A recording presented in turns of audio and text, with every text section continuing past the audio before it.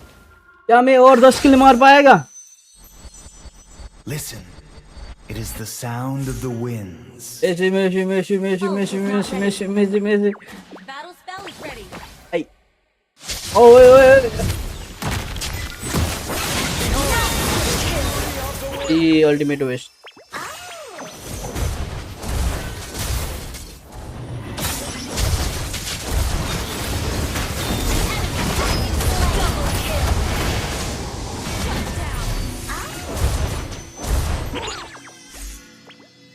Where is the boy who likes fire?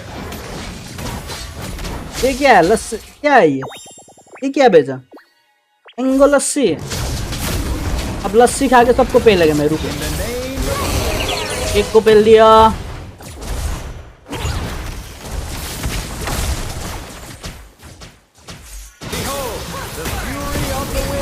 फिर 2 को पेल दिया। किसको पेलू? 8 किलो और चाहिए, 8 किलो और 8 किलो और 8 किलो और 3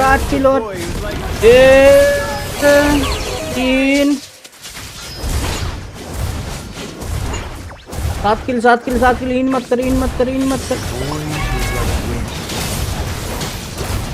आहा,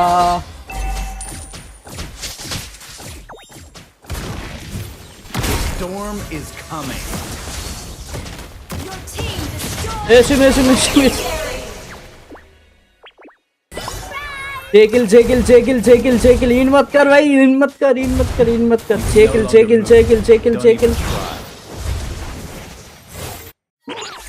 Battle spell in cooldown. Unstoppable. नहीं हो पाएगा रे, शायद ना हो पाएगा।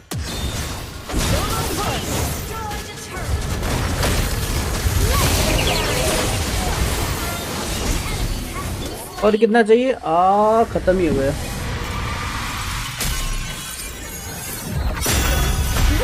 हेल्थ तो बढ़िया हेल्थ है हमें। कितना किल मिस हुआ?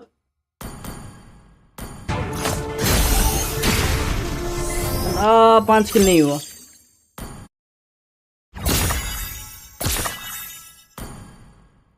पांच किल में चुक गया मैं। ये तो मलाई प्रो भएको त देख्नै सक्दैनस् रे। ये मेरे को प्रो मतलब क्या बोलो तू?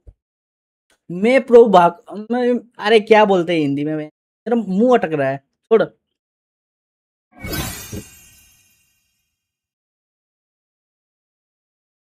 पोतला रहा हूं मैं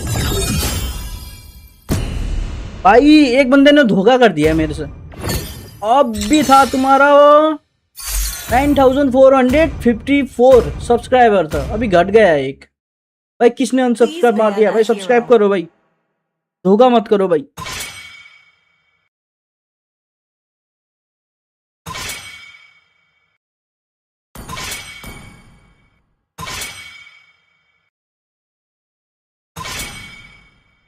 तो Your team is banning.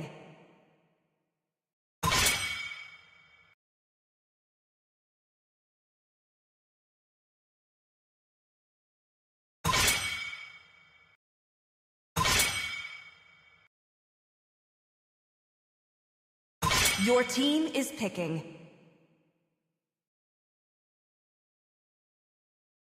Let's make the whole world The green. enemy भाई मेरा गेम प्ले अच्छा नहीं लगा इसको, यही रीजन होगा।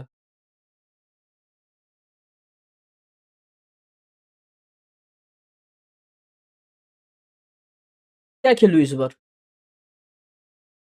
भना त के खेल्नु यो बारे? यो पालि के खेल्नु भन त? केम छो? मजामा छो? Hope will find a way, Please even pick when a all hero. is forlorn. Ever क्या लूं इस बार? क्या लूं बोलो तो?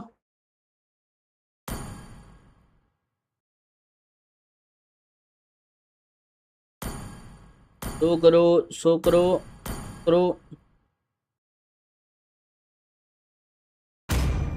Light me up and watch the अबे भाई सोकर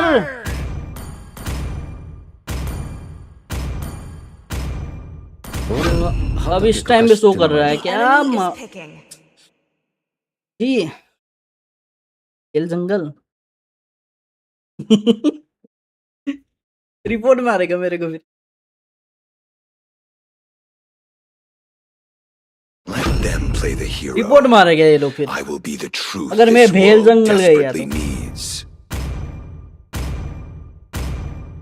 Ready? Go! Your team is picking. Need some stitches? I can help. Feed, destroy, Enemy is picking. conquer. Valor and royalty in a dead body. अबे मैं डरता थोड़ी हूँ इस saver से इसको पेल देगा मैं बोलो कितना बार पेलू सेवर को कितना बार मारो बोलो अच्छा थोड़ी डरता हूँ मैं कितना बार मारो बोलो तुम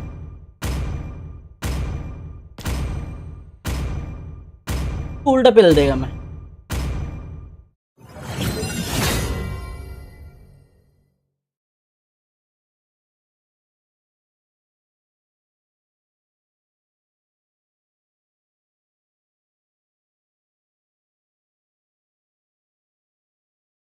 Welcome to Mobile Legends.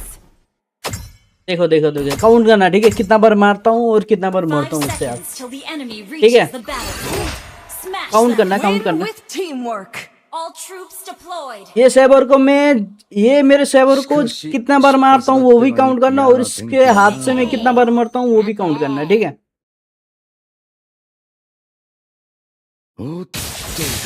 5 minute के अंदर में इसको एक बार बेल दूंगा मैं रुको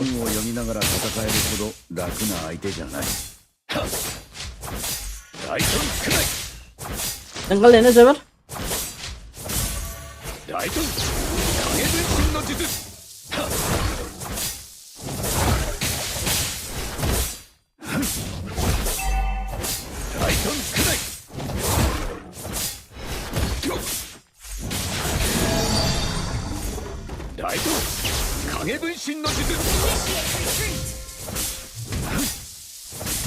Understood. Request backup.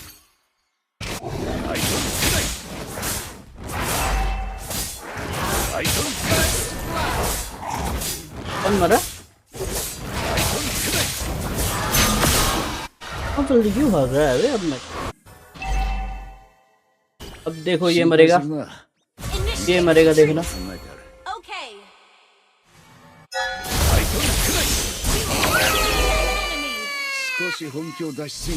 खाता खुल गया मेरा खाता खुल गया चाय बनाता हूँ सेवर को पेलेंगे ठीक है Initiate retreat. पेलेंगे Okay.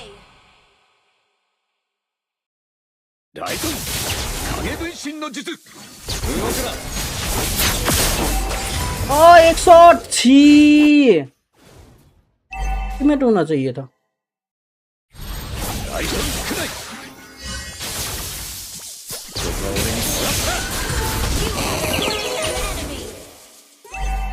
टल टल टल टल टल टल टल टल टल टल टल टल टल Attack the सब turtle. धोखा कर रहा है बे सब धोखा कर रहा है देखना बहुत रहा है देख Okay. इंसान ने सब्सक्राइब ही नहीं मारा देखो Launch attack. Okay. गाइस क्या कर रहे हो लाइक मारो don't forget to like guys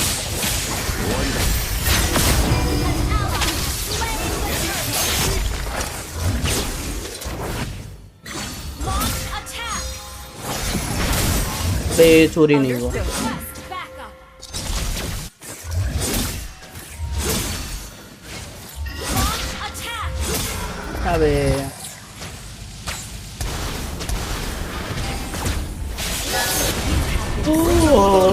क्या कर दिया Initiate retreat.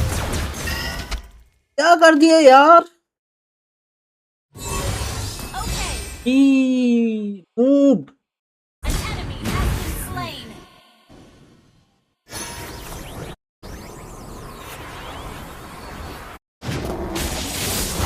Ally has been slain. क्या कर दिया यार?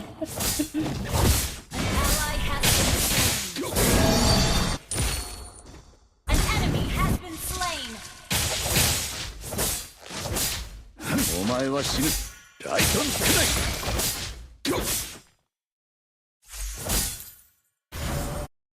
सेवर दिखाई नहीं दे रहा। Ult is not ready. Let me clear the wave. तो सेवर को पेलेंगे ठीक है। 5 मिनट होने में अभी भी 1 मिनट बचा है। 絶対に殺させやしないよ。 सेवर को पेलेंगे। Ult is not ready. ここは俺に任せて。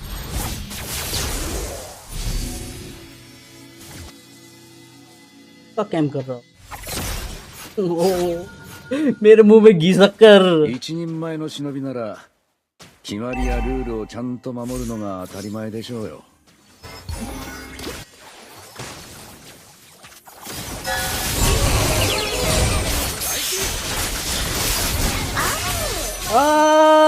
क्या हुआ?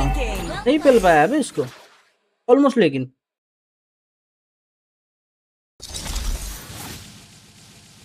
Ult is not ready. 影分身の術。 Enemy. まあこんなもんか。 नहीं है। Battle spell.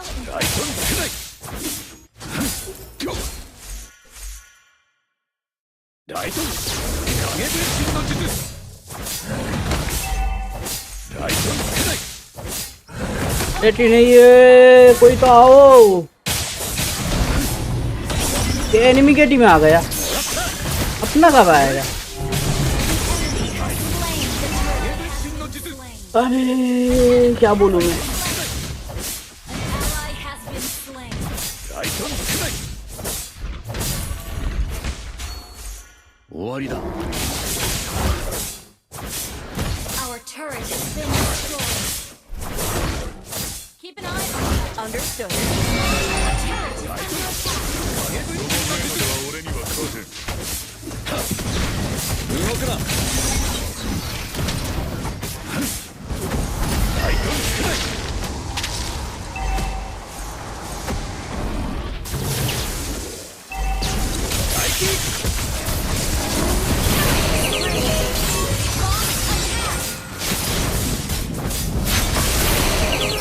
चलो सेवर को पेल दिया मैंने। सेवर को भी पेल दिया। Launch attack. क्लोरीन ने बचा दिया मेरे को। Thank you. Launch attack. Clear up lane. इरादा से अच्छा तो मैं हायाबुसा खेल लेता हूँ है कि नहीं? Your team destroyed the turret. Our turret is under attack. Oh, अब दो होगा देख। ライトンスクライ。 initiate 俺たちの retreat. 任務はまだ終わったわけじゃない。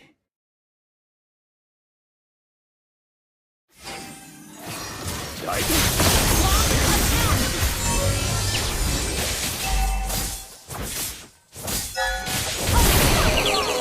Launch attack. Okay.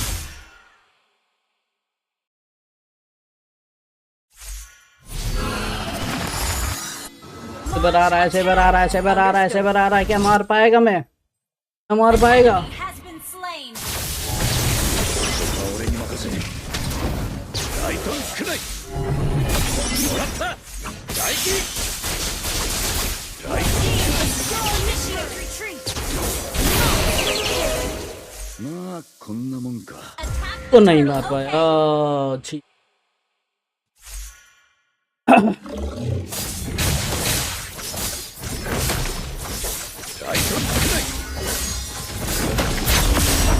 Ally has slain the turtle. ओ गैम्बर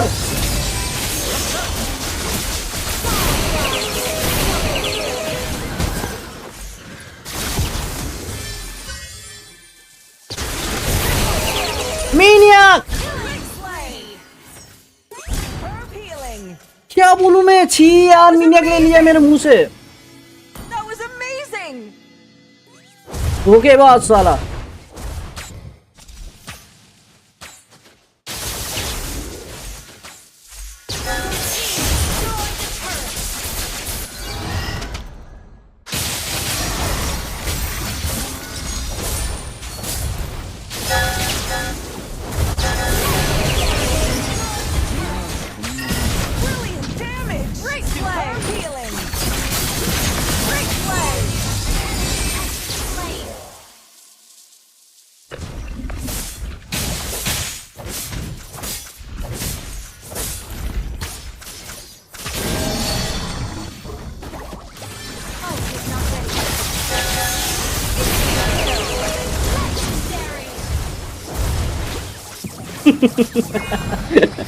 वो तो है, वो तो है। गरीन बचा बहुत रहा है मेरे को।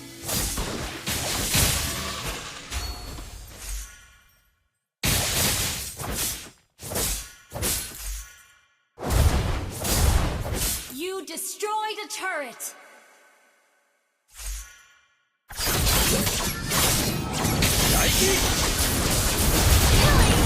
हाय किल चोरी है।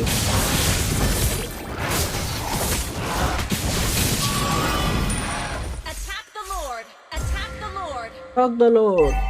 Fuck the Understood. Lord. Launch attack. まだ終わったわけじゃない。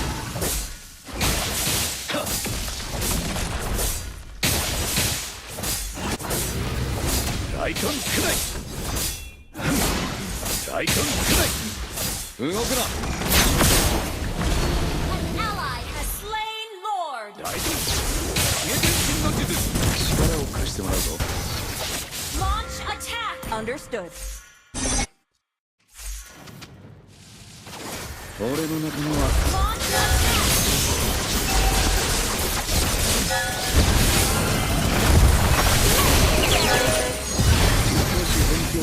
green बढ़िया हील कर रहा है। Superb damage. Follow Lord. Follow heal बढ़िया कर रहा है फ्लोर।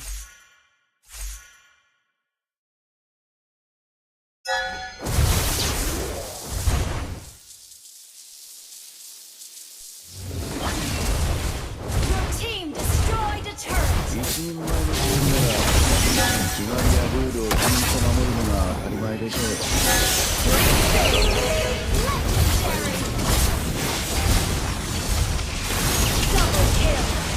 Double kill. पेलो पेलो पेलो पेलो पेलो खत्म।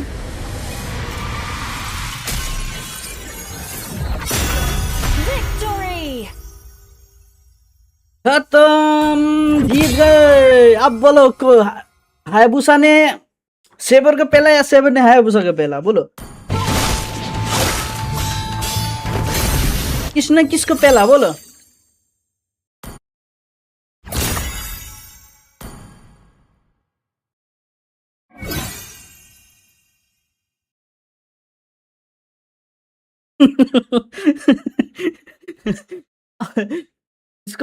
इसको तो हमेशा लगता है एनिमी नूबी है, एनिमी नूबी है, ऐसा लगता है इसको हमेशा। एनिमी वीक है इसलिए मैं जीता, यही लगता है।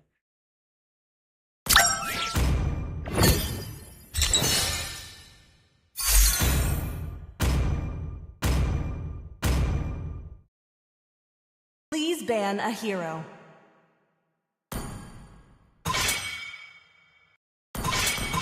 बोलो इस बार क्या खेलूं?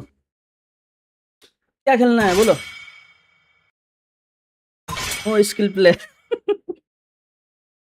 अरे ऐसा मत बोलो रे, ऐसा मत बोलो। Team is banning.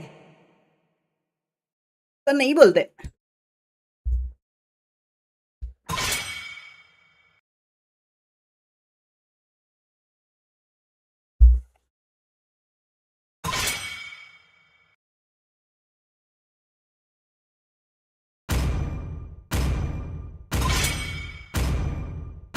Your team is picking. Healer आ गया।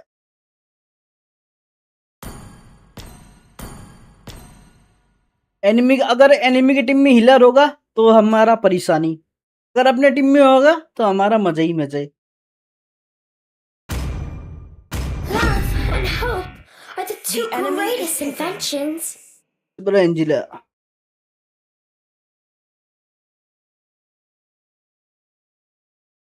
तो देख दे wallahi wala ganji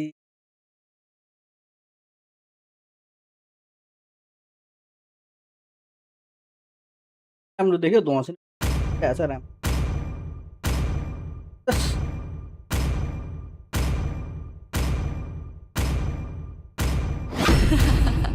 Let's The make the southern whole world seas are pick a my hero. domain. done with the monotone उनटून नहीं, मोनोटून है। Exactly banning Leslie.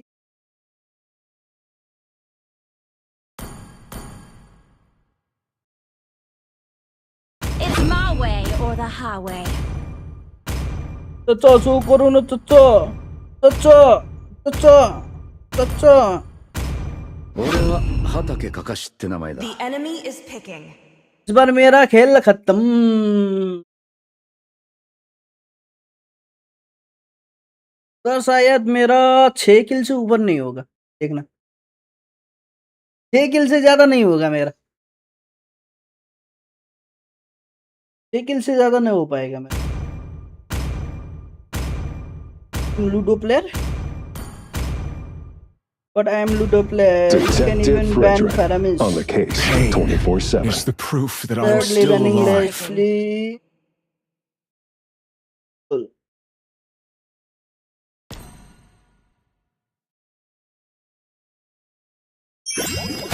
दोनों side supporter है, लेकिन इसको देखो तुम, इसको देखो तुम, ये हरामी का पिल्ला है एक नंबर। कैसे मारूं मैं वो कैसे मारूं, कैसे मारूं? अगर ये कर गया, अगर वो फ्लोरिन इसको साला अल्टीमेट देगा, फ्लावर देगा, तो कैसे मारूं?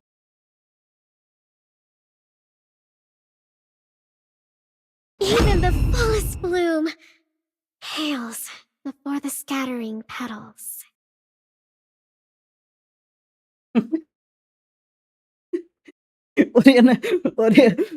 ओरियन में रेसिस्ट हो रहा है, ब्लैक बोल रहा है वो इसको।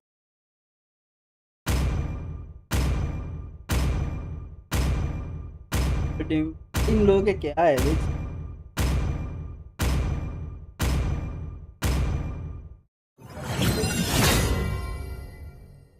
अब तो मेरे को डाउट लग रहा है, 2 किल भी मार पाऊंगा क्या मैं इसमें?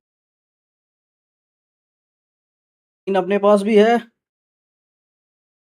अपने पास भी है ये Khalid,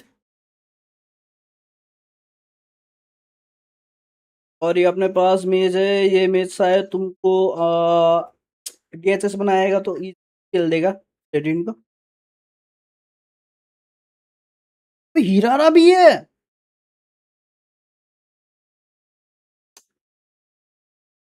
Welcome to Mobile Legends. हीरारा भी है बे। 5 seconds till the enemy reaches the battlefield. Smash them.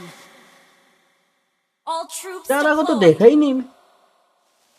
しかし चलो चलो चलो, अगर मैं मार दिया तो 14 किल मार दिया तो मैं, अगर मार दिया तो कौन क्या देगा बोलो?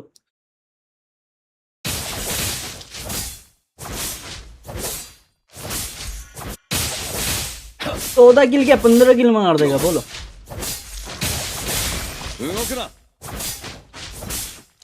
बस मेरे को अर्ली में पेनिट्रेशन हो चाहिए, एंटील और पेनिट्रेशन चाहिए मेरे। हाँ हिरारा, हाँ बेटे,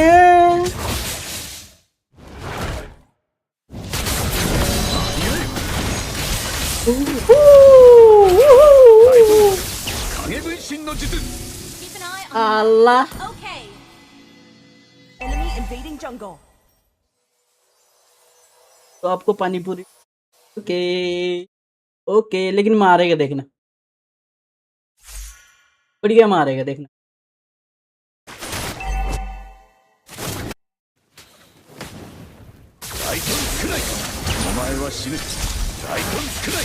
tank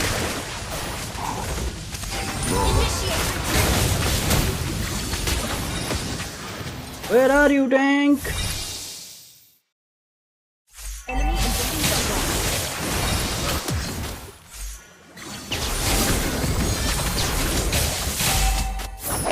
First blood.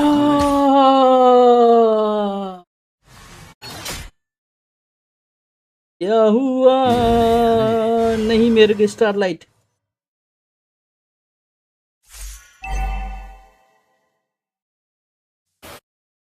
Initiate retreat. Okay. कौन देगा कौन देगा कौन देगा? Enemy Hey, reached तुम। level 4. Enemy reached level 4. Full 4 नहीं। 心配するな。いくつか作戦は考えてある。 Enemy invading jungle. 影分身の術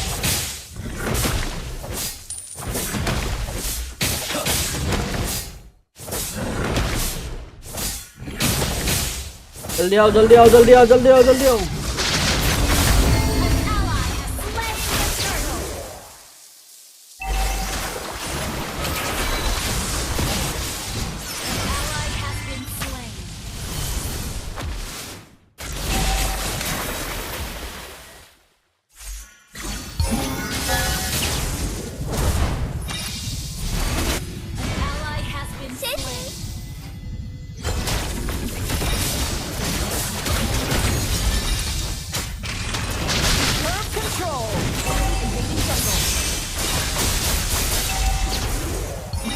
सरेंडर अबे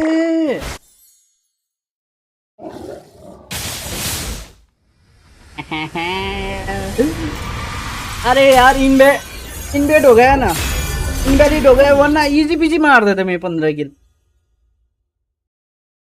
मैच ही इनवेलिड हो गया वरना इजी पीजी मार देता मैं 15 किल इजी था easy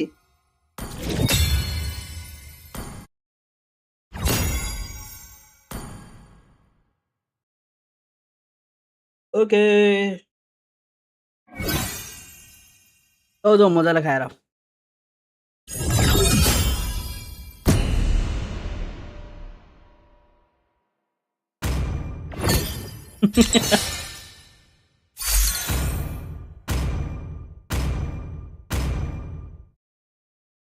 Please ban a hero. अगर ये इनवैलिड नहीं होता तो इजी पीजी मार देते मैं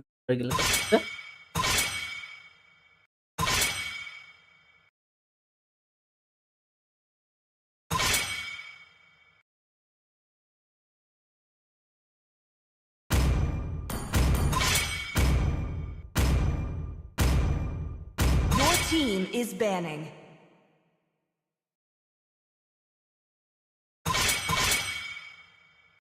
एल्डर्स का बढ़िया वाला अपडेट आ रहा है मालूम है सॉरी अपडेट बोल रहा हूँ पैच बढ़िया वाला आ रहा है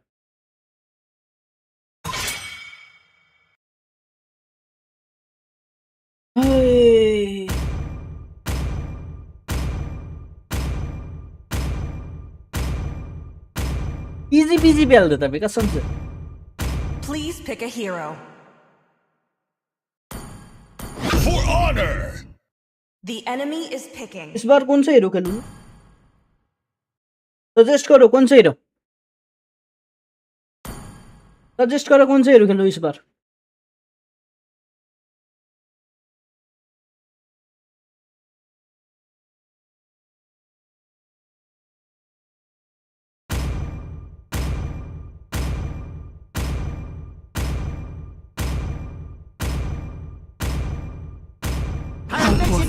See value in me? Even when all is forlorn. You should. Savage भी मार देता इजी पीजी मार देते कसम से इजी मार देता Sniper ready. Give me a target.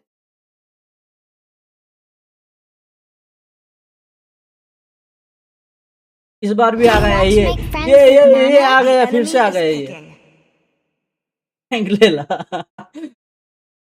Tank ले ला तो क्या बोलो जिला हाइपर मार दूं जिला हाइपर देखना है क्या Experience the euphony of suffering. क्या तुम लोग एंजिला हाइपर देखना है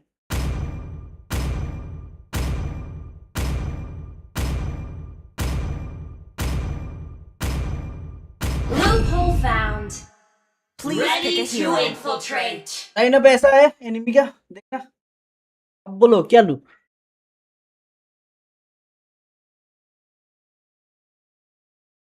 मेरे को ये खेलने का मन कर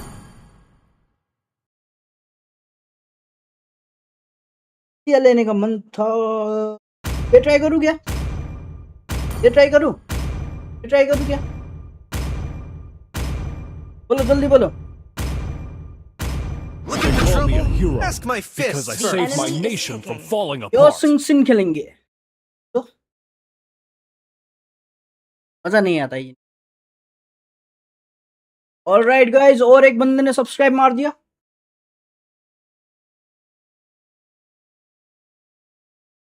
Let's 455 हो make the गया। whole world green and lively.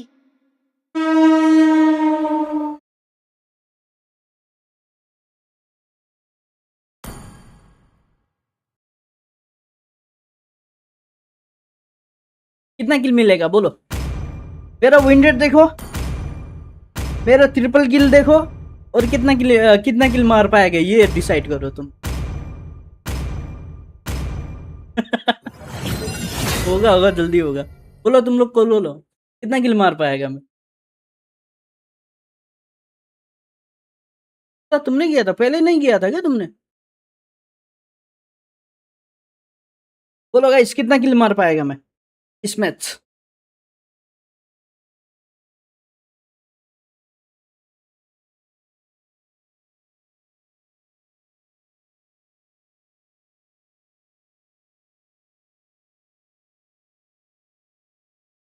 Kill max. और एन भाई तुम बोलो कितना किल मार पाएगा मैं? 2 किल बस। चलो मैं बोलता हूँ 15 किल मारेगा मैं। ठीक है 15 किल मारेगा, किसका करेक्ट होगा देखते हैं। ठीक है Welcome to Mobile Legends. 10 से ऊपर मारेगा मैं, देखना। The battlefield. 15 तो नहीं 10 से ऊपर मारेगा मैं। All troops deployed.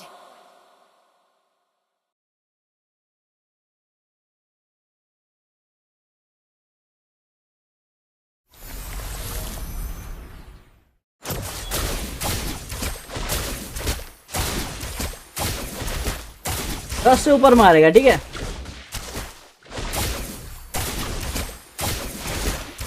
Stay loyal. Stay humble.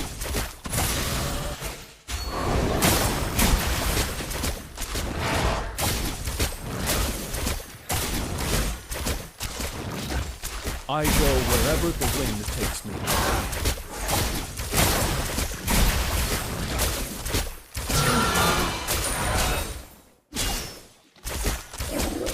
A true warrior never backs down from a fight.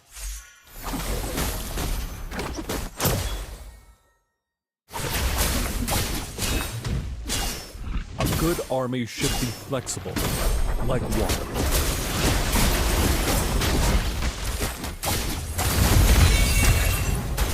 तो लोडो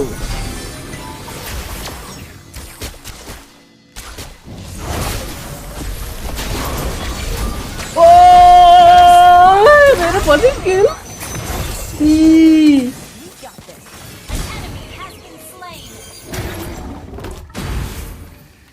Enemy invading jungle. गलत स्किल, लेकिन स्किल सही नहीं है क्या? If you can predict the enemy's moves, you won't be defeated.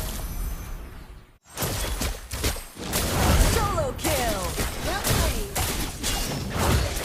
Well played.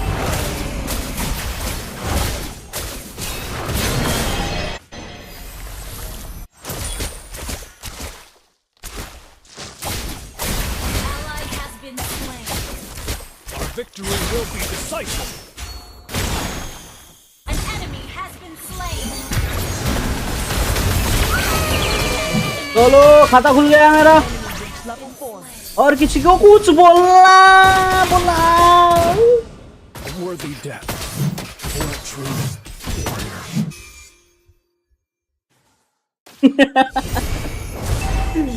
होगा देखना देखना होगा। इजी बीजी होगा 15 किल। 15 किल तो नहीं 10 किल My से ऊपर ही होगा reputation देखना। is built on my bravery and loyalty.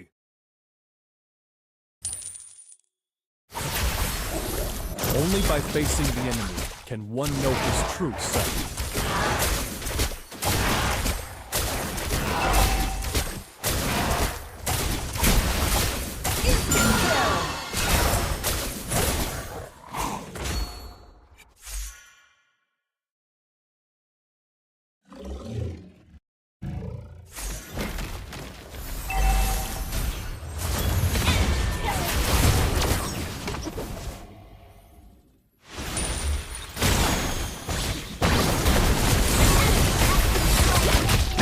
भाई एक किल नहीं मिला। Gather up the turtle.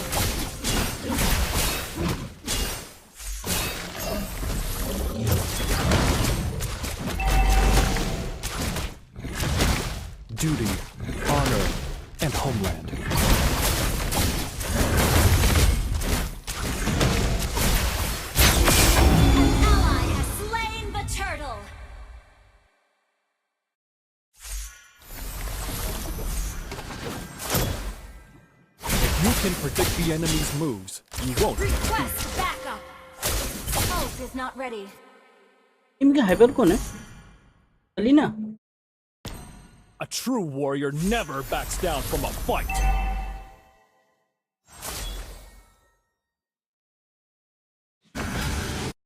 An enemy has been slain. Mega kill.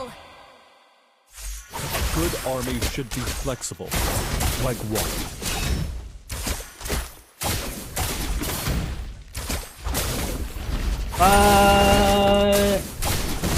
Duty. मेरे को 10 किल चाहिए, 10 किल चाहिए मेरे को, 10 किल 15 किल मारेगा, मैं 15 किल मारेगा, देखना काम करूंगा उसके बाद पेलेगा मैं।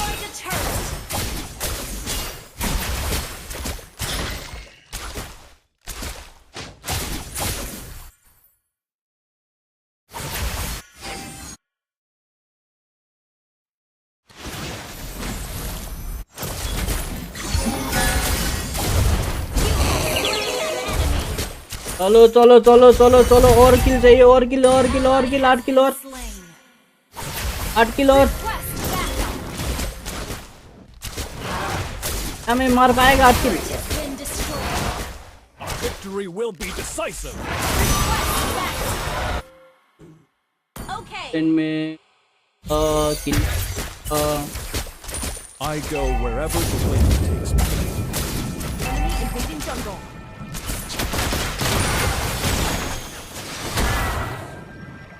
Only by facing the enemy can one know his true self. Ally has been slain. Call team carry कर रहा है सच में, आना कैरी कर रहा है, कोई ना मैं भी मारेगा, मैं भी मारेगा। ये 2 किल किसने बोला था मेरे को? ओरियन भाई, उसका रिकॉर्ड तोड़ दिया मैंने। अब डैलाना का बारी।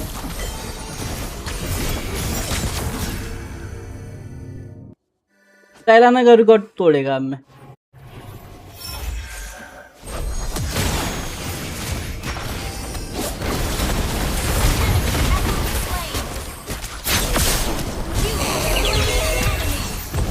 भाई साहब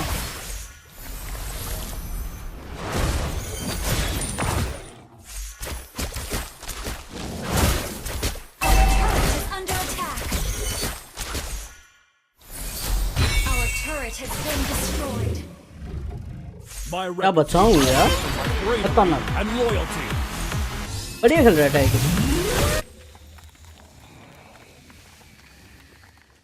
Request backup. Okay.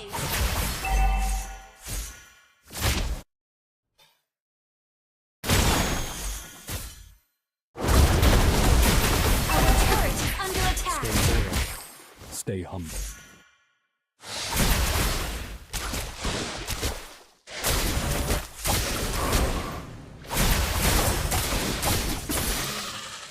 I go wherever the wind takes me.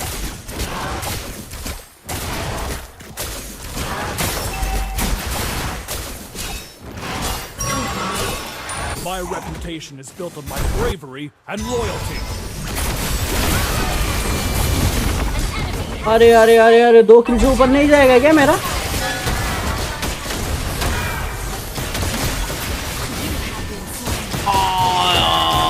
इसको पेलना पड़ेगा भाई। सेम करो वर्ल्ड को।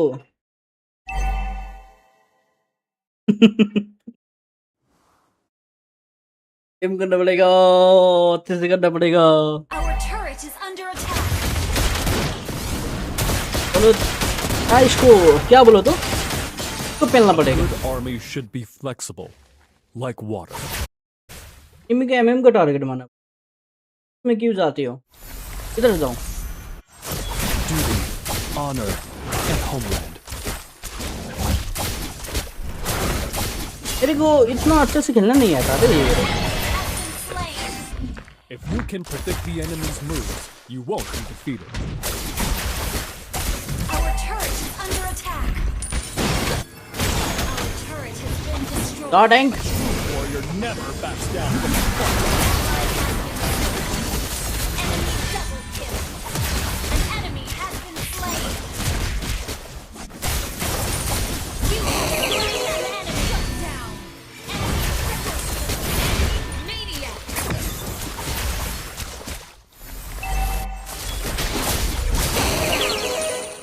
ने किसने मारा था?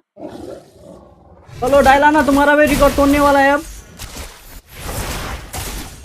हमारा रिकॉर्ड भी तोड़ने वाला है। Been destroyed.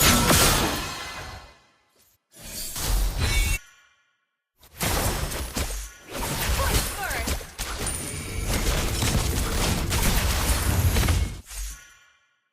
Our victory will be decisive. तुम्हारा रिकॉर्ड भी तोड़ेगा।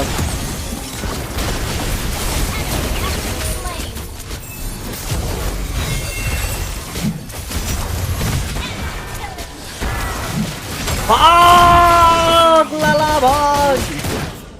For a true warrior. और मेरा एक इसको पेलना पड़ेगा, इधर को पेलना पड़ेगा। हेलो, तुम्हारा रिकॉर्ड टूट गया।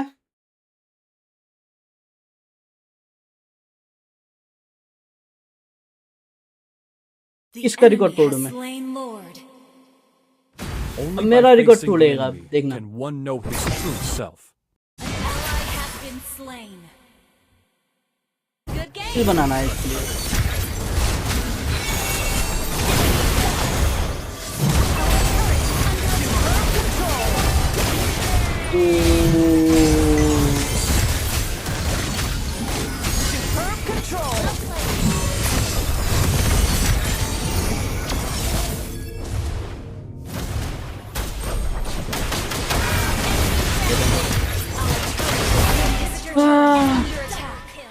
Attack enemy lord. हारूंगा, लेकिन मैं ये रिकॉर्ड तोड़ के रहूंगा, देखना। Our inhibitor turret is under attack. Shut down.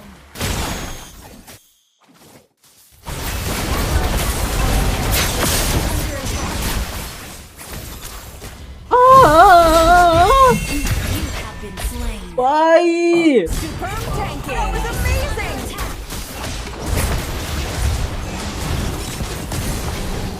आ रहा हूँ, जा रहा हूँ, मर रहा हूँ भाई, वही चल रहा है मेरा तो।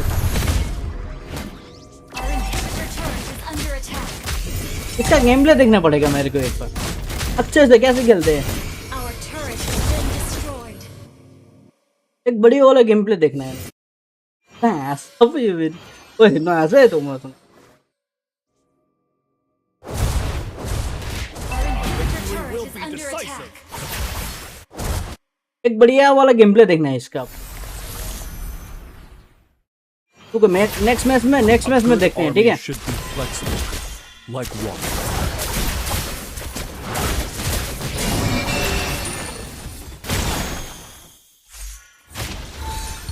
Stay warm. ये देखो, ये देखो, ये देखो,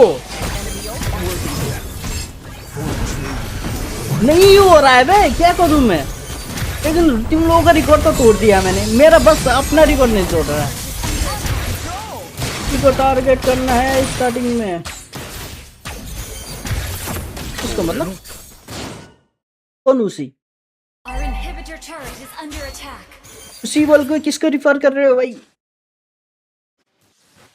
An ally has been slain. Only by facing the enemy Our can inhibitor one know turret his is under true attack. self.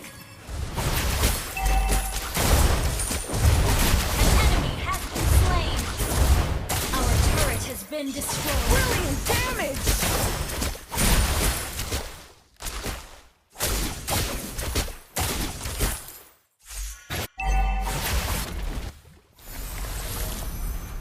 I go wherever the wind takes me. Battle spell in cooldown. Gather at the lord. इस match के बाद मैं इसका game play देखेगा मतलब sir.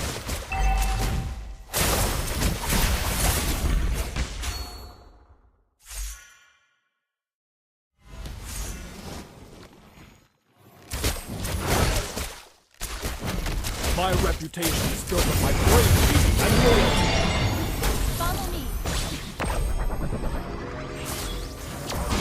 Request backup. Duty, honor, and homeland. Ally has been slain. An ally has slain Lord.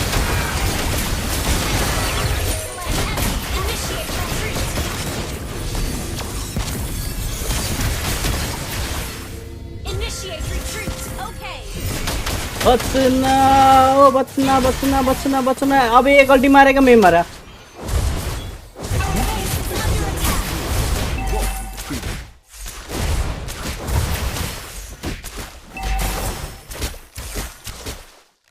True warrior never backs down from a fight.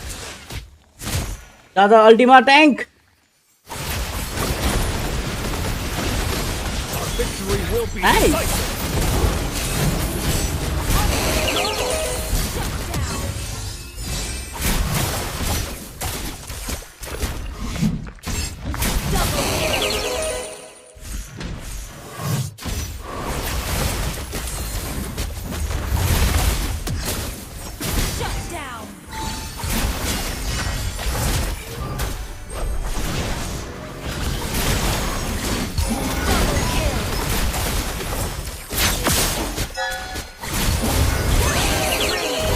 ओहो 8 किल मार दिया भाई 8 किल मार दिया मैंने 8 किल मार दिया That was amazing!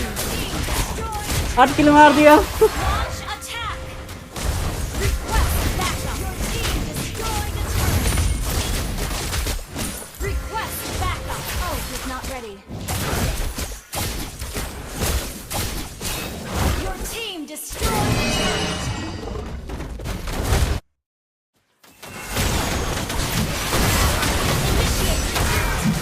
भाई डैमेज देखो damage Understood. Initiate retreat! Okay, इसका एक बार गेम प्ले देखने पड़ेगा रे अच्छे से initiate retreat!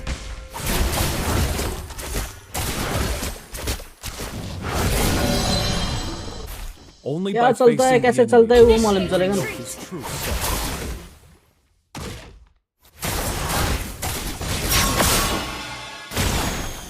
Launch attack!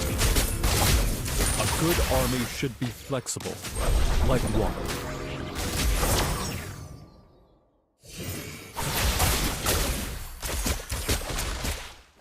Duty, honor, Control. and Great homeland. play. Shut down!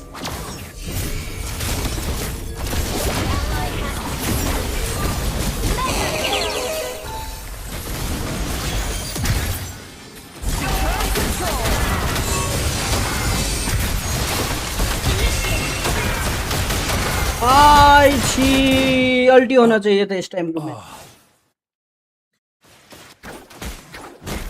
inhibitor turret is under attack.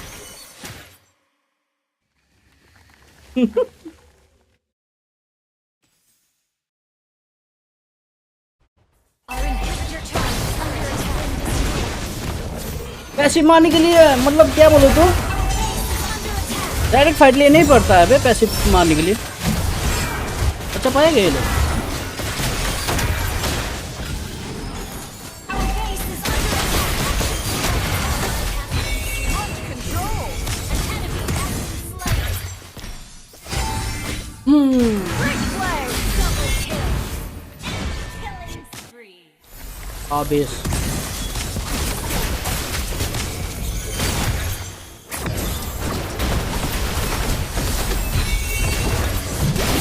Slain. Back to sea.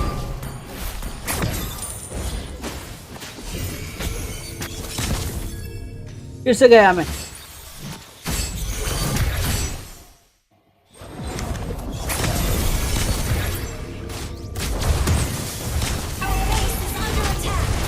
जाओ रेंजर ऑफ एक्सना को target करो ओके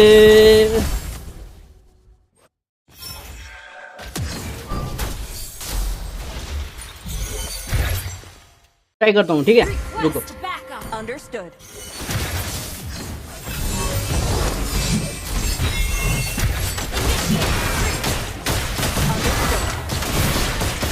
Slain. ना बेस का हालत बहुत खराब है Stay बगे। humble.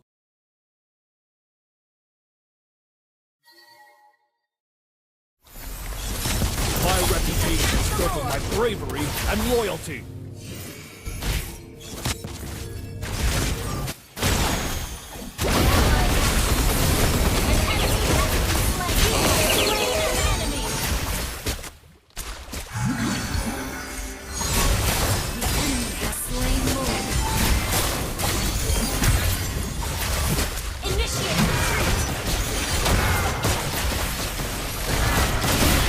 ये A worthy death. Understood. Enemy battle cell on CD. Warrior. Group for battle. Don't solo push.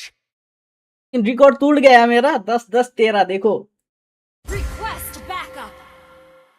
Battle spell in cooldown. Attack enemy lord. Attack enemy lord. आयो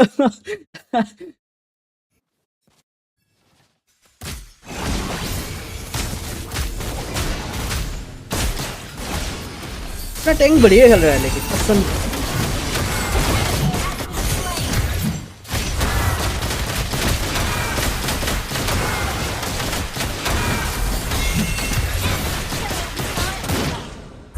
Brilliant 10+ tanking. तो रुको मारेगा 15 से भी ज्यादा मारेगा रुको Warrior never backs down from a fight. Our base is under attack.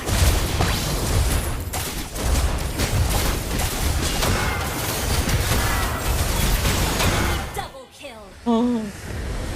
हे राम ना हो पाया रे Defeat.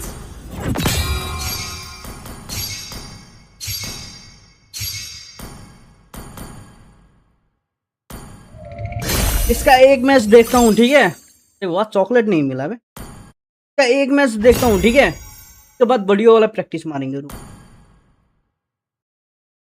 किसने मारा रिपोर्ट कोड कंपनी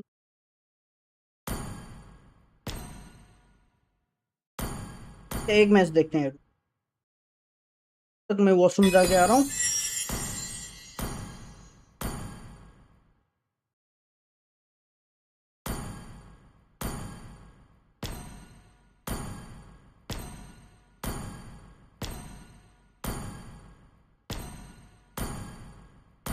देखेंगे ठीक है नेक्स्ट मैच में मारेगा मैं रुको नेक्स्ट मैच में मारेगा मैं बढ़िया वाला चुन चुन के पहलेगा उसके वॉशरूम हो गया आ रहा हूँ ठीक है तक 2 मिनट में आ जाएगा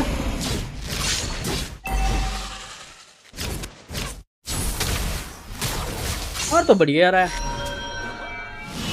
कितने के लिए मारा अभी तक वॉशरूम हो गया आ रहा हूँ तब तक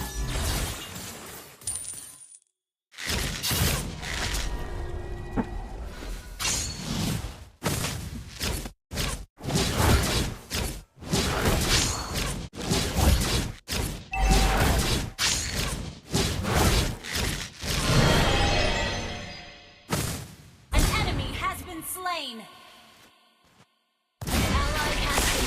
Ally has been slain.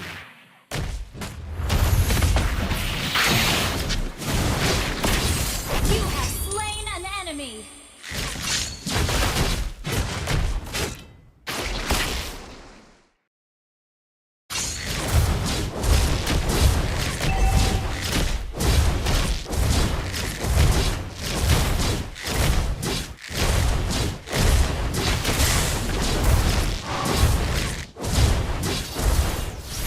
Your team destroyed a turret.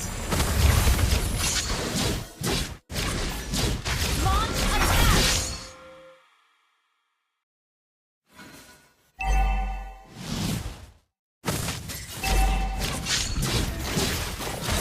Initiate retreat.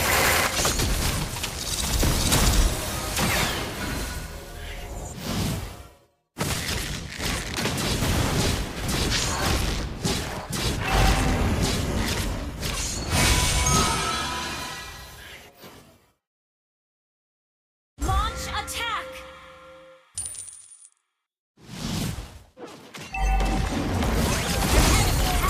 Slain.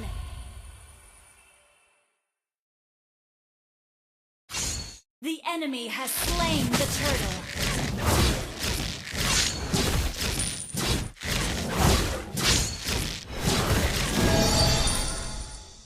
Initiate retreat. Request backup. Request backup. Ally has been slain.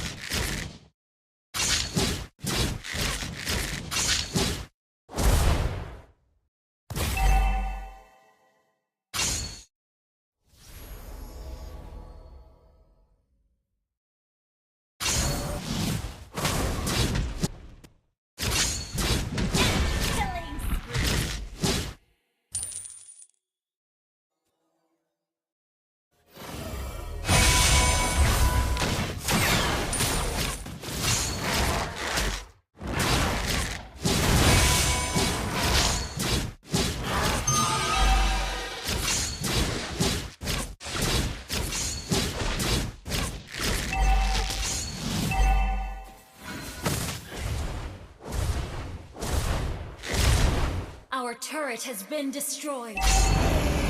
Ult is not ready.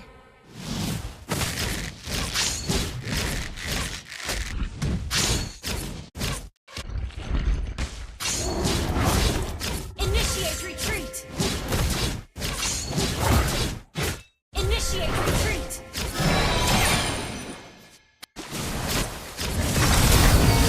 Perfect shot. The turret shut down. Killing spree.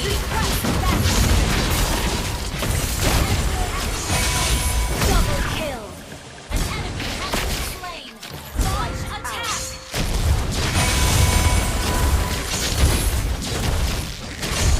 Your team destroyed a turret.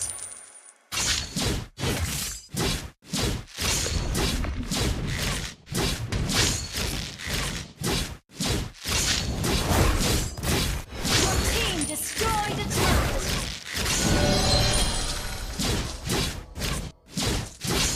Ally has been slain. Ally has been slain.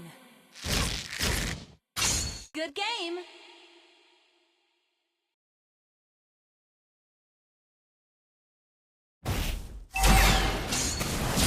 Mega kill. Our turret has been destroyed.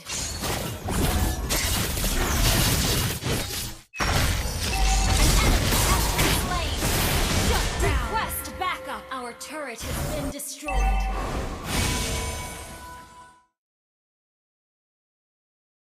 Launch attack. Request backup. Killing spree. Brilliant tanking.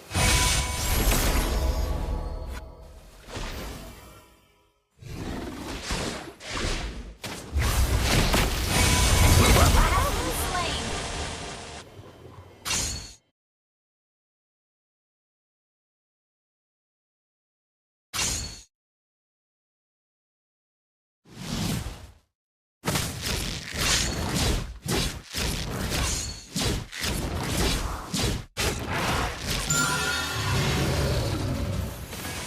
Launch attack. Killing spree. Enemy has been Gather up the slain. Lord. Hello लो मैं आ गया. An ally has been slain. Under control. Mega kill. Slain an enemy. Attack. Double kill.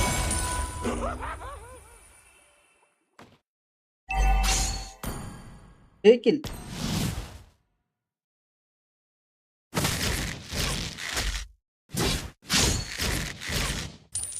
क्या मैं भी ऐसे मार पाएगा क्या? तो मार पाऊंगा मैं? Ult is not ready. Launch attack. 10 minute में 15 लेवल हुआ. Your team destroyed a turret. हमें फोकस कर. Request backup. मेरा जैसा किल के पीछे नहीं जा रहा है.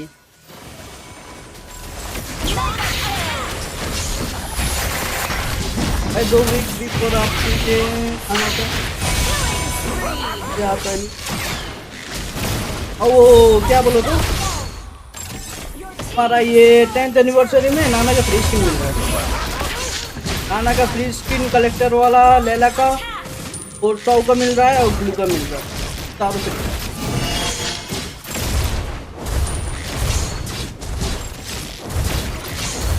Your team destroyed a turret. बढ़िया डोमिनेट किया. Your team destroyed a turret. Request backup. ये तुम्हारा 10th एनिवर्सरी कब है? कब आ रहा है? क्या? कनक चल रहा है. जब फोन नहीं है मेरा. Request backup. Ally has been slain. Your team destroyed monster kill.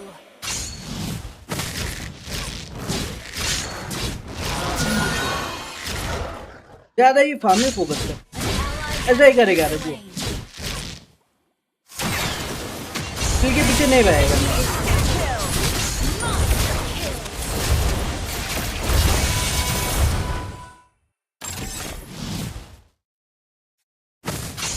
Initiate retreat.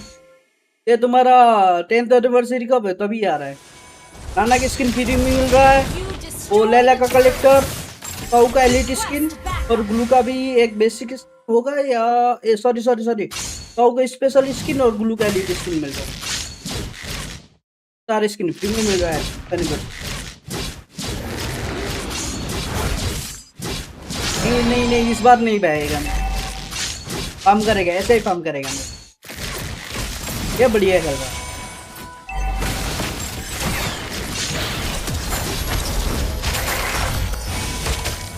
Damage देखा इसका, खतरनाक डैमेज। लैला का कलेक्टर, नाना का एलिट स्किन, साउ का स्पेशल स्किन और ब्लू का तुम्हारा ब्लू का वो एलिट स्किन मिल रहा है, वो वाला। initiate retreat. Sword Slayer.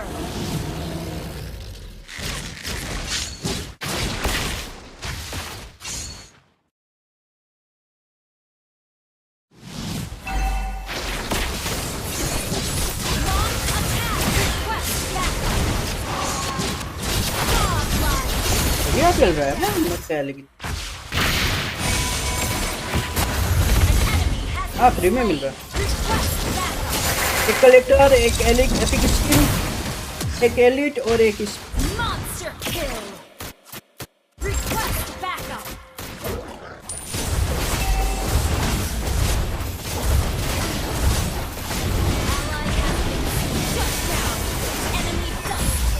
Laila का कलेक्टर कौन सा वाला है बोल तो? हमारा लैला का लेजेंड स्किन है ना, वैसे टाइप का है कलेक्टर। तो बोले स्टार्ट देखा क्यों होगा, मैं पोस्ट कर दूंगा। हाँ 10 में मिल रहा है कलेक्टर। पिछला बार वो फैनी के मिला था ना, वैसे टाइप का मिला।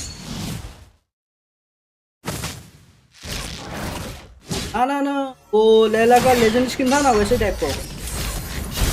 ओ डैमेज मत करना। Launch attack. Ally has been slain. Initiate retreat. An enemy has been slain. Battle spell, good game.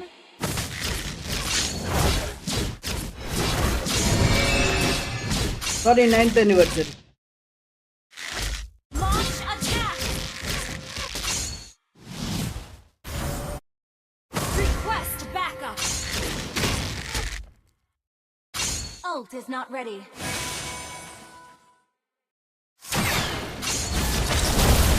You have been slain.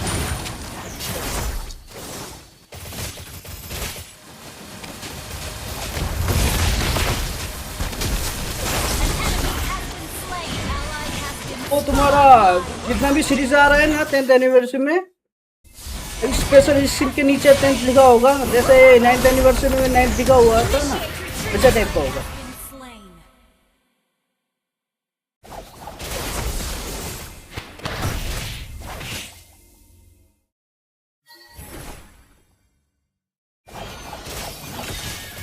Collector के नीचे 10th लिखा होगा, लिखेगा और के नीचे भी 10th लिखा होगा, और स्पेशल वाले में भी एलिट स्किन सारा ने 10th, सब के नीचे 10th होगा, सब फ्री होगा। पर एडवांस सर्वर में तो आ भी चुका है तुम्हारा। गेम खेलना पड़ेगा कलेक्टर स्किन ऑप्टेन करने के लिए।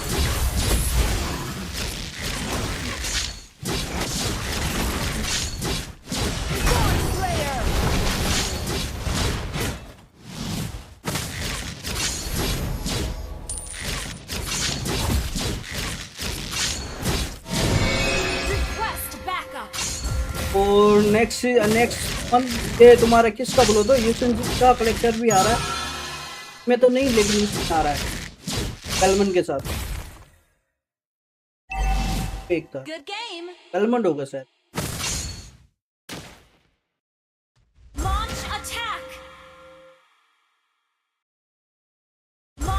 ठीक वगैरह का तो नहीं है।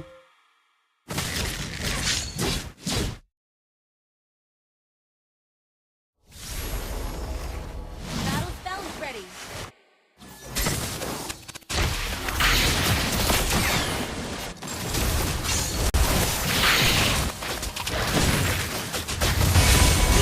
Slain an enemy.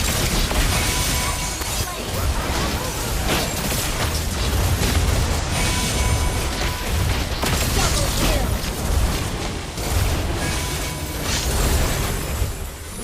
अब मैं भी ऐसा ही खेलेगा, देखना ऐसे ही खेलेगा मैं भी। तो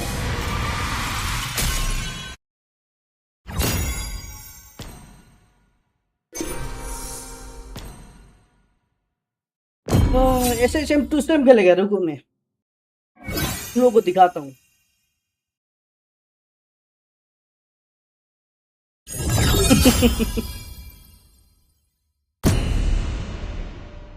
तो टाइप का एडवर्टाइज डाल दूँ क्या? एडवर्टाइज भी रहेगा, गेम प्ले भी रहेगा। Your team is banning.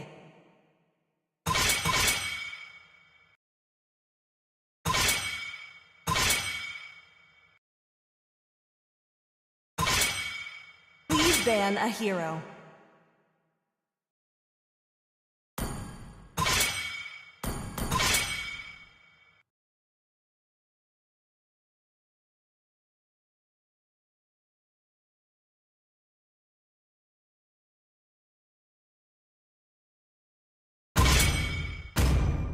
The बढ़िया वाला enemy खेलेगा। is रुको picking. काम करूंगा, एक दो किल मारूंगा, ऐसे ही खेलेगा मैं। The hunt begins. Your team is picking. अरे मेरे को OHP एनिमी देखने साथ क्या होता है मेरे को मालूम ही नहीं। किल के पीछे चला जाता हूँ।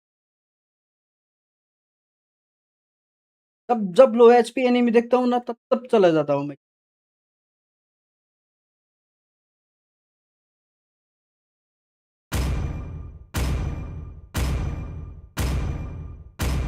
Sniper ready.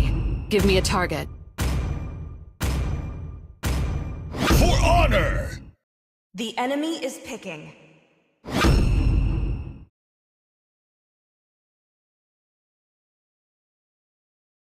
Chivalry is dead, and I Your will team is revive it. picking.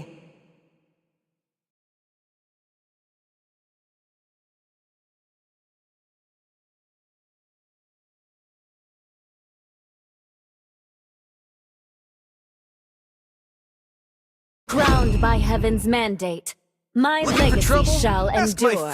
The enemy is picking.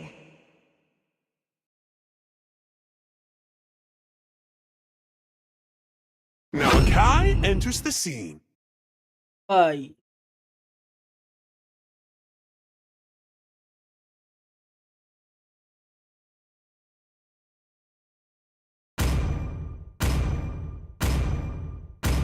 It ain't just a game. Please You gotta pick a fight hero. for अगले yourself. Game भी तिम्रो live हेरेर नि से केल हालिदिन्छु। हाल्दै काम। They call me a hero अब because ऐसे ही I खेलेगा। saved रुको my मैं nation from falling apart.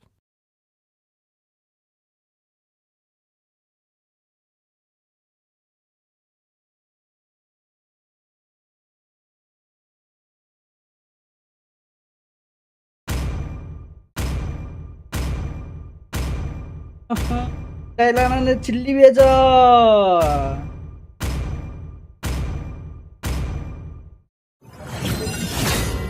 Thank you.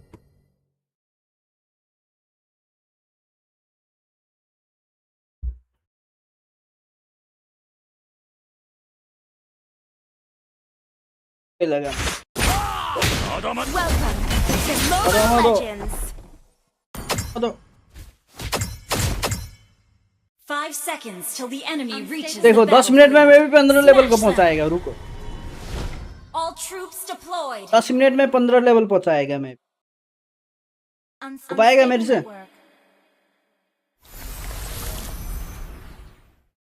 If you can predict the enemy's moves, you won't get defeated.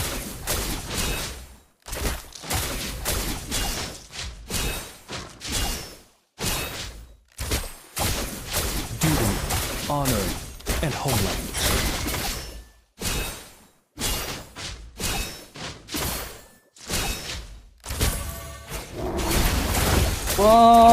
कोशिश स्टार्ट करना था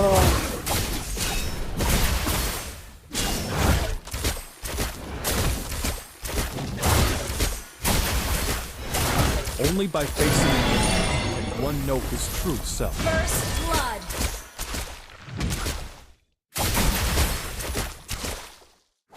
Good game. My reputation is built on my bravery and loyalty.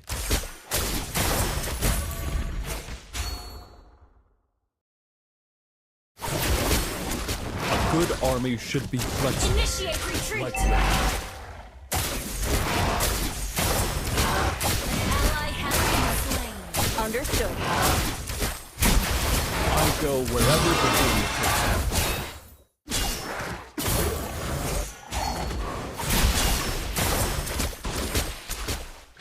Stay loyal. Stay humble.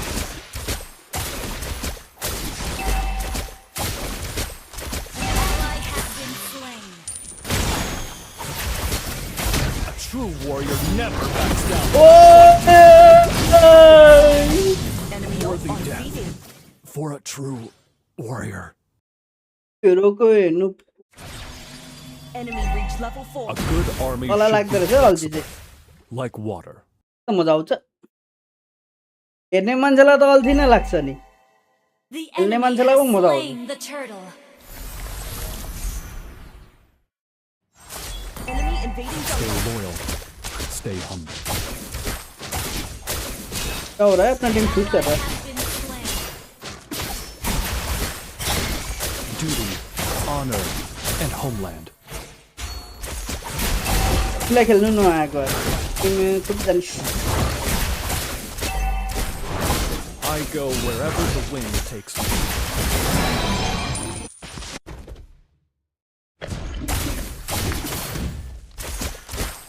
If you can predict the enemy's moves, you won't be defeated.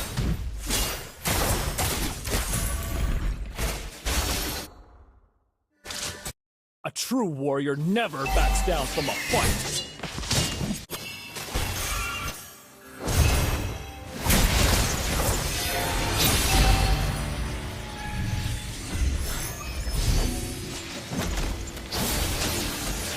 Request backup. Okay. Superb control. Superb control. Great नहीं play. जाएगा मैं नहीं जाएगा किल के पीछे नहीं जाएगा किल के पीछे आराम से खेलूंगा फॉर्म करूंगा आराम से किल करेगा मैं अब किल के पीछे नहीं भागूंगा Ally क्या has उसकी been slain. मेरा फॉर्म कौन ले रहा है बे My reputation is built on my bravery and loyalty. Ally has been slain.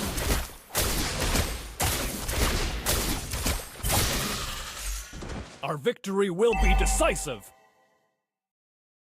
Launch attack.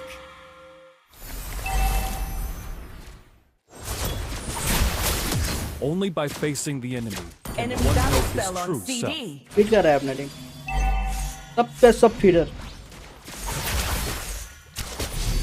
Victory will आ be गया मेरा मौत decisive. का तमाशा देखने आ गया Thank you.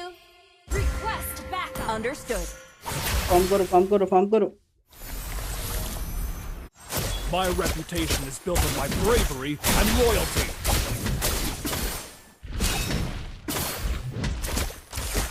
The enemy has slain the turtle.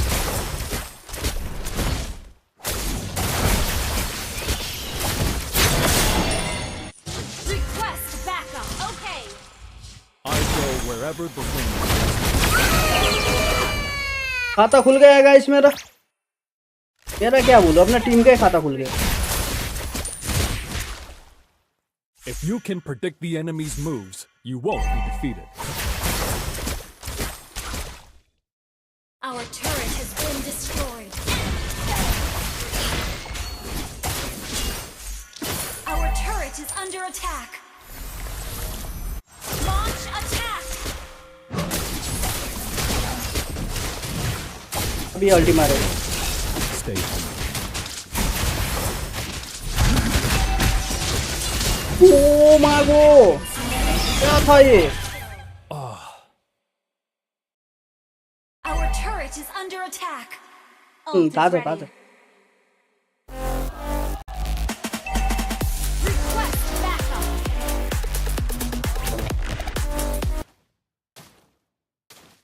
Our turret has been हमारा MSC का destroyed. Start होने वाला है.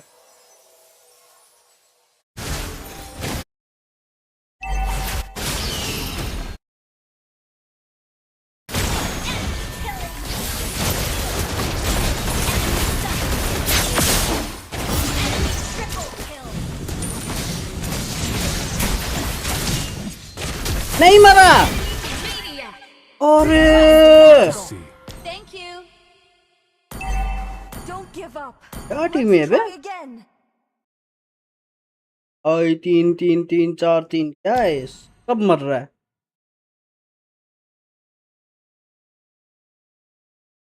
पटेंग बेकार आ गया. लगता है ये गेम गया. Our turret is Missile under कर रहा है. attack. Should be flexible. We're Like water. behind in gold. Enemy invading jungle. Our turret has been destroyed. Only by facing the enemy can one know his true self.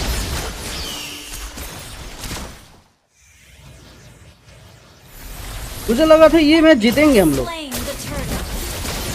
True warrior never backs down from a fight. Initiate retreat. Understood.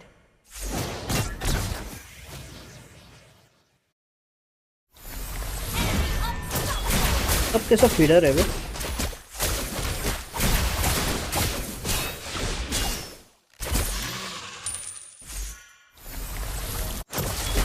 Duty, honor, and homeland.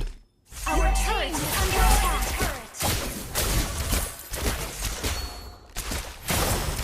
If you can predict the enemy's turret moves, has you been won't be destroyed. defeated.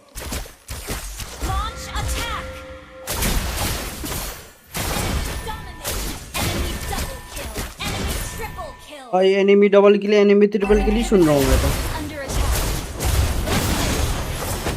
Turret has been destroyed. Double kill और triple kill ही मार रहा है enemy. Our inhibitor turret is under attack. Good army should be flexible, like water.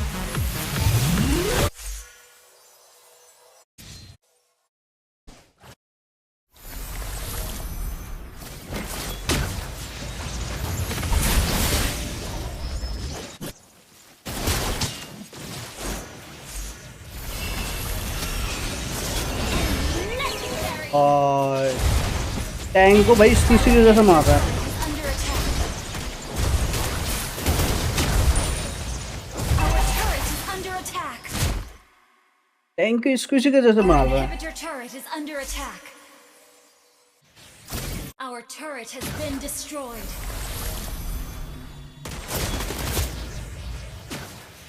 Damage. Eight game का chance है क्या? Our inhibitor turret is under attack. Eight game का chance है guys.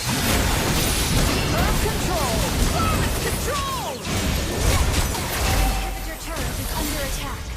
Well played.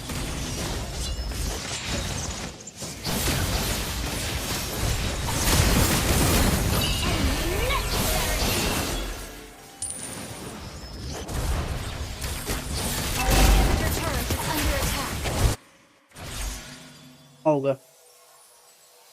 We're behind in gold. Our भाई turret has 13,000 gold lead. under attack.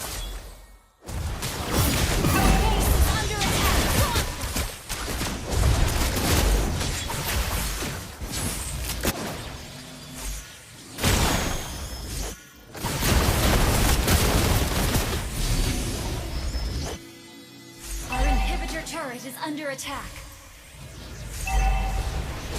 Our base is under attack. Our turret has been destroyed. Our base is under attack. Legendary. Shut down. Enemy double kill.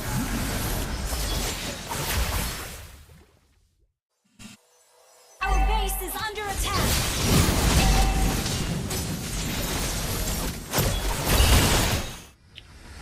ना हो पाएगा रे, damage ही नहीं तो।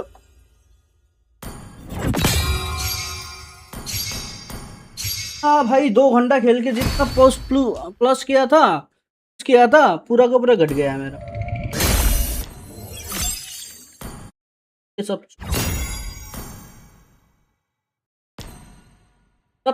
चुप। बस करो भाई, क्या करूं मैं, क्या बस करो बोलो।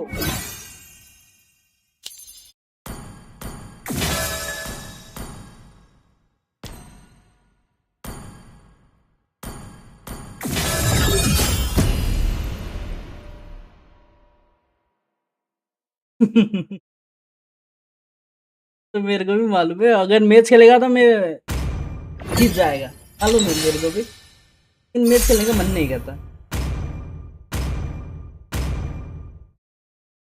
तो Please दूसरा ban हीरो a ले। hero.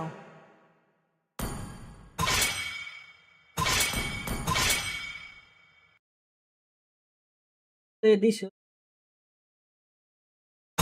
ओके।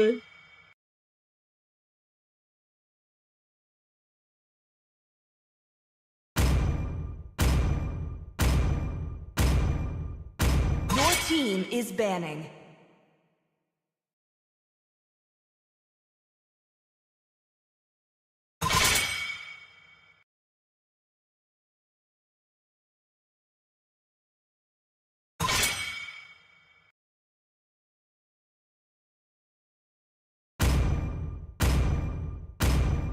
अब बोलो क्या खेलो, बोलो क्या खेलना है इस बार।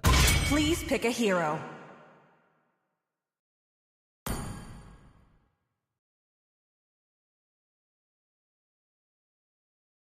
क्लासिक में दिखाऊंगा, अब नहीं दिखाऊंगा, इसमें रैंक में नहीं दिखाएगा अब।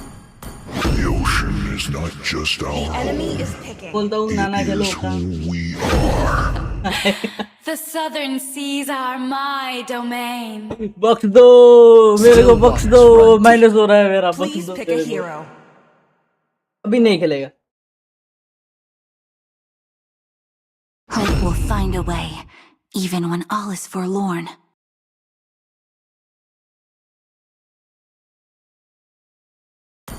क्या लूं मैं, एबुसा खेलूं क्या, चलता हूँ। 俺は畑かかしって名前だ。 The कम enemy से is कम जीतेंगे picking. तो सही। I rap, therefore I am. No one can escape my iron fist. Your team is picking. Padang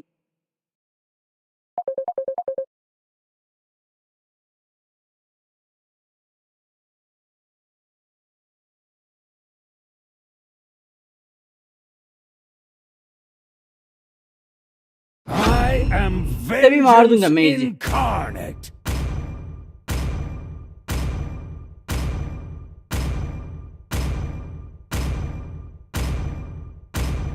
This land is our homeland, and The it will enemy soon is be our picking. burial ground. इस match start होने वाला है। ये match देख के, ये match खेल के WCD वाला देखेंगे, ठीक है।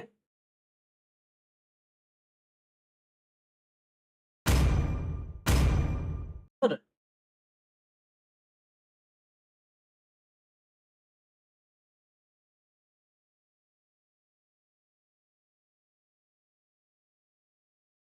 आगे भाई Welcome to Mobile Legends. एक फेवर कर दो भाई please, advertise. 5 seconds till the enemy reaches the battlefield. Smash them. ऐसा करूँ क्या? All troops deployed. Watch party अगर वो एडवर्टाइज ऑफ करने के लिए मेरा पूरा वो मतलब क्या बोलो तो मोनेटाइजेशन को ऑफ करना पड़ेगा। Titan strike. आहा आहा Titan strike. ओहो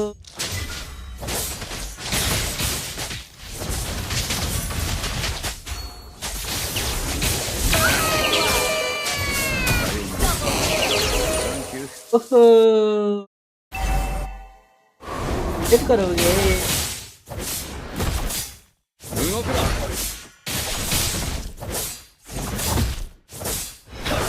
ライトン少ない。ライトン影分身の術。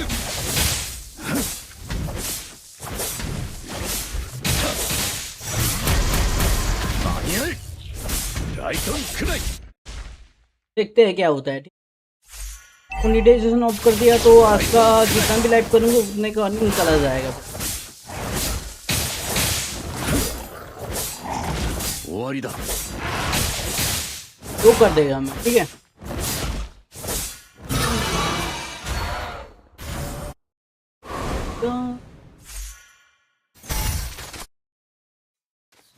ठीक है क्या?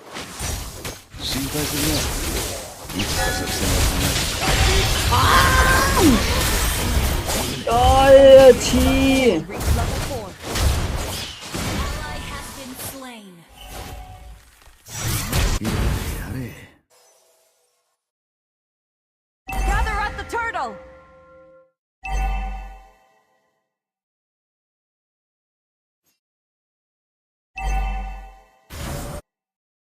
おっといかんいかん。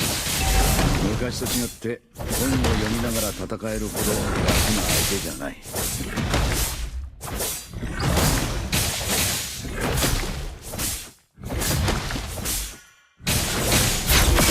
An ally has slain the turtle.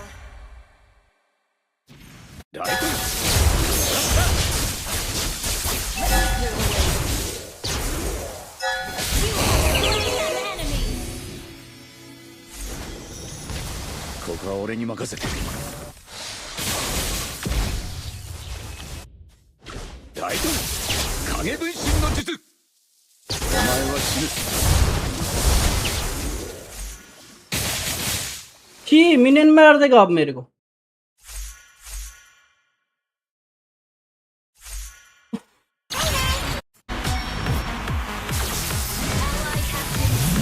だらしない先生ですま Enemy ない。 battle spell on CD. भाई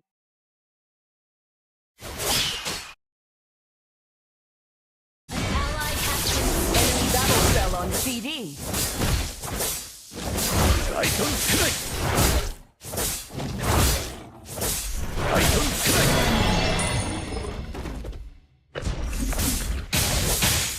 俺の仲間は絶対に殺させやしない。 An enemy has been slain. Our turret has been destroyed. ライトン影分身の術。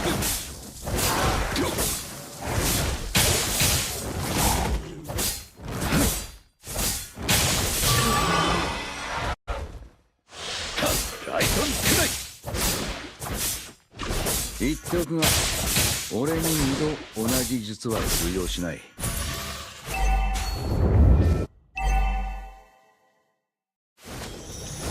ライトン少ない。終わりだ。 अरे यार ये बादम ये कब कर रहा है ये बादम?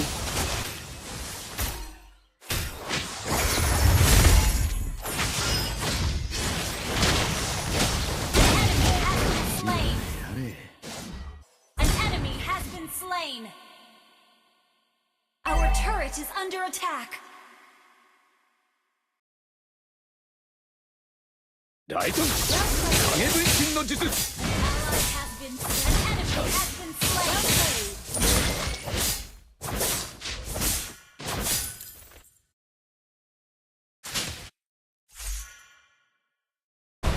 Request back. ライトン少ない。心配するな。いつか作戦は考える。 An ally has been slain. मेरे को टारगेट कर रहा है। 動くな。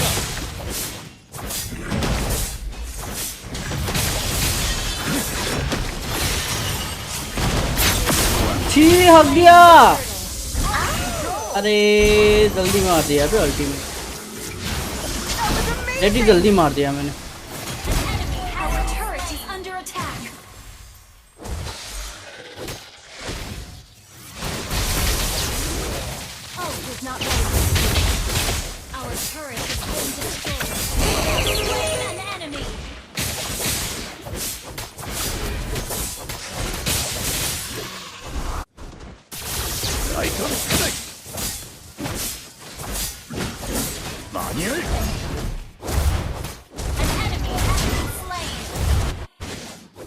Your team destroyed a turret. 大胆影分身の術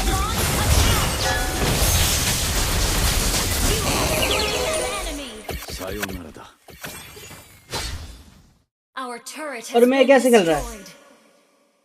ये कैसे खेल रहा है? 1年前の忍びなら決まりやルールをちゃんと守るのが当たり前でしょうよ大胆少ない大胆少ないお前は死ぬ Ally has been slain. Well done. Understood.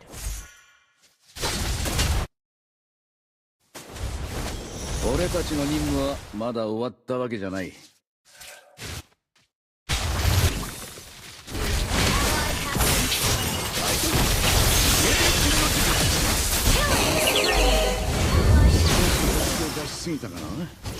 ठीक है मैं गया Enemy battle spell on CD. 大胆少ない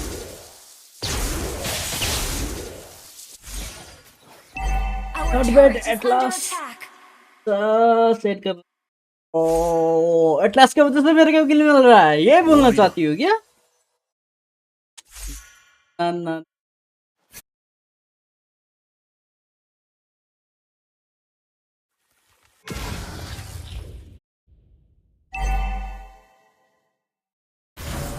The enemy has slain the turtle. Late हो गया 大胆影分身の術 Launch attack. 大胆少ない大胆少ないお前は死ぬ大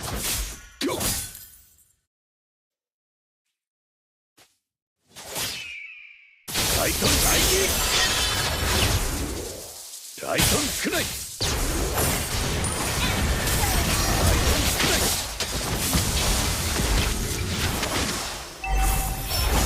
Our turret has been destroyed. An enemy has been slain.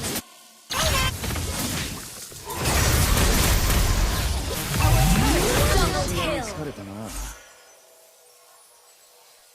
Request backup.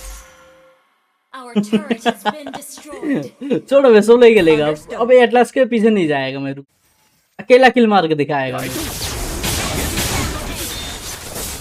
ओए अबे यार chat देखने के चक्कर में गया मैं Well done. यहाँ था नहीं था?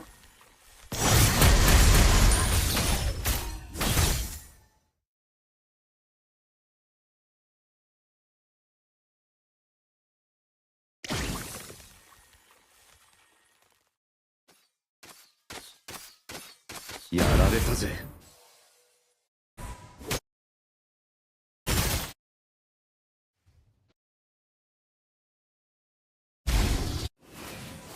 大胆影分身の術 लालिंग Well done.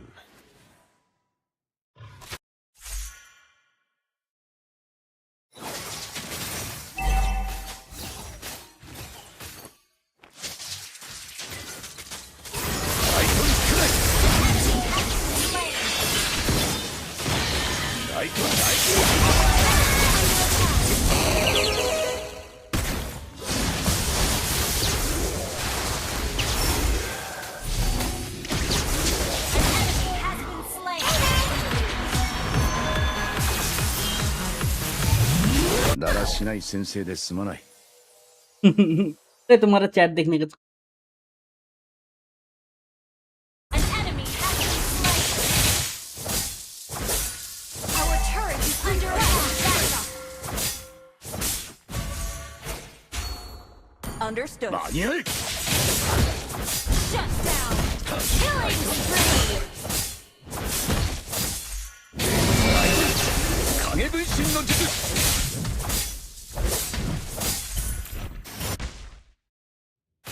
ここは俺に任せて Request backup. 心配するなつか作戦は考えてある。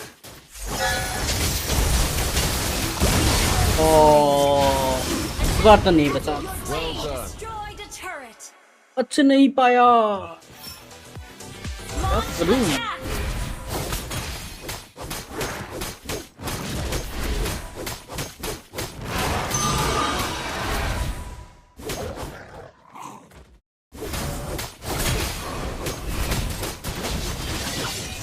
क्या ये Ally has been slain.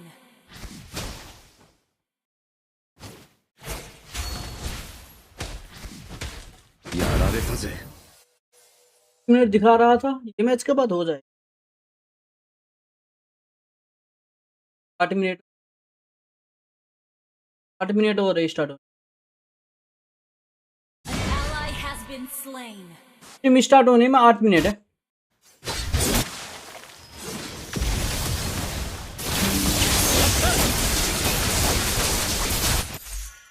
Shut down.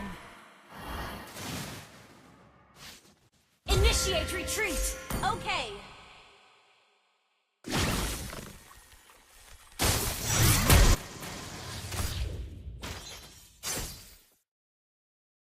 Ally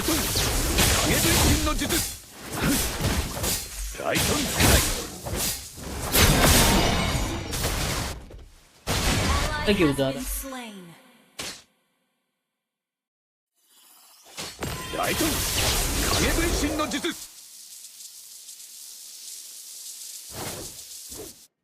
Our turret is under attack. Our turret has been destroyed.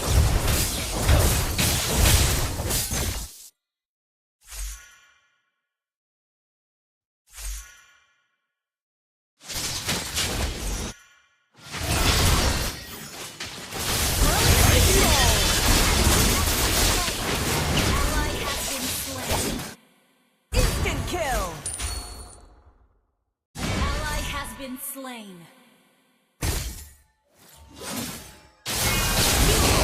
An enemy. Request backup. क्या कर दिया ये मैंने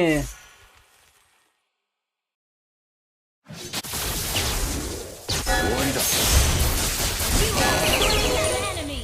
Well done. इतनी क्यों मारा यार That is not ready Spell in cooldown.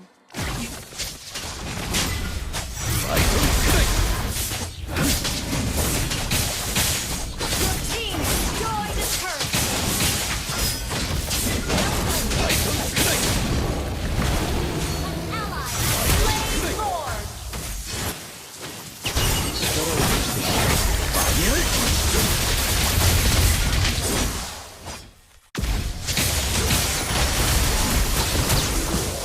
An enemy has been slain. An enemy has been slain.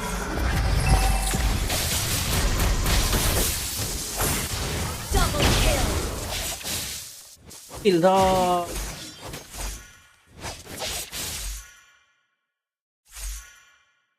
Well played. Your team destroyed a Fallen turret. Lord.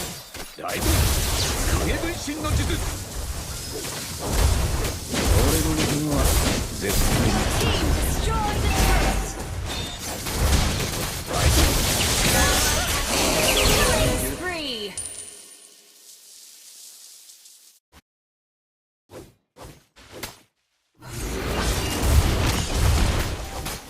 Team destroyed a turret. Ally has been slain.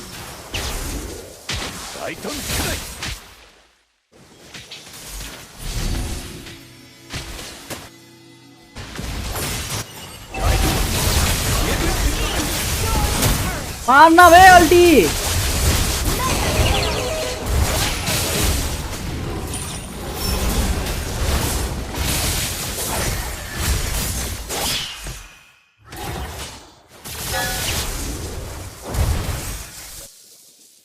Initiate retreat. क्या था बढ़िया मारा था ना मैंने वो इसको link को पहले में 僕は俺に任せて。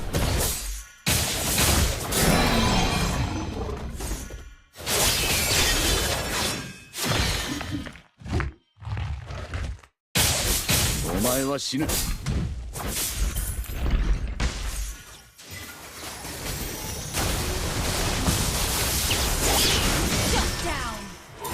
胸に Initiate retreat. सीजन में हायाबुसा का डैमेज खतरनाक हो चुका है बे। टॉप वगैरह कुछ नहीं मिला फिर भी मतलब डैमेज खतरनाक था। टीका तो कहीं से भी नहीं, बस खेलते खेलते थोड़ा बहुत। Well played.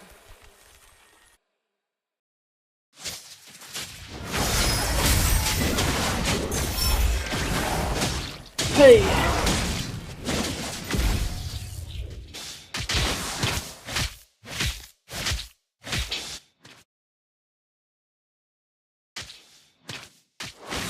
やられたぜ。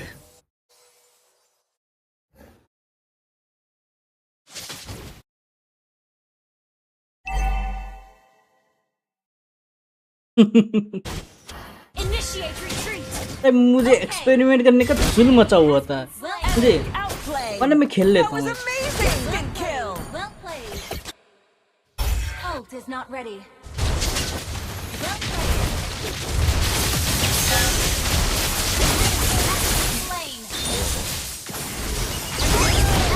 Slain. Wiped out. Defeat. रुको मैं स्ट्रीम देखता हूँ, ठीक है? स्टार्ट हुआ कि नहीं हुआ?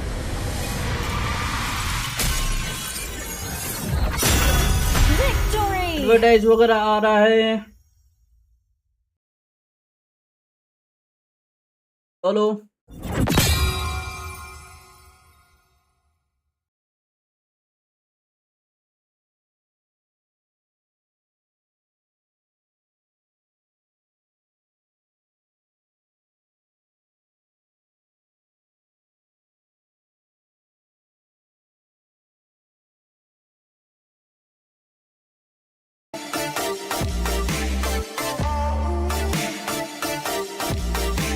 आ रहा है, फुल स्क्रीन आ रहा है,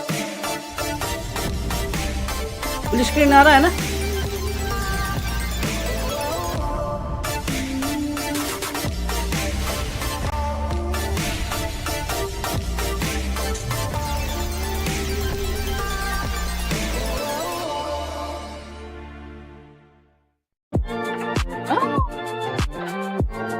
स्क्रीन नहीं आ रहा।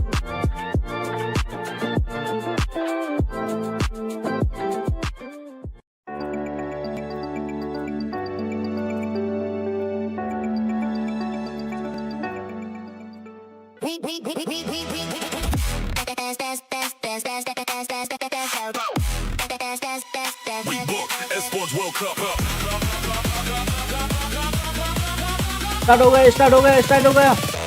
अब थोड़ा यैपिंग होगा, उस वगैरह का थोड़ा यैपिंग होगा, उसके बाद स्टार्ट होगा।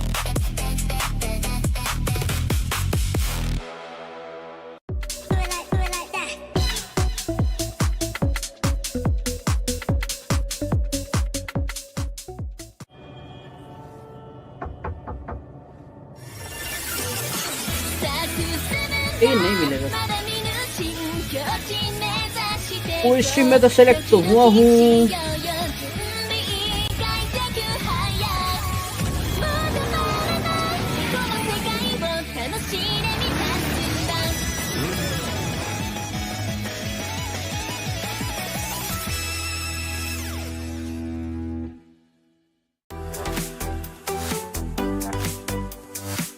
पहले किसका मैच है? मैच किसका है पहले? रोने लग गई है। It's not that bad.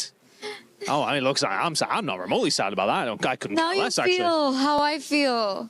I started with TL, they got eliminated. Vitality next, they got knocked out yesterday. And now I only have Onyx, and they're up against Aurora of all teams. Some would say that you might be the curse, actually. Aurora जीतेगी ये championship guys. देखना। She could be. She could be. Look, I mean, we're into one of our last days. We're losing 2 more teams today. Yes. First game coming. I mean, look, there's some really tight games. We are very Aurora much at the latter जीतेगा, stages of the Aurora। tournament, aren't we? Do you think it's going to be Vamos? Do you think it's going to be Team Spirit? Oh, I don't know. I'm kind of feeling Vamos. I'm riding that wave a little bit, but I also think. What are you doing, Chris? Chris. It would be really funny if Aurora did it though, wouldn't it? Let's get into one of the last days here in the MSC at EWC. What?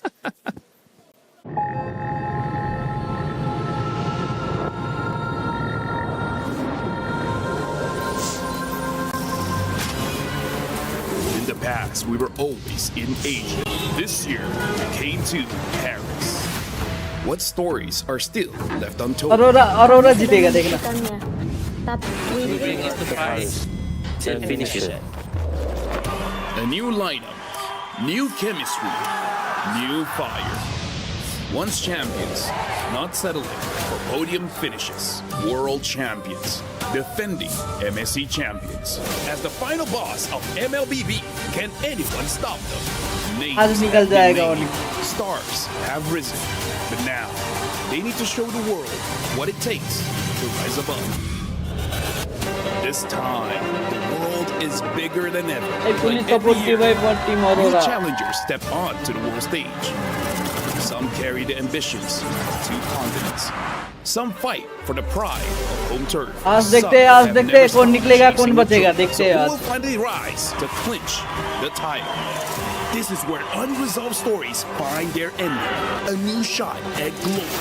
One more chance at redemption. We are back. Kali ini sekali lagi. Gulo na tidak. Pareho lang ang chance namin. No one is untouchable. Let's fight. Kan ako kalau bisa. 2 champions, 1 game. Paris breaks through limitless ये vitality का ये बंदी है ना ये बंदी. Cute लगता है ना ये मेरे को. Ladies and gentlemen, those here in the building at the Lenovo Legion Gauntlet at Pareho. 2 champions. किधर गया ये है ना ये इतना क्यूट लगती है ना मेरे को. इतना क्यूट लगती है ना ये मेरे को. क्या था इसका नाम? इसका नाम क्या है? इसका नाम क्यूट है बे. ये तो पर्सनालिटी क्या बोलो तो चेयरफुल टाइप का है. and Mirko on panel Cheerful joined me type for of the first personality. part of today. Yeah. Looking good, wearing the pin, and we're excited for another knockout game. I'm feeling good today. I slept like a baby. I went to bed. I had some sweet dreams. I feel amazing this morning. Don't you guys? Don't you? It's alright. It's alright? It's alright. What, Yeah. did you not get your coffee yet, or what? What's up? I got my coffee. I got Did good you did? breakfast. Yeah, but it's alright. All right. It's all right. alright. Cool. It's alright. You know, energy drinks are coming out in the next couple of days. He's getting ready. We're conserving Mirko because he's got a lot to do. Unlike Renmar, though, I didn't sleep like a baby. I slept with a baby. My daughter's actually here, and so at this point, she kept me up for about 3 hours. That is neither here nor there, though, because we have the energy for what is upon us, guys. Let's break down what happened yesterday in our STC Rewind, because it was a day full of challenge, of opportunity, and yet, of course, there was also some domination. Ooh, domination. Yangon Galacticos, what they did to pro esports. You can put that up in a museum in terms of asking why or how can you dominate MLBB in this fashion. I didn't expect it. I thought it would be much closer. It really didn't feel like we got to see pro esports. We saw more of Yangon Galacticos. Absolutely. Then in our second match, we saw Vitality stop Falcons going to the semi. Oh wait, that was in my dream. My bad. Yeah, that was Yeah, wake up, man. So you did sleep a little. I guess you did sleep. You know, some good sleep. Got that deep sleep to get that sweet dream. Unfortunately, very far from reality. Haji, this man right here, really dominated Vitality a lot of those times with the Selena picks. Hello, Imran bhai. Say it bye. It's the same for Yangon and Pro, right? Abhi Yeah, stream we're dekho seeing tum. a shift in priority. We're seeing a shift in gameplay as well. Teams that just stick to their identity, rely on their strengths instead of trying to play the meta game all the way, find more success tournament so dekho, far in the knockout tournament. stage. So I'm wondering now if day number 2 of knockout stage will be a similar, you know, routes for a lot of these teams. So again, rely on their identity, or do they still try to stick onto the meta? Yeah, day 1 of knockouts really proved even Like more khatam my hone theory for this meta that you have to be chat mein very time ka. creative. It's good for you to have your identity, locked in with the idea that you just have enough flexibility to keep it within अरे what ऐसा you मत know, कर बे, ऐसा but मत leave some कर। surprises for your धोखेबाजी मत opponents. करो। And Falcons definitely surprised Vitality, especially Haji. Performances on the Selena, the Farsa, Oh, a hero we thought that धोखेबाजी। couldn't make it in this meta, showing up. Oh, मैं crazy. बताऊंगी See the भाभी reaction को। from Gideon right there. Oh man, He and was you know what? sweaty. There's a lot of things that we got बंदा from क्या कर yesterday, रहा है? from the Barat's first pick ना, memes ऐसा to नहीं all बोलते। of the surprise that went with Philippines continuing on in this tournament. Many people doubted Team ऐसा नहीं Falcons PH बोलते, coming into it because ऐसा they were नहीं the second बोलते। seed. The first seed Team Liquid PH had gone out, but look at that sweet, sweet revenge. They crushed the keys of Team Vitality, who came into this being looked at as the stronger squad. But that means that there is still भैया क्या one कर रहा है? last कुछ नहीं। representative from Watch Indonesia party who कर will रहा be हूँ। playing today, and the Philippines move on. The implications, though, guys, were much bigger for that, because if you look at that chart, congrats Navi so far, but Vitality in third, Falcons in sixth. When you look at those two teams, and even Aurora Gaming in eighth, who we'll see later on today, the implications are huge, Renmar, especially for that last one, Vitality going out, and now Falcons, Aurora Gaming may be able to climb. Yeah, they have a chance to make it into the top 5. I think for Falcons, they even have a run for Oye, making it within the क्या कर top रहे हो 2. ऐसा तुम? If they win this tournament, they could even end this week with top 1 in the club championship rankings. Well, this is a great showcase. Thank you so much, Aramco, for these club championship power rankings. We had a chance to catch up with Chris a little bit after that. A small club championship update from myself after what happened last night on our stage. Now, it got seriously interesting, didn't it? Between, of course, Vitality and Falcons in a huge, huge moment in the club championship. We're going to have a little look around at the totem and just see how things are going. But as far as things are concerned, throughout the rest of this week, we have some big games for Falcons specifically. We're talking about Street Fighter, we've got Overwatch, and we've got Call of Duty. So not only did they beat Vitality yesterday, it's put them in a good position now to potentially overtake them and maybe see themselves on the top spot. They are favorites in 2 of those games that we have going on throughout the rest of the stages. Let's see what they can do. Right now, they're sitting in 6th place. They are less than 1,000 points behind. So a couple of wins here and there may well propel Falcons to the very top. Teams like Navi, who are very much sitting in that first place spot, don't really have too many more games. They potentially peaked too early. Falcons are the team, though, that potentially could get themselves over the line and into first place for the very first time. Let's see if it's going to happen. It's a big week in the club championship. We'll be keeping you up to date with everything we possibly can throughout the next few days. Well, the beautiful thing is, those fans as well, very beautiful. We've had so many great fans over these last days, guys. It's been awesome. The energy has been electric here, and I cannot wait to continue to see what today provides. That last match today going to be incredible, but fans already filling in pretty early in the morning, and Renmar setting the scene. Yeah, it's always a great vibe with all the fans here around it.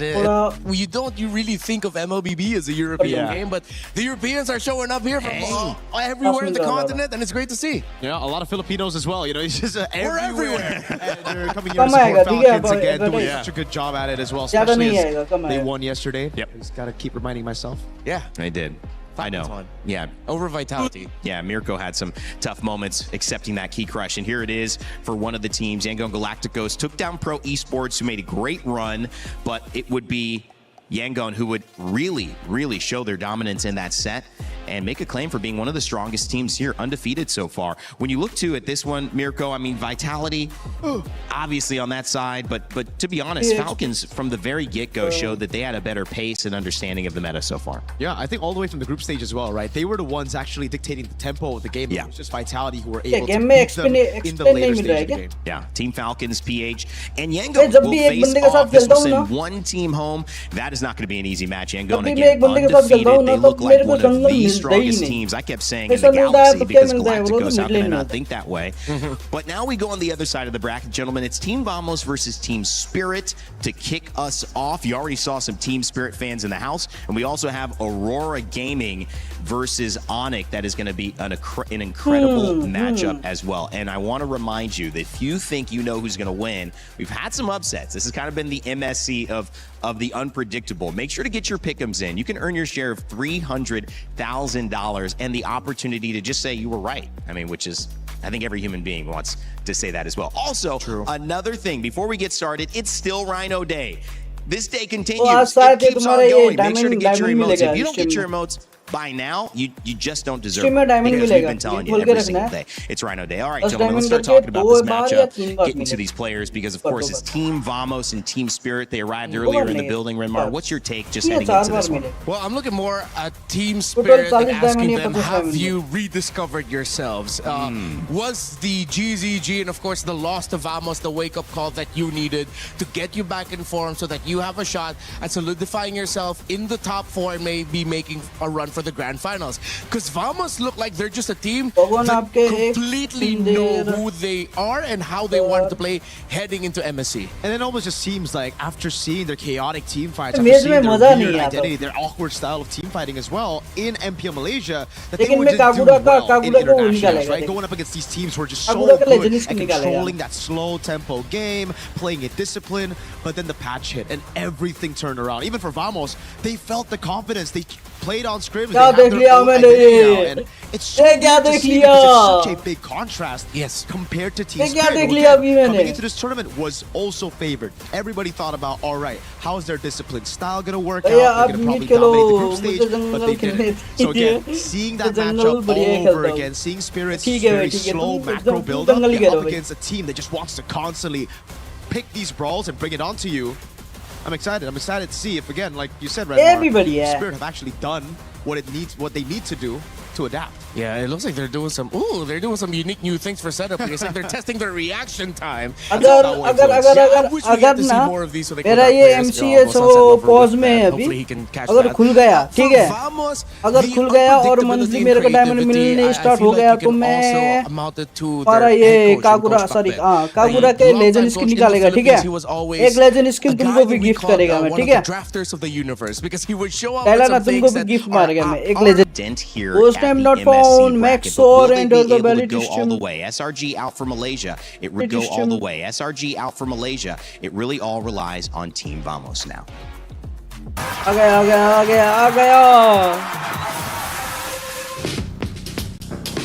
आ गया So firstly, Team Vamos started at season 14 MPLMY and then बोलो कौन जीतेगा? Split जीतेगा, team split जीतेगा या ये Vamos वाला जीतेगा? बोलो international tournament anymore. I'm joined back to Team team Vamos split middle जीतेगा या of Vamos season जीतेगा? 17 and we made it.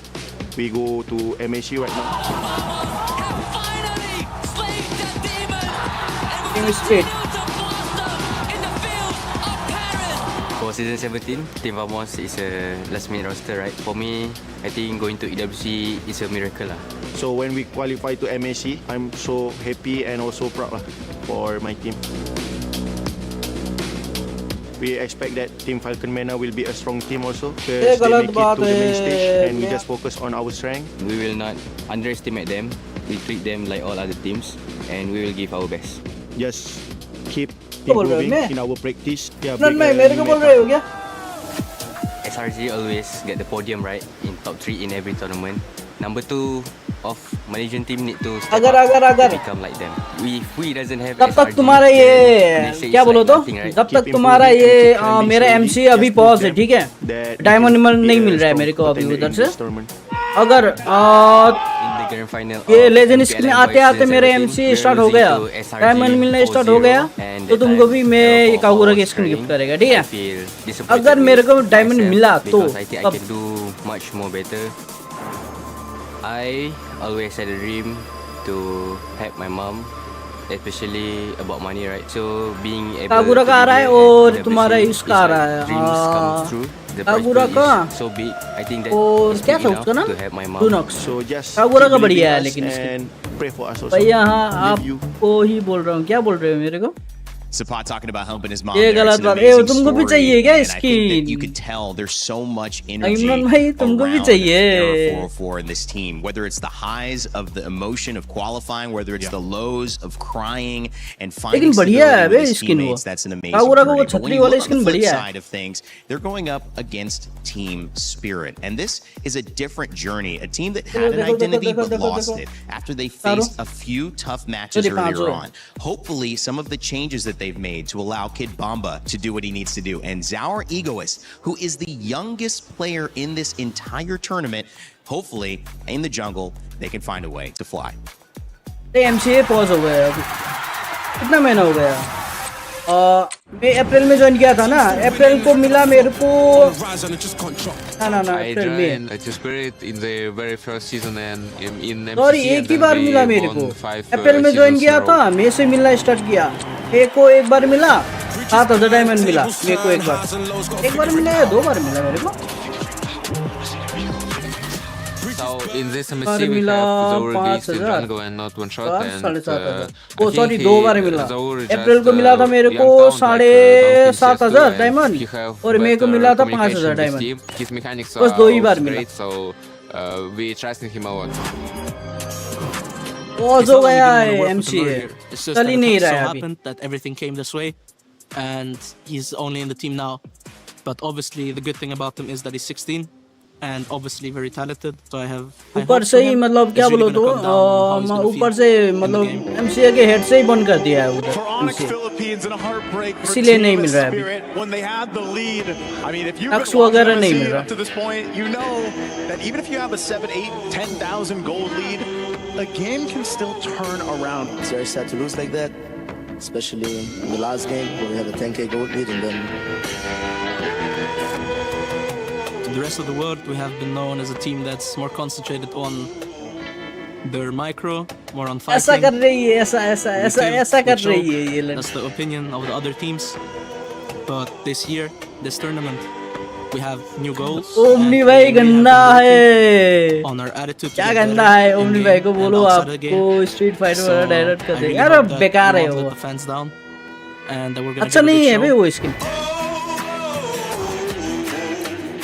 This MSC we hope to prove that we can beat tier 1 teams in South Asia, like in a way starting from zero, but also in a way omni अभी diamond नहीं मिल रहा है भाई मेरे को, कसम से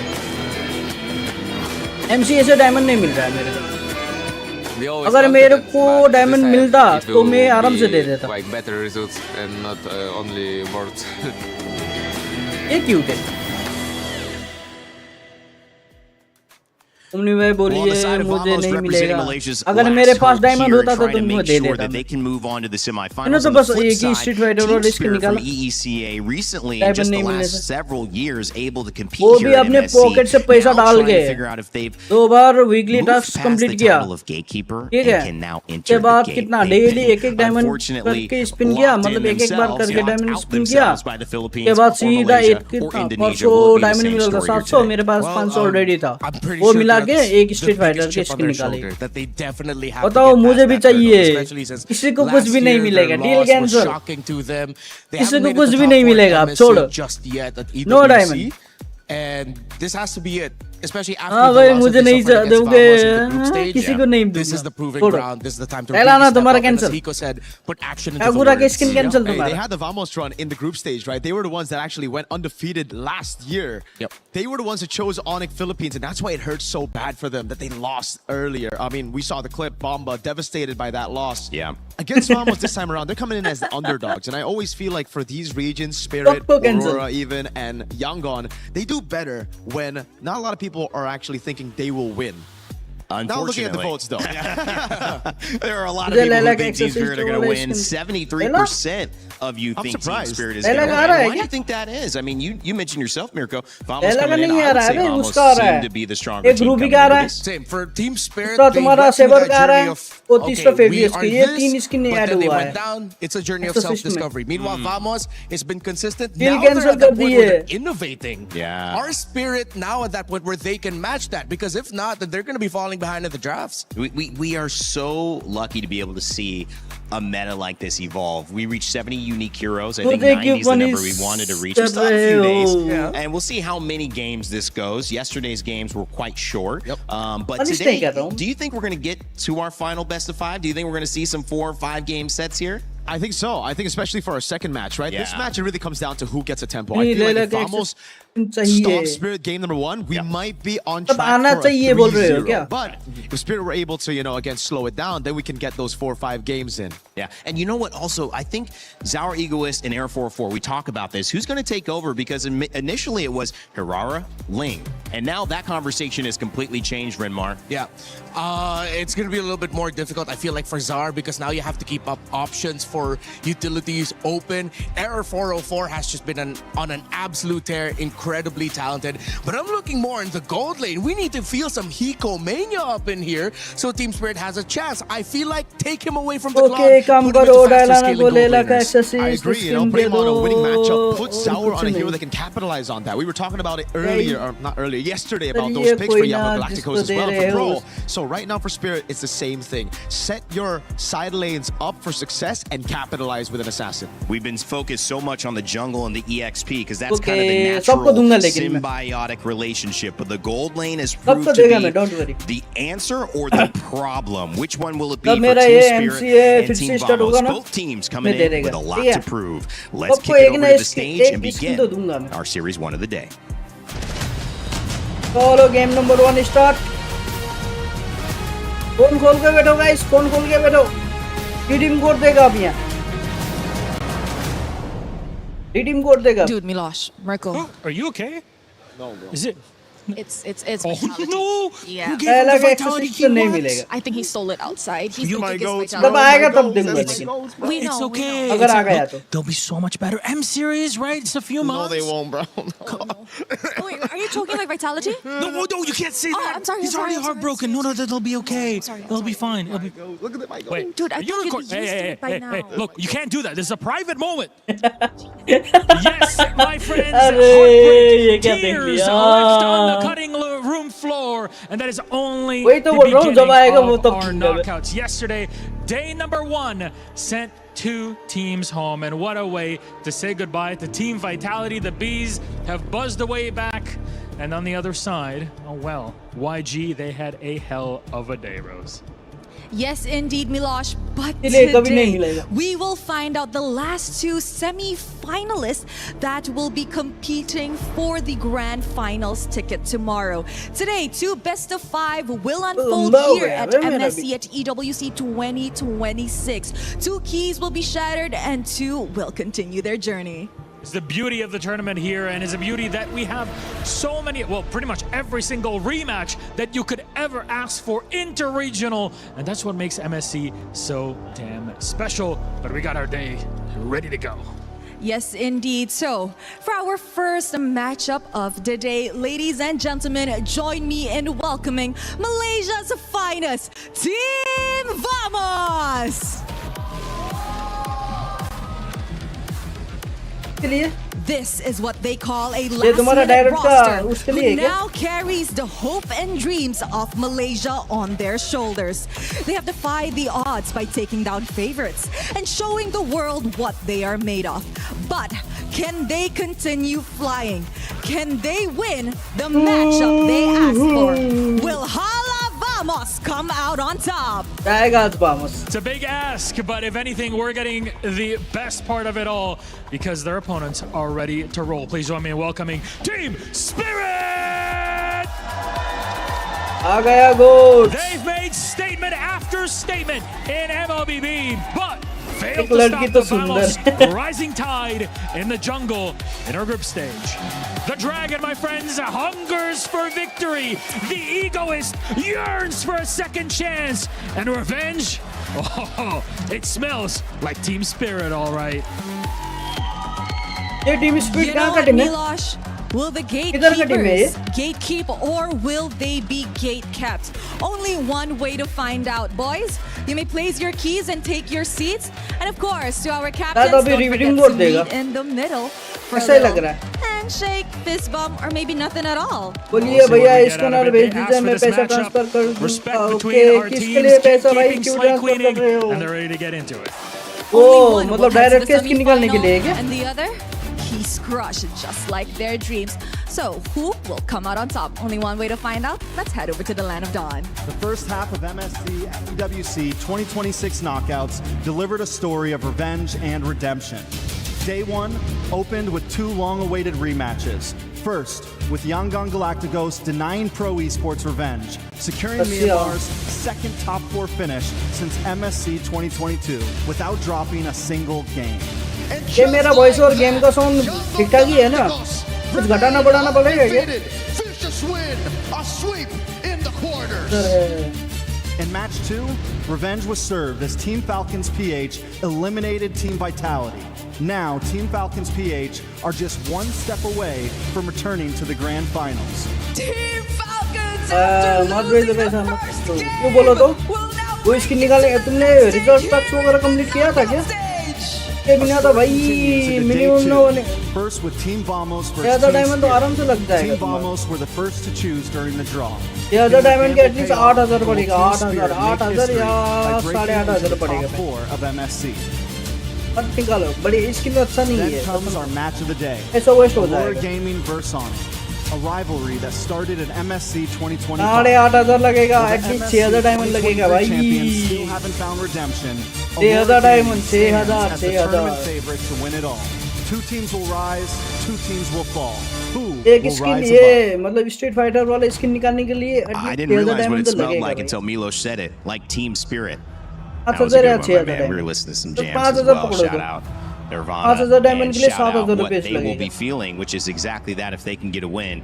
Either side stands to gain so much, but also stands to अगर lose तुमने it. क्या बोलो तो 2 बार रिचार्ज टास्क and कंप्लीट किया होता Malaysia, तो Team 2000 डायमंड से Vamos, भी हो जाता and Error 404, can they continue the dominance? They saw that matchup against Zaur Egoist go the way of Error 404 so heavily that they need to do something about it this time around, Mirko. Maybe it was because they were behind in the meta, right? Because for Error 404, they were able to, again, lock into Hiraras, play around these comfort picks, these heroes that are just purely strong. Now that we're seeing it, I mean, in day number 1 of the stage, Ling completely disappear. Yeah. I think that could have been kind of like a misread of the meta for a lot of teams in the group stage. Picking up the Ling and doing well with it. Maybe because of placebo, just thinking, oh, Ling's good, dude. Yeah, it seems like teams really read into it because Nolan's even more of an option to Ling now. Direct Teams are का। willing to completely just snub तो Ling, गोन looking वाला at the अच्छा है, other problem तो heroes तुम्हारा instead. वो Let's था see ना। if that will still come into effect अरे, क्या considering था that the उसका नाम? matchup is Error मतलब इसकी 404 नया था नहीं क्या versus निमिका? our Direct का? Egoist. क्या I था? just want to point out, गोन नाम तो गोन था ever since we got here, और it's वो been that 100x overwhelming 100 का वो feeling गोन of, के I स्किन can't बढ़िया है believe MLBB तो brought us तुम्हारा out here. Who दूसरा would have thunk we will be in a live audience filled with a bunch of people cheering for Team Spirit KF का as बढ़िया they है go up against Direct का Vamos. ये तो बढ़िया है MLBB brought और us here, तुम्हारे bro. पास जो कलेक्टर It's a स्किन है वो beautiful भी thing. बढ़िया है And what EWC has done this year, I mean, just incredible. Being in Paris. The Aurora quick जीतेगा transition, I mean, Aurora how hard must that have been? But it's all led to these little things. And we talk about the little moments, right? The little decisions. And I know it's kind of a meme from yesterday, but the Barats is also a big part of Team Spirit. And Kid Bumba is a big part of making this team be the success that we know they can be.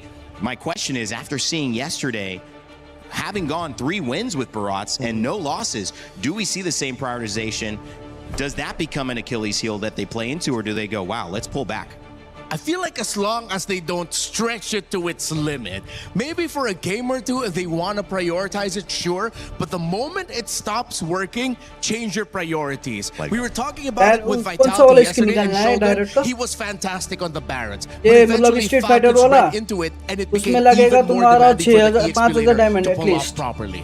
You see, 5000 there's diamond one का thing कितना पड़ेगा about utilizing these flex picks, right? It's 7000 पकड़े great दो if you can actually utilize it रुको मैं well. देखता है If you don't, it just becomes too one-dimensional. That's right. If you look at Vitality, the way they utilize the Barat's pick, it was first pick, but it was never played in the jungle. So it was never a flex pick in the minds of Falcons PH either. They were like, all right, the Barat's going to go straight XP, especially then with the Paquito, right? They just kept on putting in jungle. The one game they won, it was in gold, but then after that, it was just, again, kind of a habit for them to pick up the Barat, but always put in XP. So now if we want to see Spirit pull up those flex picks, we need to see it in more roles than one. They need to be able to अगर utilize तुमको that direct के skin निकालने हैं flexibility तो of the KF pick. वाला Yeah, निकालो and I will double down on that. That if ever Spirit KF वाला want to make बढ़िया this a है little bit more और difficult तुम्हारा for Vamos to read 100x out 100 का भी the बढ़िया है draft, then first pick the और एक तो Barons तुम्हारे and then पास बढ़िया shock वाला the है world ये by putting it into the hands of Zaur Egoist. You're not gonna expect that at all. Wow. No one expects that. Goes the only Indonesian gold laner still competing in the MSC 2026 knockout stage.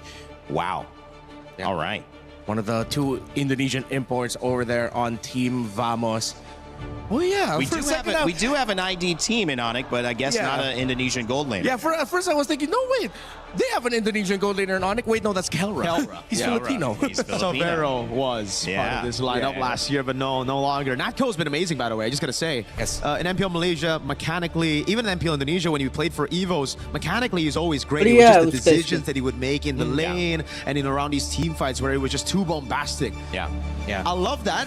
This meta Street Fighter really वाला rewards तुम्हारा bombastic, अच्छा नहीं really है rewards taking those gambles. So hey, love the Natco playstyle so far. Street Fighter So वाला we're direct actually तो having a नहीं little है bit of a delay in the draft, so we're going to come back to it when it's ready.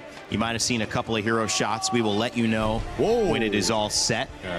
One of the interesting things about these teams, when you go into the statistics, and you mentioned flexing, Paquito has been played in gold twice, Team Spirit. Hiko has won both games. And so if you use, really, I think Paquito a little bit more in this matchup, Brenmar, do you open up a lot more options for Team Spirit to catch the edge? Exactly.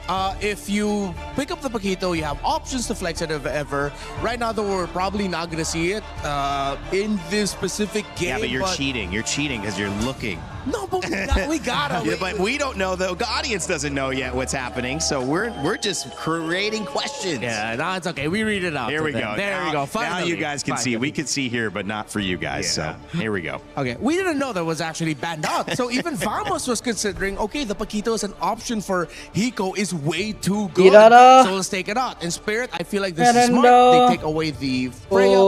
But it is quite questionable to me as why they would ban out the Valentina in the first place and why they're willing to give the Atlas without a direct answer to it. That might come back to bite them. But as you look at the bans, even Vamos respected the Barrett's capability, and Sawa was great on the Marcel up against Ignite. I'm always a big fan of Guinevere coming out early, and Vamos might be able to set tempo with that high crowd control row mid trio in the beginning. Yeah, they have really crazy crowd control. If they're able to actually land those skills onto Team Spirit, it's going to be troublesome. But again, usually when you go for these combos, you lose out on a bit of that counter matchup, right? And it does feel like Team Spirit are already going to be building towards that. Those strong side lanes. They pick up the Esmeralda. The Paquito and the Barats were already banned out earlier. Now they get rid of the Arlet. The Freya was also taken out. I feel like the Valentina ban was more of respect to Clockhood. He's been having phenomenal games on that Valentina. And again, for Spirit, it's all about enabling Bomba as well. They ban out the Melissa too, trying to give Zara Egoist more space, Bomba as well, to really penetrate through this front to back that Vamos seem like they're building for Natco. Interestingly enough, some of the pre-show talking points, Paquito banned, as Renmar mentioned, Barat's also banned. One of the only games we saw Marcel played and won, that was Team Spirit. So they banned that one out. That's not too surprising. Moskov coming in late alongside the Melissa, focusing on the gold lane. So we probably won't have anything crazy.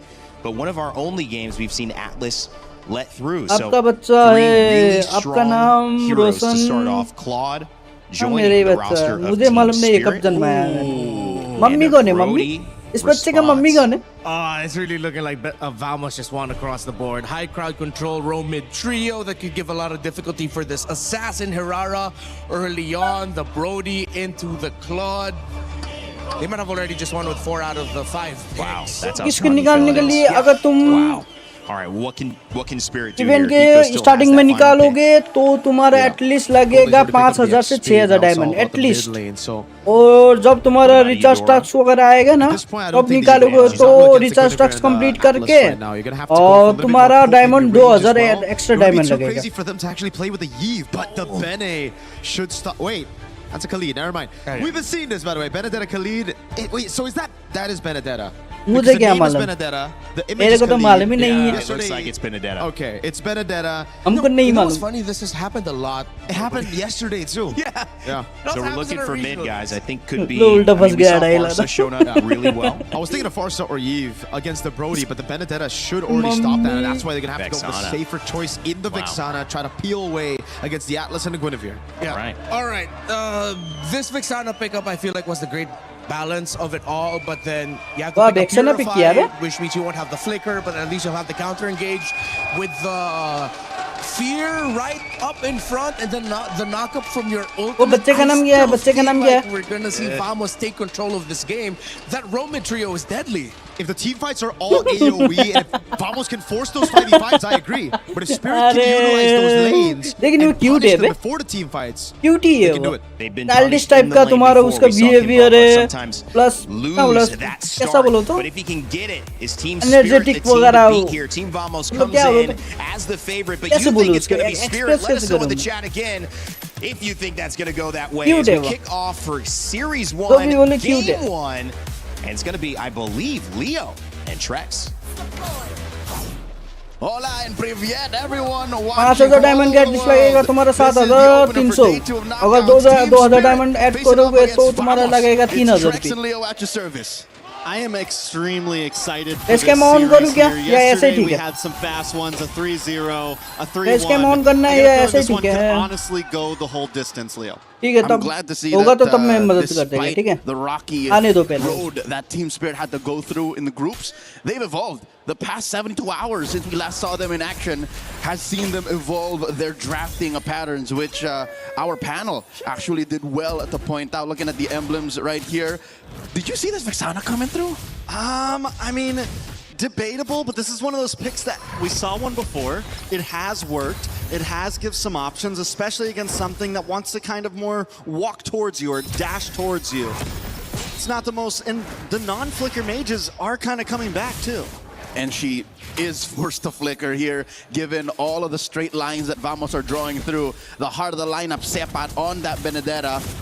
Error 404 on a Guinevere that can literally find you wherever you are. And of course, Zequif, who could just find massive Fatal Links who can only really be purified by Kid Bamba and Hiko. Looking at this matchup, Nako versus Hiko. इसीलिए तो बोल रहा हूँ. अगर उस time पे मेरा सारा डायमंड होगा तो मैं गिफ्ट कर दूंगा तुमको. We haven't at all. And even last World Championship, I feel like we haven't really seen Hiko in that prime state. It's been a couple tournaments, for me at least. The Hiko that we once knew that was extremely aggressive. I don't know if it's just Team Spirit taking a more passive route. We had that interview with Bamba not too long ago where he was like, I just want to go even in my lane. I don't even need to win it. And I think Team Spirit is trying to get that discipline. But I think right now what we need to see them is the aggression. They need to know when's the right time to push it in. Even 2 minutes in between these two teams that we expected a lot of aggression from. EWC में first time Benedetta देखा है मैंने. Dan Sepak gets spotted up by Sawa, pulled out off camera. Sorry, egoist. A very clean off-cam pick, and I think it's a good trade. When you're able to get some traction in the gold lane, Zardo is going to take a little bit of damage. He's going to get away from this. He's on the Harara, nothing major, and Team Spirit, even after losing the turtle, take the gold lead. Zar with a quick gank down. Nako tries to get away, but the Retchery gets the slowdown and helps secure that first blood. 2v1 with Team Spirit getting a 500 gold lead off that exchange. I still can't say it's worth it. I can't with my whole heart say that that was a worthy trade, but looking at EXP diff, this puts him up by almost a full XP bar up. Zarigo is off to a great start. Sawa still not at level 4. Zequif has already reached it. So this is something that I think we have to consider. Zequif can just jump in, grab these two since Sunset Lover does not have one. Oh, massive beautiful knockup. Sawa goes down a little bit more. अगर इस tournament में मैं हिरारा के साथ खेलूंगा ना 15 बार तो easily fail जाऊंगा मैं. It's actually surprising. 15 बार तो इजी मर जाऊंगा. Benedetta right now. He's winning out in lane as well. Team Spirit making some plays. और भाई student contrary to what he mentioned in an interview, he said he just wants to go even. This is not even at all. He's literally bullying Sepat, moving faster elsewhere, and I think that's what allowed for that 2v1 down bottom. There was a lot that Vamos was dealing with on the other half of the map. मेरे को API नहीं मिला बे store के लिए. Into Vamos' hands as well. इसलिए of कर दिया मैंने. Things have kind of evened out. अरे मैं गिफ्ट कर देगा जब वो तुम्हारा 100x 100 का कोलैब आएगा ना. तब मैं गिफ्ट कर दूंगा तुमको. Seen it a lot in the अगर तब मेरे पास डायमंड होगा तो अगर डायमंड नहीं होगा तो मैं रिचार्ज कर दूंगा. Lands the time after time. Sawo continues to be the target of the time. He flickers away, and Zarigo is able to respond with a kill of his own. Brave smite. Mind you, this is not a revitalized Belleric. He just went up, punched him straight in the face, stole some life and flickered back. The godfather of MLBB and ECA. गया जुसिन गया बढ़िया खेल रहा है भाई ये रहा. Nice. As Vamos scrambles, Team Spirit going to be able to get a little bit of a placehold on this turtle now. Air 4-4, it's not even a contest for it. Vamos knows they have to back off. This is the aggression we were looking for. Team Spirit finding plays on the map. All right, throughout the group stage, I figured that one-step conversion was the key. And how's about this for one step? One misstep, a failed bait, a pickoff straight into a turtle take means Team Spirit now, everything they're building up to is worth it. I'd say 1,000 gold.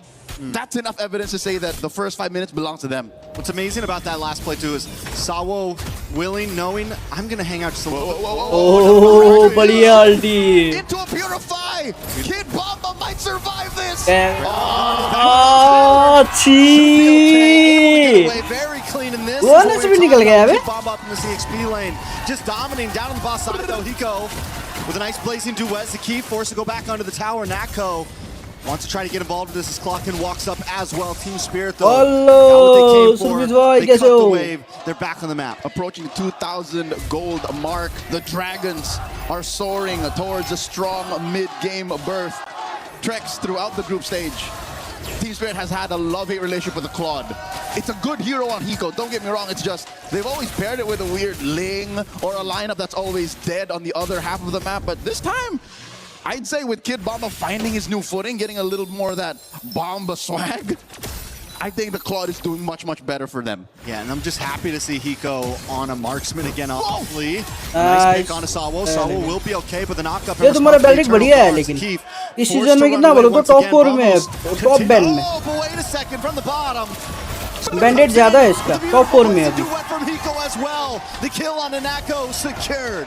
There's gotta be top 4 या top 3 में है sorry let's not मैंने video भी डाला था on our heroes. We're gonna be the aggressors, and there's nothing wrong with that. It's just I don't think they expect. ये tournament देखो तुमको डायमंड भी मिलेगा. Looking at this lineup, you're thinking, hey, Hiko won't be as in your face. Sunset Lover will be keeping himself scarce, but that's not what's happening.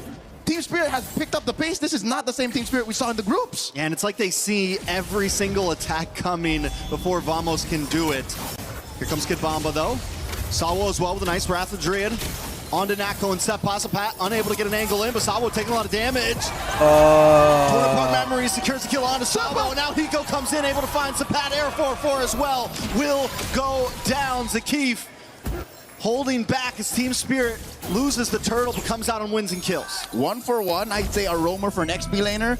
9 times out of 10 is a good trade. Team Spirit now up 3,000 gold, pushing top lane in tier 1. I'm pretty sure it's going to go down. Bottom lane as well.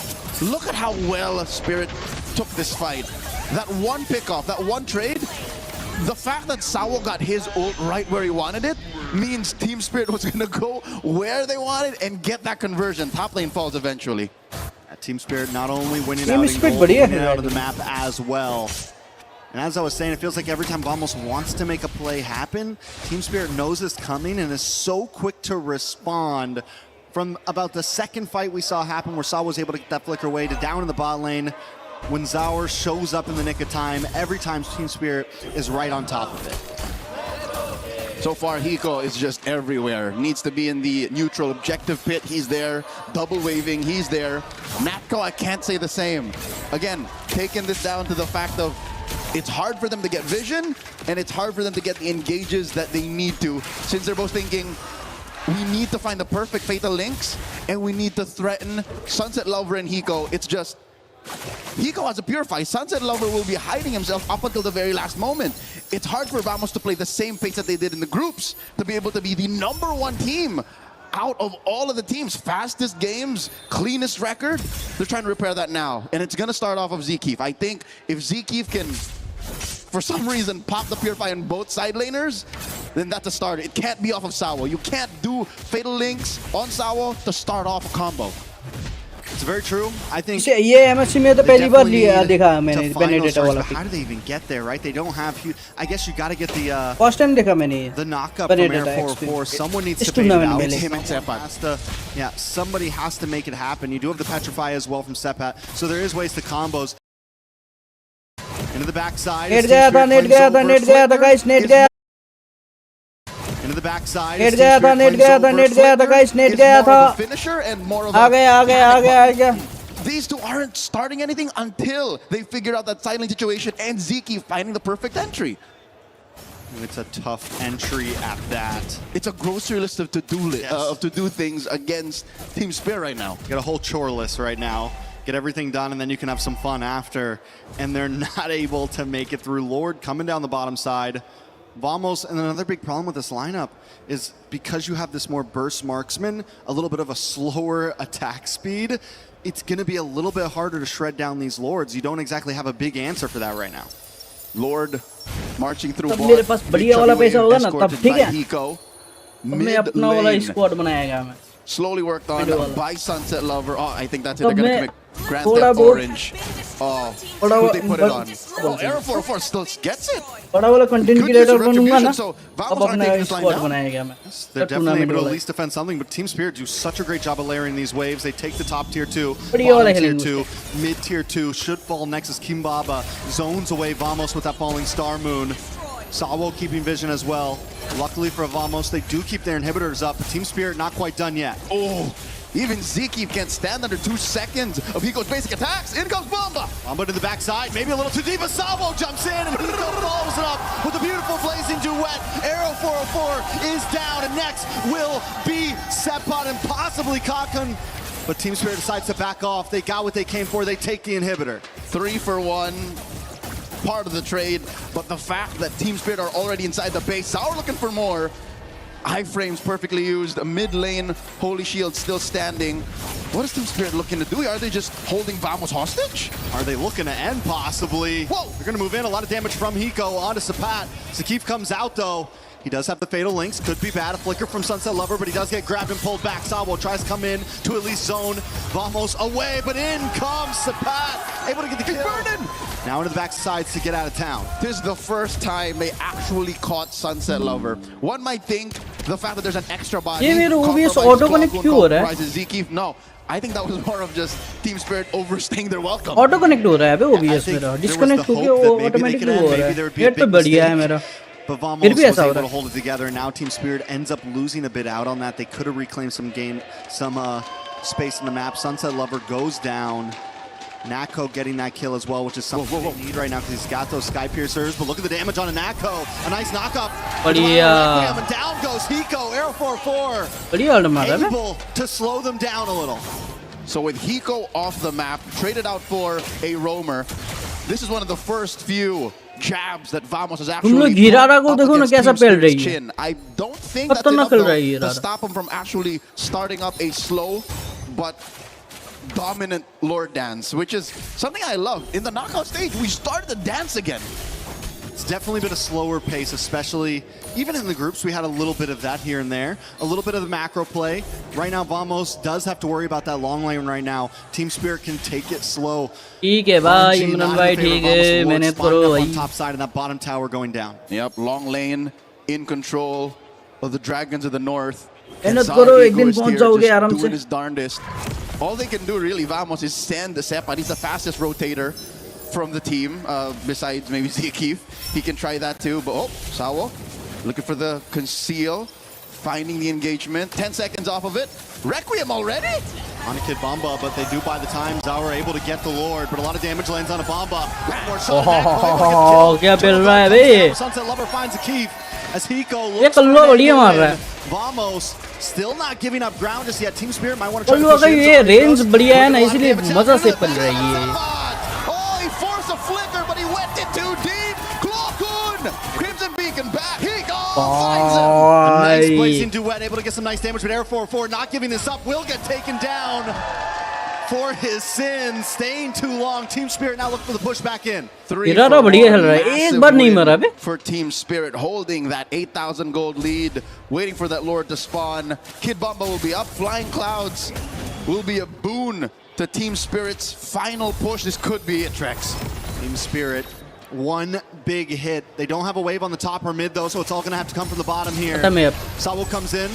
The Purify does pop, but the damage is too much. The keep goes down, and Lord is getting closer as Zauriegos takes Nako down to about half health. Sunset Lover low, so he's forced to back off. Oh, ये हीरा लगा damage. And the Lord connects. Immortality pops. Hi. Well with falling Star Moon on क्या air. था ये? Locked on the base, and Vamos still can't defend. The Lord does finally go down though, and Team Spirit just can't end it. क्या किया ये हीरा ने भाई? ऐसा खतरनाक. And a Benedetta might be the only explainer to be able to do this. Zarigo is escorting that wave. Top lane inhibitor falls. Arrow 404 and 7 holding on the base up next. Team भाई खतरनाक ये हीरा खतरनाक भाई. ऐसे ही खेलना है मेरे को भी. Very well done at this point, ending that game with about. ऐसे हीरा खेलना है मेरे को भी भाई. कब होगा मेरे पास? Vamos scrambling through most of it. So Narmastad winter is here finally. The Dragons of the North showed their teeth. हाँ भाई लंच नहीं करता मैं सीधा रात को खाता हूँ dinner. What a game! I'd say what? A good 80% of that it was up to Team Spirit. खतरनाक भाई खतरनाक. ये बुढ़िया भी रो रही है भाई. A few moments where Vamos were इसका able पोता to होगा शायद.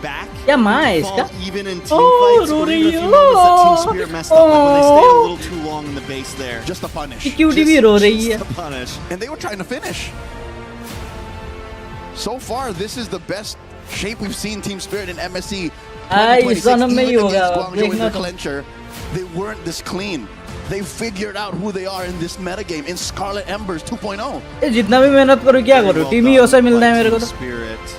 So where do they go from here, right? Does Vamos have a big answer? I'm sure they'll break it down more later, but taking a look at this game, Team Spirit, you said in the very beginning, they look different. Not just in draft. We got to see a slightly different variation of the way they want to come into this game in draft, but even in their gameplay, we wanted aggression from them. Once they smelled blood in the water, they were on it. They continued to fight back. Every time Vamos looked for a pickoff, Team Spirit was there with an answer. And this gives me thought or two. I think our panel should be able to break this down. What's going on with Vamos? They're usually the team, again, that plays the cleanest. The easiest equation, 1 + 1 = 2. They took so many steps to try and figure out how to take down Spirit. Next thing you know, they're doing high लेकिन late में ये मतलब int करने के time में खतरनाक मारा भी हीरा ने. बढ़िया मारा उसने. I'd like to think that there's a lot for Vamos to figure out. ये टाइम पे खतरनाक मारा ये टाइम पे देखना. Number 1. Rain Day, it's all you. Thank you, Leo and Trex. इतना जल्दी भाई किया इसने भाई. Immortality. Sister in the crowd reacting to his big win on इतना Team जल्दी मारा ने इसने. as they should. What an incredible इतना start जल्दी there भाई for किया भाई them. And as we Immortality. continue on in this game, the answers are going to now have to be found by Team Vamos as Guys, Spirit एक come minute out हाँ. swinging. One of the questions we had, Renmar वही Mirko, तो was, will this कितना quad जल्दी किया work again? उसने. What can we do to see Hiko Mania? एक minute हाँ, It was a थोड़ा late buffering game होगा. pick, they said, but in Data- just a few Wi-Fi switch minutes, कर रहा हूँ, that ठीक है? game was a 7,000 gold lead for Spirit. Claw didn't seem very late game to me there. Yeah, Spirit decided to expedite the process. They gave up the first turtle and then ganked the Brody, meaning that Hiko was comfortable in the laning phase. That simple little adjustment made huge differences for Spirit. And it was also just subverting the expectations, okay. right? When you pick up a Claude, it's weak side automatically. The Brody चलो, on uh the रहा हूँ other मैं. side, you wouldn't really Check करो expect तुम Team लोग. Spirit to be ganking that lane. Instead, बढ़िया you'd be किया expecting लेकिन. Team Spirit to actually go and contest for these neutral objectives. So really good eye, really good vision and decision from all of the members there. Because again, even up against the Guinevere, we've seen multiple teams try ऐसा to वाला double fast down on hand कब neutral बनेगा? objectives against Guinevere, and it doesn't pay off. कब हो And it's गया not ऐसा that मेरा? Guinevere is the मेरा कब हो गया ऐसा? guaranteed win on an assassin right now. We know Era 404 can do so much, but we have seen more success with the Harara, and we have seen more success with these different choices. And now it's kind of gone back to it where you see that given to Zaur Egoist, and he has a fantastic game. But break down these stats, guys, because across the board, it was Team Spirit from beginning to end, Mirko. It really was, man. All the way from the start, it was just fantastic by Team Spirit. The way that they were able to stay away from those team fights. मैं अच्छे ही खेल लेता हूँ, लेकिन क्या बोलूँ तो एक बढ़िया वाला टीममेट चाहिए. Have a great composition if they can force the fight. 5 minute खेलने में बढ़िया पांच बंदा together. Spirit, they use अगर that पांच lane बंदा dominance. बढ़िया मिला ना, ऐसे टाइप का खेल लेता हूँ. Right, that lane dominance hit over in XP that literally just took everything away from होना Vamos. चाहिए, टीम का coordination होना चाहिए. He was gapping Subpot, and there was no other choice for Subpot to choose in the XP unless they wanted to completely sacrifice the team fight. Because again, they pick up the Benedetta, they wanted to layer another form of CC with already the Atlas, right? They couldn't do it with any other pick. Say if they wanted to go Dairoth to just counter the Esmeralda, yeah, you would counter the Esme, but then you would lose out completely on those team fights. Yeah, Vamos had the right thought process, but in the end, because of Kid Bomba being able to dominate the lane, have his presence felt, that alleviated the pressure from Sawa and Sunset Lover. That once they got through that first layer of, okay, we got past Kid Bomba, now we go next. What are we up against? High taunt, high crowd control, Belleric, where of course Sawa was definitely feeling the hype. And then you walk into Sunset Lover's distance, you immediately get terrified, you get comboed, and then you get punished for wanting to dive. We saw that once on the Benedetta. He really wanted to go after Sunset Lover, but Sunset Lover literally stiff-armed him, said no, and then punished Sepat on the Benedetta. Yeah, it was the MLBB version of a stiff arm there. The big problem, at least from what I saw, was that they had a game plan that they knew was coming up. Team Spirit just said, we're going to avoid giving you any opportunity to come in and Fatal Links with the Atlas. And if you do, you're only going to get our Purifies. So you're not going to be able to do it. You've got to burn it twice. And that was obviously an issue, Mirko. Break down what you saw in that game one. I need your help, Mr. Red. All right, I got you, man. I got you. All right. So for me, I'm just going to go quickly in the drafts, run this through because Renmar will, kind of talk about everything else. So firstly, I really want to talk about this Valentina ban that we saw earlier as well, right? We were talking about it. Renmar was like, oh, why did they ban Valentina? I'm very interested. And after the game, I guess now we understand. Yep. They really wanted to trade either the Atlas or the Belleric. And if you leave these two heroes open, you need to ban the Valentina just because, again, whoever gets their hands on the Valentina plus the Atlas or Belleric, you're going to have another ult to play with, the other side, right? So it's either, let's say, Vamos get the Atlas here. Oh, they get the Atlas here, and then the Belleric gets picked up by Spirit. If it's another Valentina, it's going to be that layer that we were talking about. Atlas plus the Wrath of the Dryad. Next thing, it's also just the Esmeralda pickup right after they saw the Barats and the Paquito ban, right? Insta-prio in XP. Not a lot of matchups, and they ban out the Arlet straight up in that second phase. That was the only other guy that could be the layer to help this Atlas Guinevere. Because again, right now, Atlas Guinevere, you're playing around that cycle of Purify. If the Purify is baited out by one, that's cool. But the thing is, as you also pointed out, Mr. Rainday, it was also them just splitting up. Every time you go in, it can only get one Purify. Right. Best case scenario, you get two Purifies. Bait it with one skill, but they were always so far apart. Then after that, obviously, it was just the subversion of expectations in the game and their execution to really bait out the Brody to walk forward, Esmeralda getting tempo and all that.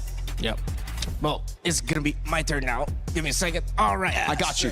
All right, thank you. You're going to have to also hold my mic over there. Teamwork. All right, it's just, how come I made more old man noises? My age is showing. I don't know why. All right, this one. Okay, so we're going to start off with this play here. This is where our two casters, Leo and Trex, are pointing out. You don't always just want to keep going after the Belleric. You're going to have to choose differently. This is the harsh reality towards Vamos, where, okay, you can try to combo one, but you will get punished later. Because here in this map, we're going to do a quick little... I'm trying to look for my zoom in button. Oh, there we go. Okay. Give me a sec. Bam. All right. So you watch where Zara Egoist is going to be coming from. We're going to play this play out through the map instead of just the little micro decisions. Team Spirit were happy that this happened because they knew Zara Egoist would be in a position to punish Vamos. And then once they finally realized that, oh, wait, they got no one. We're good to go. You see members slow, and you see where the Brody is. That was the sign for Zara Eagles to go ahead and jump in. That's how they were able to get the second kill here onto the Brody, with the other one coming in from the laning phase after they gave up turtle number one, and then they decided to just gank the bottom lane. So that was a great call by Team Spirit, and meanwhile for Vamos, a little bit desperate, wrong target, not fully respecting where the Hirara could be coming from, and then they got punished for it. And then the second one would be how Team Spirit also handled this. I love where Sawa and Hiko came from. They decided to conceal from the bottom side of the river, and then with Vamos already set up, again, this is what they want to do. Their formation wants to fight. So they had full setup for the turtle. They didn't know where the Belleric and the Cloud was, although they could surmise that they could be coming from the bottom lane from an opposite side, which is why they put Clockun over there to potentially sense. But at that point, Sawa's just going to ignore this juice in. Doesn't care. So he'll be able to get a great taunt off. Meanwhile, Hiko locks in into Clockun, and Hiko does a really brilliant BMI trick here. He goes in, he BMIs. Because the Benedetta sees him, Sepat sees him, he decides, you know what? I'm about to go down. Kid Bomba is absolutely destroying me on this Esmeralda. Let's see if we can get this Cloud out here. Force out his Purify. Just a bit. Hiko, bang. Gets out safely. Vamos was scrambled. They decided to just focus a little bit more on the heroes. Arrow 404, as you see, did not even get to use his retribution over there. So that was an easy, clean take for Team Spirit. They got turtle buff. They get some more kills. They get some more fights. Even though Samuel goes down, they get to win the trade overall. They get more kills. They get the objective, and that's a big win. And Nako's irrelevant. I mean, you circled in on the retribution, but you also saw Nako back there, full health. 0-2-0. And on the other side of things, you see the impact. Hiko is not only fighting against Clawcoon, gets him to half health so Zushin can't poke in on that fight and contribute any CC or any damage, but then comes back and almost kills her again after he's been effective in the turtle fight. So both of these things, to me, like, those are great points you guys pointed out, but I think maybe the biggest thing was clearly winning that side lane and putting Nako in a defensive position, not being able to use a matchup that should have been in their favor, right, Remar? Yeah, it's difficult too for Vamos. I understand their frustration because even in the team fighting, there's like, they're coming from the sides. Where are they coming from? Some unexpected angles of entry by Team Spirit. Yeah. I think that's the game plan here. They're keeping Vamos on their toes and making themselves really difficult to read for team fights. Yeah, I think, again, if we go back to that point, I mean, the Brody pick now just feels so off, right? Because if you look at the composition again, it was made to team fight. It was made to just basically get tempo around the map, play around the Atlas and the Guinevere, and you don't really get that with Brody, right? In the side lane. It's usually when you pick up the Brody or even the Clint, you wanting to rotate into that lane, pick up a turret, then have the Brody rotate around. So it's about setting up the Brody for that strong side, then getting structures, capitalizing on that. Yeah. So again, yeah, you can't really do that though. On the Guinevere, on the Atlas, you gank a Claude, it's an instant purify, and then it's free objectives on the other side of the map, which is already the strong side for Spirit that they established very well on. Well, we had a chance to take a moment to talk with the coach of Team Spirit, Cold Star, to see what he thought about this. Some great adjustments in Game 1.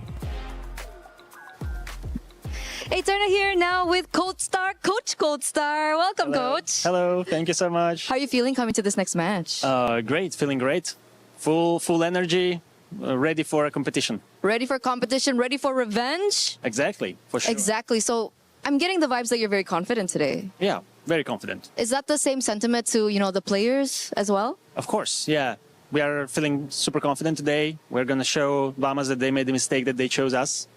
So, okay. Yeah. I like that. What made it different this time? You will see different team spirit today. Okay, a different team spirit today. I'm quite curious to see that. And obviously, we do want to talk a little bit more about like the struggles that maybe Team Spirit had faced in the group stages. Could you share a little bit more about that? The struggles during group stage? Well, I think that there was a moment, something with preparations. I think at some point we maybe didn't prepare enough. We made some mistakes in draft, in preparation, in our strategic approach. Okay. So we changed that. We fixed, worked on our mistakes during those days. I think against Guangzhou Gaming, we already fixed things and adapted well to that series. And of course, during these days of the break, we had an option and had time to fix the mistakes that we had and work on closely what we're going to do today.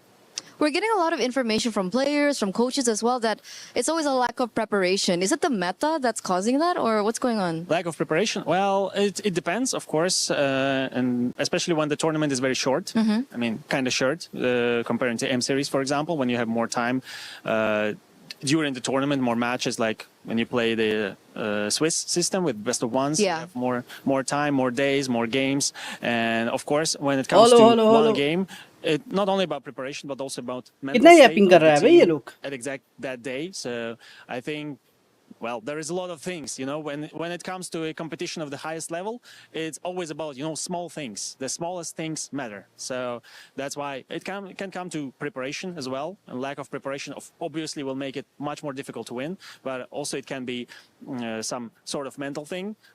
Maybe some teams underestimate the others. For example, like maybe Team Liquid underestimated other teams, and that's why they made their mistakes, and that's why they're out in group stage. So I think it depends on the team, depends on exact situation, and we never know what happens inside the team, so only them know. So yeah. What about your players? What about your babies? How are they like? Is it something about underestimation? Is mentality a problem as well, or is it just more so just gameplay and strategizing?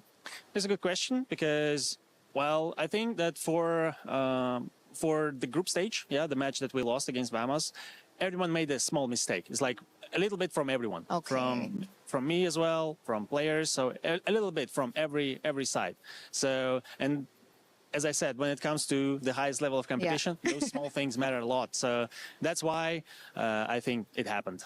So we're expecting a collective improvement from Team Indeed. Spirit today. Indeed. So maybe do you have a message to your fans back at home? You know, the EC fans, you know, just the international fans in general. Yeah, of course. Thank you very much for cheering for us, for rooting for Team Spirit. We're going to show great performance today.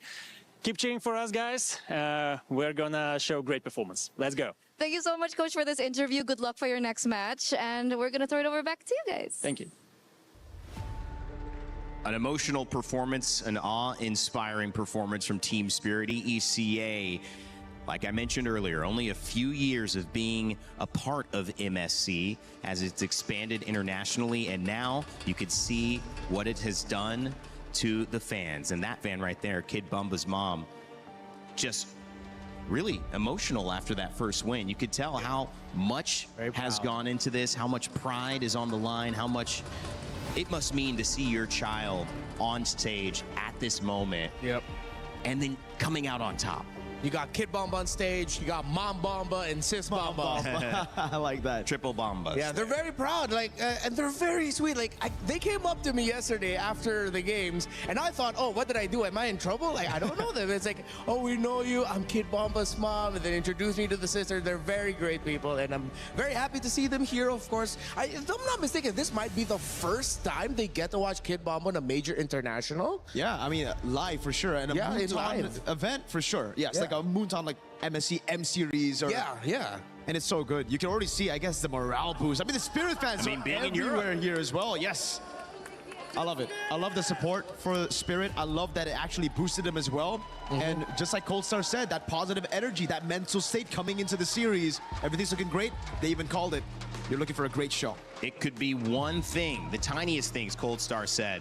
So we'll see what tiny adjustments they make. On the side of Vamos, they say, we're not going to play the Belleric Atlas game. Yep. That makes a lot of sense. I think you have way more preparation, stuff to study from, stuff to learn from in this tournament with Belleric and Atlas. Maybe on the sidelines or only one of them available, and they decide to do that. Go back to the Valentina ban and also the Esmeralda ban in order to prioritize the Paquito, which, guys, could be a flex here. Yeah. See, I'm actually more of a fan of this, right? If you go for the Barats or the Paquito, you go for the Paquito first here just because you can flex it 3 waves. Especially considering Spirit don't really want to play Zaur Egoist on a Barats jungle, right? So even if they pick it up, you know for sure it's going to go on Bomba, not on Zaur. This is a good one. Bomba's amazing. Hiko has 100% win rate on it. We haven't seen Zaur on it, but it's going to be good as well if they are able to just, again, establish control early. Yep, so many options, especially with a Valentina Atlas Esmeralda taken out. It's perfect choices for Paquito first pick. But Vamos does something surprising. With the Barris, yeah, it's flexed, but they paired up with a Jushin right away. Yeah, I wouldn't be too surprised here. They go for the Hirara again. We know Zaur wants to go out on those assassins. And he didn't get it last game, which is important. Now for Spirit. Do they want to go Uranus? Do they want to go Uranus straight up, right? Against the Barats. Thing is, error on... Yes, they do. They're calling in the bluff because I think it's similar. Again, from yesterday, the Barats pick. Everybody knows it's not going to go on Nile. It's going to go on Shogun because Nile wants to be on carries. Here as well. You look at error, you really think he's going to go utility Barats? Guinevere is like... That is the limit of how utility is going to go. Yeah, because even Guinevere, as utility as it is, it has some sort of carry factor that we mentioned with Ling disappearing. Here comes Nolan. So it's not Hirara Ling as we were placeboed into believing, as Mirko pointed out. It's Nolan and Hirara as the actual trade. The Baron was quite unexpected, a little bit disappointing. I thought they would just go Uranus there, you know, with the instead of the Barats pick after seeing the Paquito and how it could be flexed to 3 lanes. And Spirit didn't even need to bring it into the second phase. They were like, oh, you're revealing your cards early, so we're also just going to counter you. Well, you know, you could see Hirara and Nolan picked up again. It is the second game, to correct myself earlier, on Zaur for that. But Nolan, probably a lot more comfortable here for Arrow 404. Absolutely. And we've seen Nolan rise in just value generally in this tournament. Melissa banned out as well. So she won't make it through yet again. I think it's going to be the same matchup now for Spirit. They should ban out the Moskov as well. Try to force Vamos on a claw. They even... The Clit was a pretty good answer yesterday as well, to be fair, against the Paquito. I thought they were going to ban out the Moskov, so they forces the Claude, but this is a very similar thing, right? Yeah. Moskov Claude, you can still bully him. It's just that it gets really annoying with the Moskov Spear of Misery. Gord actually gets banned out, which is quite interesting. Trying to take away that... It doesn't really look like a Gord comp to me, though. Bit of stun, bit of damage. Yeah, honestly, at this point, they can just trade the long-range poke mages instead. They didn't even think of the Gord because they're so mobile. Yeah, like Eve with the Valentina gone. I think we go back to like Eve Farcel trades. Oh my god! I'm so Diamond code मिला है क्या? used to seeing this guy. Diamond code दिया है क्या? Draft. I did not realize he wasn't banned. It just out. usually auto ban. तुम लोगों को diamond code दिखा क्या अभी? Oh, maybe Spirit also overlooked that. Yeah. They're going to hide their last pick, gold lane, for Vamos. Spirit are going to have to reveal all their cards. We know already where the Paquito, Hirara, and Uranus are going, so it's about the mid and roam right now. To deal with the Marcel, to try to MSC get control Legends. early. Or do you go on mid and roam? That's the question. You need to go for Prio. Is it Cho? Do they really want to go Cho? I've always been a guy to say don't pick Cho into Marcel, even though it is very skill-based and players have gotten better for it. Eudora? They can pick off. Matilda. They get Matilda. Yeah. Wow. The Eudora, pretty solid against the Nolan. Gonna be Guys, diamond code दे रहा है. Diamond लिखो, diamond लिखो, code लिखो. MSC Legends है. Still go for the First diamond code. Okay. You can deal with the Paquito somewhat in lane. Yep. But that Matilda, if everybody just comes flying by at you, dude. फिर diamond collect करके जाओ. Yeah, code MSC. Early game. It's all about that turtle one. It's all about snowballing for both. And maybe they have the answer here. Obviously, the Marcel has been one of the most dominant picks when let through. Just alone with that, are you liking Vamos' draft? Yeah. Well, I really like the Marcel, but it depends on how they are करो. able to pull off that early game. I can see some angles where the Marcel could give a lot of difficulty for Spirit, but equally, Spirit might just not even care about the golden hour. All right, well, we'll see. Is it going to be golden hour here? Marcel let through yet again. Will he continue his dominance here at MSC EWC 2026? Let's send it over to Leo and Trex for game 2. वही तो सनी ग्रीवर्स हो रहा है. Tap tap tap tap करो ना मिल जाएगा. मैं भी ट्राई कर रहा हूँ. Given that they are going to die on this hill, they're once again playing the Brody and the Zushin. Let's see if it works better this time. I do think they have a little bit more of an engage capability with this Marcel. That's the trigger finger, right? It's definitely a very different lineup around the Brody. You have some way to make space for him to actually move around in these team fights.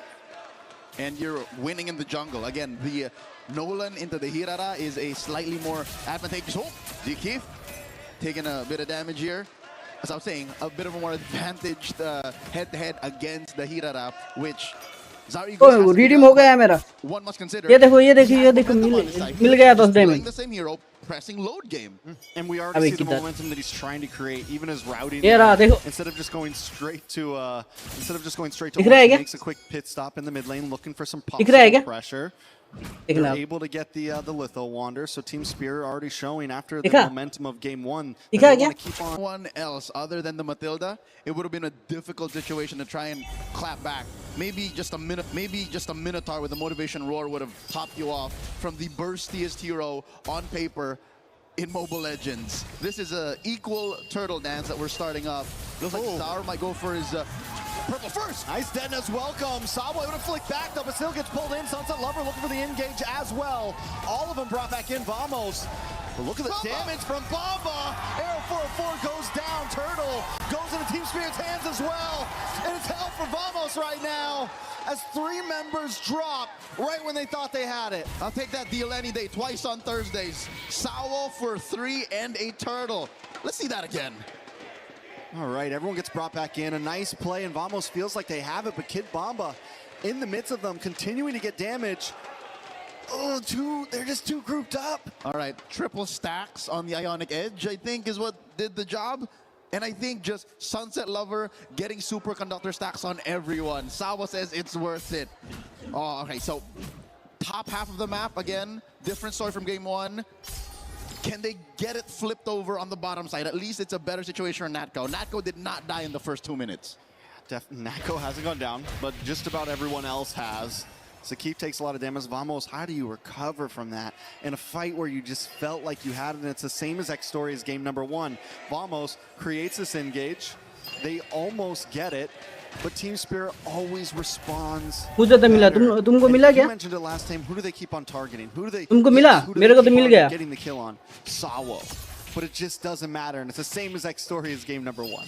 40 seconds till the turtle spawns, and Sawo is everywhere. That's just what you get off of Diana मिला तुमको? blessing, and of course just the sheer mobility that a Matilda brings. Diana को मिला? Some way, somehow, kind of counters what a Marcel does in breaking your formation, and what Klokun wants to do with a Zushin to try and get you closer in. Team Spirit can reset over and over again, which explains a majority of, even in the neutral, even when fights aren't happening, why Spirit get to do what they want. Another small camp steal here from Zariguist. He is up by about a level, a full XP bar from Error 404.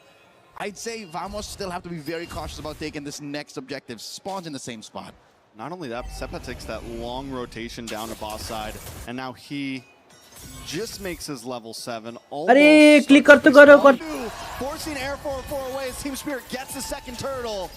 Team Spirit don't have to force this air to get what they came for, but they do seem to want to present the attack. Vamos back under the towers, losing another turtle and falling behind more and more. Deja vu. Might not have been as bombastic of a trade, a 3-for-1, but a kill onto Sawa for everything else that Team Spirit walked away with, plus a conversion into a tier 1 up top. This is Team Spirit finding their footing. This is them playing comfortably in the knockouts, while Vamos, again, by picking 2 out of the 5 same heroes, are ending up with the same issues. Once they've used the Detna's Welcome, once they've come in with Air 404's Kitten Burst. Oh, another one, Detna's Welcome on Uranus. I don't think they're going to have enough damage for that, but wait, everyone does pile on top. Consecration does pop. They're going to walk right into Zard here. Tower will get away, but still that's... Oh, in the mid-side, Hiko finds Natko, and this is the constant response that Team Spirit brings. Every time Vamos drops a test, Team Spirit has the answers. Now they're going to move on to this purple buff as Vamos is kicked out of town, forced away out of their own jungle. Oh man, even the purple buff is in jeopardy, and Zaur just yeets that out of Error 404's hands. They're propelling up to a 5,000, canceling that circling eagle. Natko might be one more casualty, but all while this was happening, the final turtle goes to Team Spirit. It's looking rough for Vamos at this point. Team Spirit consistently has the answers. I got to point out Hiko as well. He hasn't always, I feel like ever since the Gold Fighter really became popular over the past year or so, Hiko hasn't really gotten to shine on one, and this is probably one of the best games I've seen on him on a fighter in the gold lane, the Paquito. He's been finding angles, he's been outputting damage, he's performing today. And it's what you need with this kind of lineup. Again, the forward momentum. Try करते रहो मिल जाएगा. Flanking from the sides. Even Error 404 is scared of the तुमको नहीं मिला? अरे try करते रहो जब तक तुम्हारा मतलब क्या बोलो तो एक ही बार में नहीं होगा. 20-30 बार try करो. Click करो. मिल जाएगा. He hasn't seen a purple for about 2 minutes now, maybe more. Okay, दबाओ. मिल जाएगा. Losing towers, haven't taken any objectives from the side of Team Spirit. जब तक reward sending वगैरह नहीं आया था ना तब तक okay करो. मिल जाएगा आराम से. That Team Spirit has brought. You kind of expect this power spike in the 6 to 9 minute mark. But Vamos has not been doing a good job at responding. They haven't been doing a good job of finding answers. They've actually been forcing fights sometimes when it's not even their time. This is a clear sign that you shouldn't be. Because in that little moment, the sequence down bottom when they pushed tier 2, Hiko was putting fist to face against 3 with very little punish. He was doing that with impunity. Wait. In the vicinity, but what does VMS do here? तब तक limit reach नहीं होगा तब तक click करो भाई. On Natko's ult, stop them all with the perfect golden hour, and then Arrow 404 to clean up. Like that's the perfect picture here with Sepat being the engagement.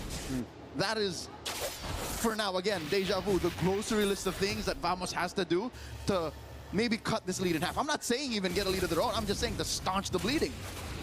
I mean, Vamos trying to do exactly that right now. इस बार भी ले जाएगा ये. With cutting lanes. Team Spirit ले जाएगा इस बार भी. Finding his way down the bot, finding his way to the mid.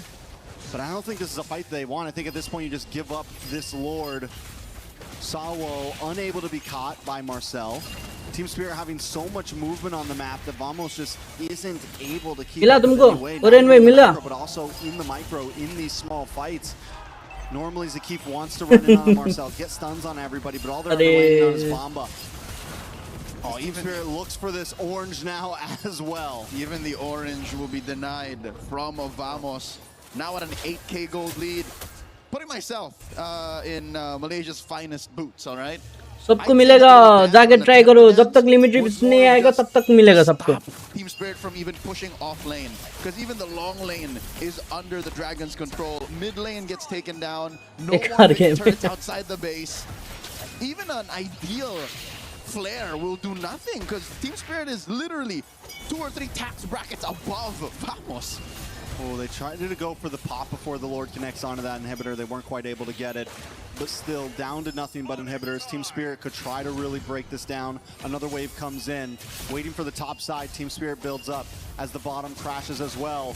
Arrow 404 taking orange buffs just to try to maybe recall and get back involved in this fight with a little bit of something, but look at the damage on his Zakif. इन लोगों का जंगल देखने कहाँ पर है? Vamos का जंगल देखने कहाँ पर है?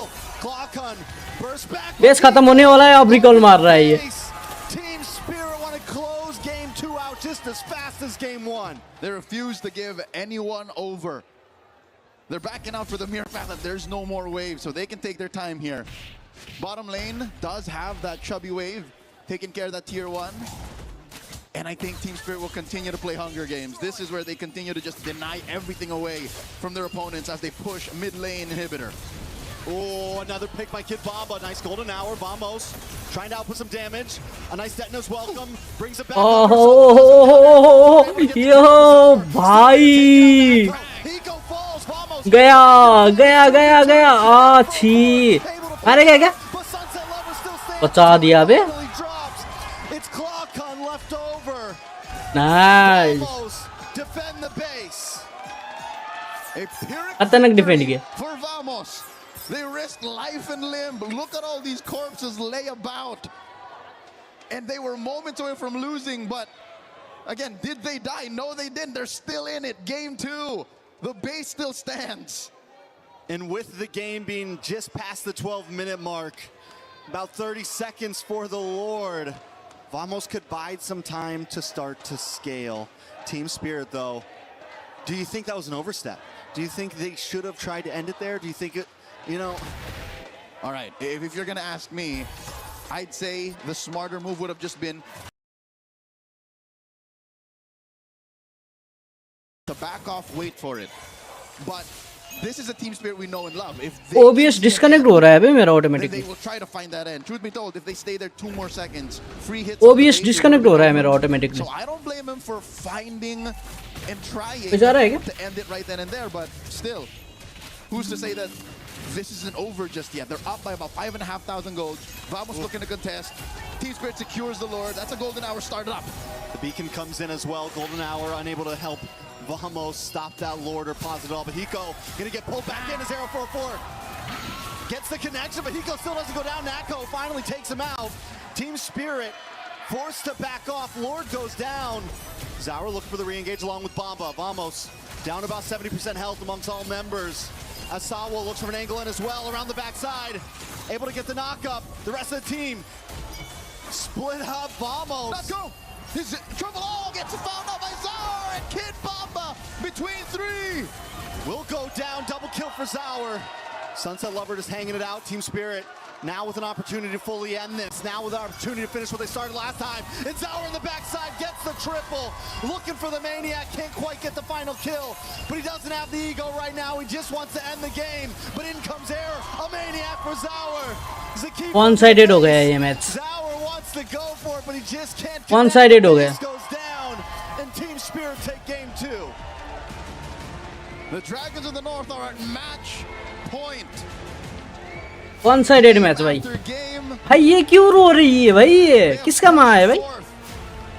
And they have not denied themselves the play style that we have known. बढ़िया खेल रहा है टीम स्पिरिट. अब बस एक मैच जीतना है इसको. To figure out how to rope it up their way out of this 0-2 slump. And that's a long road ahead. It's a best of 5 for Team Vamos to do this. We're talking 3 games in a row.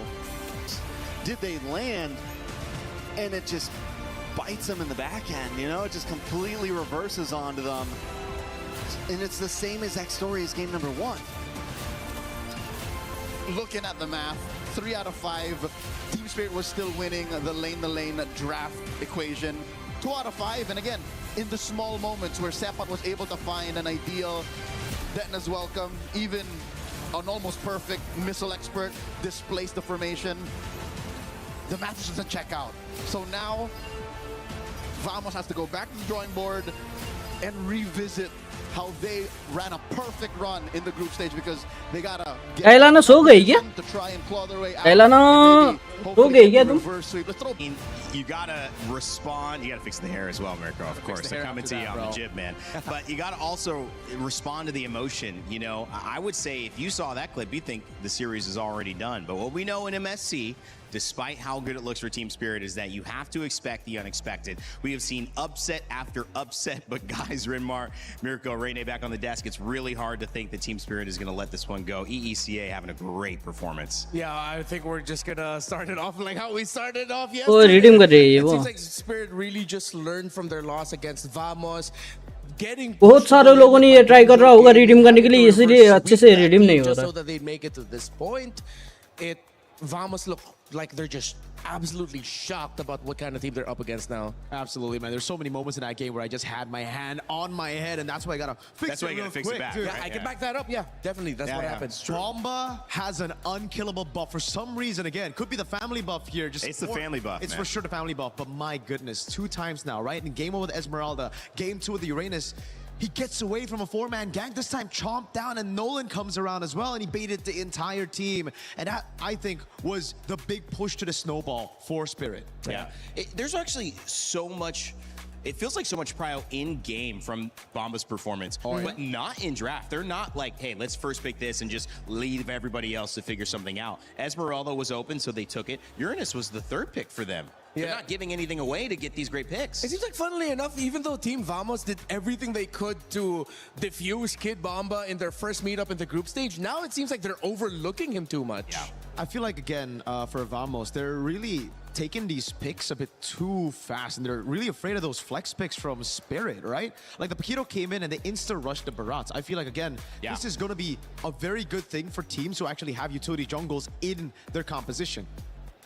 Error is not that guy, bro. You don't want Zaur, you don't want Error to be on the Barats. So when you pick up the Barats, it's just basically revealing your cards early, and that's why they got the Uranus insta-counter. They revealed all their cards, even though they had a flex pick in the Paquito. You were exactly right. And we talk about the little things, which Cold Star mentioned, the coach, earlier when we had an interview with him. That is a little thing there. That is a very little thing that they maximized all the way. And it was just those little things that built up in the game as well, right? It was winning those lanes. It was Hiko taking Quantum Charge instead of Lethal Ignition as well. Massive change. It's such a small change, but it changed the way that Team Spirit's composition could play in these fights. With the Lethal Ignition, you just expect, all right, insta burst, go in, get out. Here, he went in, he backed away. So many times it caused so much confusion for Vamos, because they were like, all right, we picked up the Juicin, the Marcel, and the Barats for these longer fights. But Team Spirit are never committing. So it ended up being Vamos having to use those abilities for nothing. And I feel like that sums up the story of the series so far for Team Spirit. They've been getting crafty with it. They're really pulling out all the stops to make sure that their idea is, we know we're up against a team that wants to go all gas, no brakes. How about we're the ones who set up those little roadblocks, those little checkpoints? Just make them go through the journey a little bit slower. And Spirit, they look comfortable with that because they know that they're outsmarting Vamos in every team fight and in every big rotation around the map. When you're from Los Angeles, where I live, you know of a couple canyons, PCH, Topanga Canyon. The twists and turns, you can't go full speed. You have to know the difference. And sometimes the benefit is when you know the area versus you don't, you're comfortable in that. And it feels like Vamos, and this is just my thought, look a little uncomfortable in this stop and start. Yeah, they're used to just going all out. They're not used to having to recalibrate a little bit. अब ये लोग दिखाएगा क्या गलती किया, कहाँ पर किया. अब स्टार्ट हो गया इन लोगों का. Season 17 in their grand finals, where it felt like they were just up against an SRG that once they realized, hey, we're up against a team that really want to take it into the fights heavily, let's try to outsmart them. We'll try to find those little weird angles, and it hurts for Vamos because they acknowledge that this is what they went through in the grand finals, and now they're up against it again, and they still can't deal with it. Absolutely. And again, it comes down to, again, for Vamos, their strength is also their biggest weakness, right? Their biggest strength is their biggest weakness. They're very decisive. They're a bit too decisive, right? When they want to go in, everybody does. But when teams get the hold of that, when they download that gameplay and then find ways to counter it by, again, forcing these longer team fights, going back and forth, forcing out those abilities, it puts Vamos in such an awkward spot that we thought they would be able to capitalize on with this meta. But again, with the drafts, they've really kind of relied too much on that decisiveness. They've leaned too much on their own strength and forgetting about how it could be a weakness that could be exploited as well by their opponents. Team Spirit take the second game in this series. Rimar,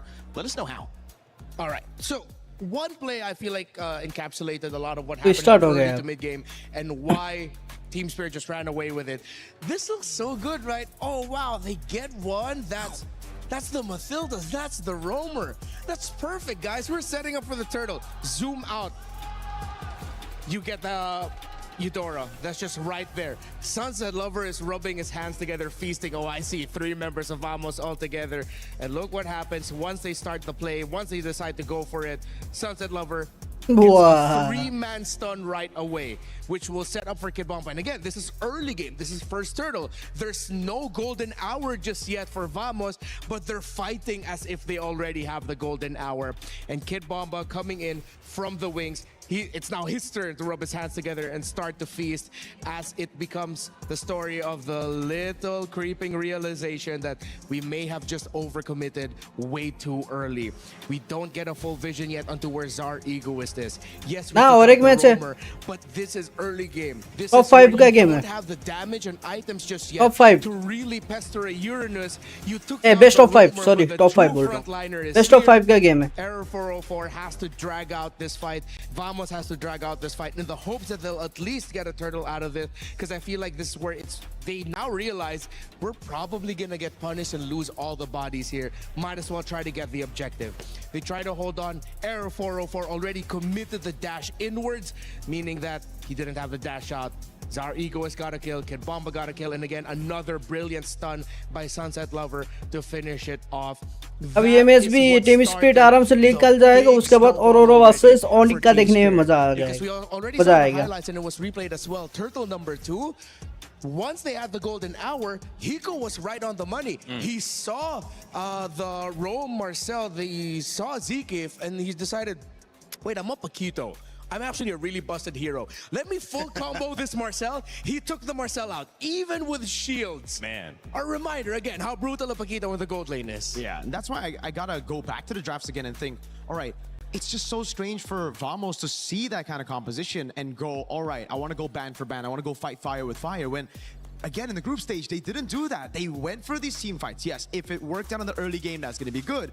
But they would always leave Natco on heroes like even the Moskov, something that could just give them insurance for the late game, say, if plan A doesn't work out. Yeah. It really seems like here, again, they are doubling down on their main strength, but not accounting for their weakness by picking up the Brody all in on early game. I think that is a very strange thing that needs to be adjusted. 2 Brodies in a row. Again, it looks bad if it loses twice. Yes. It looks good if you tie it up, right? So they took the risk. Now we probably need to see something different. And that's the thing, right? When you pick up the Brody again, तुमने miss किया one-sided match को. वो देख के गई थी ना तुम We need to do if we lose out the first neutral objectives. We play around the Brody. We go and take these turrets. We let the Brody play around us, and therefore we fight with the Brody already ahead. Yeah.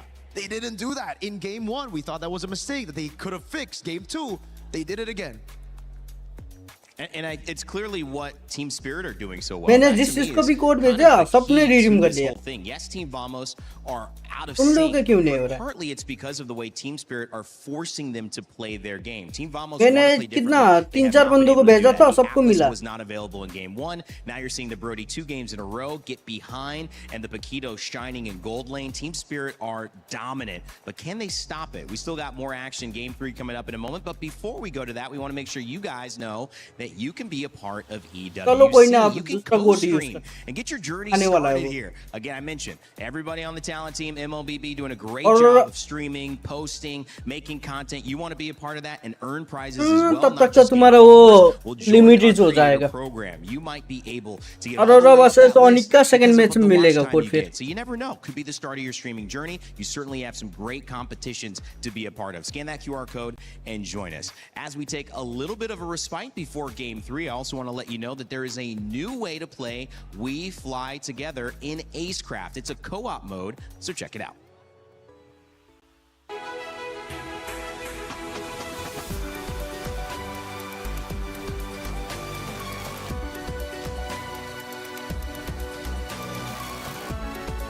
ओ तो फिर तुमने गलत वाला code use किया।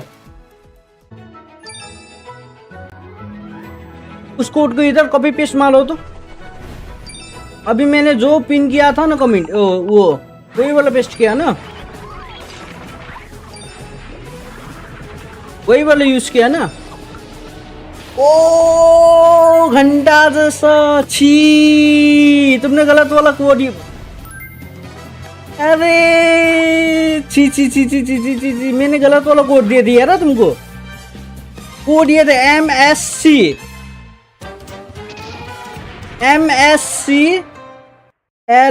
LEGENDS, ये वाला था code. ऊपर देखना मैंने क्या किया, जो मैंने पिन किया था वो था MCS Legends, गलत वाला दे दिया तुमको।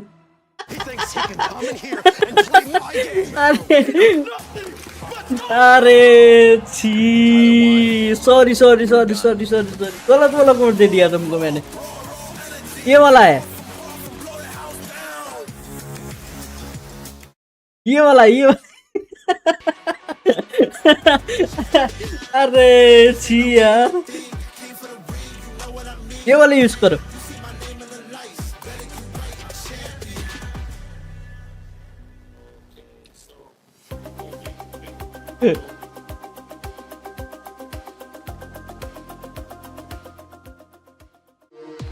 We were there. होगा होगा होगा, रॉन्ग कोड यूज करने से वो हो रहा था। 1 घंटे में ट्राई करने के लिए Every respawn. ये डाल के देखने एक We're bar, there for the years हो of जाएगा। grind. And we're here. Now. The proud founding partner of EWC. Powering the biggest event in gaming. Shoulder to shoulder with the world's best. ना ना try करो ना एक बार। Making history. Greatness deserves a stage. Lenovo Legion. Reach your impossible. Try करने में क्या जाता है? अरे मैंने Greatness certainly does deserve a stage. अरे होगा And we होगा, found एक बार it. ट्राई It's the करो तो। Lenovo Legion Gauntlet, where the prize trophy, MSC, is up for grabs here with MLBB at EWC 2026. Rain Day, Renmar, Mirko. ना अगर तुम wrong code मारोगे तो 1 आवर वेट करना पड़ेगा उसी कोड यूज करने के लिए। एक बार ट्राई करके देखो ना एक बार, पर नहीं हुआ तो दूसरा मैच में कर ले 1 घंटे बाद। It was the Malaysian squad that would suffer the very first loss. उल्टा कोड दे दिया रे मैंने, Team Spirit, who had a new छी। plan thanks to Coach Coldstar and Kid Bamba, who would jump off to the races in the EXP lane not once but twice and put the EECA representatives up 2-0. It is now the final game. If they can do it again, it will be a clean sweep and the farthest we have seen this team go at MSC.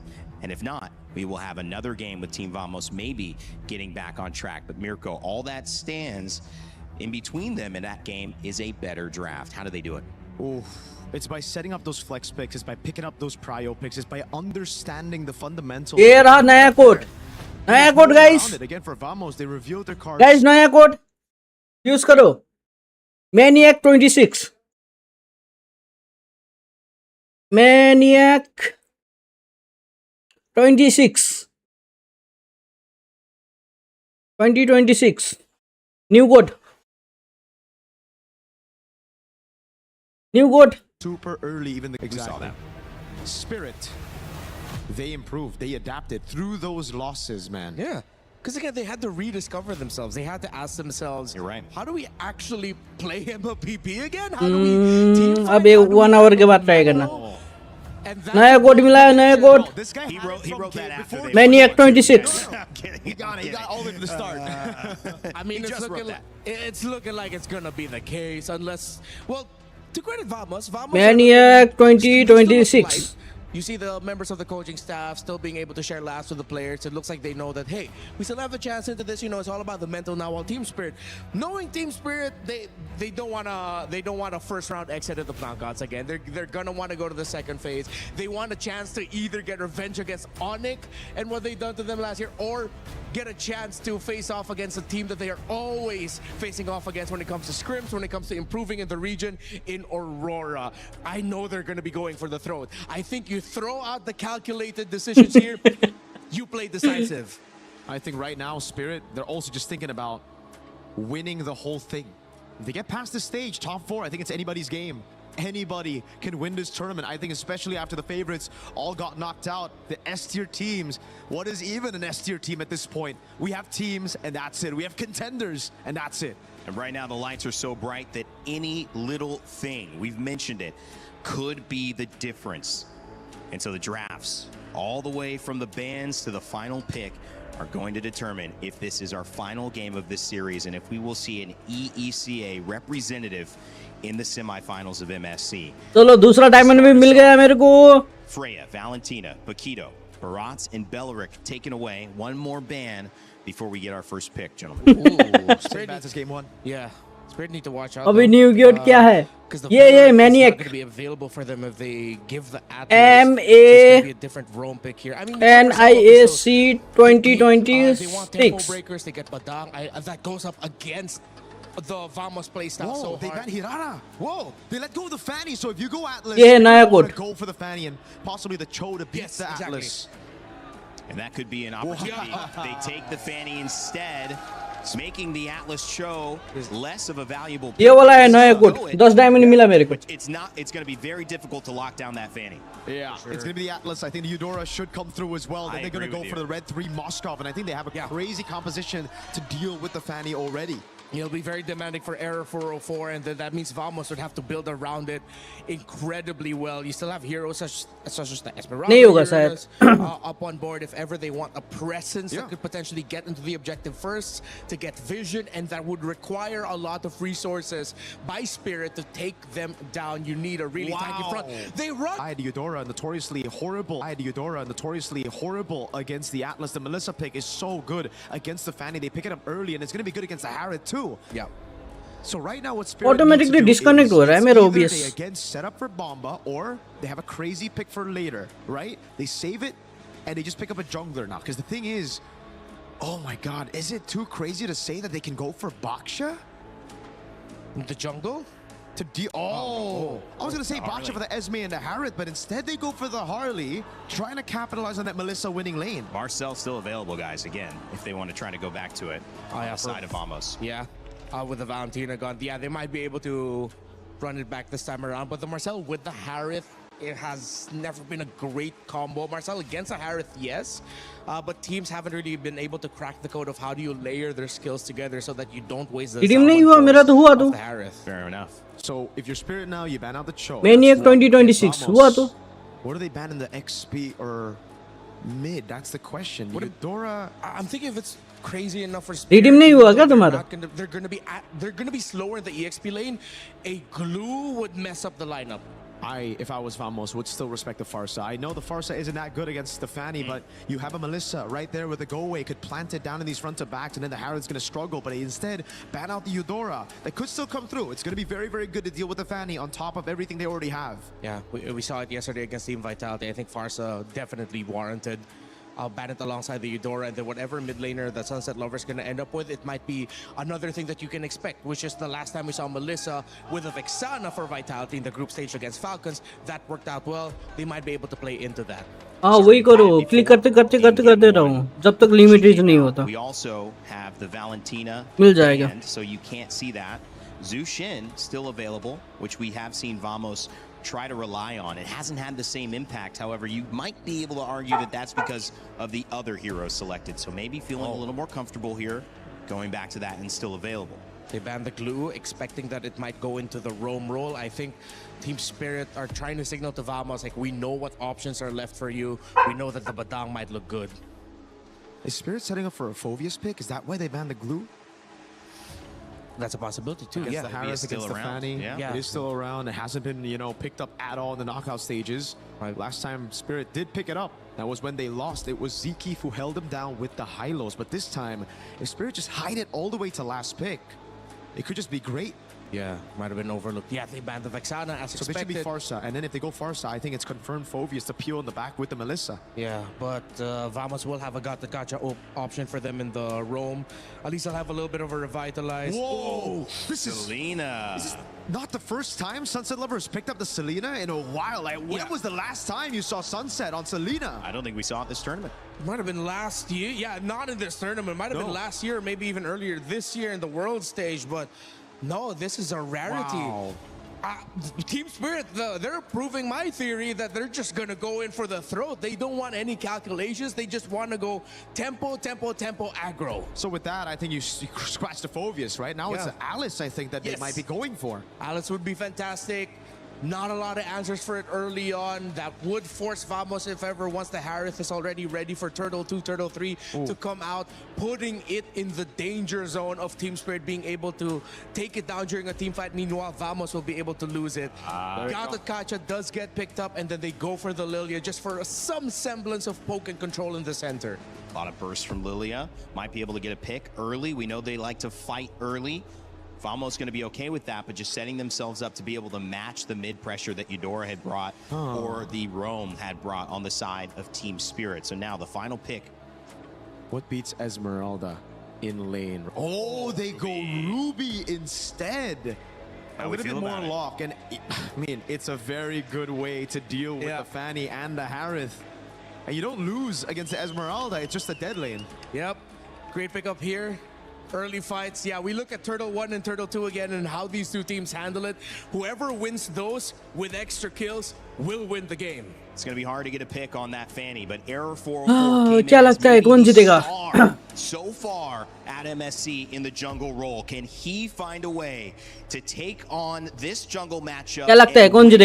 Our Egoist, who has been dominant so far. Team Vamos, one more chance. And for Team Spirit, they are in the semifinal. If they win this game, there's one more opportunity to change history. Let's see who takes it. Victory will be earned through blood, and I could not agree more with our panel. Thanks, Rainday, Renmar, and Mirko. It's Trex and Leo taking you through game number 3 in this best of 5. They mentioned that whoever gets more kills wins, and I don't think there's any other way. You gotta kill before you convert. And that is exactly how these past games have been going. Team Spirit, we were worried they were going to take it slow, but instead they were willing to hit the gas. They were willing to go for the kills and use that as conversion. Not a slow-paced game, not something where we just play for objectives and never try to take anyone down. They always want to kill first. Yep, quick recap. It was off of Hiko's Pakiro, and Vamos का draft बढ़िया है इस बार. That was just forward facing all the time that led to बढ़िया है Vamos का ये. Vamos का draft बढ़िया है इस बार. Close that gap, and I like how they're not pulling any punches. Look at the damage profile, and of course the speed that Vamos can go through. Renmar usually often mentions this, it's gatotable, and this is when you want to say it's gatotable. You want to find an easy way to get Hiko, compromise his position, and force an early get away from him. So at least they're fixing that now. Vamos, I feel like this could be the pivot point. Yeah. For me, the most important thing for Vamos is don't go for don't die first. You know, don't be the first one to go for here. No. If you do, don't mess it up. Don't fall for the Sawo bait that's been happening over these past 3 games. Zakif taking a little bit of damage. Zaur able to get the deadly magic off, but just showing presence, not exactly going for kills. 10 seconds before the turtle spawns lower quarter. Again, one more way you could say that for sure Vamos is trying their darndest to survive in this series is look at the amount of purifies. 3 out of the 5 confirm that they don't want to get touched by Sawa. They don't want to get compromised by that Ruby. Turtle now to 10th. Moves the keep into the backside. Air 4-4 able to steal the turtle. Kid Baba taking a lot of damage as well. They do get stunned up. Air 4-4 back to the backside, looking for Kid Baba. Kid Baba. Oh, क्या miss किया बे इसने? Chief यानी. Almost will move on to that tier 3 and get some nice gold plating. A little more damage in this purple buff jungle. Zakif taking out first blood over to Sunset Lover. All right, quick tally of events. Yes, Vamos did yeet that turtle out from underneath Team Spirit. Oh, Klokun! A lot of damage out of Sunset Lover. Black shoes! He should be fine. Major objective goes over to the Malaysian squad, but Team Spirit, we mentioned the opening seconds of the bout. Whoever gets more kills, and they took down Zeke with very little fight. I think at some point Zeke was like, yep, I'm in too deep. This is, guys, just make something else on the map for me. It's a little too committed, but I still say that they were able to get on that bottom tier 3 with the turtle. Still feels like a good direction for Vamos. This is the first time in 3 games they've had a lead. Yep, a small camp. And that should put him up about maybe close to 1,000 up. So we saw a little bit of the action in the XP lane. Gold lane, though, the fact that Hiko was able to like leave a little bit, join a little bit in mid, and then jump over means he should be close to at least where Natco is right now. But it's close that it's clear that Vamos are on a different tempo now. So at least that decisiveness, that maybe even to a fault, over decisiveness, shows that they have a plan. And now they're finally trying to get to it. Deadly Magic's put on the Klokun. He should be fine. I think up to this next turtle, about 20 seconds up, is where we see the 1,000 gold lead broken here by Vamos. And I don't think it's OBS disconnect हो रहा है यार मेरा. Things to do for Team Spirit. Look, they have Sunset. They have Selena. They have Kid for Team Spirit. Look, they have Sunset. They have Selena. They have Kid Bomba, given he was down in the bottom lane dealing with Sepat.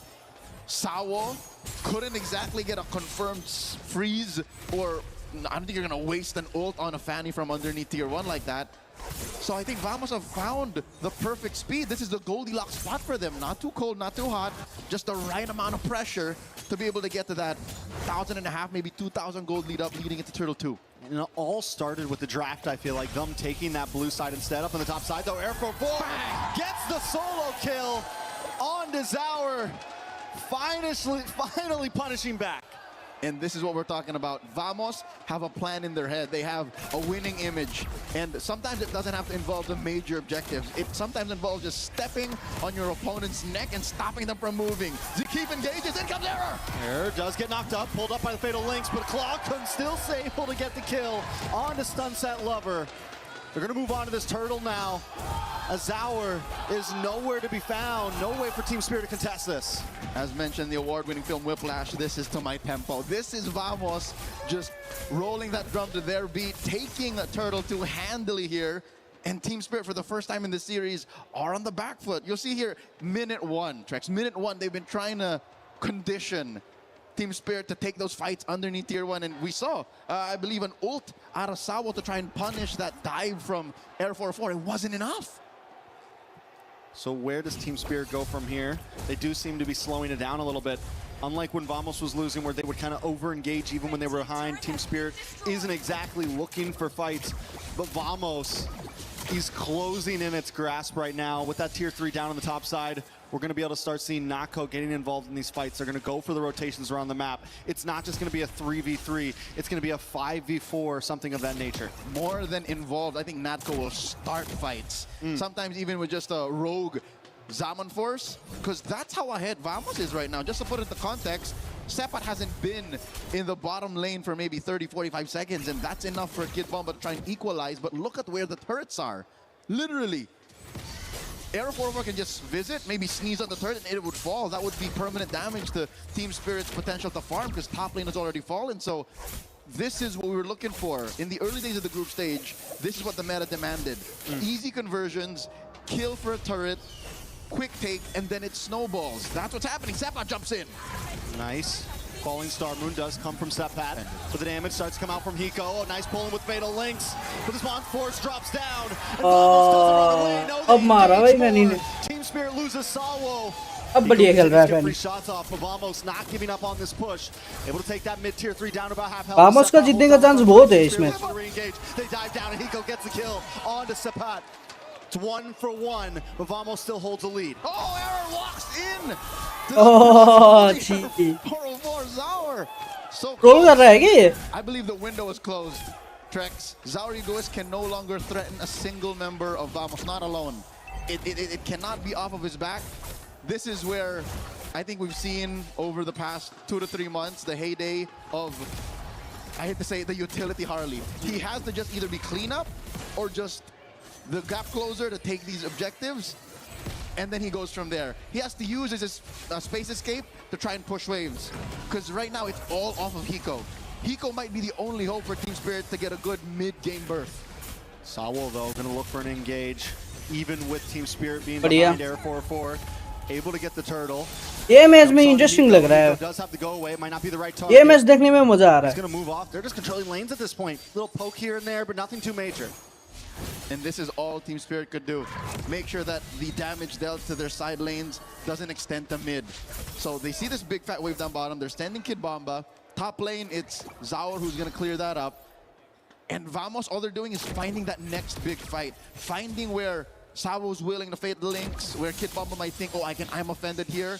But they know that Team Spirit is short on damage. They know that they can't fight toe-to-toe just yet. So there has to be a crafty way for the math to side over to Team Spirit. Because Vamos right now, look, they're just taking it slow. This is a clear sign that a team knows that their damage is on par. Oh my lord, a single swing overputs a third out of Hiko's life down. A single swipe. Hiko might not even have time to hit the go away if he's not careful. It's getting to a point where we'll have to preemptively do it when these fights start, because if anyone jumps on top of him too quick, he's going down. All right, fortunately, Hiko has been getting some farm, and that's speaking relatively, because look at how well Vamos is freezing these waves. He's just butt down maybe 500 gold away from Natko, and Kid Bomba gets caught.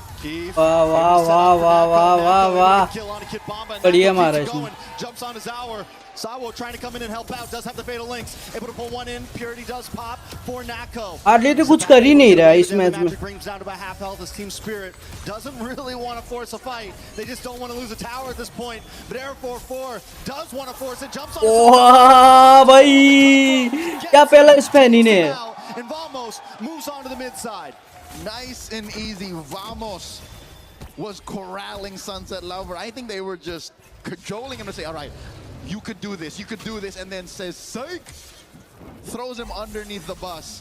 Just like that, the lead has grown to almost 6,000 up. I don't think Team Spirit should even contest. This should be a free Lord, but wait, Sawo, what's he thinking? He doesn't have a Fatal Links. Sawo doesn't know how to not contest at this point, no. It's just vision. But Team Spirit maybe should be using this to take a tier 3 up top side. Do they really want to go? They don't need to go for a Lord right now. Use Zaur to play the map right now instead of forcing Vamos into a fight that you might not win. I agree. Use it as if like a baby Fanny, like a baby Ling. Baby Fanny. Baby Ling. Fanny at home. But it seems like Team Spirit, despite the 5,000 gold that Vamos has on top of them, want to keep him honest. So, which I get. Because look at this lineup. Look at Team Spirit's lineup. None of them can clear waves as easily as one might expect. So maybe they don't want to defend out of the base. But also, now that I'm thinking about it, an I'm offended inside the base would be lethal. That could be a turnaround that Team Spirit can play off of. Maybe a singular wipeout, but that's neither here nor there. Maybe if you can just slow it down here, right now, in the Lord Pit, they'd rather take that fight. They take their chances here. Speaking of I'm offended, can Kid Baba land something now? He does get vision into that. कब से redeem ही कर रहे थे क्या तुम तो? Don't want to give it up. Maybe they और इन में कब से वही कोड redeem कर रहे थे क्या? Makes the call of this is not the play, guys. Let's play the map. Let's let them have it. Let's go for the defense. And guess what? You can't purify the map. That's the thing that Vamos is thinking right now. They have layers upon layers of insurance. Playing the map doesn't force them to use their purify, which is almost the one resource that Team Spirit are struggling to deal with. Because Sunset Lover, I hate to say it, is a non-factor right now. His arrows are landing a little too far off. Zkeef comes in. कौन है ये कौन है ये कौन है Nako with the re-engage drops him on force. The damage still just too much, and Team Spirit doesn't quite have enough. Hiko does drop the goal away. Look at the damage. ओ भाई क्या damage मारा One more shot, he gets the shield and he survives. Team Spirit just can't luck out in this game. Oh, but he still goes down. What was that? He walked into a trap. Is that what happened? It must have been the only possible explanation. So Sunset Lover says, Leo, who's not a threat now, but that's not what we were referring to. We were referring to Purify's getting popped. What? The damage on Sunset Lover, we underestimated. The possibility of a late game Selena turning things around like that. I mean, he had like 10% health. Less than. It was like 4 or 5% with a shield. A trap, I feel like that's fair game. The trap got the kill. Where was it? Somewhere around here. Had to be in mid-brush, yeah, mid-river brush, something like that. Okay, so that does keep the Lord push very manageable. Yeah, they and still it have their keeps tier 2. the inhibitors standing, yeah, tier 2 in mid.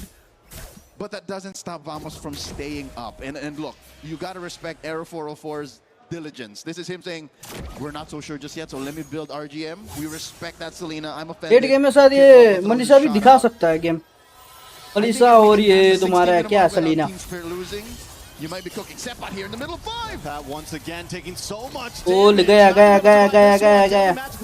but no, Surrender गया It's a keep jumps into the mid of all of Team Spirit. Oh gap लिगर मारा बे मनीषा बचा भाई कैसे बचा ये Manisha sorry Manisha बोल रहा है इसमें रेंडा कैसे बचा Oh, this while Aero 404 just wanted to commit Grand Theft Orange, so they're continuing to choke out Team Spirit, playing for this Lord, spawning in about a minute lower quarter. Looking at the items, wow, it was just 2 items. Trex, it was literally just a book and a glowing wand. That's all it takes. The burn. Okay. The burn, though. A little bit of damage, plus the burn. Double burn. Natko had 0 defense. So he was just going to take that either way. Looking at the gold lane, again, just about 500 gold between Hiko and Natko. And Hiko hasn't died yet. So I'd say as long as Team Spirit can keep their inhibitors healthy, maybe to basta venture out of their base, maybe, what, 10, 12 leagues out, he should be fine. I mean, honestly, the fact that first Lord wasn't able to bring everything down to inhibitors and not even take possibly inhibitor means it's already going to be about 14. लेकिन बामस अच्छा खेल रहा है इस match में drop भी अच्छा था Lord goes down. 2-minute counter. It's going to be hard. Team Spirit could honestly just play defense here. They could let the Lord come at them. They should be able to shred. Sabo doesn't want to play defense. Zkeef getting pushed away into the backside though. Air 404 able to get some nice damage down onto Zaur. Kid Bomba as well. Team Spirit, like I said, they could play defense. They probably won't lose off of one more Lord push, and then you're in mid to late game at that point. Passive push up top. So this dance has been beneficial to Team Spirit. Still cannot deny the mechanical and momentum-based gameplay of Aero 404. Dodging a couple ults. Big knockup. Lord of 10. Saved by the Lord. Saved by the Bell. Kid Bomb. वाह क्या चोरी किया बे Keeping the backside, able to make sure he goes down as Seppat moves on to Hiko. भाई Ruby ने क्या चोरी किया Lord 2 members away. Nako able to get some free shots back in response. Team Spirit back to base. They have a Lord. They have a defense, and now they have an advance. A Lord for 2. That's a bargain. Again, अगर team spirit comeback किया ना तो कौन करेगा बोलो तो ये तुम्हारा टैंक मेज सॉरी टैंक मेज और ये तुम्हारा एमएम अलीसा सलीना और ये एटलास ये 3 जिताएगा तो टीम स्पिरिट को They do defend. They lose their mid tier 2, but still inhibitors all stand strong. Vamos has to rethink, and we're getting to that goal. We're getting to the spread. We're getting to 5-item territory at this point. It's going to be another, what, 2 minutes till we get another Lord or a little more? Yep. And I think we've crossed the point wherein I'd say Team Spirit can contest that Lord. This last one, I didn't expect for them to steal it. I was expecting them to, you know, just draw it out. But the fact that they stole it made this... Alisa का bomb सबसे ज्यादा है ओ हैरिथ का ये हैरिथ बोल रहा हूँ मैं हार्ली का डैमेज वो हार्ली का वो देखना गोल्ड ज्यादा है हार्ली का भी Air 4-4 unable to connect onto any. Zkeef keeps getting caught. Yes, he's able to get that AOG, but his health was too low before that fight started. Team Spirit continue to make him a target. I'd say it's worth it, the fact that they were able to protect their tier 1, because that's another point that Team Spirit has to put pressure on. He did not go for free, yes, but he didn't die. Couple of battle spells, yes. Key battle spells. Salina बोल रहा हूँ मैं. Tier 1 is still standing. Melissa और ये Atlas जिता सकता है शायद. और Salina. 3 मिल गए. It's not as Ali का तो कोई भरोसा ही नहीं. for them to convert elsewhere. So Vamos still has बस more farm ही tricks कर up रहा है, his kill ही sleeve. नहीं कर रहा है ये. You can see that Aero 404, 17, 80 minutes in, is still dodging. AOG point blank! Once again, able to get the knock-up on Kid Bomba. Kid Bomba doesn't have to go away, but a nice fatal links does land from Sawo. Sepat taking a lot of... ये देखो Salina, ए Melissa को देखो, ये देखो Melissa को. Melissa को देखो. Wow, Penny, wow. Sawo is low. Aero 404 trying to turn things around, but he decides it's Okay, मैं चौको मार दिया Penny ने. 2 for 1. Still a good trade Ah. for Team Spirit, but they lost the Retribution holder, so it doesn't immediately convert to a Lord. Here now we're seeing how perfectly Team Spirit, their patience is paying off. Fatal links into all of them linked up to Muddles. And Hikomania starting off about 17 and a half minutes in. Aero 405, I think, is the linchpin of this lineup. The fact that he's taking care of the map, the fact that he picked off Zarigos when they needed to, means this Lord wasn't as free for the Dragons. Do they try to burst it down here? It's a few seconds for Zaur on the map. Gonna look for position. They do take the purple buff. Did he take purple? No, it's still there. Oh, he might have just left the baby. That's what I'm wondering, if he just let... No. No. Well, I think the fact that, all right, vision-wise, Team Spirit has it in spades. They can just leave traps around. Sawa can flush him through. So I think that's what Air 404 was afraid of. He wasn't sure where the members of Team Spirit were, but now, Spirit, they start up a dance. Hiko is becoming a problem at this point. There is no answer to this man. Once the go away comes out, he can just unload. Even Sepat is getting shredded down. We saw it in the last big Lord fight. Arrows coming out from Sunset Lover. Vision gained by Team Spirit. Alicia carry कर रहा है अभी ये. Or at a point where they need to find a way in. Lord, at a third of its health, gets soft reset. Sawa playing footsies toe-to-toe against Zekif. Zarigou is clearing that wave up top again. Due diligence. Long lane is in the Team Spirit's advantage. That's impressive. How they're able to do this dance this well. Lang Truncheon comes down for Falcon. In these grouped up fights, it could make the difference. Ooh, as Hiko continues to play Zaur. Able to lock down onto Clockun, pops a Daddy Magic. Clockun will survive with the black shoes. Arrow comes out, but that is one big utility down on the side of Vamos.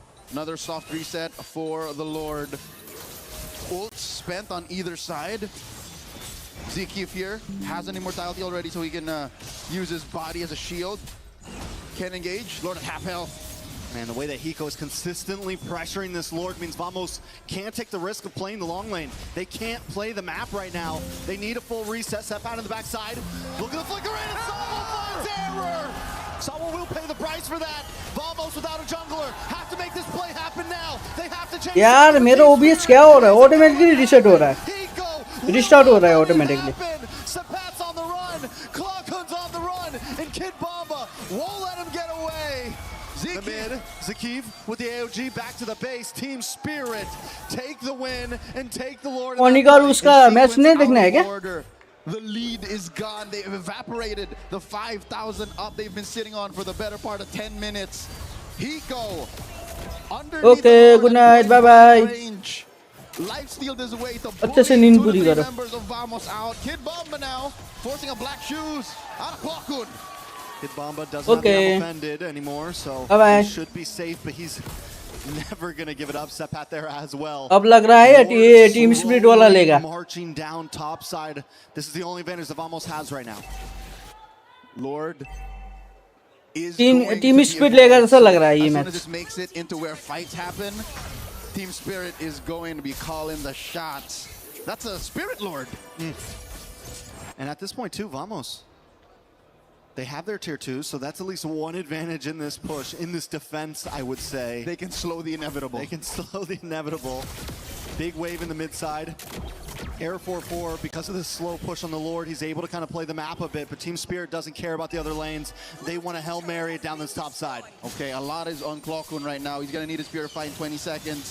Zarigos put down a third of his health. They got him offended from Kid Bomba though, on multiple members, followed up by Fatal Links. Wow, Harley ko target kiya. Sorry, Harry ko. Harley ne. Drop next. Immortality does pop. He doesn't have the AOG. He's not able to get away with it at least.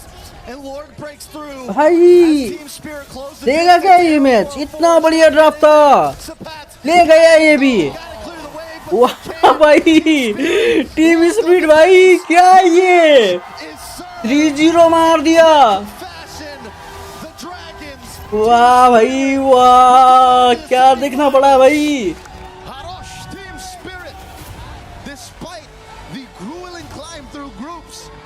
It seems like knockouts are the Dragon's nest. 3-0, taking Vamos out. We came into today thinking that Vamos were the favorites. We came in after their big wins thinking they were going to be a challenge, but Team Spirit shows up. बढ़िया match था भाई. First round of the knockout stages and shows that they are still a force to be reckoned with. This last game in the series, Game 3, the match point bout was a testament to how well Team Spirit prepared for this mentally. They did not tremble. They did not trifle with what ifs. They played to the late game. As soon as we crossed the 16, 17 minute mark, Trex, they were a different beast. They knew that we know how you play. Air 404, there's only so much you could do to guard your flanks. Clockun, we know you can clear waves this well, but look at the rest of the map. Bottom lane, that was all them. They penetrated with very little effort. That was a lost lane where Team Spirit wasn't even fighting. They were able to just buy time, even with that one Lord that Kid Bomba steals. Even before that Lord, when they get the kill onto Natco and slow down the push and stop Vamos from being able to take that tier 2 in the mid side. Every little piece mattered, every small trade to get them into the game where Hiko was just unstoppable, where the team was just unstoppable. You could see the scale slowly tipping in favor of Team Spirit as that game went on and on and on. And I don't think it's for a lack of conviction or for forward momentum from Vamos. It seemed like in 1, 2, 3, Hala Vamos was going to come online, but I guess it's just guarding your sixes. Late game is where Team Spirit comes alive. We forgot that throughout their career, throughout their run, dominating the ECA, they are capable of things like this. जैसे जीता वैसे puppy देना आ गया भाई. Air 4-4 was thinking about how do we defend, how do we clear. 20-something minutes is what it took, and Team Spirit gave no quarter. ए मोटा का mummy है ये. The celebration on stage. Let's go. मोटा का mummy है क्या ये? A word from our winners. The Dragons successfully gatekeeps the semi-finals in a clean sweep up against Team Vamos. And on stage we have Kid Bomba from Team Spirit. Wow. Kid Bomba. की बहन बढ़िया है भाई. क्या बोलते हो? The first team to pick in the How draws, then, and they picked you. You successfully won this match up against Team Vamos, and there are so many supporters in the arena cheering for you, shouting your name. And I heard even your family is here, who kept on crying and yelling throughout the match. How are you feeling right now? Feeling amazing. We knew that we would win. We knew it would be a 3-0. They didn't do the right choice choosing us. We just played bad the first time we faced them. Now we show them the real team spirit and we send them home. Oh wow! Yeah. You said you knew. ये अच्छी है ना? अच्छी है कि नहीं है बताओ पहले.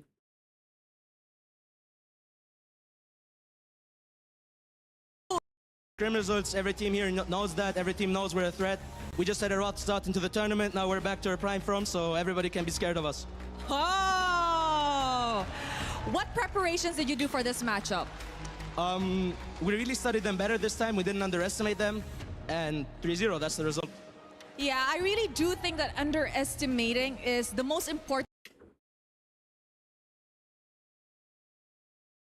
क्या हो रहा है? साउंड किधर गया? साउंड किधर गया?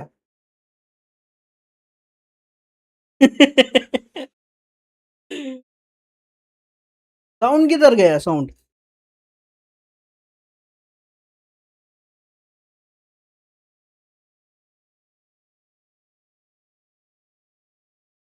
क्यों अटक रहा है?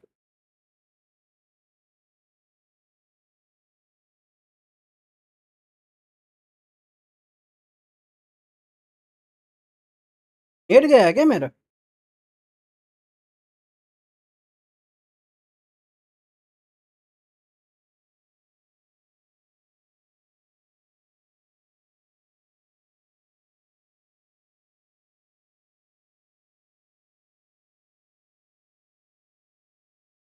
पे क्या हो रहा है ये? ये क्या हो रहा है?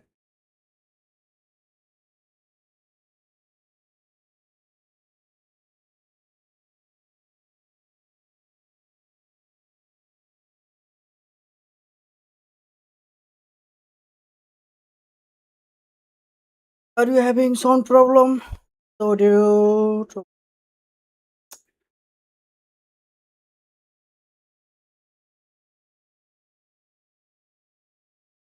What is this भाई? क्या है ये?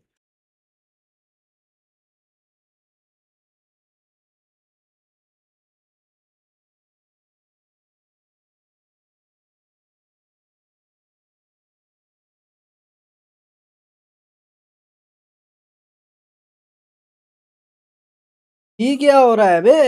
ओबीएस अच्छे से चल रहा है। ओबीएस बढ़िया चल रहा है, फिर भी ये क्यों हो रहा है?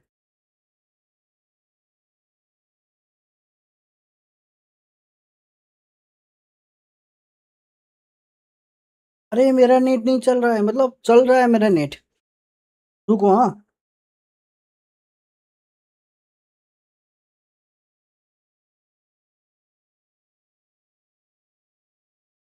अरे की टूट गया। ये चैट वगैरह तो आ रहा है तो अच्छे से। ये क्या हो रहा है?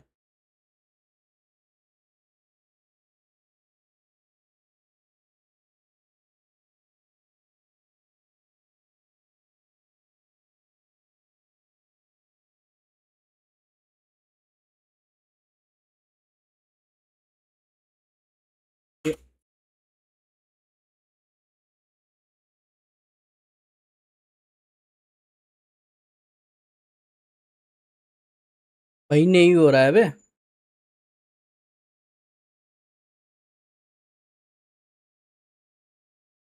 रुको मैं पीसी रिस्टार्ट करके आ रहा है।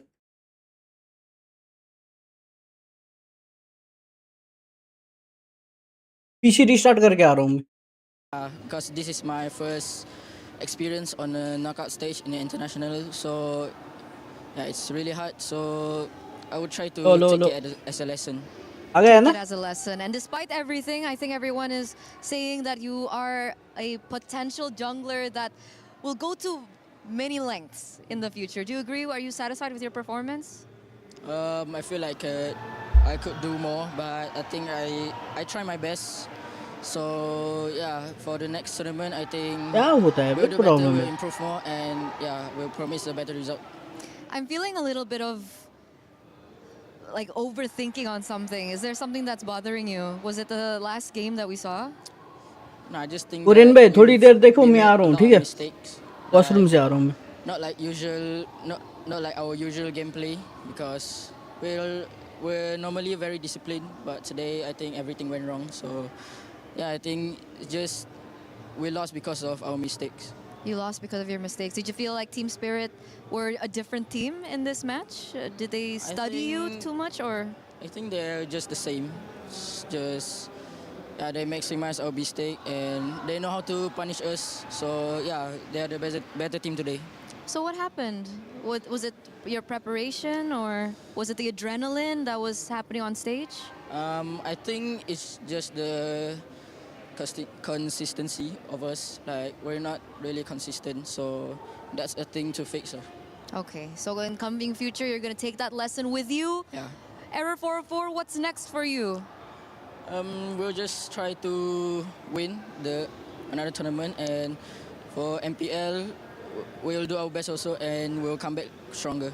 You did amazing. Thank you so much for your participation here. Thank Is you. there any final words that you want to say to your audience, your viewers? To all the Malaysian fans, we're really sorry about the loss, and we felt we could do better, but I think we tried our best to reach here, and I don't think anybody expected us to be this far, so thank you for your support, and see you next time. Thank you Come so back much. stronger, vamos. Thank you so much for you. this. We're going to throw it over back to you guys.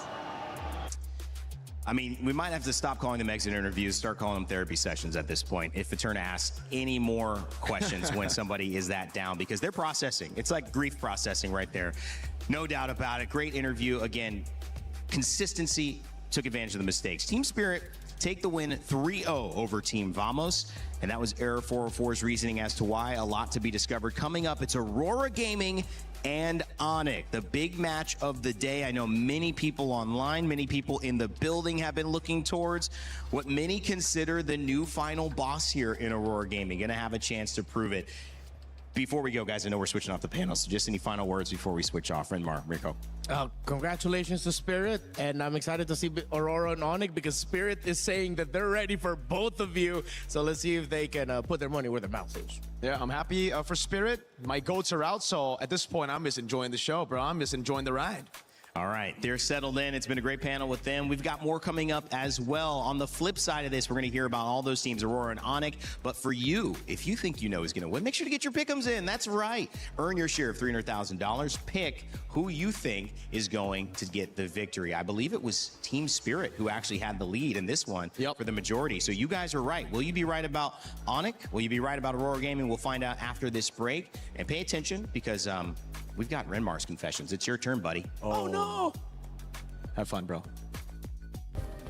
Play is in our DNA. Whenever we let it out, it becomes our superpower.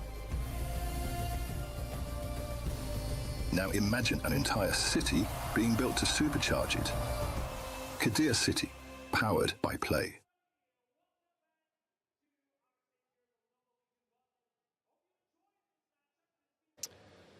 This is Renmar's confessions. He doesn't know we were doing this. Chris, what you guys dragged me out of the green room. I was chilling. Bleep I was machine watching. in immediately. Just having a nice Saturday morning. Okay. I'm not going to ruin it too badly. These are not as bad as I thought they were potentially. Okay. So, Renmar, we've not known each other for very long, so I would just want you to clarify. Would you rather be called Renmar or a prehistoric animal? Renmar would be good. So not Reptar, no? No, that's my old name. Yeah. What was the theory?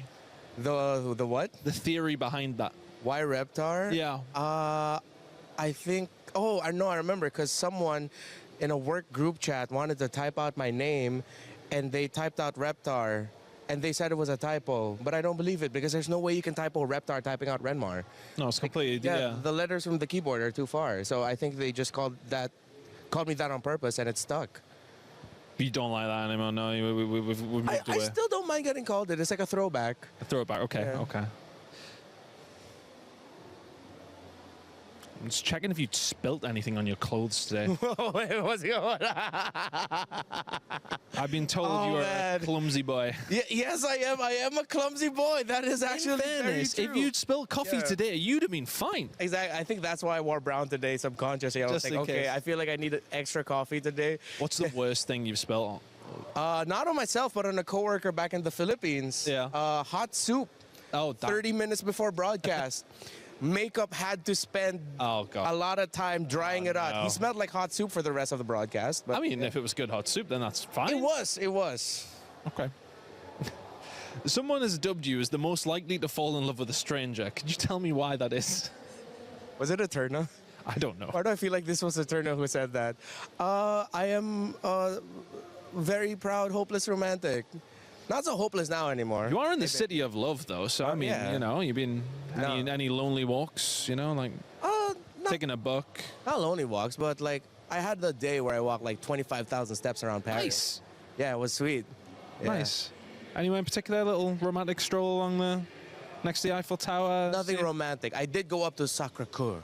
Yeah. Where John Wick had his final duel. Oh, nice. Yeah, it was really That's nice. cool. There's loads of spots like that. Like we got spots like in Call of Duty. There's a really famous spot that we got in Paris. There's lots of things happen in Paris in gaming actually. Yeah. Come to think of it. Very true. Come to think of it.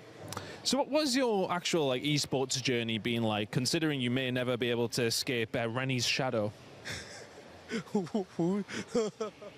My dad? How do you know my dad's nickname? What is going on? Hey! No, I feel like when it comes to my dad, I feel like I've never really been under his shadow. He was a lot of guidance from him, considering that he's also... It's useful. Yeah, he also worked in radio, so... He just gave me some general tips at the start, but at the beginning he was like, he didn't understand what I was doing. At least he didn't like get you the job and everyone was like, this guy's just got the job because of that. Yeah, that's a good thing. Like, not at all. When I told him, it's like, Dad, just imagine I do what you do, except it's not delivering the news, it's talking over video games as a sport. That's when he was like, oh, okay, I kind of understand it. You're behind a mic, I get it. That must make it really cool though to have that, like, to have that guidance, that kind of thing. Because my dad just worked in a factory, so he was. My dad still doesn't know what I do. He's like, you working for Call of Duty? No, Dad, I'm doing other things. Doesn't get it. So at least your dad knows. Yeah. Anyway, I think it's a basis of just like broadcast. So yeah. Okay, that has been Renmar's Confessions. I'm gonna actually ask for harsher questions last time. Yeah, you're fine. Please don't worry. I'm good. A lot of people are haunted by their past. I'm inspired by it. They're not just playing for themselves, they're really playing for their entire family. They have defeated their demons. They have crushed the curse.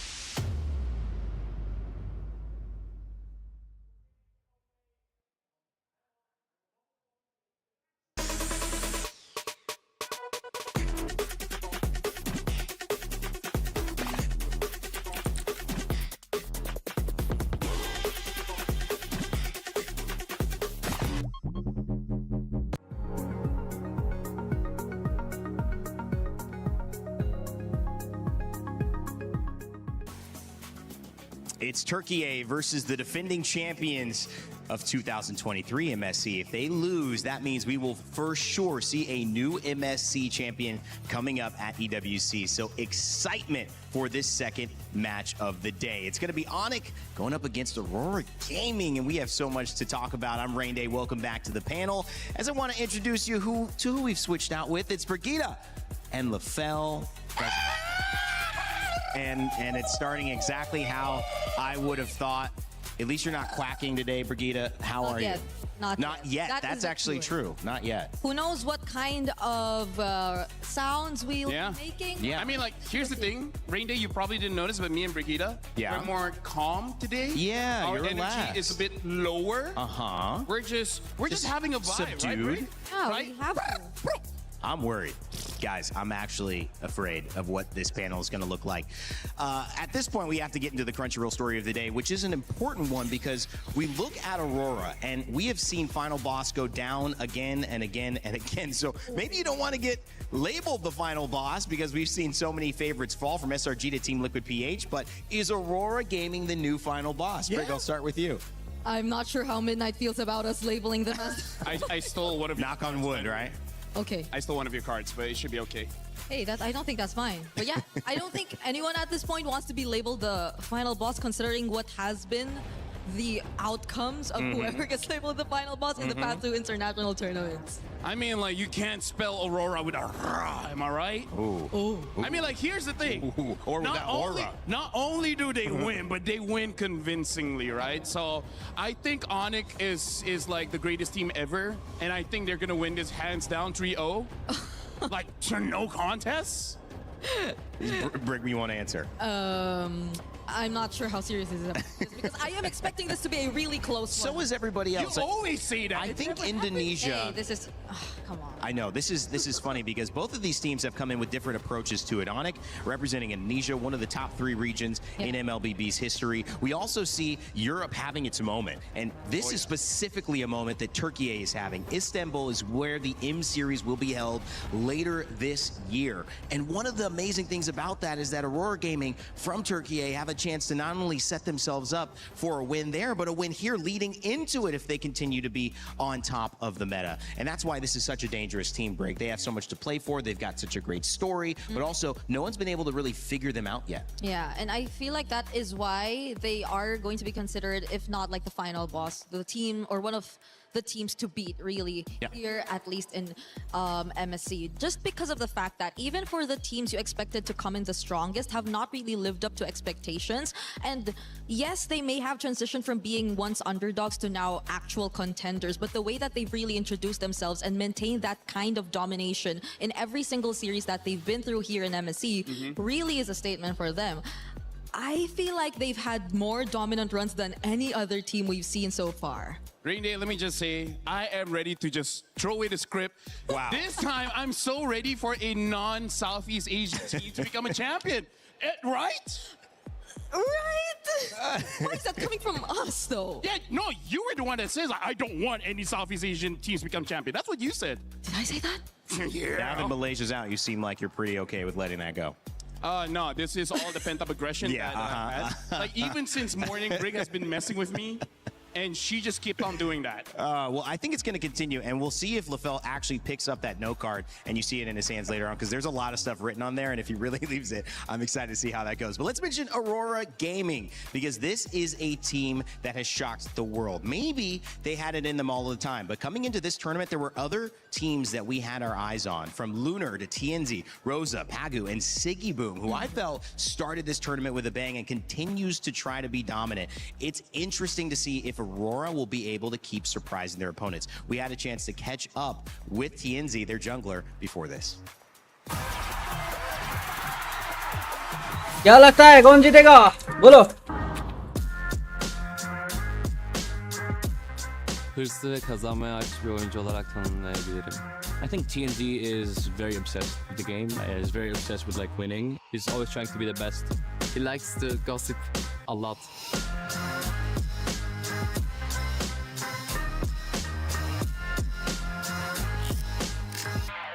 Yani ailemin dediğine göre 2 yaşımda bilgisayardan Spider-Man oynuyordum. Ben biraz böyle Spider-Man hayranı olduğum için 6. sınıfta ya da 7. sınıfta ortaokulda bir arkadaşımın önerisiyle başladım. ONIC नहीं जीतेगा Aurora जीतेगा Aurora. Spider-Man'e benzediği için sırf. Yani çocukken çok heveslendim, öyle başladım, oynamaya devam ettim.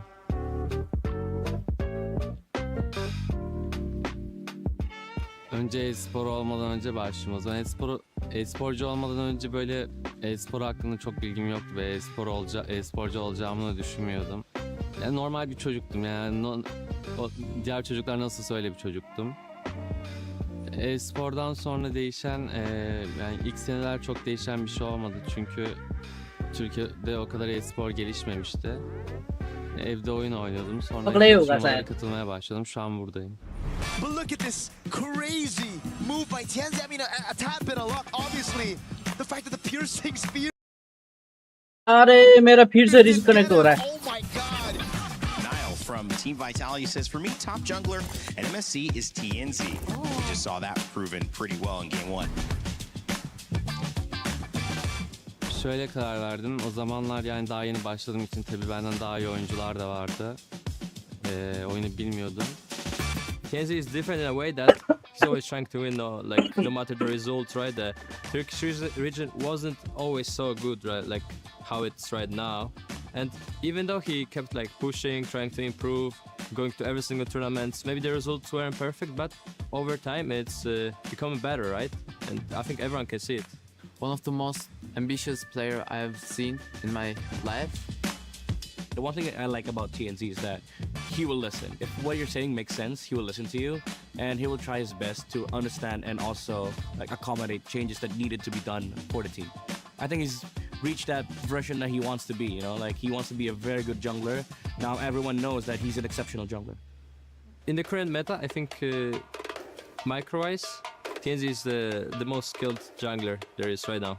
Gonna be next, chopped off, taken out, and Sanford falls as well. A double kill into the hands of TNZ. It's Aurora Gaming advancing to the knockouts. What a story. Onyx, they're gonna have to work through it. Kişilik olarak çok değişmedim yani. Kişilik olarak değişmediğim için buralardayım bence. Yani dediğim gibi baştan beri nasılsam şu anda öyleyim. He's a fun kid. Like honestly, I believe he's a good kid at heart. He just doesn't know it yet.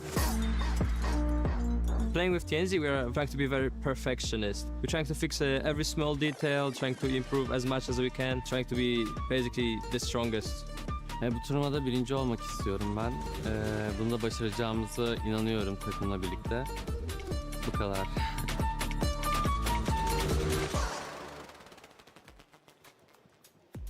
All right, well, LaFell still doesn't have his note card. He's been dancing the entire time with Briggs, so have I, and that's why I'm going to throw it to him in a second just to show you what we're going on. Again, we have one more piece before we see if he actually picks it up and uses it. Otherwise, he really is just doing this off the cuff. Thanks, guys. Okay, let's go into Onyx, because, of course, they've got a great story as well. Lutpi, Kyrie, Sands, Kidboy, and Kelra, who has received trash talk from multiple different sources, including Aurora Gaming, and now Team Spirit as well. Their coach, CW, had a chance to catch up with us before this match.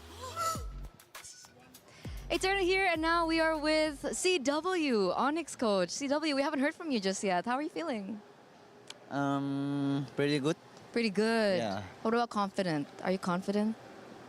Very confident. Very confident. See, that's a mentality that we want coming into this elimination match. But speaking of mentality, there have been a lot of discussions out there, especially some podcasts that have discussed a lot of Indonesian teams. And I think when it comes down to, you know, micro, macro mechanics, everything is like on par with the rest of the world. But sometimes mentality plays a huge factor. CW, do you think that Onyx has been struggling with mentality problems? I think if we're saying Onyx, maybe 3 or 4 years ago, before like Coach Chip coming. So when you were still a player? Yes. Okay. Yeah. And now it's better? It's better because I think Coach Chip taught us many like confident factor that we have to bring in the competition. So Coach Yeb has taught you guys a lot about mentality. Yes. So how do you, though, as a coach, handle that now? Like, is it still Coach Yeb, or are you now, you know, taking that role on? Probably. I mean, Coach Yeb is like my mentor, right? So I ask him a lot. Oh, you ask him a lot. Yeah. Is it pressure for you, you know, stepping into that position? No, I mean, of course, before I was a player, right? Yeah. Right now, I will have a different learning into the coaches. So that's what I bring here. It's a different journey for CW here. Yes. And speaking of journey as well, ups and downs for Onyx, this MSC. What's been the big struggle? What's been the obstacle for Onyx? I think many people would see this meta is like, it's like, you know, one day it's Eudora is good, the next day Eudora is bad, and the next day when you pick like something like Link, it's work, but another day it's bad. Like it's a unique. I think it's a unique patch. In this Do you kind think? of. Is it because people just haven't really figured out the meta yet? I mean, it's like who bring the most confidence with their strat in this meta. So you can play anything. Anything. Anything. So there's no priority heroes in different roles right now? Of course, there's some like priority hero, but if it doesn't suit the team, I think it's not working. Okay, so that's the struggle that Onyx has been facing right now. No, I mean before knockout. Oh, before or the knockout. So now everything's okay? Yes. Yes! We settled it. You settled it. Yes. 0 to 10 confidence level, coach. 9.9. 9.9, that's so high. Because 10 is like, it's perfect score. It's perfect. And there's no one perfect in this world. That's why he's coach. It's wise. CW, does it stand for coach, like you're wise or wise coach? Coach Wise? Coach Wise. But speaking of, being wise and all that, were you surprised that Vitality got knocked out? Kind of. Kind of. Because I think they are really strong, especially Nanail with the assassin meta. Yeah. Yeah. Do you feel pressure now that you're the only remaining MPL ID team? No, we just want to play. They just want to play. Yeah. And if you want to play today, what do you want to say to your opponents today? What do you want to say to Aurora? We are. It's okay. It's okay. We'll give you some time. Go ahead. We are ready. 100%. I thought it was 9.9%. I mean, the ready is. Oh, okay. So he's 9.9 confidence out of 10, but he's 100% ready to face you. Aurora. All right. Thank you so much, CW, for this interview. And we're throwing it over back to you guys. Eterna stays trying to get him, man. He's trying to get him. I thought it was 99. What's wrong with you? What's really wrong with you guys? That's what I want to know. That's what Eterna's asking. I'm not good at math, so I think I would make the same mistake, right? Apparently nothing, though, with the math being on the side for the fans. 68% think Onyx is going to take this one. 1% off for Onyx to have a nice number. Wow. Now that's a disappointment. I think it's still a pretty nice number. Lafana, know what I'm you a mean. disappointment. No, you're not. Hey, thanks. Either way, one up or one down, you guys would have made a joke about that number. Yes, exactly. Yes. I would have seen the hands flapping, or I would have seen. Oh God. All right. Hey, but that's a surprise though. That is. What's the surprise? The number is like. Yes, it was. Because you would assume that Onyx had really, really, really high numbers. Yeah. Favoring them. And he does not shy away from being confident, but he does shy away from owning the regional impact. But I'm not going to do that because MPL Indonesia is looking for Onyx to raise the flag for that region. This is one of our MSC champions from 2023. SRG have gone out. Team Liquid, PH have gone out as well. And it's no shy conversation on the side of the other side of the bracket with Team Falcons Philippines saying, we are the last one standing for our region. I believe Onyx has that pressure as well. But when you look at their opponents in Aurora Gaming, they have been able to surprise, to stun, and to silence any of the doubters, especially with that man TNZ alongside Siggy Boom and the squad. Will Coach Midnight have them prep for this? You know it. It's just a matter of what's going to happen. Let's get game number 2, our second series, on the way. Hearts, dreams, and keys were shattered in the first match of the day. And I'm not gonna lie, my heart was shattered too, but the show must go on as we continue with our second match of the day, where Onyx goes up against Aurora Gaming. Very much so. I'm sorry, Rose, but that's the nature of competition. It means the better team on that day advanced, and in that sense, that was Team Spirit. And what a game they gave us, but as you said, we have to decide who faces off against them in our next semi-final. And it's two teams that both really have their own incredible story coming into MSC at EWC. So let's not dilly-dally. Let's bring out our first team. Please join me in welcoming Aurora Gaming! Aurora is their name. Domination is their game. A rematch was called not only to prove that they are the better team, but that the Kingslayers deserve a personal and regional run deeper than ever before. So when the sun rises tomorrow, it'll be a second after a resilient Aurora Gaming. Now this is gonna be a match to watch because they are going up against a former champion here at MSC. Ladies and gentlemen, it is Onyx time! The Sky Kings return to the land of dawn to take a shot at reclaiming what was once theirs. Indonesia's last hope needs to fly higher than ever to take down Aurora.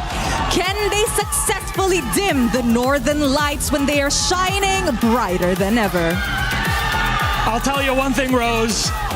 It is difficult to hold on to that crown, even more so than it is to have it in your hands in the first place. So let's send our teams in for it, please. Onyx, place your keys, take your seats. Aurora, place your keys, take your seats. An epic semifinal is upon us. And of course, captains, remember to shake hands. They wish for this rematch, and we are gonna get it. So let's get this game on the way. Move on to the base. Can they finish it here?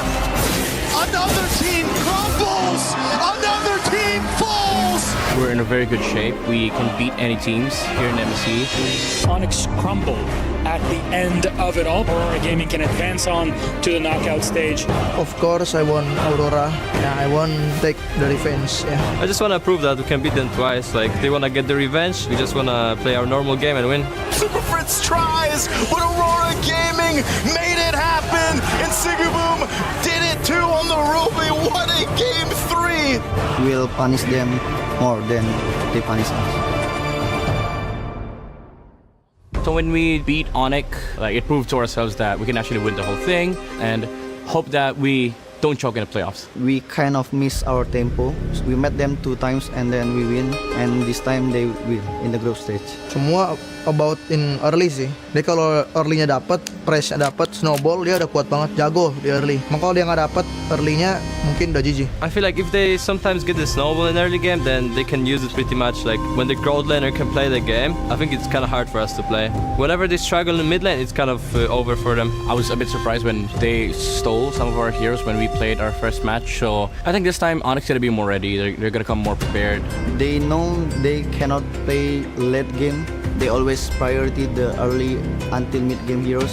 I think Pago now is the one of the best from EWC. They have a very stable gold laner, and also like jungler, Kyrie and Kelra, those two. Big X factor would be the roamer, Boy. I just take my revenge. For our group stage match, you also said revenge. You wanted revenge earlier, you failed. You want a revenge now. Don't expect too much, right? I think we are aiming for like a 3-0 win or 3-1. We just do the same things that we've been doing before, we can actually just win. I hope we can show the full potential of our team. One of the best group stage runs ever. TL then Onyx, are you kidding me? For Pagu, my friend. Tunggu pembalasan dendam kita, dan kita akan kalahkan kalian di knockout stage. Don't cry. Aurora have just taken out 2 of the biggest teams in MSC back to back cleanly. For Kiboy, I would say, just hope you get your strong heroes. It's the battle of the last and closest rematch that we had. Among all those quarterfinal rematches, this was the only upper bracket decider that went down to the final match. It's one of the reasons why Aurora was a final pick, and one of the reasons why they were actually going up against Onyx again. We were doing some theory crafting as well. We said if they had actually won, they would have had the fastest time. They would have picked first.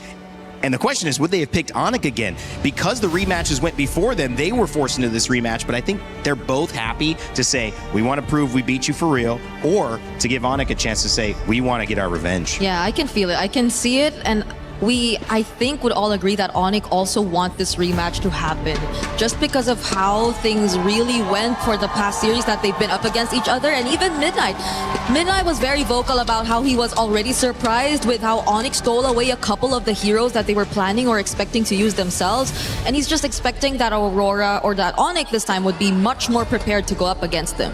And here's the thing, I feel like it's warranted to be a bit worried if you're an Aurora fan here, because we saw how Onyx in their second game, first game, sure, they lost in the early game, but then come second game, they matched the aggression. Keyboy on that show was able to have a lot of forward momentum, and then they got a lot of kills in mid. So I feel like this time Aurora should not have an easy early game. Which I think is something crucial to note in this matchup.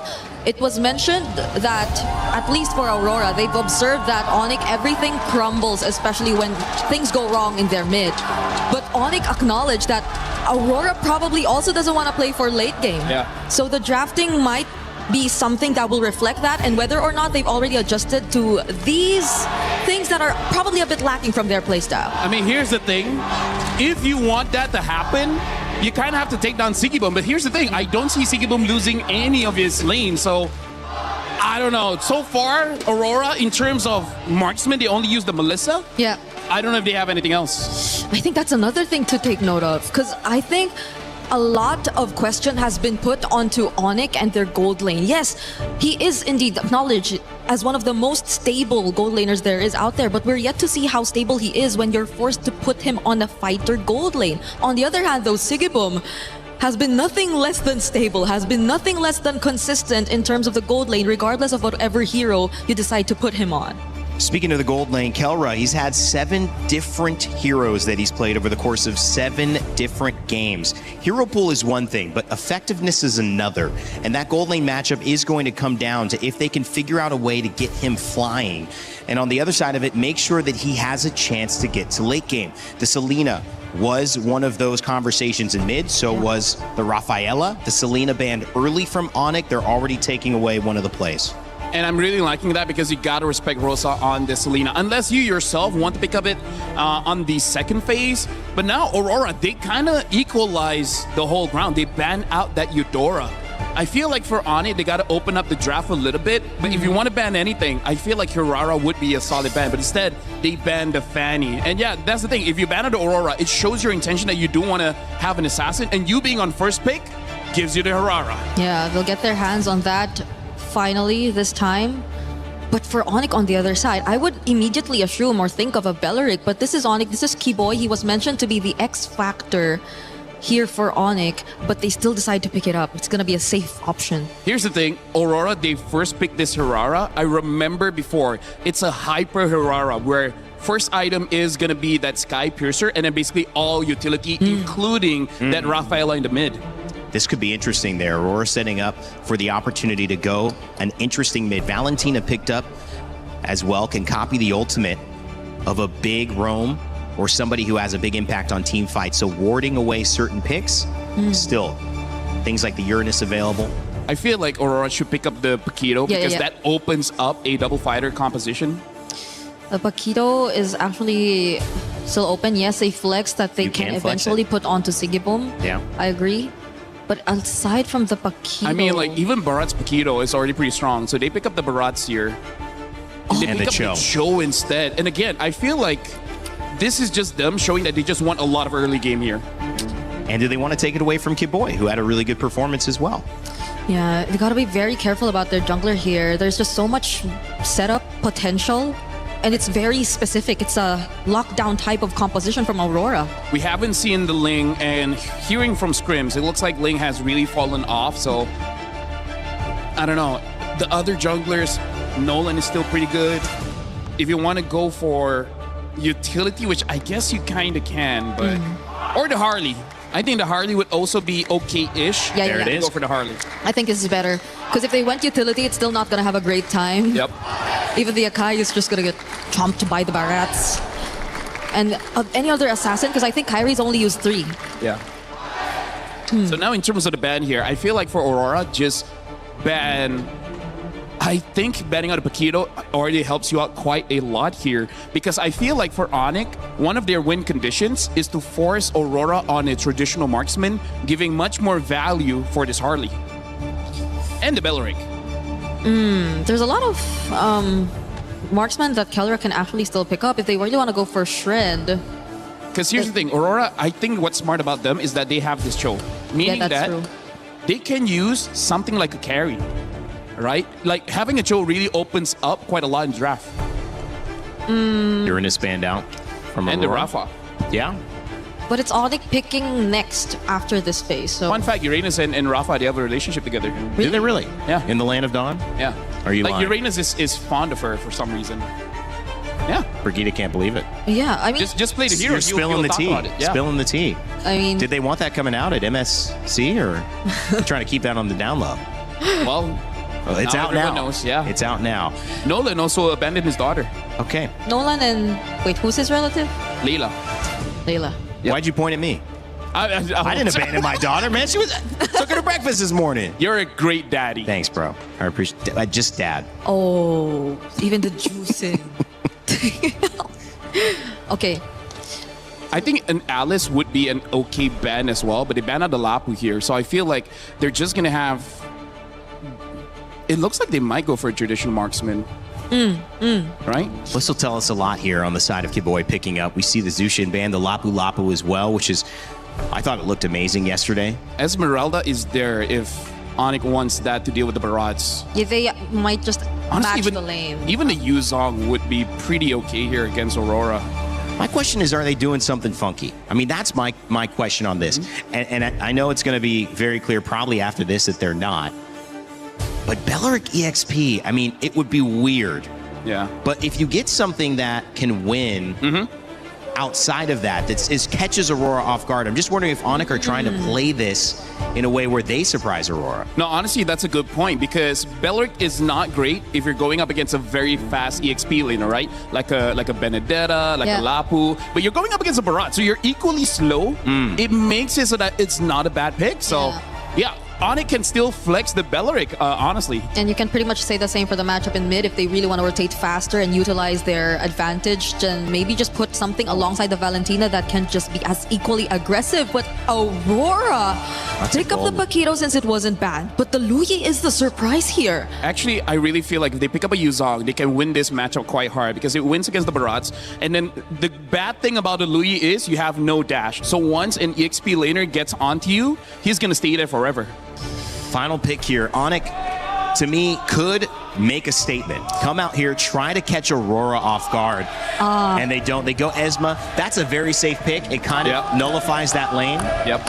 And it can still jump on the Luyi. And one of the heroes that can use a Purify, which I feel like this is one of those games that it's okay for you to have a Purify. Yeah, at the very least, they have a Harley. I think I will be okay with that. So they have ways to at least penetrate the back lines and go in for pickoffs, because apart from that, the Belleric and the Esmeralda, they, as you mentioned, seem very safe. So let's see how Onyx play this out against this hyper-aggressive lineup that Aurora draft. Onyx knows they're trying to survive. They're not trying to lose early, because if they go late game, they can get these fans at the Lenovo Legion Gauntlet even hyper than they are to kick off this first game. It's time to begin our second and last series of the day. It's Onyx versus Aurora Gaming. And to call the action, we've got Naisu and Gideon. Fellas?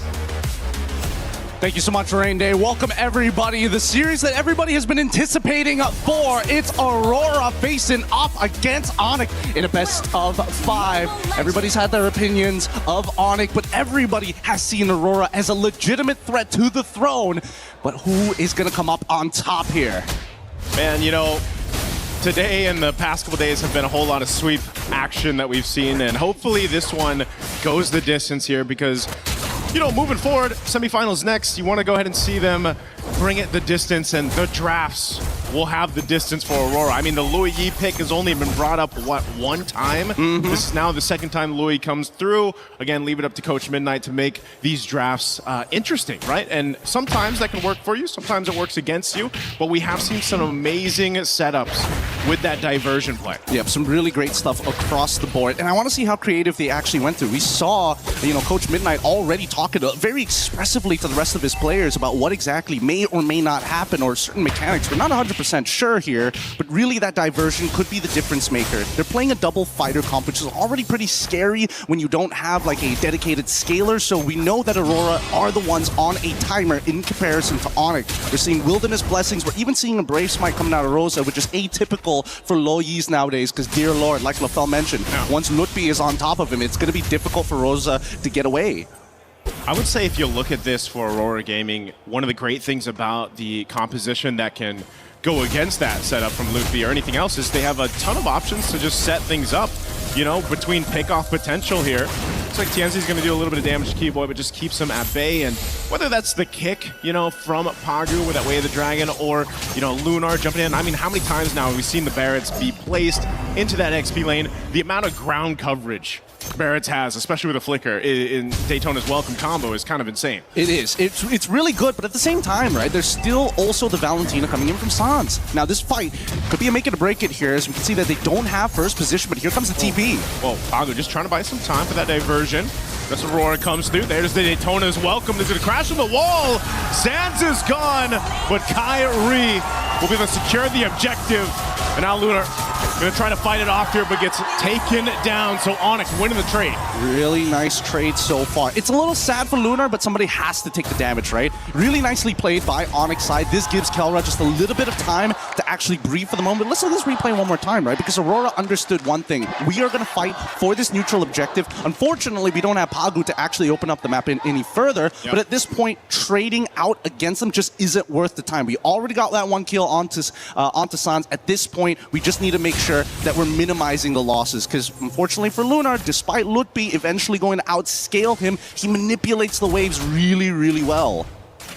Yeah, so probably with this kind of setup, you know, Aurora, if they can't find plays like that with a diversion or the pickoffs that they're looking for, then what do they wait for? You know, TNZ to get stacks like we've seen before on this, like possibly the Sky Piercer for that Hirara. Sigiboom has probably been one of the better performing Paquito gold laners that we've seen so far throughout MSC. Again, I can't forget how he played it against DLPH, and you know, that's one thing that can be said too, that they can utilize here throughout this game. Yeah, and I think that that's going to be the main win condition, right? Especially since they're on a timer. They still have like about 6... Oh, hold on. Whoa, that's a timer right there too. Kyrie's going to be able to get away.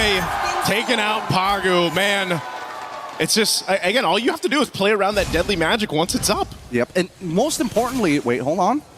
Gonna get a quick TP here just to open up the map and get a good idea of where TNZ might be looking to hide, knowing that the purple buff is going to spawn in about 12 seconds. This next neutral objective is going to be difficult to contest for. Lukbi has so much of an advantage against Lunar because of the previous interaction by Turtle side, so I think this should be a no contest overall, but that depends on what Aurora is going to do with this, because I'm seeing members making their way up towards this top side, and Kelra, he's only got the Purify, so once BMI is down, he's sort of a sitting duck. They just want to go ahead and trade it out, right? Objective for potential play across the map. Oh, delivery service? Yep. Diversion's going to be used right to that mid lane. Pagu this time, the difference here is he's actually got the kick available. Last time they fought for this, he was only level 3. Lunar's going to jump it. Daytona's welcome. Pagu trying to zone out Sans. Already using that Keyboy now. Half health gets kicked right to the team. Will deliver Keyboy up. And Lunar will secure the turtle. So Aurora fighting back, and now they're going to be crashing it down in the mid lane. Pushing them back further. Luffy has the shields and space to work with. Did pop the Purify and will survive. Good use of the Purify there. I thought Pagu for sure was going to get in, clapped on the third hit of G Kundo. Manages to walk out of it to save his life. So not bad. It's 2 for 2. Not a real advantage overall. I think even when we're looking in the jungle sectors, right? Even Kyrie being able to steal away at least one of these turtles puts him slightly ahead of TNZ, while everybody else just doesn't seem to be on the back foot, right? Yeah. Lunar and Lutbi have evened out. Sigiboom actually has a bit of a lead onto Keller because of that double waving, and we're waiting for it to accumulate to maximum, a critical mass, as they call it. Oh no, Kelra, does he know? Diversion used. Kelra. Dive angle. He does still have the Purify. It's not popped yet. Kyrie's going to re-enter here. They go in. Wrath of Dry to follow up. Pagu already goes for the kick. They burn the flicker from Sans, but Sigiboom comes in with a 1-2. Able to pick up one, and they'll eat another. Taking out Keyboy. Aurora finds 2. They're eating good today. They're eating very, very good. And Kelra ends up missing the wave this time around. Oh, wait, actually, 1 minion manages to slip through, but Aurora, they're not done yet. They're looking for mid-tier 1. Yep, and Kyrie had to back off of this. So then Luffy just left to his own devices. Will get taken out, dissected from the team. Man, you can tell the difference between a good Barretts and a bad Barretts. How they flickered their Detona's welcome, but the usage of the rocket jets to predict, hey, if you purify, if you flicker, this is the angle you're gonna be in, and I can knock you right back into the fight, making these chases so much harder to leave. to leave. That's right. Yep. That's my king. Coach Midnight, again, has been a key part of what Aurora Gaming has been able to accomplish so far through this time. Again, this draft, something a little bit different than what we've seen, but it's just this execution from Aurora Gaming that has been so well. Again, there wasn't a huge lead that they had until now. It's not that it's massive already, but it's 2.6K that switched on very quickly off of 1 or 2 fights. And so now Onyx playing on the back foot, they've got to be able to readjust this. This third turtle's coming up here. We'll see if they actually want to go ahead and approach this or just wait. Already half health on this turtle. Again, Daytona's welcome. Pagu looking for that follow-up. Raptor Triumph! There's so much damage in that central point. Siggy Boom won't be able to follow through the flicker, but there it is. TNZ will. A stack secured. And now he's going to be able to get away here so easily as they look for another. Oh my God. Oh no, Kyrie gets kicked. I know you're a wizard, Harley, but you can't get away. Oh my goodness, Aurora playing out of their minds. The red herrings, they make it look so easy right now, but they're just not missing a single beat. They're not too tunnel vision. They're still open-minded to the way that these fights need to actually progress. Let's look at the replay one more time, right? Because again, this was an incredible catch here, spitting him right into Keyboy's face, making sure, despite the fact that Sans tried to flicker on out of there, dashed twice to make it all happen. The chase, the rundown from Aurora squad, it's difficult to beat. Once that major impact is landed and Keyboy doesn't have that Wrath of the Dryads, it's so much harder for Onyx to peel them away. The unfortunate thing is once the Wrath of the Dryad is dropped down, that's also just a clear signal for Rosa to be like, okay, you want to fight here? I'm just going to go ahead and get these yin-yang interactions procced off, you know, and pump out enough damage. Everyone's centered around that Wrath of the Dryad setup anyway from Keyboy that the Louis pick is actually a great counter into that. And that's the thing. It's about finding the anchors here. So far, Aurora, Rosa has been generally untouched this entire game. And, you know, given the caliber of player, Rosa just doesn't seem to ever be out of position. And that's where Pagu comes in saying, I'm willing to die for the Thorn Queen every single time, if necessary, just to make sure that Rosa doesn't fall behind. On the opposite side, right, Onyx doesn't necessarily have a dedicated anchor. When you are pulling backwards, who do you fall back to if not Sans? Yeah, that's why one of the things, again, if you look at what Onyx can do here as they fall further behind, man, 7,000 gold deficit for Onyx. You've got to play into the Claude, right? You've got to go ahead and let Counter get to that point, but then even so, if you already have the Trinity, you walk into those team fights, it's going to be the same case where you're just overloaded with that damage, that front damage that Aurora has to play around with, and this Lord is going to go freely over to Aurora Gaming. Well, that's a really good point here. In just a little bit, Zipper, could you pull up the items? I mean, we need to know how far Kelra is from that Trinity as of right now. I think he should already be done with the Golden Staff based on the total amount of gold the team has, but I'm not 100% sure. In the meantime, though, Sigaboom, this is probably the strongest he is going to be throughout the game. He legitimately can 1v1 Kyrie, Sans, and Kelra if they just walk into a bush, and I think that's the big fear for Aurora. Opening up the map, especially with Keyboy, he's died 3 times opening up the map and fighting for that space. It's just really hard to get back up for him. We'll see how they play this out. Lord slowly walking up here to this mid lane. They still have the Holy Defense Shields to play around with, but Onyx, again, with this kind of lineup, can they still defend this? 10 minutes into the base, the Lord charges in that mid turret. They're going to have to deal with this wave pushing in as the bottom also turret. Shield pops. Mid turret down. Aurora stays disciplined for now. They'll let them clear out the Lord here and see if they can get more. I like it. I like it a lot. Onyx says, you know what? Mid inhibitor, whatever. We can deal with it no matter what. As long as it's not the long lane and we have to play this awkward Lord fight every single time, especially dancing around that pit, it's just not worth the effort. And Onyx recognized that, right? It's the setup for the later half of the game to make sure that Kelra is in a good position, because so far, there's probably their only win conditions besides, you know, maybe punishing Pagu, maybe punishing Sigaboom. And even then, you kind of need Kyrie +1 to make that happen. Let's look at the items, because finally, we see 2 already completed for Kelra. Kyrie actually opting to go for a more bruiser build this time around. He does not want to die randomly to either Sigaboom or even to someone like Rosa. Yeah, he's kind of has to, you know? We've seen it how it happened in the first fights. I mean, that first hurdle, it was just him being patient. He went in with a retribution, but every single team fight after that, you just see how quickly he has to go back in time to survive, you know? And that brute force is going to help him a little bit. Few stacks here for TNZ. This is what we were mentioning earlier on. You know, you're going to pick up that Harari, you're going to be able to get those stacks. You're a threat in itself. And honestly, if Onyx puts too much to try to deal with TNZ, that's where, you know, again, they're not paying attention to the rest of the side, the side attack here from Sigaboom or even the diversion from Rosa. There's almost too many things that Onyx has to be wary of in these team fights just because of the nature of composition that Aurora has. Oh yeah, and I think that's going to be hard for especially Lutfi. As much as he wants to be in the faces, he needs to act as Peel. He needs to cut Lunar off from certain angles and force him to flicker. But as you can see, right, it's moments like this where Lutfi, he can't just stay in front of their face forever. He has to pull in and out consistently to maintain his health. Okay. Again, at least some defensive items here being picked up now by Onyx, even in Immortality for Keyboy. just to get him there a little bit longer. Kyrie will pick up Genius Wand. Sans has been holding on to the Lua Yi ult, right? That diversion.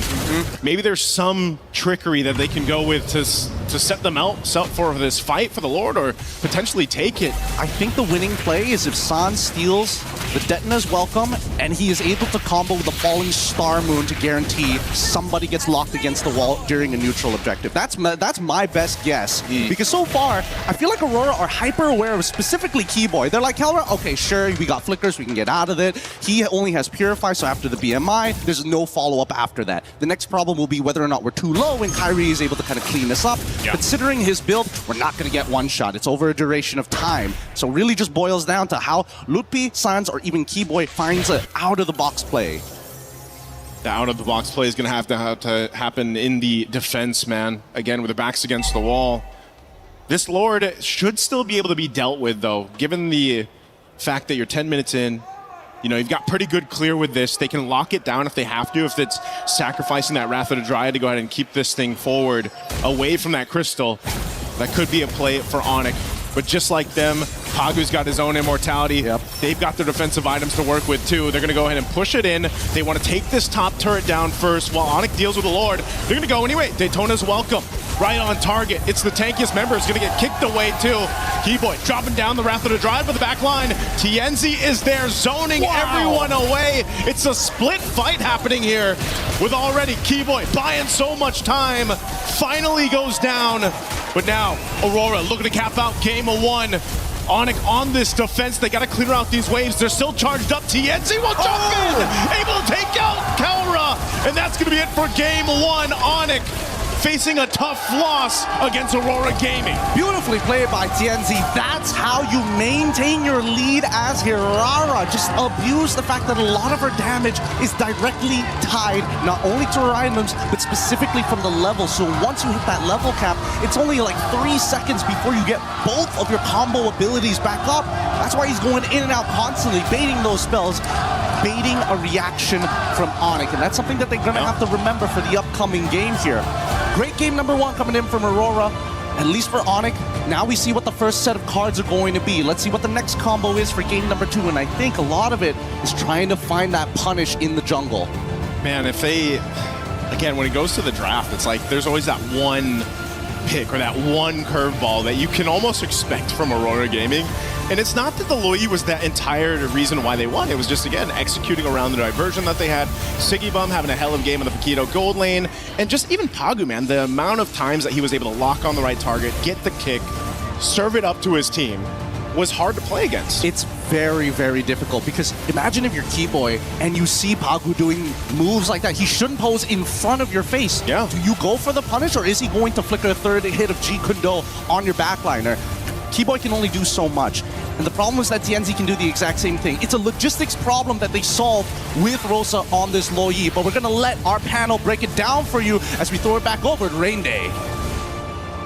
Somebody call It Man, because they need an answer to this Jeet Kundo in the gold lane. Paquito and Sigiboom continue to dominate. No kills in that game, under 10 minutes. And Aurora Gaming prove with game one that they certainly are what we think they are. The new final boss. It's just a matter of can Onyx respond. Welcome back to the desk. Rain Day here, Brig. LaFell. I mean, like, here's the thing. Like, sure, we might see the telestrator later on, but here's the thing. Technically speaking, why Aurora has been winning, I feel like in that game has proved it, they're using two things, which is number one, wave management as well as timing. Because you're going to see after 5 minutes, they completely abandon the lane because at that point, Aurora is playing a draft that is strong off of one item. Right? You're going up like a Colada Hive that you need 3. They're like, no, we just need 1, and then we're going to end the game before you get a chance to build your items. I gotta say, the fact that the Paquito was left open up until the second phase, the very last moments of the draft, and the fact that Onyx 2 have revealed what kind of carries they were planning to go for in the first phase, namely the Harley and both the Claude, especially the Claude. I feel like it has always been a case of Aurora taking advantage of these kinds of scenarios and then revealing that Sigibum was eventually going to get a hold of the Paquito. Because you saw how they were able to clearly shut down that gold lane. Even the rotations towards the gold lane were not as successful. It was only the Paquito that was necessary for them to already pull it off. And again, Tianzi, everyone else, the rotations and farming patterns have been a bit too clear and a bit too free. Onyx, I think what we mentioned before heading into the game was true. They were a bit more safer in terms of their gameplay. And I think this is where the mental part starts to happen, because we heard Onyx repeat to us, we said it about them, yeah, they get an early game start. When they do that, we could be in trouble. And then they get an early game start. So now what? I mean, you still got game to play, but you've already mentally spoken it out loud that if this happens, we're going to lose. So then that comeback seems a little harder to me, Brigitte, because they've already basically proclaimed that if they don't start well, it's over. And they decided to reveal with which heroes are they planning to start the game with. They picked and prioritized the Belleric and the Valentina. We did consider that the Belleric might be flexed eventually later on, but I think they were just forced to settle with it in Rome. And the Belleric Valentina could only do so much if you're up against the Luyi, who I think even in the first few minutes of the game have shown us very unintentional yin-yang combos that really put Onyx in a very difficult position over the long run. I think this could be one of the stars. We're not talking about him enough. Siggy Boom has played phenomenally. I know Aurora Gaming are barely on screen because they're winning in 9 minutes almost every single game, but he has played phenomenally, guys. And I will say the Lu Yi, it's already come out once. They won with it once, make it twice now. Yeah, honestly, I really don't get how Sigibum still gets the Paquito. I mean, despite his name, he's not a bum. He knows how to play that hero. Right? Yeah. You gotta back me up whenever I say no comment. I agree. I mentioned it. That was the first thing I talked about. How is he still able to get a hold of the Paquito? Yeah, I agree with you. I mean, this is just, it to me, I felt like Onyx were really worried about what they were getting, not what they were taking away. But LaFell, it's very hard to take away a situation where Aurora Gaming are coming into it almost knowing they're going to have one up on you. They're going to have a double fighter. They're going to have a character you haven't seen before that's not quite in the meta. I feel like that's why Onyx said, let's just get stuff that's good, and then hopefully we can win this and draw it out a little bit later. But what'd you see? I mean, like, the problem is, I feel like even Team Liquid said the same thing, right? They were surprised that Aurora played that fast, and then they're like, we're trying to fight it by having late game. But TL did it, and it didn't work out. We see Onyx trying it, also didn't work out. So you gotta fight fire with fire.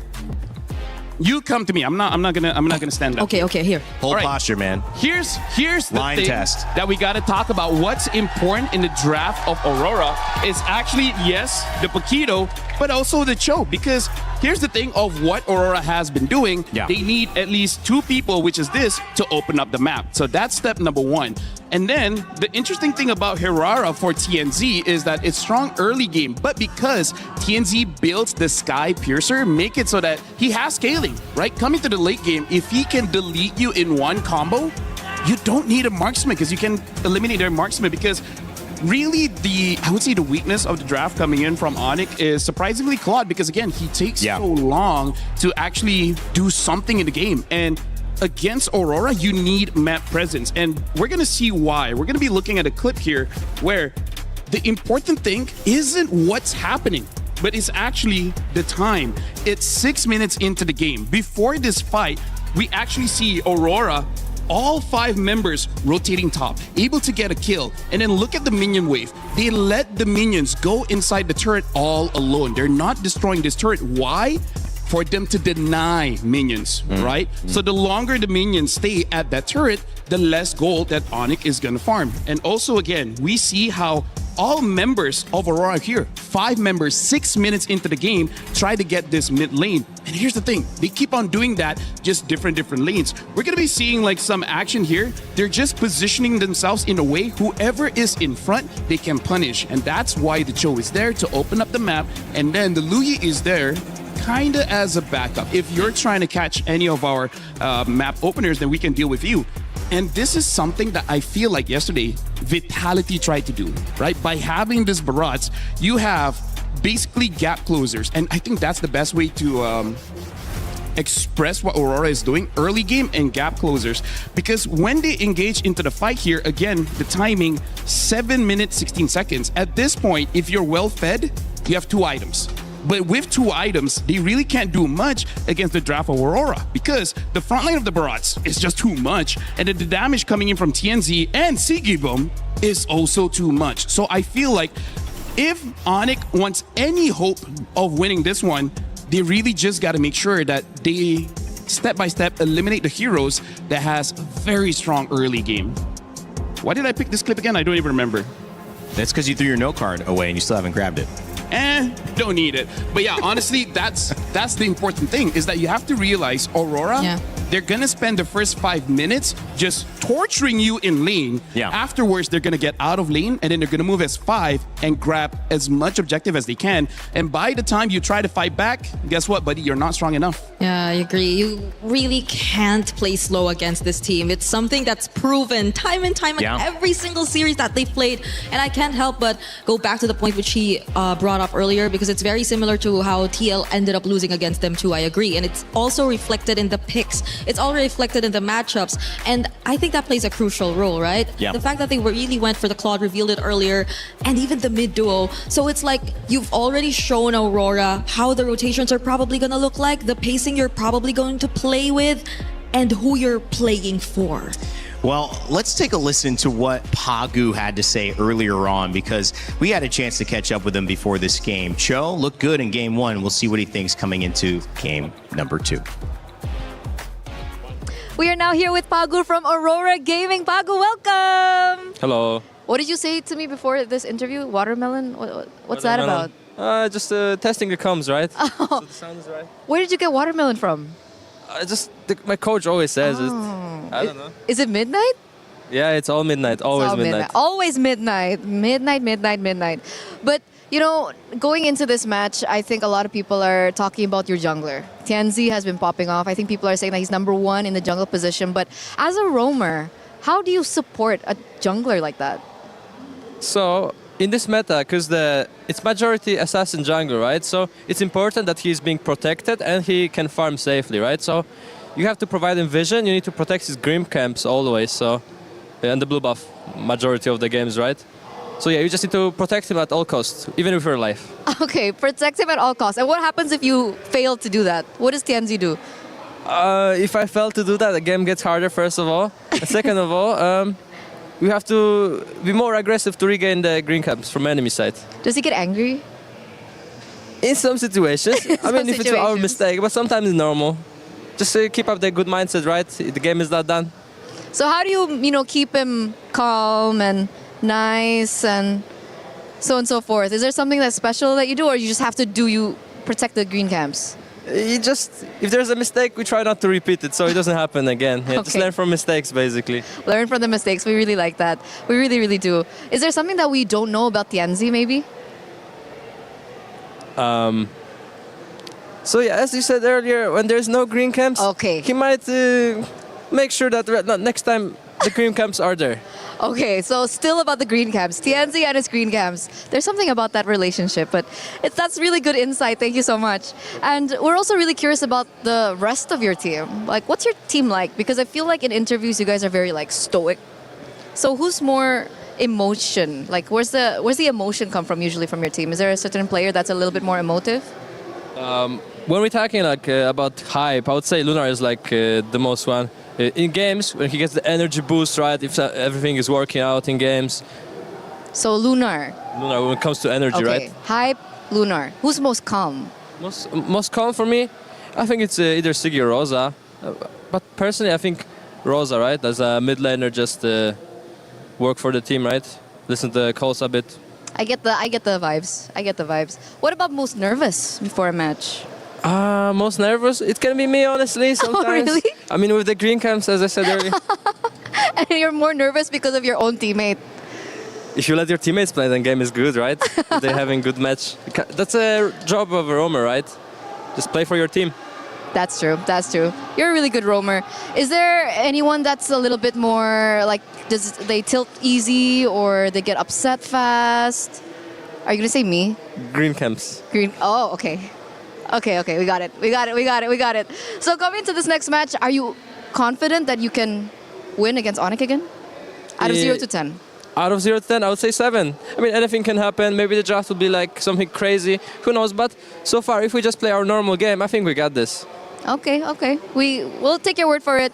But now, before we let you go, do you have a message to your teammates? Yeah, guys, just keep up the good work. Let's play normal game, no tilting. I hope our green caps are safe and everything works out. Okay. Thank you so much for this interview. It's been fun. And we're going to throw it over back to you guys.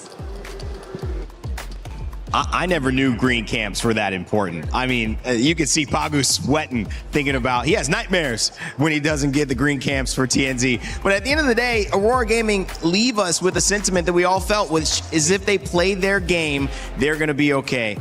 LaFell, what do you think about that? I think green camps is great. Now I know, don't take it away from. I knew you weren't listening. I think this is why Mirko is mad at us. Sometimes we take his camps away. Oh, you guys don't protect. Sometimes it's fun.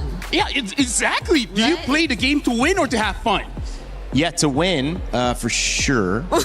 In this context. In this context. To win, you know. Well, at least we had fun. Doesn't cut it when you lose in the knockouts, guys. I don't think it does as well when you're representing the last remaining MSC champion on the side of Onyx, who's still in this tournament. SRG and Team Liquid PH have gone out earlier. It's just Onyx from 2023 who remain. If they lose here, we're going to have a new MSC champion. We're about to make some history if Aurora keep going, but that's a big if. And I want to bring it back to now, game 2. What do we want to see adjustment-wise, especially if you're being on the side of, you know, devil's advocate for how Onyx can turn this around? Where do you think they got caught?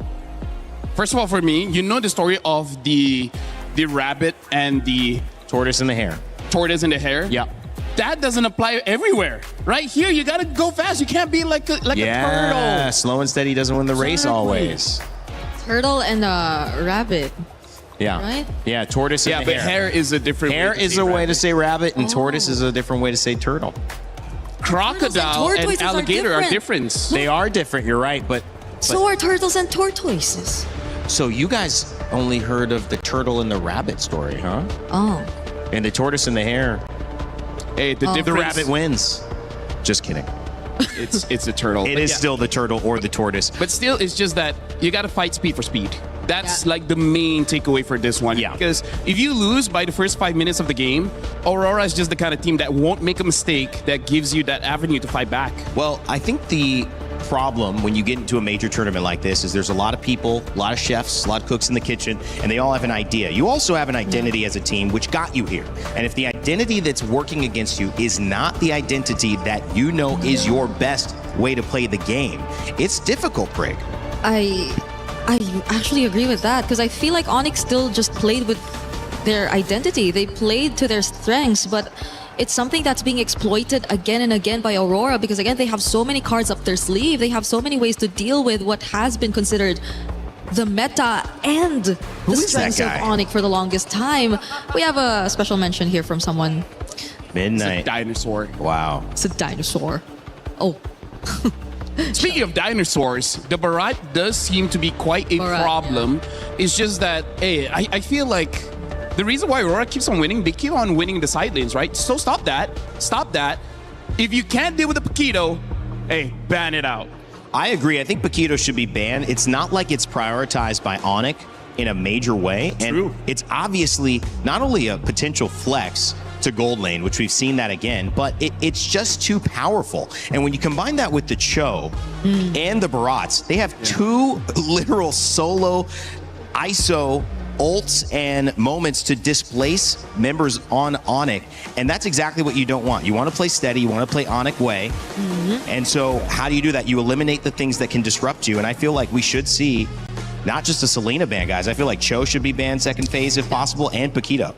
Or pick it up early because, again, Aurora, their draft always have good gap closers, so I feel like Onyx shouldn't be super, I would say, enthusiastic to have heroes that are long range because somehow, some way, Aurora will find a way to close the gap. And Onyx should take advantage of this blue side because I think both of them really favor blue side, but they banned the Barretts instead. So Atlas is up.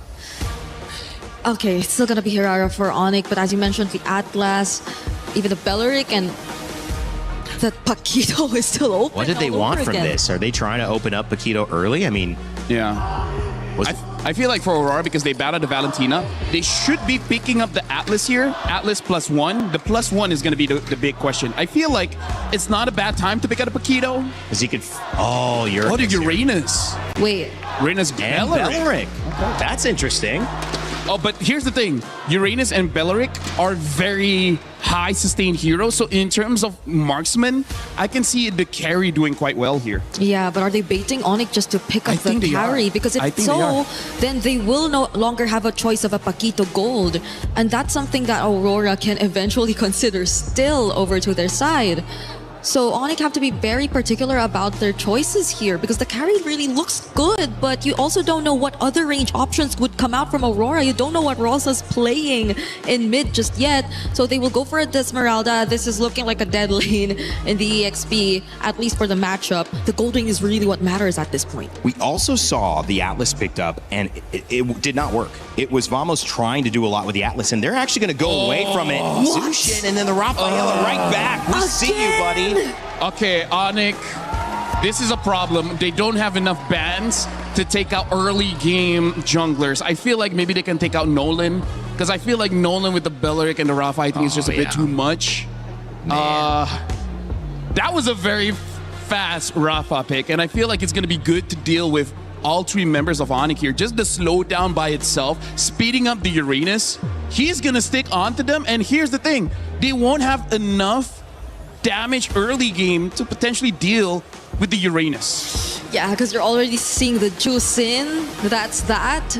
But also it's just mostly the Jusin and Hirara, because if you're looking at them and the possibility of them scaling, then you might have to have another source for mid to late game damage, which I feel is something that's going to be very tough for Onyx because the rotations are looking a bit too fast for Aurora. You're already expecting for them to pick up an early to mid game jungler as well.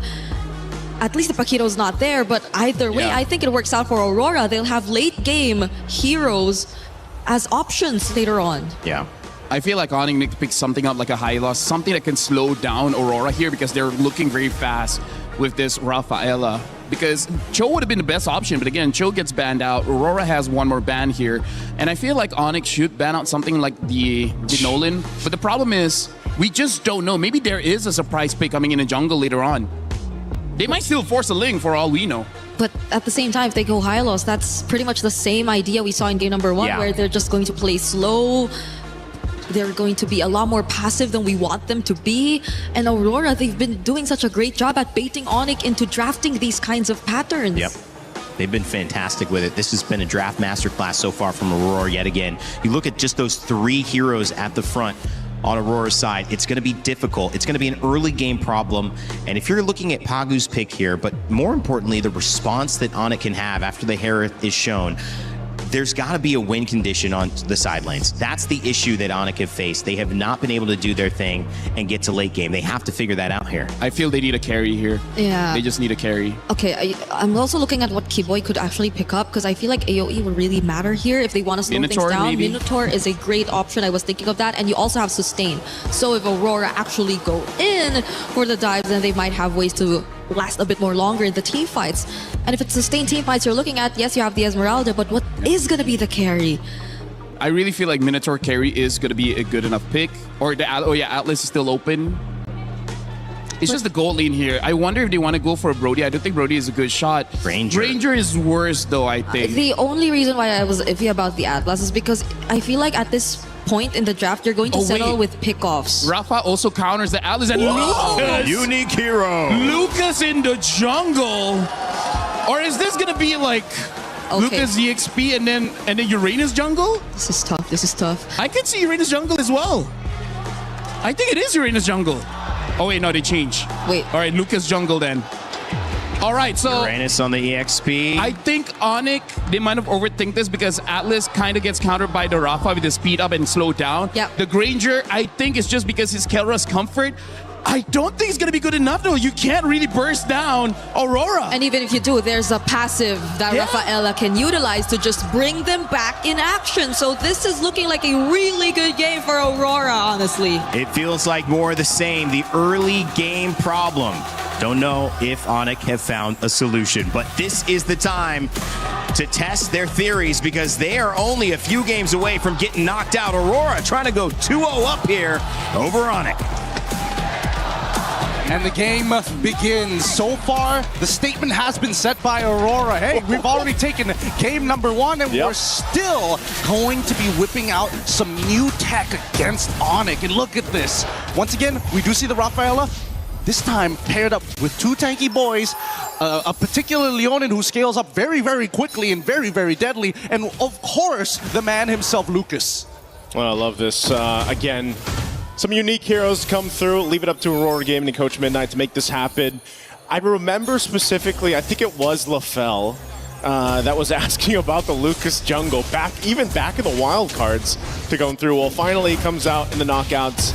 You can see that battle in the XP lane that we're so used to seeing. Of course, Lunar is going to struggle a bit there with that Esmeralda, but again, the idea here, the theory behind this draft from Aurora is you've got so much speed to work with, so much sustainability, the potential to bring someone back. Mind you, it's flying clouds as well.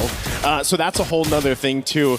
Just how quick Aurora can get back into the fights that Onyx is going to have to kind of keep notion of, because again, when you're getting all these heals through and you're this tanky for Aurora, you can't overstay if you're Onyx, and that might be one of the biggest problems for them. I mean, let's not forget, again, most people tend to kind of lean away from Lucas because he's so ability-driven, and his ult, again, you can wait for the full duration where you can get into these fights like right now and see whether you can start building enough charge to maximize it as soon as you get it. And that's the issue, right? It's going to be a matter of spacing for both sides. You can see that even Sans has opted not to go for Wilderness Blessing and instead pull yourself together to make sure that he can flicker out of the way in case things get really, really dangerous, which I would assume will, as we see Lunar, he is having a tough time in this lane. Yeah, they got to put pressure somewhere, and right now that's going to be on the Uranus up there in that XP lane for Lunar. Turtle's up though, so right now Onyx has favor to go ahead and get in position if they can. Keyboy doesn't have level 4 yet. He's given the information where TNZ is though, so that gives Kyrie a chance to go ahead and secure his buff, and then we'll see if this breaks out into a fight. A response though, they don't Keyboys here. Sigibum rotating up to allow this buff to be secured, but the fight for the Turtles already going to start up, but it's less than half health. Secured up by Kyrie. Let's see if they disengage here. Pagu too low, so objective secure for Onyx. Oh, that's a bit of a waste here, and honestly, a pretty huge win because now Kelra at least gets some gold shielding here just to get a little bit of a lead against Sigibum at this point of time, and not to mention that I think that Onyx also recognized that, hey, we got to be careful. We cannot underestimate this Lucas. There's a very good chance that he can just power through a lot of our abilities, even if they do have the Fatal Links here. Keep in mind, anti-CC is going to be a big, big mechanic here for Tien. Oh, this is dangerous. Wait a second. Oh, Pagu. I don't know if they want to keep on doing this, but Onyx made the smart choice but to back away.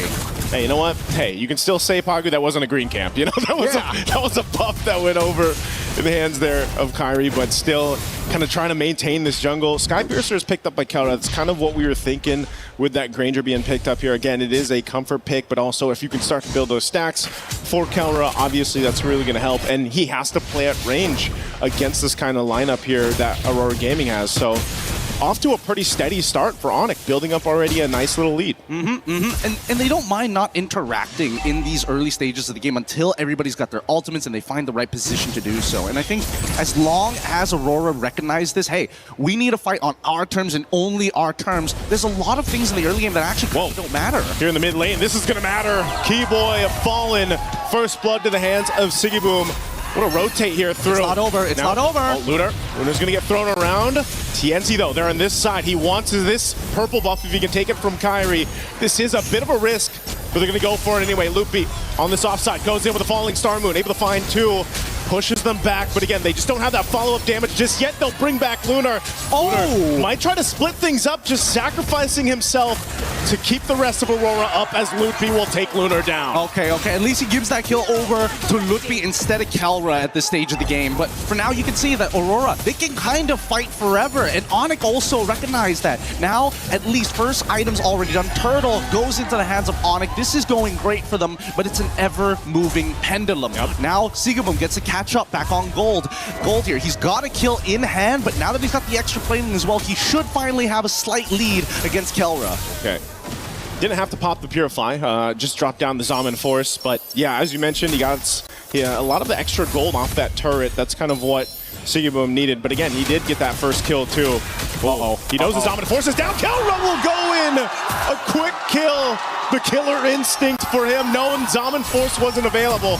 Makes a move, and now bottom side still gonna break out. TNZ, Fatal Links into it, can't escape, and Pagu gonna be next. Talk about value for your Sky Piercer for Kelra. Great knowledge from Kelra. He understood what the assignment was. Hey, no Zaman Force, you don't have a flicker, you can't run away from me, and I love it. If you want to just sit underneath their turret, I can harass you for days without anything left. I think at this point, Kelra is going to be a much bigger problem to Aurora now that the game plan is starting to fall apart. Luckily for Sigaboom, he doesn't lose too much here because they still have the passive from Rosa to get the revives down. But Kelra, now building up on these Sky Piercer stacks, they need to cut it in half at some point in the game. Yeah, you know when that setup happens and you don't have the Zaman Force available for Sigaboom, Onic will take advantage of that. So a really good decision there. Pagu obviously needed to pick up a little more defensiveness, gets a Radiant Armor locked in now for him. But it's just, again, Onic building up on this lead very early on. It's going to be great for them. Turret going down up top side. It looks like Sigaboom should be able to get that one, but now Lunar could possibly be in trouble. The rest of the teams here, though, is tanky enough. Picks up a Dominance Ice, but this Turtle is up. Are we going to see 3 for 3 for Onic in the Turtle department? Probably. They're going to have to contest this, I suppose, but the lead isn't looking too good. And I think the real question is whether or not Kelra is going to be here for the fight. And it looks like he is. They've already taken the tier 1s on both sides, both, again, losing lanes for Aurora at this stage, considering everything that has happened. But if they can find the opening, and here comes Lunar. Yep, they're going to go for it. Lunar just blasted down, though. Has to pop the Consecration.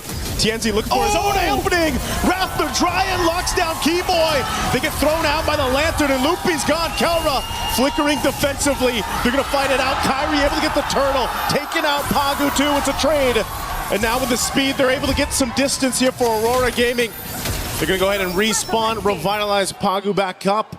They lost the objective fight, but it looks like Aurora still willing to take these fights. That was beautiful stuff. Like, Lunar got a lot out of Onic. Sans even using his ult as well, making sure that they got basically everything down. Kelra trying his best, but Pagu switches the role with Lunar to get right in front of Kelra's face to make sure that nobody else needs to die here. If one person dies, that's totally fine. 2 people, too much.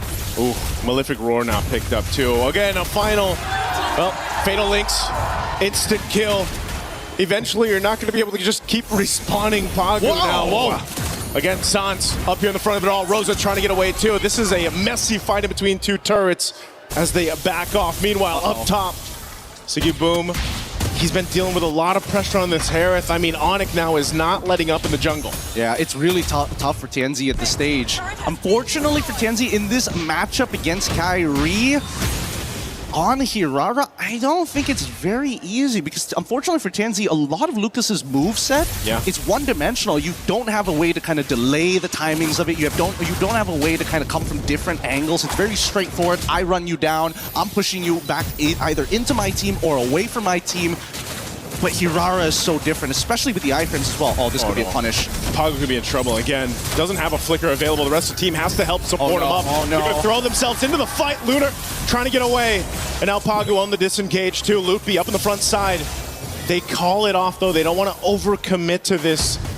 They see the purple buff is up. They're going to put some pressure here. Kyrie goes in and TNZ doesn't have the purple. Yep, but that means that Kyrie doesn't have Retribution.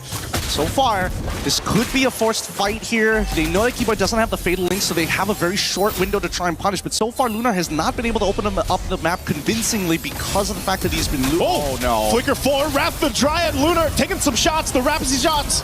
Kelra gets a kill, Sky Piercer proc, TNZ gonna follow by Kyrie's hand, and looking up to load up Rosa. A double for Kelra. They ignore the Lord, they go for Pagu. Pagu, where's the tree to run here, man? Being chased down by Sans and Kelra. Couple shots of the Rhapsody, and boom, another.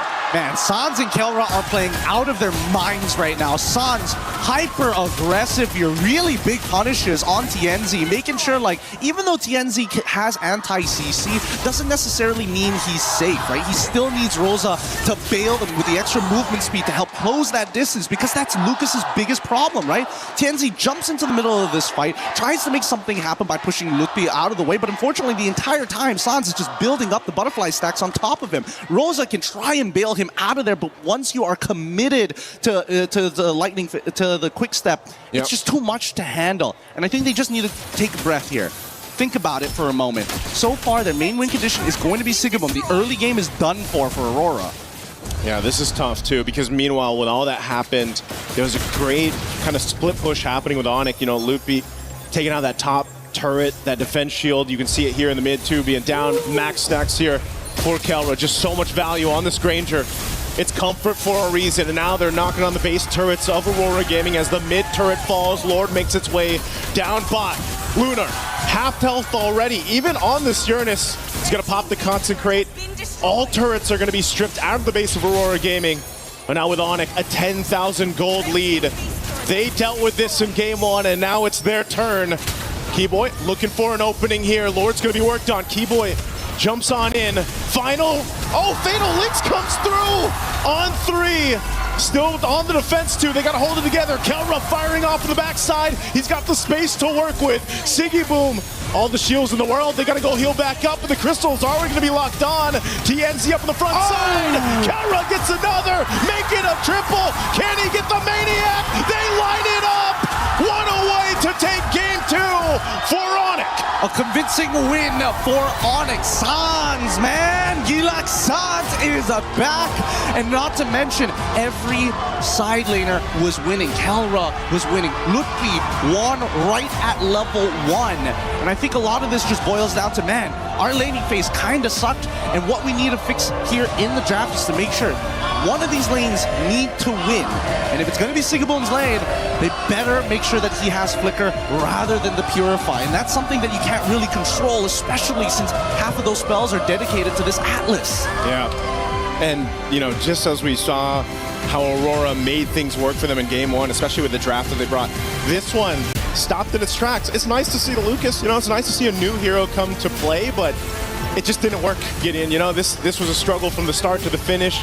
Onic really put the pressure on just the jungle, but then the rest of the map. I mean, it was really hard for TNZ to even secure his buffs that he needed and everything else, but also just really good positioning and fighting from Kelra here and the rest of the Onic squad, because again, you look at all the room Kelra has here in these highlights. He has all the space to work with, and Sans was so good at playing that Jushin, bringing them back with the Lantern, bringing them, utilizing the beacon if he had it to. But I mean, look at this. Even in this, Kelra has all the space in the world to move here. Yeah, it's just so difficult. Hopefully they figure it out here. We're going to be throwing it over to break it down even more with Rain Day and the boys, of course, Brigida as well.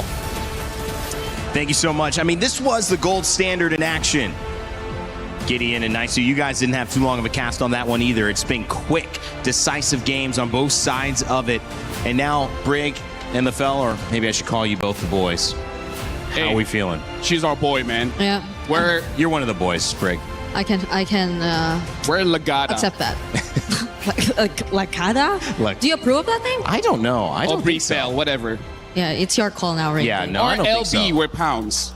Let's keep workshopping, and then we'll figure it out. Like Onic as well, who kept workshopping, and then they figured it out. I think this was a really great response. I feel like this is the chance that they needed. They took it.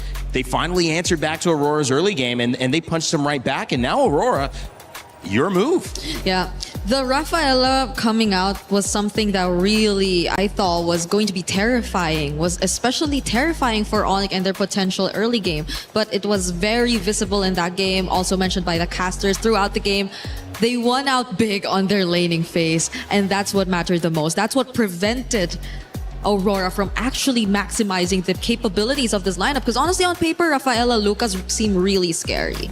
Yeah, but here's the thing. This is one of those situations where, especially Kelra, can argue for a raise, be like, did you see my performance? Because honestly, this is, I would say, Briggs, is all the players. Because this is kind of like them, you know what, I spit on your draft. Screw the draft. As long as I'm better, I'm good. Dude, I'll show later during the... That thing where you hold the mic. Like, this is legit, just like, I'm better than you. That's it. That's why I won. Yeah. Wow. Yeah, but you know, I think that is selling it too short, because I agree that that's the case, but they weren't able to do that in game 1 because Aurora had positioned themselves so well.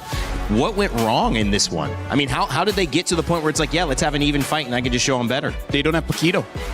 right? Really? You think that's that important? Because Sigiboom lost that lane hard. That's And then true. we saw Lunar losing his lane hard. That's right. the big difference. And we talk about this in the previous one where like Aurora has been winning because they side lanes keep on winning. Yeah. Look what happens when they lose. Yeah, and I think you see how that was the plan, the idea that they went from the start when they drafted this lineup, because even the execution tells you that they just really want to keep invading, they really want to keep fighting, because that's what their lineup is really strong. It's in terms of, that's where their lineup's really strong. It's in terms of fighting, it's in terms of just out-sustaining, always getting back into fights, because again, you have a Rafaela, you're on flying clouds, but also it's because of your mostly fighter lineup. But you don't really get to see them get to that point where you feel like they just rather would not, or Onyx would rather not fight against them, because they actually had the damage to deal with them. Kelra stacking on those Sky Piercer stacks early on did not allow for Aurora to play the game that they wanted. That could be the difference. They're not expecting that. LaFell, break down what you saw Onyx respond here in game 2. Very elegant in the way that you grab the mic. So honestly, like, we're not going to be looking much at the draft here because it really is on that execution, because I just want to show two big things here, right? Look at this. This is level 1 Lunar. Again, could you like lower it a bit? Just jatuh sikit. Okay, thank you. Like Lunar is level 1 and then Loopy is level 2. You guys didn't catch it, but she just put it like so high. Either ways, level 1, level 2. This is already quite a big win because, again, the reason why we see Aurora doing well, in game number 1, they got the Barats. Barats wins the lane quite hard. Now Lunar is getting bullied a bit. And this is also why I want to say that Kelra deserves a pay raise. He deserves a bonus because look at the situation here. I mean, honestly, because he does have the flicker, so he is a little bit more brave to go for this trade. But look at this 1v1, straight up 1v1, going up against Sigibum, and then he dies. And then look at the state of the minions as well. Even the gold card is almost dying. So there's a lot of gold on the table There's a lot of gold on the table that's being denied here by Onyx. And then when we go into the team fights, just like what Gideon said, we got to look at Suns, because Suns is honestly destroying the composition of what Aurora is trying to do. And what Aurora is trying to do, all right, Aurora is trying to do is that they have 1 or 2 dedicated map openers. In this one, it's going to be Lunar. And every single time, I'm just showing you one clip, but Suns multiple times pick up the front line of the team, and then look at how all the while, Kelra in the back, he has free range to keep on hitting, because look at all the HP being brought down by the rest of Onyx here. And then all the while, just look at Kelra. Kelra is just waiting patiently. He just wants that final hit. And with the Sky Piercer, that's kind of all you need. Look at the positions here. Look at how Lunar is gonna get targeted, and then later on, oh, I'm colorblind, I can't see this. He gets chunked right there. Yeah, he gets chunked a lot. And this just shows that both teams here, Reindeer as well as Brigida, they are very high octane kind of teams. Yeah. If you get a 1,000 gold lead in the early game for both Onyx as well as Aurora, it's life-changing. Yeah, I gotta say, life-changing. You see it, because it's both Sans and Kelra. They're very willing to just go for the front lines. It was highlighted earlier. Sans was lifting whoever just throws up front, and Kelra being a bit too free, not afraid of trying to go for these heroes first because the damage was a bit too much. I particularly observed that during that one sequence you put there, highlight there, because I think that's where you kind of know that Onyx have already got the game. 6-0 in terms of his overall stats, but his difference in game 1 was really 12-0. The moment. 6-0 in the moment of that fight. It ended up 12-0, you're right. It ended up tripling almost his damage there, a little bit over 2.2 times from game 1 to game 2, Brigida. This is the gold standard that we were looking for. Yeah, it's a complete opposite of what you saw from him in game number 1, where again the matchup was clearly a lot more difficult to execute. So I feel like it's a similar situation that Aurora experienced this time. You kind of thought that they were actually going to have the advantage, granted that they had such a promising lineup synergy-wise. They had all the mobility in the world, they had all the timings in the world. But once they lost on the sides, that changed the outcome drastically, because you could not really rely on the mid trio to just pull off the idea of the draft alone. It's been interesting because now where do we see the focus shift? It could be the mid that starts to become a little bit more important on the matchup. It's kind of been a I don't know, taken not for granted, but we focus so much on the side lanes that where do you get your advantage now if Onic have an answer for that? Honestly, I feel like both coaches have been doing quite a good job on getting drafts that is very serviceable by the teams. Right now, it really is just personal mechanics, right? Between Sigiboom going up against Kelra. Sigiboom, can you beat Kelra? If you beat Kelra, we win the game. If you lose against Kelra, Onic will win the game. So I feel like, yes, the coaches have to get lane-winning matchups for all the side lanes, but then Kelra just showed, like, if he's better, he's just better. You know, I like that too, because sometimes when you get to a position like this and anything at a high level, everyone's about as good as everybody else. I mean, there's differences, right? There's moments of who steps up, who's a little bit better under pressure. But you just want to get yourself to a position where the players can decide the match based on how they play. They're not losing out the gate with their draft. So overall, it seems like Onic and Aurora Gaming, they both set their teams up to win. We'll see what happens in Game 3. Before we do that, though, I want to send you to a little bit of a reminder about some new stuff going on with Mobile Legends Adventure.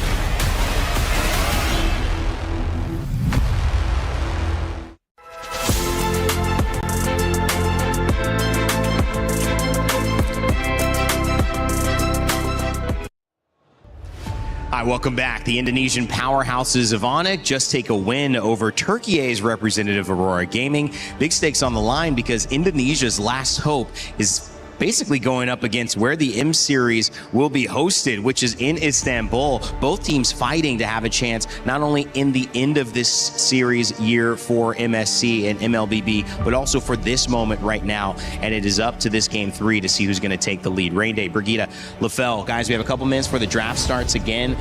I mentioned Indonesia. I want to hit on that even harder because it's 2019 they did it. 2023 they did it. It's 3 years apart. Can they do it again? Are they destined for this? We know that they are watching. Yeah. And this is a great start in Game 2. And it's not just Indonesia, I feel like. Onic as an organization and this lineup that they're looking at right now, apart from a couple changes here and there, have always been so close. They've had multiple instances in the past wherein their international runs have been great. They've made it even all the way to grand finals. I think that was also a couple years back. One of the most significant ones being, I believe, M5, where they were just one win away, literally in the grand finals, and they had a very unfortunate loss against Team Falcons, that we also have right now. So who knows? I even remember part of the draft. They have the Boxy as well as the Eve. Yeah, that's the Eve just have some kind of curse when it's best of 7. Oh yeah. Well, best of 5 here means that this is a decisive blow. This is basically the end of the best of 3. We know they lost to a best of 3, but it did go down to 3. This is a repeat not just of that matchup, but of how that matchup went, where there was a response from Onic. It was Aurora who would finish it off and end up in that higher upper bracket spot. But now all's fair in love and war. We're right back. It's one game that separates who's taking the lead, except there's still another chance to respond, Lefel. So I'll question to you, what is Aurora's response here now that Onic seem to have figured them out yet again? I feel like they try to get the Paquito as fast as possible because, again, Onic has proven both times now, the first time they met and then the second time, is that they can fight fire with fire. Like, if you want to play early game, we also can play early game. They're from Indonesia. Indonesia is known as a very chaotic, very fight-heavy region. They love drafts that require no items for you to really function. So I feel like Aurora has brought back Onyx to their roots of saying that just keep on fighting. Whatever happens, happens. Just trust your mechanics. And that's what they did. And that's how they won. So going back to what you guys said in the second draft, you got to go back to your own identity. So Aurora kind of pushed them to go back to their identity. And now it works out well. But wasn't that Aurora's identity too, though? It was, I guess, maybe a bit too much of their identity. Who has the stronger identity? Okay, that's Brigida. Okay. Do you have a strong identity? Maybe. All right, We find out here, though, who has the stronger identity between these two. Because the Paquito is still open. We mentioned it. I honestly would rather not see it because it just like gives over so much advantage. But let's see if Onyx would rather let it open. Yeah, I mean, that's the question that Aurora now are asking Onyx. Do you want to give us Paquito? And I don't know if it would be a first pick. It would be an okay first pick because you'd still wonder, is this Siggy Boom going to grab it? Or is it going to be something that Lunar plays in the EXP lane? Or could it even be something TNZ plays in the jungle? I feel like either Barats or Paquito is going to be pretty good here because, again, both win the lane, and then that's kind of like what you need, right? Step 1, win lane. Step 2, win the game. And then they have Freya, and Freya can flex between EXP and gold. Oh my, we missed this. Yeah. Yeah, because she's always banned, though. You can't blame us. We come in, they got the bans up. Okay, but Stop Freya, blaming us, Brigida. No, I blame myself. You blame yourself? Yeah. Hey, don't. No, don't blame yourself. Okay. Girls are never wrong. Hey. Okay. Oh, wait, you're a boy. I forgot. You're part of the boys. You're part of the boys now. You're wrong. Hey. You're wrong, I see what you did there. I see what you did there, LaFell. Belleric picked up as well as Esmeralda. Paquito ignored for now. They could pick it up. Again, it would kind of maybe show their cards for the Freya, but it's the Barats. Oh. So that's looking like... Wait, EXP, yeah. EXP Barats and then gold lane Freya. Gold Freya. Already winning the lanes, and then now with the Eudora as well. AoE crowd control, a lot of damage, much stronger opening for Aurora here. And I feel like they don't mind the Paquito. And Onyx should not be pressured to pick it up even in this particular scenario if they really want to go for a different game plan. Because at this point, okay, they don't decide to pick it up. I feel like it's okay because right now the junglers quite a lot has been taken out. I feel like the Ling is not going to be serviceable in this game, so they pick up the Nolan and maybe even ban out something like a Harley just to make sure that Aurora does not have the early game. Yeah, because at this point, I think they have very stable sides already, regardless of what the matchup is eventually gonna look like. So the only problems that could come out in the jungle, I agree, are maybe the Harley and what else did... And I feel like Aurora ban out gold laners will be good enough here. Right now they ban out the Guinevere. Guinevere is also a good enabler considering that they have Eudora in the mid, making it so that she will have quite a lot of damage. And now the carry does get banned out. So yeah, I feel like Aurora, they just ban out gold laners and they should be okay. Yeah. Because they're mostly going for fighters. We also don't know if that's going to be the option in the jungle even. Because we're yet to figure out what the roam is going to be. It's a Eudora, you definitely see it. But I think also the Cho is a considerable option for Aurora at this point. If you really just want to pair it up with the Eudora and whoever jungler you're going to go for. That should be what Onyx is thinking. I think maybe, do we ban this out? That way we don't have a kick into a stun. Into a bite, into a slam, into everything. I mean, it's just 3 characters and they already have way too much to deal with. So Onyx, Coach CW, you're gonna have to see, do we really honor their Cho and ban it out? And it's gonna be the YSS. Oh, okay. Interesting. Taken out instead. They are looking for a jungle, so that might make a lot of sense. Plus, we have seen YSS, I believe, in this matchup. Yeah, TNZ has used it before and able to get the win. Yeah. Right now, Aurora, honestly, with the bans coming up from Onyx, letting go of the Harley kind of signals to me that they're still considering playing double fighters here, right? They could pick up the mid here and then just see how the options look like. In terms of the mid picks, the Vexana, I think, will do quite well against Aurora, but hey, if you want, you can even pick up a Valentina. I don't think there's a good ult to take, so that's why I still prefer the Vexana. I don't know, yeah. Vexana, you know, Vex should be okay. Either are safe, but it's just probably a bit more safer for the Valentina. If it's just survivability that you're considering in the mid lane, because I feel like there are just so many angles to play around with if you're looking at Aurora's first 3 picks, but they lock in a Farsa. What the Farsa? What the Farsa indeed. Was played pretty well earlier, I think. There's a lot of burst here coming in from Onyx. So yeah, I think it's just like who has more firepower, right? Who has more damage, we will win. And now the Minotaur gets picked up as well as the Paquito. Is it Paquito jungle or Baraz jungle? Yeah, knowing Midnight, he might even throw Freya in the jungle. So we just don't entirely know the matchup here. It's you can't tell. I mean, I think it's gonna be Paquito jungle though. Just assume the worst possible matchup. Wow, but Sigiboom played a great Paquito. Would you really force him off that if it's in? I mean, what if TNZ's better?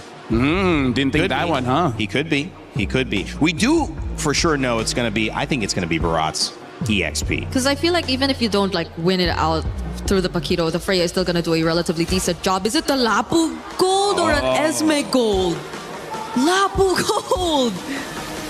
Well, again, like this is why they don't ban out the Harley, because they're like, yeah, you know what? You want to fight fire with fire? Well, we got Suns as well as Kyrie coming in with the Nolan as well as Farsa. That's a lot of burst damage. It's a lot of team fight. It's a team fighting what lineup. The Farsa. What the Farsa. And the AoEs too. Minotaur and Belleric. Just imagine what could happen when it comes to the team fights. Sigiboom will take the Freya in gold. Lunar will be on the Barats as well. It'll be a Paquito jungle from TNZ. Oh man, game 3 could be where things start to shift for 2 regions desperately fighting for a chance at the semifinal. The bid is on the line. Best of 5, game 3. Send it back to Naisu and Gideon. The world has demanded for bloodshed, and today we are going to get here at game number 3. This is going to be spicy because both compositions want to get into your face. They all want to do one thing and find that first blood as we jump right into it. Aurora, for those of you tuning in, is going to be on blue side, facing up against Onyx on the red. Yep. I like that how they went through this draft. Whoa, Sans. Okay, concussive blast and that little jump through from Pagu. Enough damage to send him back. He doesn't burn the Purify at least. At the very least. Here, but at least Pagu now gets to walk into enemy territory for free, and not to mention they're playing on their strong side. Lunar already generating a lead of his own, and Pagu takes like no damage. Whoa! Dead. Holy moly. I think, you know, that is not what I was expecting that early on. First blood. And all of that, why? Because, unfortunately for Sans, he just took too much damage. And now they're going to start pressing their lead to the opposite side. This is the early game that Aurora is most well known for. And now that TNZ is on this Paquito, and he's already level 3, he does some real damage. Well, man, they're not letting up too. Again, playing around this pressure that Aurora Gaming has already secured themselves in the first couple minutes of the game. Trying to slow down Kyrie here a bit, but I think Onyx can go ahead and kind of readjust from this. Maybe even potentially. I mean, there's still 30 seconds for that turtle to come up. They can just kind of let that go if they have to, but knowing Onyx, they probably won't just give it up for free, even despite the pressure they're feeling this early on. Yeah, absolutely not. They need to contest for this. I mean, this really depends on whether Sans actually hits level 4, right? Because he's the secondary win condition in this early game next to Kyrie. And even as we see this game progress, because of that early recall and the control we're seeing from Aurora, now Kyrie is like, man, this early game might not be in my hands. Yeah, now it's Kyrie asking for the green camp control, man. You know, trying to protect these. Right now as Aurora doesn't let up. They do get the retribution out, though. So I guess that is going to be the decision by Onyx, especially since Kyrie's on level 4. Let's just give up this first turtle, give it to Aurora. They've won it by just how much pressure they put on. Oh, a big slam through into the wall. Loopy gone after Daytona's welcome. Keyboy could be next here. He's just going to be zoned out. Nope, the 1-2 punch comes through and Lunar picks up a kill. The autopilot here. Let's not forget that Aurora just seems to be more well-connected overall, and it seems like Onyx, they needed to regroup, but unfortunately Lukby just took the wrong path and did not want to commit his ult. I think moments like that gets really, really difficult for Onyx. Now, Sigiboom, he's more than happy. He unfortunately is in the losing matchup, but he doesn't mind as long as he's not losing out on gold or EXP. Kelra can try and lock this lane for as long as he wants, but if we do see that Sigiboom's rotating consistently, he should be able to get mid waves as well. Yeah, and as you just saw, that's such a good kind of like a counter that Pagu has against that feathered airstrike, obviously with the Minotaur, you know, and if it's once he has the Flask of the Oasis and it kind of helps buff up that sustainability that comes with that motivational Aurora, you can then just kind of follow up with the mini jump, but then the ultimate, right, that he has that it just can set things up and stop Onyx's main game plan, which is playing around this Farsa's damage kit into a Wrath of the Dryad, into setting things up for the Nolan on Kyrie to follow through. We've seen the burst damage before, but even on the other side, the counter to that is TNZ. This Paquito jungle, which most of us have seen in the gold lane. Hold on, Lunar, okay, he's gonna try to get away. Feathered Airstrike dropped down, but he's tanky enough to survive it. Just with the Daytona's welcome. Didn't seem like the most optimal choice overall. I get it if Lunar didn't have the stacks, but once he builds up on those stacks, he's actually comparable to like 1.5 of Lapu, right? Yeah. I think that should be the ratios that should be in their head. I think they were assuming that Kyrie was going to do a little bit more damage, but he's already 2 levels down, right? He's basically the same level as Lutpi, and even Lutpi knows for a fact that he can't chunk Lunar for more than half of his HP, and even then, we're asking for a lot. Overall, this has been a really great start for Aurora as they've controlled the entire bottom side, and it's unlucky that it spawns back down to the bottom side once more. Yeah, right now, Aurora Gaming is basically just kind of coasting on through this early portion of the game. Second turtle's going to be up here, though, so we'll see if this time Onyx wants to possibly fight both mid laners, picking up the glowing wands here. Again, this Eudora been such a mainstay in the meta currently, and you see why. You know, the multiple stuns that you can kind of dish out, the damage, the poke that you can do, that burst on such a kind of low cooldown is a problem. TNZ also picking up a Sky Piercer now on that jungle Paquito. Turtle's up. I don't think we can do this here. They're thinking about it, but he's leveled down onto TNZ, and I'm pretty sure that TNZ can just hold on to that champion stance. Okay. Flicker forward. They're going to force this fight. Kelra on Sigiboom, though. Sigiboom trying to get away. Meanwhile, Lunar's the one to fall. The team fight's going all wrong for Aurora. Sands. There's the what the Farsa. 2 kills now, double. And that's going to be a turtle for Onyx. A really nice play. A great interception coming in from Onyx here, making sure that at least they're dropping down their abilities on the right targets. Like, Lunar set it up pretty nicely. However, unless TNZ finds that trade onto Kyrie or even Sans, then it's just not worth the time. Oh, denial! Oh, goodbye. Good punish there, because I was going to say, Kyrie could not get away with that after everything Onyx did, but mind you, that whole interaction has now stopped that gold lead that was building for Aurora Gaming. It was about 2,000. That's been pretty much dealt with. Kelra won't get this turret just yet, but he does do quite a bit of damage to it. Meanwhile, they got the bottom turret traded out, so Onyx now opening up the map a little bit here. Kelra's doing a really good job. Like, first turtle, okay, Sigiboom walks out of it, you notice that he's only level 3, and that's when you know, like, okay, sure, he probably doesn't need to be there, but at the same time, you never really know what's going through Aurora's mind, especially what they're willing to risk. And I think that's the problem that Onyx has been facing these past couple of games. They're not 100% sure whether Aurora is willing to die for certain moments in these games to get a little bit more later on. But now that the Feather Airstrike has been used early, they are making the statement, you know what? As long as Sigiboom doesn't scale, TNZ will eventually fall off. Yeah. And that's one of the things, too, that I guess the downside... Oh, hold on. Kelra, he wants this turret. Aurora Gaming wants Kelra. Falling Star Moon, a bit of a burst of damage. Kelra be able to survive. Is there going to be a counter punch here from Onyx? They just make sure Kelra survives. They back up. Hold on. Daytona's welcome. Right on cue. Nice. Into 2. Lunar now going to be in trouble. The burst comes through. And Kyrie will pick up a kill. I didn't know if Aurora Gaming was going to continue to fight, but they decided to go for it. They made a mistake there for sure. Kelra played it perfectly, using his Purify to ensure that they don't find the one-shot and sets it up for something more dangerous down the line. This is what I'm talking about. This is a game of boxing here. Let's look at the replay one more time, because as soon as Keyboy, this looked like a very good punish from Aurora until Lutpi says, you know what? As long as the damage dealer can actually go for their full combo, which they know that Rosa doesn't have, this should be a free pick on to Lunar. And they know for a fact that Bravest Fighter, it's on a short cooldown, so they can just drag this out and wait until Lutpi has it. Aurora trying to punish. Lunar needs the stacks. Daytona's welcome, already used. Fighting off the turret. Pagu jumping in. Minoy and Fury to knock up 3. Keyboy's gone. But a Feathered Airstrike comes down from Sans. And now, Lutpi flickering forward. Trying to zone out Tenzi. He's swinging around here. He's going to fight off Sigiboom. This is a fight all gone wrong right now for Onyx. The 1-2 from TNZ. And there's again, fighting for the turtle. Kyrie trying to find space, but Rosa comes in with the stun. Turtle secured by Aurora. And Kyrie He goes down as well. Kalra could be next. Everybody's here to clean him up, and Kalra falls. It all falls apart for Onyx. Oh no. Worst case scenario for Onyx. Aurora able to find the lead back again, and worst yet, they're able to take out a majority of the members of Onyx, pulling themselves to the lead that they had before. Now, just an extra 400 gold on top of it, and TNZ is probably at his strongest at this point. Walking to take away these green camps. Don't worry, Pagu, nobody's mad at you this time, but let's look at the items, because we're at a dangerous state. They're looking to make sure that TNZ is strong enough to one-shot Slans at every point of the game, but TNZ, keep in mind, that's solely based on the Sky Piercer.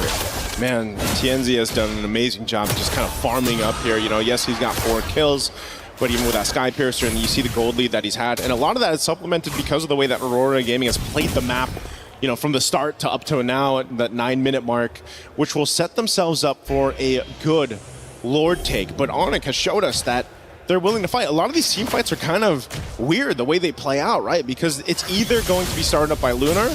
Oh, there's some good burst coming through. Divine Glaive was picked up recently by Rosa, but either Lunar will start it up, or Onyx can kind of go ahead and choose to start things up. The downside of the Belric having the Revitalize is obviously you can't surprise anyone with that flicker combination we're used to seeing. So it's got to come from someone else, and mostly it's been from Lutfi flickering forward, trying to set up, or trying to just keep things split up in these team fights. And that's why they're so finicky with the way they play it out. And that's why I say this is like a boxing match, right? As much as you want to throw your lead hand out with a big haymaker, you also have to keep in mind that Aurora could be throwing their own haymaker. Wait a second, Keyboy! Keyboy, what's he doing? He's gonna get eaten up here. Rosa's gone though. Kelra now splitting up the fight. There's a stun right on the mark. Minui and Fury knock him in the air. Sands in trouble though. Can't get away from Siggy Boom. And now in the Valkyrie form, he's going to be splitting up Kyrie and Loopy from the fight while Keyboy's got nowhere to go. A proc on the Sky Piercer. Looking to clean up more under the tier 2 tower. A double for TNZ. More stacks for this Paquito. And now they take down the tier 2 turret, Kelra. He's tanky enough. He should be fine. He'll just clear out the waves. Yeah, he is not worried at all, but the rest of his team does not have that same grace. And Sigaboom has been playing an amazing Freya, a losing matchup, and yet watch this, right? As they were playing this fight, they recognize, hey, no feathered airstrike. They also lost the Wrath of the Dryads, and that's when they decided to throw everything. Even Sans recognizing, hey, I gotta use the Purify to get away from a flicker and rage charge coming in from Pagu, but it doesn't matter when Sigaboom has stuck on to the rest of your team, cutting you down one by one with no way to stop you. The lack of CC is going to be a huge issue. Oh, hold on. Daytona's welcome use on live cam. Kelra going to be in trouble again. And Minnow and Fury knocking him in the air. Keyboy can't get away. Once again, Sigiboom leading the charge of the Valkyrie form. A big stun comes through from Loopy though.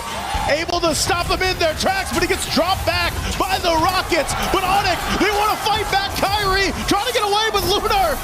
Not enough damage on the stomp there, that auto attack.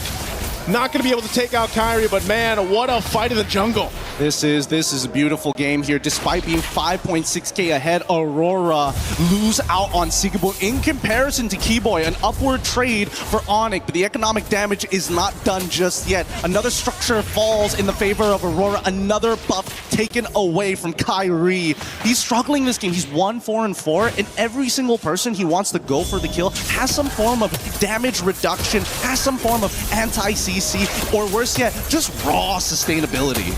Yep, really good play there from Onyx because of the fact that they took out Sigaboom in the last fight. They pretty much alleviate that damage that Lord push would have done. Again, you're just seeing, despite being down these thousands of gold, Onyx somehow is still able to actually go toe-to-toe in the team fight against Aurora Gaming here. And now for them, again, they have to look at what's their best angle? What's the best attack plan here for them? And especially when it comes to the jungle, because Aurora Gaming has not let up on this as they continuously try to take these buffs. Again, Daytona's welcome, throwing him into the wall. Keyboy, it's going to be, again, the focus. A feathered airstrike to follow through. And now Sigiboom on the back line. He's just everywhere. Sound's got nowhere to go. Forget the turret, forget everyone else. Aurora Gaming will just go for this fight, tossing everyone around. And they just go full-on wipeout against Sonic. And that's going to get Aurora Gaming this game under their belt taking the series 2-1. The one extra detail is what makes Sigurd one of the best Freyas here in this competition. When he fights, he's already looking ahead of the map thinking, you know what, I can't 1v5, but if there's just enough minions, I will be able to sustain through the damage with my Descent of the Valkyries to have the extra AoE per auto attack, which is why you're seeing go from 0 to 100, 0 to 100 every single time. A dangerous game that Onyx is playing here, and one that they need to figure out right here, right now. There's too many holes in that draft. Last time it was missing that Atlas. Now, dealing with the Freya seems to be impossible. The ideas are good, but if Kyrie can't find that early game advantage, I don't know how they're going to play. I gotta say, man, again, you know, now that it's match point here that Aurora Gaming is going into against Onyx, Lunar was a big part of this. The way he played the Spirits, the way that he was able to go ahead and lock down, sometimes it was just Keyboy, but his timings of the Daytona's welcome were just pivotal, but also Pagu. Again, this Minotaur hasn't been brought up too much, but you can just see how much crowd control comes into play for this, makes it happen. I mean, even something before this fight broke out, Sigiboom picked up the Corrosive Scythe, and this was enough to kind of, you know, slow them down a little bit so that they could follow through on this. Even going and flickering forward under that tier 2 turret just allowed them to collapse down. Almost every single fight after this looked like that. Lunar starting up, Sigiboom jumping towards the back line, putting enough pressure there, and then the follow-through where they just collapse around Onyx lineup. Let's not forget the raw amount of CC that Aurora actually has to cancel out big abilities. There's so much to talk about in this game, but we're going to leave it over to the panel to break it down for you guys here in game number 3. Rainday, what'd you think about it? Well, I loved it. I loved it because it set up another story that this MSC is bringing all of us, which is the title defense. In 2023, Onyx, the team that you see here, that organization was able to win at MSC.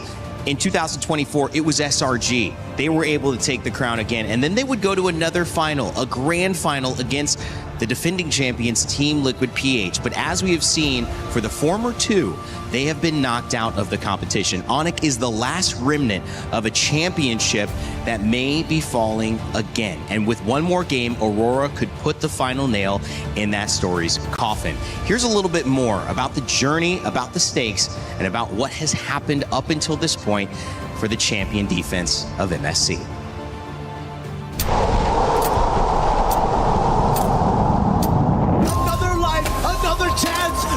Stormy! From the start of MSC in EWC, there's never been a back-to-back champion here.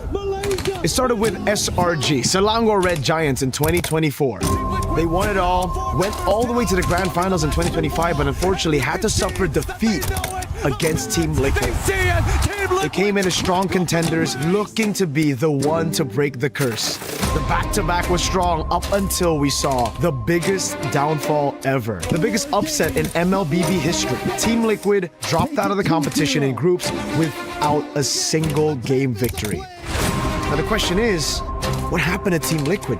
Why is the curse so strong of no back-to-back? I cannot tell what really went wrong. Pressure, or is it the mental aspect of it? Maybe some of the things were wrong. But as of now, all I can say is that that's definitely not the level that we usually bring. It might be the worst international run for us. Definitely not what we expected, but we will learn from and come back stronger. We're so not prepared to the meta shift. We didn't think that it would affect us so much. There's a lot of people saying that I can't keep up with the assassin meta, and yeah, they were right. I will need to do better next time. It sucks to lose this early in the tournament. It's my first time experiencing this. I don't want it to happen again. For me, it was a failure. I don't think anyone expected this to be this bad. Even now, I still can't believe that. From last year, winning all of it, and then now being the first team to be eliminated. We must recover first with what we're feeling right now and find that motivation all over again. Let's see where life takes us.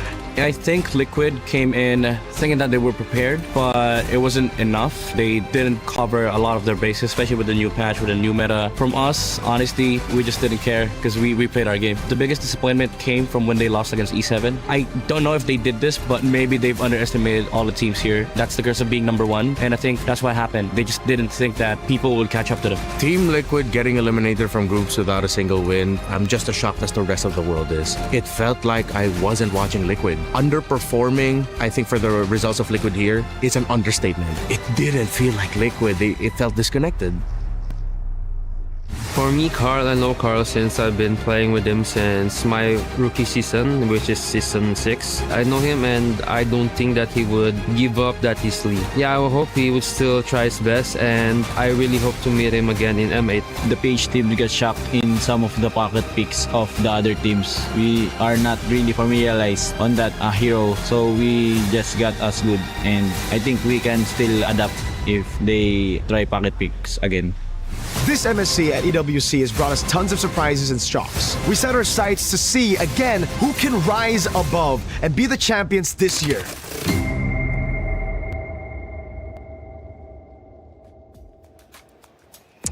Well, it wasn't easy for the GOAT, Carl Teasy, and Team Liquid PH to take that loss, but they've taken it on the chin. You heard it from Sanford, you heard it from Carl. They understand that there's more to do. They understand that they might have been in a position to look at this tournament in eyes that didn't work for whatever reason. It might have been lack of preparation. It could have also just been not being ready for that meta. It could have been mental, as Coach Aon said as well. We won't quite know, and there's no point in going too back at it, guys, because right now, you've got Onyx in a very similar position where they have reached this final, but they're in the knockout stages, potentially one game away from going out.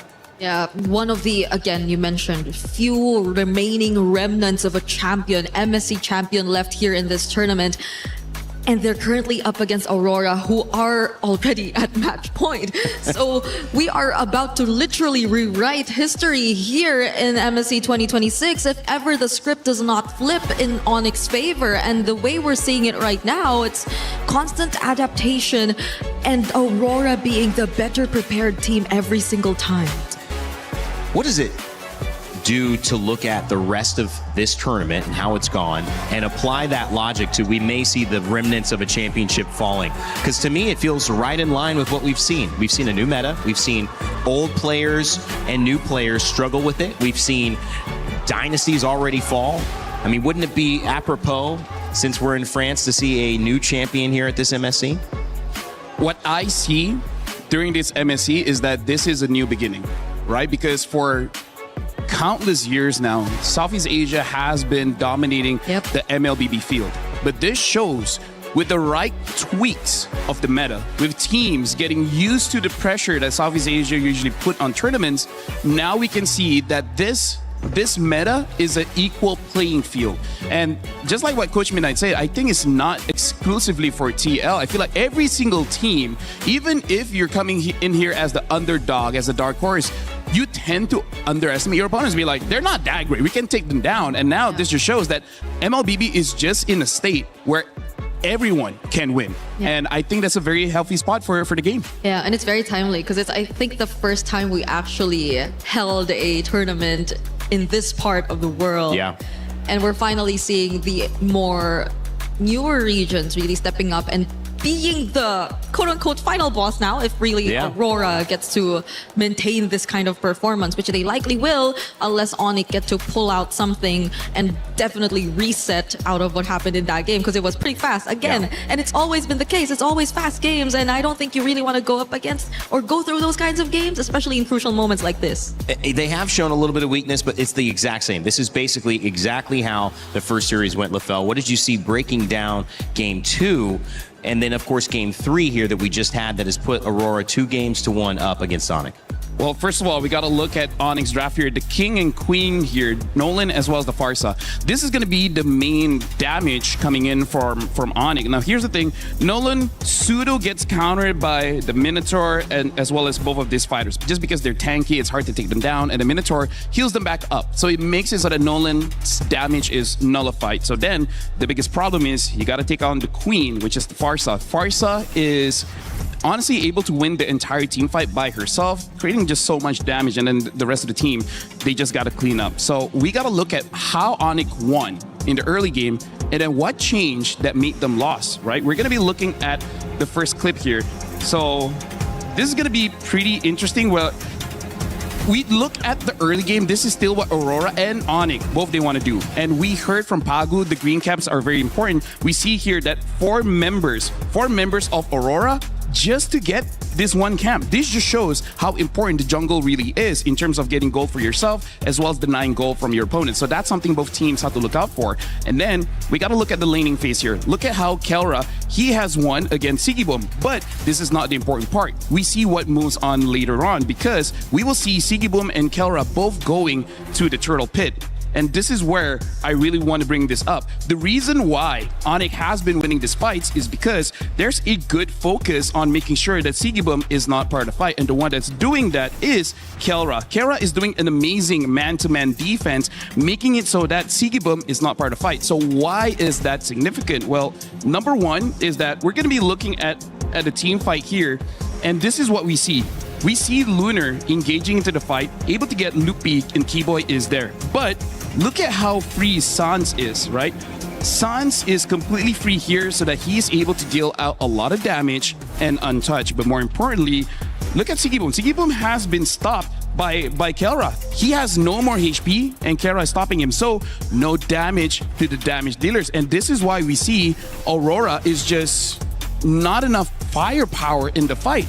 But then we see things start to shift just by this. Look at the different positionings here. Hold on. All right. So now you can see more clearly. Kelra is here, but he's against Rosa and Lunar.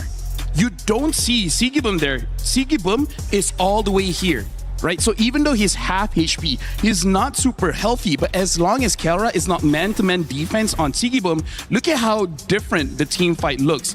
Look at all three members immediately jumping onto Loopy, and then look, more importantly, Sans and Kyrie. They're both clumped up together. It makes it easier for Sigibum to get on top of them, making it so that there's no damage in the fight. We see how this fight progresses. Later on, Rosa even able to stun up Kyrie, and Sans is just not able to do much in this game. So I would say the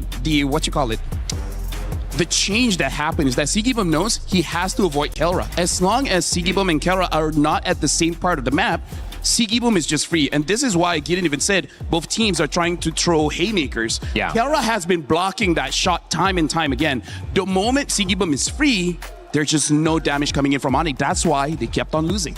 Yeah, and I feel like it was just really Aurora being the more capable of team of adjusting on the fly, because their roles, I feel, were a bit more flexible in a sense. Yeah. Because yes, Esmeralda is typically a hero you see in the EXP lane, but it was flexed into gold. But at the same time, if you look at their composition as a whole, aside from being more flexible, their roles and their jobs can be very different. Aurora, they have so much more sieging power, so you maybe could assign different people to deal with wave management at the same time.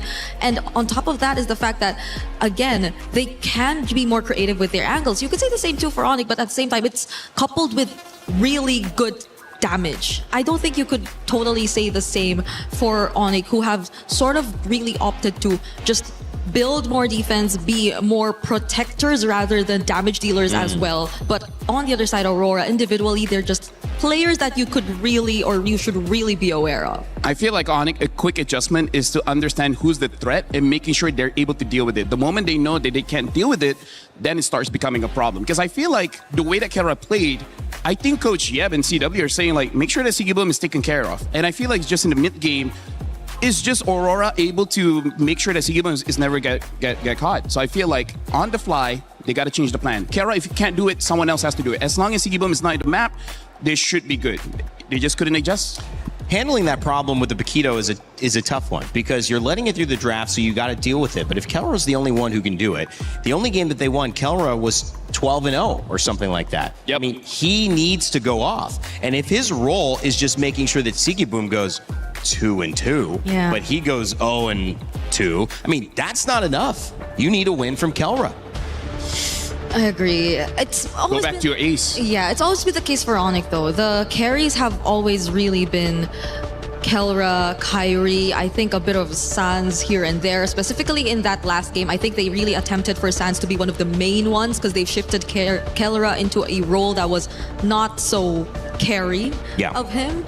But that too didn't work because, again, the nature of the lineup that you were going up against was a lineup that could just keep diving in your face. And Sans had a very... what do you call it? it's a hero that just stays. Yeah, he's in one place. stationary. It's a stationary hero, so I mean, like yesterday we saw Falcons going up against Vitality, and that's the biggest problem where Vitality doesn't have a dive hero, and that's where we see the ultimate strength of the Farsa, right? Yeah. Able to deal damage freely, but against a Freya, against a Lapu, against an Alice, against a Yuzong, there's so many heroes that the Farsa has to be careful of. It's just that in this game, Freya was there. If the Freya wasn't there, I could have seen Onyx winning that draft. They played with it. I mean, they said, okay, here, we'll see what happens if Freya gets let through. It did not work. Freya and Paquito have been punishing, and it's not that every team is doing this. We're not seeing a Paquito gold lane every single time, but we are seeing it with Aurora, and I think Aurora should keep going for it until Onyx use one of their bans or they come up with a way to beat it. that's a thing though. It's always been the Paquito showing up in the last pick for Aurora in blue. How do they keep getting away with this? Look, they're not banning it. Yeah, it's. But I think, I mean, that's just a lack of, in my opinion, that's a lack of respect, but it's also a lack of acknowledging what is not working, because that's definitely a through line. The other question I think I want to ask you guys as we head into it is, how do you get Freya banned, Selena and Barats as well? How do you get Kelra for sure in a winning matchup? I don't care if it's Paquito. What does he need against the Paquito if it's going to be back up again? How do you get him winning? Honestly, like Kelra is a marksman player. He's a traditional position 1 player because again, he's the ace. He can carry. It just seems like this is not the meta for it, but I feel like you got to force it out. They've already shown that they can do it with the Granger, right? So as long as whatever hero you pick up is viable in the early game, then you're all good. Stick with it. Stick with it, maybe. And Onyx are stronger identity. Yeah. Just believe in yourself. Believe it. You can tell that we're running out of things to say up here. I mean, like, she's right, though. You got to believe in yourself. Because we saw it work the first time when they picked the Granger, a comfort pick that we did not necessarily expect, especially in that scenario. But yeah, the Paquito is still going to be open here in this matchup. But it wasn't, you know, I think the other thing is there was pressure on the gold lane as well, which helped get the early kill. So that Granger accelerated, and that's where I think you need to look at Onyx. What has been our win condition? But the other thing that I'm excited about is we get to, oh yeah, that's what I'm talking about. Because I think even they know, like, 100% is gonna get stolen, it's right? Sagan, so we're gonna grab it early. They get the priority. In some ways, the one thing I was saying, we haven't seen Onyx respond again. We saw them lose, then win, then lose, and this set was over. Now we get to see their response. Maybe they do have an answer ready for this. At the very least, though, it's not both the Freya and Paquito open. At least. At least on Aurora's side. But if it's an answer to the Paquito, it's Is Melissa something that needs to come out a little bit more? I think it's an option. I think it's an option. Not a direct one. Yeah, not a direct one, but it's kind of like not the worst thing, right? Now they pick up a Zushin as well as the Uranus, and now the Eudora. I think the Eudora is, again, just to shut down Kyrie because, again, the Uranus and Zushin, they don't care too much about Eudora. That's a lot of burst damage you're already seeing from Aurora, though. And you see the vulnerable heroes from... Hey, this is how you start an avalanche. You gotta go loud. Yeah. And all of the games, well, except for the second one, that was clearly an Aurora avalanche. It's looking to be another one here if Onyx don't show us their answer in response to these heroes from Aurora just yet. The Cho's already being taken out. We don't know if they're going to resort back to their identity and just go for a Kiboy Kelra combo or hero synergy that works, but with the Cho taken out, I think that's less options for Onyx overall. Unless they pick up a carry, I don't think they can play pickoff because Kalia is still there if they want to play pickoff, but their draft doesn't really look like it's centered around that. And now even the Granger, good respect here coming in from Coach Midnight. Yeah. Uranus was picked up on the side previously of Aurora in the EXP lane. We've also seen Barats. We've seen Hilda. That was a loss, however.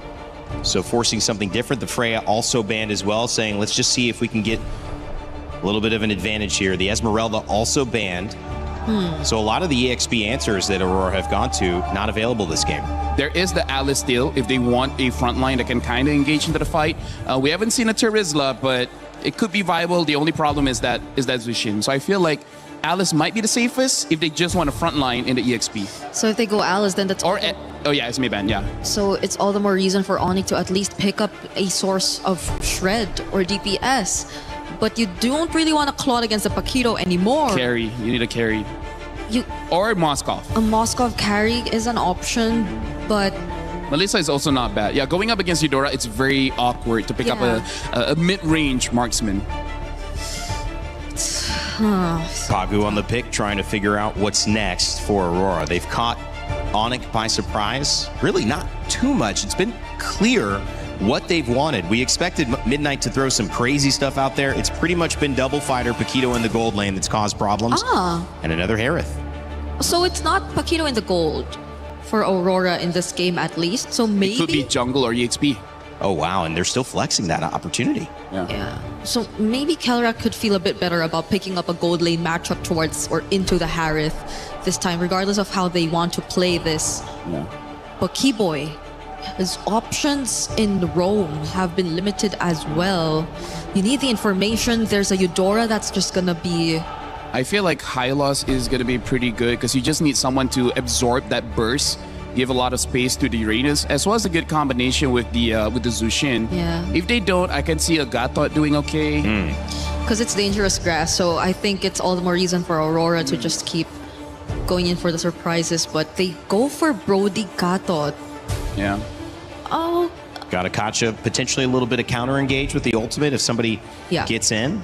Just the knock-up stun and have a chance to also move into that. So if he's caught out of position, maybe could even get aggressive with it. So the Gato might be a good idea. Right now, Onyx, it looks like they have lane-winning matchups, or at least the possibility to win that lane. And knowing Kelra, I'm not going to doubt him. I feel like he could do it. So I feel like for Onyx, they try to win the side lanes and then go off of there. Because again, that's kind of like the story this entire series. Yeah, and at least Kelra is going to have a bit more range to play around with. If you don't really want to walk up close to Aurora and get caught in by the burst damage by the Paquito and the Eudora, but the Hylos to wrap up the draft for Aurora. You like it, Brig? Yeah, it's a different hero that we're seeing on Pagu all over again, but I think it's going to help so much if it's revitalized, especially in just sustaining the overall team fights. Hylos going to be in the EXP lane here. Pagu going Belleric on the roam, so this will be an interesting matchup, guys. It's going to be game number 4. Aurora has a chance to send Onyx home. This would be one for the record books as well, as we would see the Turkey A representative moving on to the semifinals with just one more game. We'll see if they can silence the crowd as we go to our casters. Thank you so much, Rain Day. Once again, history being made here today. Turkey may have their one opportunity to make history and say, you know what, this is our best finish ever, and it can only go up from here. But on the opposite side, Onyx, the Sky Kings themselves, very understandably that most people will see them as the favorites, but it's tough. So far, we've seen so many good plays from either side, but Aurora keeps getting one over them just like this. But Onyx, this time, now forcing Rosa to take the early recall. Yeah, a little reminiscent of last game, right? But that time it was Sans that had to burn his balance spell early on, or was actually pressured enough to go back to base early on. But luckily for Rosa, no death, right? So no first blood yet, but this is kind of what we expected to see between this early game already. Now, one thing I have to question though too is this Hylos pick. We were wondering what would pop up in the XP lane given the bans and everything else. Now, is this the right thing against the Uranus? I think so far against the Uranus, it doesn't matter. It's not about the laning phase, it's about the team fights later down the line, right? They have a way to kind of slow Kyrie down, force him to use his iframes early on, and I think the Glorious Pathway is significant to try and slow down both Sans and Kelra from either chasing those kills or to chase them if the impact from Aurora's team fight is just that much greater. We'll see on the very first turtle here to see how that's going to play out, because level 4s, they're going to be extremely key for Aurora. Yeah, you got to think about it this way too. The crowd control, once again, that Aurora Gaming has been playing around with is what's helped their lineups and execution so much. Seeking Boom's going to be sent back to base here because, again, going back to the crowd control options for Aurora, you know, they've got that stun that comes with the Hylos. You mentioned with the Glorious Pathway, slowing them down too, or speeding yourself up, which can help even Rosa. Go for that stun on this Eudora.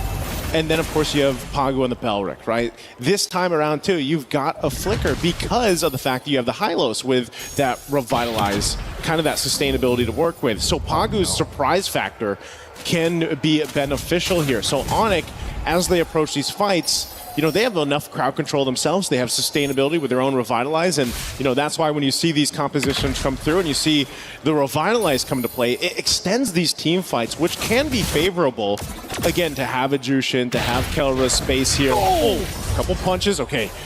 Better to burn the Flicker than die there for Kelra. I totally agree, but more importantly, that just saved Sigaboom his entire laning phase. And now there's a potential angle here, but as long as Sigaboom is able to, you know, get some help to break that freeze, it makes things so much easier because he was about to get frozen out and not be able to play the laning phase at all. Down by bot side though, I'm surprised that Luna was able to get this much pressure considering that Lupe is supposed to be the one who actually kind of maintains full control overall. Like his passive into the Ring of Punishment really just kind of doesn't matter. It's just a free stacks for him. Okay. Little jump in from Keyboy. I mean, they wanted to make a play on Rosa. But Rosa holds on to the Flicker too, so that's a no-go there in the mid lane. A couple ultimates thrown out. And it's back to it, but Onyx slowly building up what they can across the map. Much slower pace, you know, than what we have to see because, again, Onyx needs to kind of slow this down. And for now, they don't want to overstep this. One thing's for sure is if you're up against a team like Aurora Gaming, you still got to respect what they can do, even if you have this kind of lead that Onyx has built up. But they can go ahead and play the map this way. You know, keep Lutby there, play around the rest of the 4 members of Onyx. And Aurora Gaming knows this. One thing, too, having this dangerous grass in tow, you can make some surprise plays. We saw the attempt from Aurora, but now Lutfi being spotted out, and the rest of Aurora Gaming, they don't have much more room to work with. Conceal was already used. They're going to keep them pushed off the Lord. And the pendulum swings again. Sigaboom kind of the only person who has enough damage to deal with Lutfi. Rosa, as you can see, needs to put a little bit of work into Lutfi, start shredding the MR first, and then starts getting the empowered fork to lightning to ensure that he gets some permanent damage. But even then, Lutfi is in a phenomenal position. He's got plenty of magic resist. He's got plenty of health to work with. He's running Brave Smite as well. Oh, well, never mind. As soon as I say, Divine Glaive has already been purchased by Rosa. All right, it's locked in. Onyx might be looking to make that attempt here. It's going to reset though. Ice Queen Wand picked up 2 by Sans, being dragged back. Flicker forward, not connecting the Wrath of the Dryad. Will get punished anyway. Kelra able to pick up a kill, and with that, Aurora Gaming has to give this Lord over to Onyx. What a difficult job that Pagu is trying to attempt here. He sees the angle where he either has to pick Kyrie or Kelra. He wants to get both of them. Yeah. And I think it's starting to cost them here, right? I think he has to make a clean decision of what needs to get cut in half. So far, I think Kyrie should be the priority in this case because he's the one running Sky Piercer. That could open up some more opportunities, but it doesn't change the natural problem that even without a Sky Piercer, Kelra can finish off kills with Torn Apart Memories from halfway across the screen.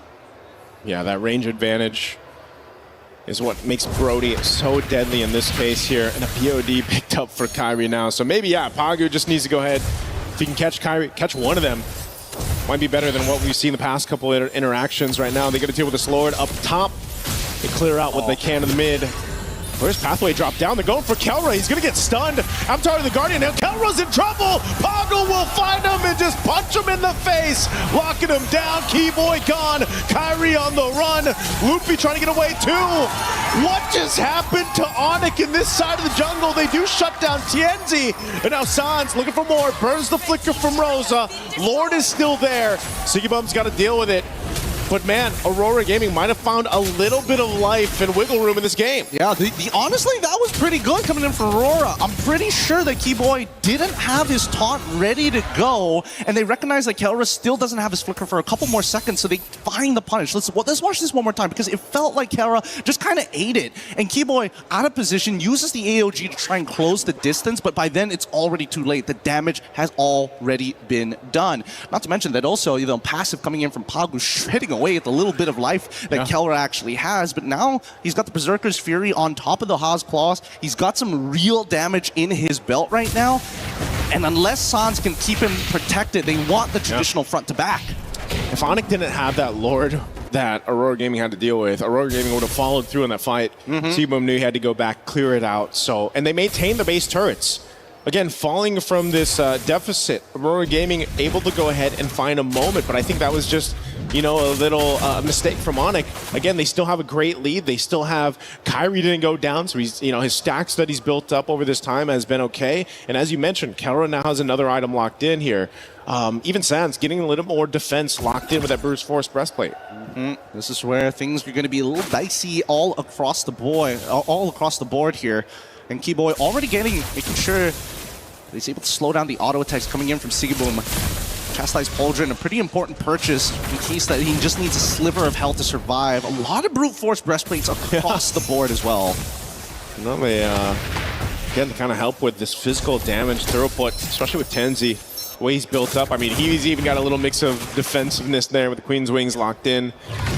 But it's just been, I think, one thing that really stands out throughout these, you know, even the group stage now and the knockout stages, just the way the teams have executed these team fights is so crucial. Harara obviously allows you to have a little more room to work with in comparison to a Paquito. So Tienzi really has to not get kind of faked out. I feel like that's what happens with a lot of times when the Harara is across from you and you're dealing with it. You've just got so much to work with. And that's why, again, the responsibility of Pagu so crucial here on landing these Wrath of Dryads. Lutfi going to be forced out of that brush alongside Keyboy. So it's a face-off for this Lord. Just look at the way that they have to play, right? The only person who may be able to bait a reaction from Onyx is Sigurbo because he's such a high-priority target. Now, Onyx, they don't have control over this, and Kyrie is ready to hop over the pit, but look at the mid lane. They get that first shove, they're going to reset this, and they're looking for an interception. Oh, are we going to get punished for getting knocked up by the Lord? Luckily, they don't. Oh. Lutfi, okay, he's still half health. They're going to bring back Lunar. Lunar dropping down the Glorious Pathway to cut off Lutfi, but that's not the target you want to go for if you're Aurora Gaming. And now, couple ultimates expended here from Aurora Gaming. Lord will just reset as the space does. At least they set the conditions. We used a lot of our ultimates, but we got a really good push down on that mid lane that Onyx has to respond to. Losing a free inhibitor turret is unacceptable at this stage of the game. And I think that at least for Aurora, they know they've hit the 43k mark. Their carries have the damage. Tienzi and Sigabom are ready to fight. The question is, can they get some value or discounts from Lunar or even Pagu? They saw Tienzi up in the top lane. They wanted to blitz this Lord, but it resets anyway. So again, a good choice here to just kind of back off. Keyboy was there, gave them the information. Meanwhile, Onyx still looking to bait Aurora Gaming into a fight. Quarter the health on this Lord. Whoa. It's going to reset once again. Look at the positioning here from Keyboy. Oh my God. Consecration drop down. Pagu goes in with the flicker. Wrath the Dryad. Kelra's still going to be fine though. Torn apart memory. Pagu goes down. Tienzi can't find an opening. He's trapped. Even with an immortality, Kyrie gets a double. Onyx with the team fight victory here will get them the Lord. What an incredible read from Kelra. What an incredible read. He reacted perfectly to the scenario. Winner crown just in time because Pagu, he keeps on doing this. Keep your eyes here. He sees it instantly. Winner crown to dodge the entire thing, and he still has the corrosive effects to make sure that he can finish everybody off. He's marked them, he's tagged them, he's outplayed them. Got in the gold lane for a reason. Yeah, what a move there. Again, it's a KK connection, just a different one for this. And now knocking on the mid turret. They're going to go ahead. Force it down. Whoa, Keyboy taking a lot of damage here. He wants to get away. Does with the Avatar of the Guardian defensively with a sliver of health. He'll regen it back up. They still have the Lord making its way here. So Onyx can go ahead and walk this into at least a base turret, potentially knocking down two. Aurora Gaming wanting to hold on. Oh, some really scary stuff. Really, really scary stuff. And you can see that Aurora, unfortunately without the Glorious Pathway, it's a lot harder for them to go on the chase. For Onyx, they can naturally do it, right? They have many different ways of using iframes and immobilizing, trading with one another, you know, the push and pull from Keyboy alongside with Kyrie to maintain their presence. Keyboy, he wants it, but they're not going to give him that option just yet. Oh my God. Rosa, look at the damage. Rosa's going to have to be careful here. Half health. But again, I think Aurora Gaming is going to be happy with that defense. They keep up two base turrets. Onyx gets one. They play the discipline route, and they'll back off for now. Again, they don't want to push it too far in. Even with, again, with this kind of lead, the composition, they can't get caught in a bad state here under these base turrets. So happy with one. Still have plenty of time for that next Lord to come up here, but looking at the items again, you know, now that you've already seen the Winter Crowns come to play, the Immortalities, you're going to see some item swaps up to this point. Dhalmai's already complete as well, making sure there's some kind of anti-heal and anti-shield. Oh, wait. Interception angle potentially here. He's going to get Unbreakable taunted. Should be able to get away. Good coverage there, though, by Aurora Gaming. Again, you can see they have to play together here. They're most likely going to get poked down, half health or so. Pagu finally gets into Mortality, though. Oh, man, Kairi, man, Hirara is such a busted hero. So many cooldowns. It's like, it feels like she's got 6 abilities sometimes, but... She's not Suyo. Yeah, she's not Suyo. Even though she has more abilities than Suyo at level 2 compared to level 3, you know, no big deal here. I can't wait for 4 abilities at level 1. Eventually we're going to get there. But the scary thing about it is that Kairi understands that he's allowed to actually take the first move. Because until we see the trigger being pulled by Lunar, they know that Aurora ain't really in it. Their hearts aren't in it to go for the all-out fight without that condition. And as long as Kairi has iframes to play with, he can do this all day, all night. Yeah, it almost feels like Aurora Gaming's but still used. Glorious Pathway, they're going right for Kelra, okay. They get an Avatar of the Guardian out, plus the Flicker. Burnt from Kelra. 10 seconds for this Lord to come up. I would say that's value for Aurora. That's a lot of value, actually. Wait, I want to see what Onyx is going to do after this, right? Because now that Kelra doesn't have his Flicker, Okay, Winter Crown is going to get purchased here. Let's see if they correct the waves, because unless they can correct the waves, bot side is on a slow push, mid is neutral, top side is getting corrected by Aurora, and I think that Onyx, despite having a 6.9k lead, I don't know if Kelra has enough money to go for an item swap after that. Yeah, this might be one of those cases where, again, you just delay this as much as you can here, if they can. Okay. Ludwig having to use his ult. And Kairi still dancing around. Yeah, they're not going to do much about this. And I think that Aurora recognized that, you know what? As long as Kelra ain't showing himself and he doesn't have that Flicker, it's not that big of a deal. Take away our purple. We don't care about this. Look at that top side. It's already shoving in bot side as well. Hirara shows up and now Aurora takes the space. Oh! Rosa goes in with a Flicker, but Sans able to react in time. That setup not going to follow through. Now Lunar, Unbreakable taunted. He's going to take a shot. Here, couple marks. They have to back off, though. This isn't the fight they wanted. Avatar to the Guardian, not going to connect, but it's Pagu. Immortality pop. This should be a kill for Onyx. He goes in with the Flicker. Wrath the Dryad drops down. Kairi gets a kill, but Sigibone fires back. With a crown already used. They're in it for now. TNZ, Immortality. They're going to chase him down. He has nowhere to go as Onyx wins the team fight and will start up the Lord. Great reaction time coming in from Sans. If he died there, I think that could have been it. It could have been the turnaround that Aurora were looking for. But that's what I'm telling you. That Glorious Pathway is the key to everything right now. A beautiful rotation from Kairi alongside with Kelra to open up a different angle and forcing Pagu into a pretty awkward position. But you can tell that Sigibone, Keyboy, he's eating so many shots from Sigibone. It takes way too long. Well, they're in the pace. They took out Rosa. Now Sigibone trying to get some revenge here. Kairi has an Immortality. He's got enough work to room with. Oh, Sigibone! Nowhere to go. Double for Kelra. That is it.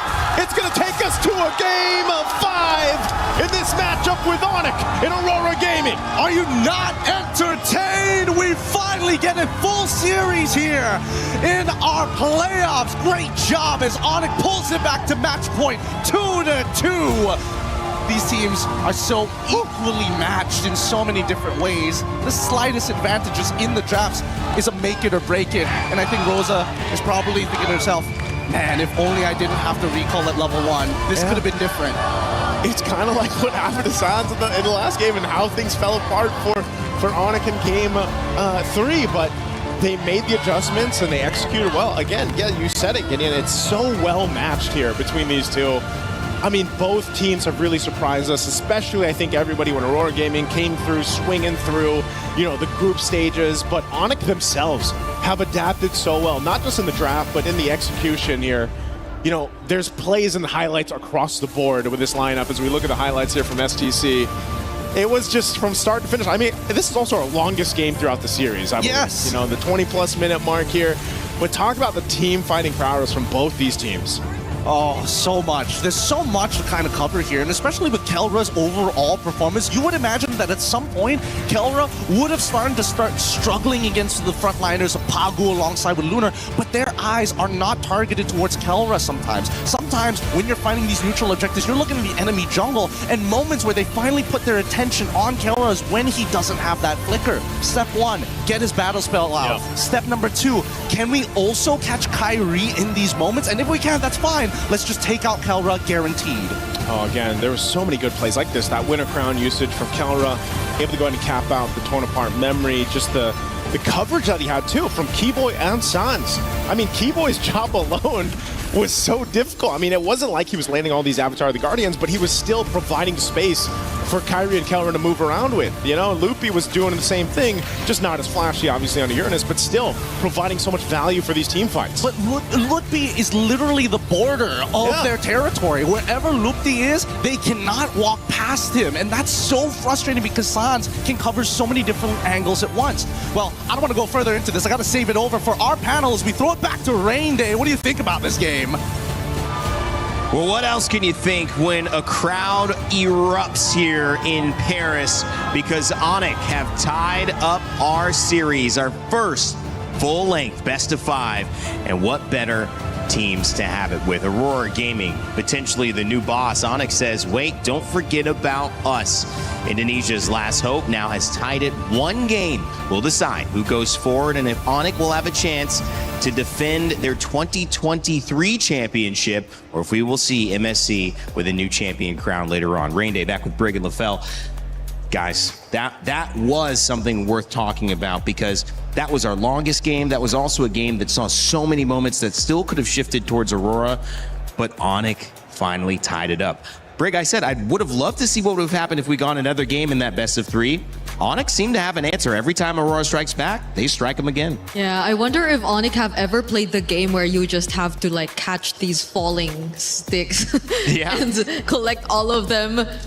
At least like all of them, like there were That's a good question. Because like the reaction times that they had in this game were ridiculous. You saw the highlights, you saw that one Winter Crown play from Kelra, and buy and sells everywhere from both of these teams. Now, honestly, that's a very good point because that's the point that I was gonna make because Onyx is known as the Sky Kings, and the reason why they got that moniker before is because of their incredible reaction time, right? We've seen multiple clips coming in from Sans where an engage came out of nowhere, right? In the bush, and he was able to react to it. And I gotta say, this is where all 5 members of Onyx understanding that we were selected to be a part of Onyx because of our reaction time, and they utilized that to the fullest against Aurora here. So talk about going back to your identity. They just go back to their unfair advantage that they were born with. And the Gatakacha also kind of opened things up towards the end. I think they gave themselves enough engage and counter-engage there alongside the Uranus to open things up for Zushin. The Harara looked better, and Kyrie was getting some big moments. Brig, you felt like you wanted to answer on that as well. And Kelra also on the Brody, it worked. It's comfort on top of the fact that they just really stuck with their strengths. And it's something we've been asking for them, and now you see it to its fullest potential, brought to us by Onyx here through their sheer gameplay. I loved how they individually were able to really shine in terms of what you really want to see from them. They've made things a lot more difficult for Aurora too, I'd say, because naturally, if you look at their heroes, you really want to go for either Kelra or maybe even Sans, probably the squishiest heroes, especially if you're Rosa on the Eudora, but Sans, a pretty tanky hero himself, and even Kelra taking advantage of the range and maybe doubling down on it because it was also a relatively early pickup on the Malefic gun, I believe, that he decided to go for, so that just granted him a lot more room to play around with, less threat because he could just keep attacking from a distance. And so you saw Rosa having to really commit to the flicker a couple times if they really just wanted to go for a pickoff, but even that wasn't a guaranteed kill because a lot of times you had to deal with the reaction time, and the reaction times again were ridiculous. They always had a way to come back from these attempts that Aurora wanted to do, and man, Onyx fans, they're all happy. as you mentioned, erupted here after we got to secure Game 5. It was a really fun moment to be in this building. It reminded me yesterday of Team Falcons PH taking the win. Those fans erupted as well. We had Vitality and them going back and forth here at the Lenovo Legion Gauntlet. But when it comes to Onyx, there's just something special about the way that this team is operated. And I feel really strongly that both teams now, there is no advantage in the draft that they're giving away. There is a difference. There are strengths and weaknesses, but it feels like both teams have been able to play, and it is coming down to those mechanical things, those small moments, LaFell, and moments that Gideon and Nice were trying to focus on. You were watching as well on stage. What did you focus on that helped Onyx tie this back up? Well, honestly, this is going to be very technical, but Onyx really utilized the map alongside with their unfair advantage of having incredible reaction time, because we'll be seeing clips later on of how Onyx, they decide where they fight. And they fight around the river, which is an open space, where they try to bait out Pagu, right? Like, we're going to be looking at a telestrator here, because looking at the draft, there's really not a lot to discuss here, because this is not simply just about the draft, but really how you utilize it, right? So the draft is just showing up here, but this is something that we see Onyx has been doing over and over again. We're going to be playing this clip here. We're going to look at Pagu, flicker, and then initiate. But look at every positioning coming in from Onyx. 1, 2, 3, 4, 5. Look at how spread they are. And they've been doing this the entire game, because going up against Aurora, Midnight as the coach probably taught them the Ube strat, which is the ultimate bonding experience, which basically means you're clumping up together. You know? Someone is going to start a fight, and then everyone follows up. So how do you stop that? Don't clump up. We will be looking at other clips here, and this is just to show again the positioning of Onyx compared to the positioning of Aurora. Look at how they isolate Pagu, and then Pagu forcibly tries to start a fight, and look at how everyone just disengages.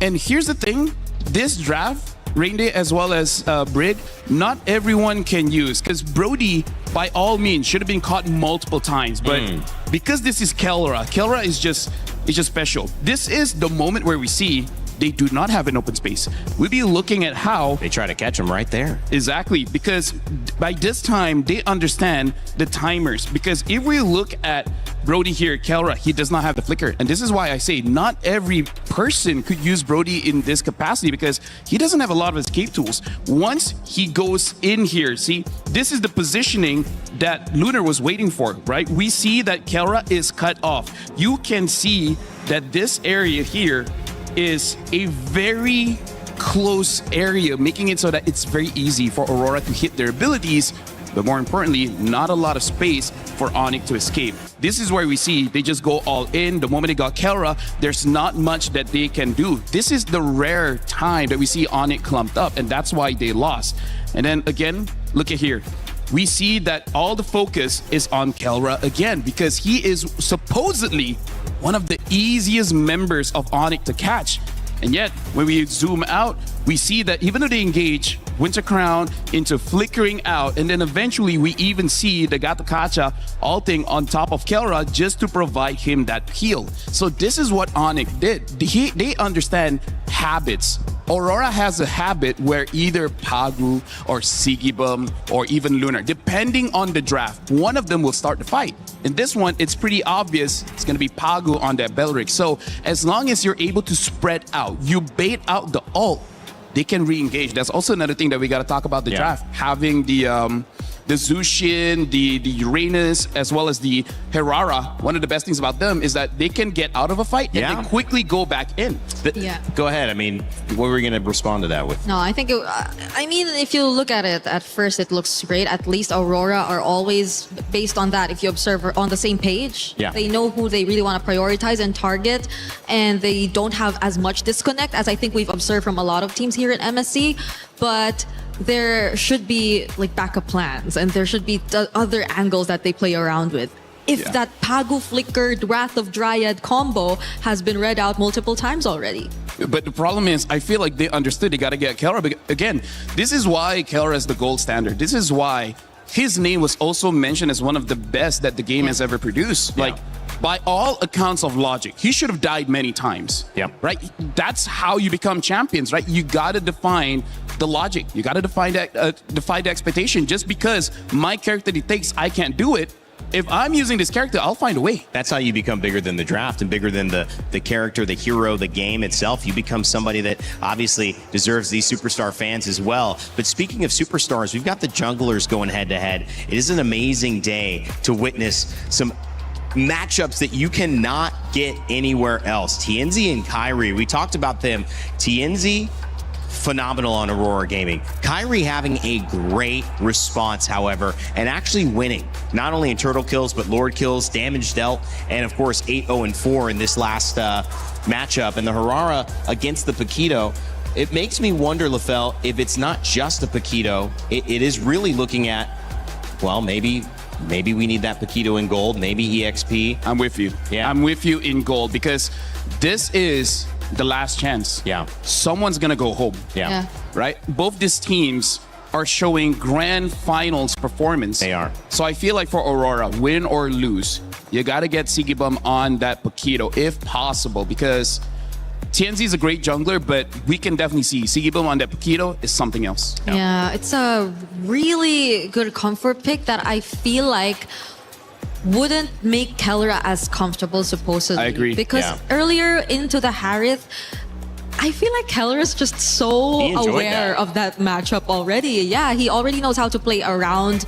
the Harith, and he also himself masters the Harith well enough, but Sigibum on a Paquito is a different beast. And Freya. On Freya, and that too. So the fighter matchups, having Aurora get that, and maybe seeing TNZ on a different, maybe not the Lucas, if it's not really something that they just assassin, not a fighter. Just an assassin. Could be interesting. That's maybe them playing to their strengths. Okay, we'll have to wait and see. Draft coming up in just a moment. Until then, we want to send it over to an announcement about Street Fighter. They're actually playing Street Fighter at EWC right now on the Alliance stage. However, in-game with MLBB, you have a chance to play Ryu, Ken, and a cool Street Fighter matchup in your games.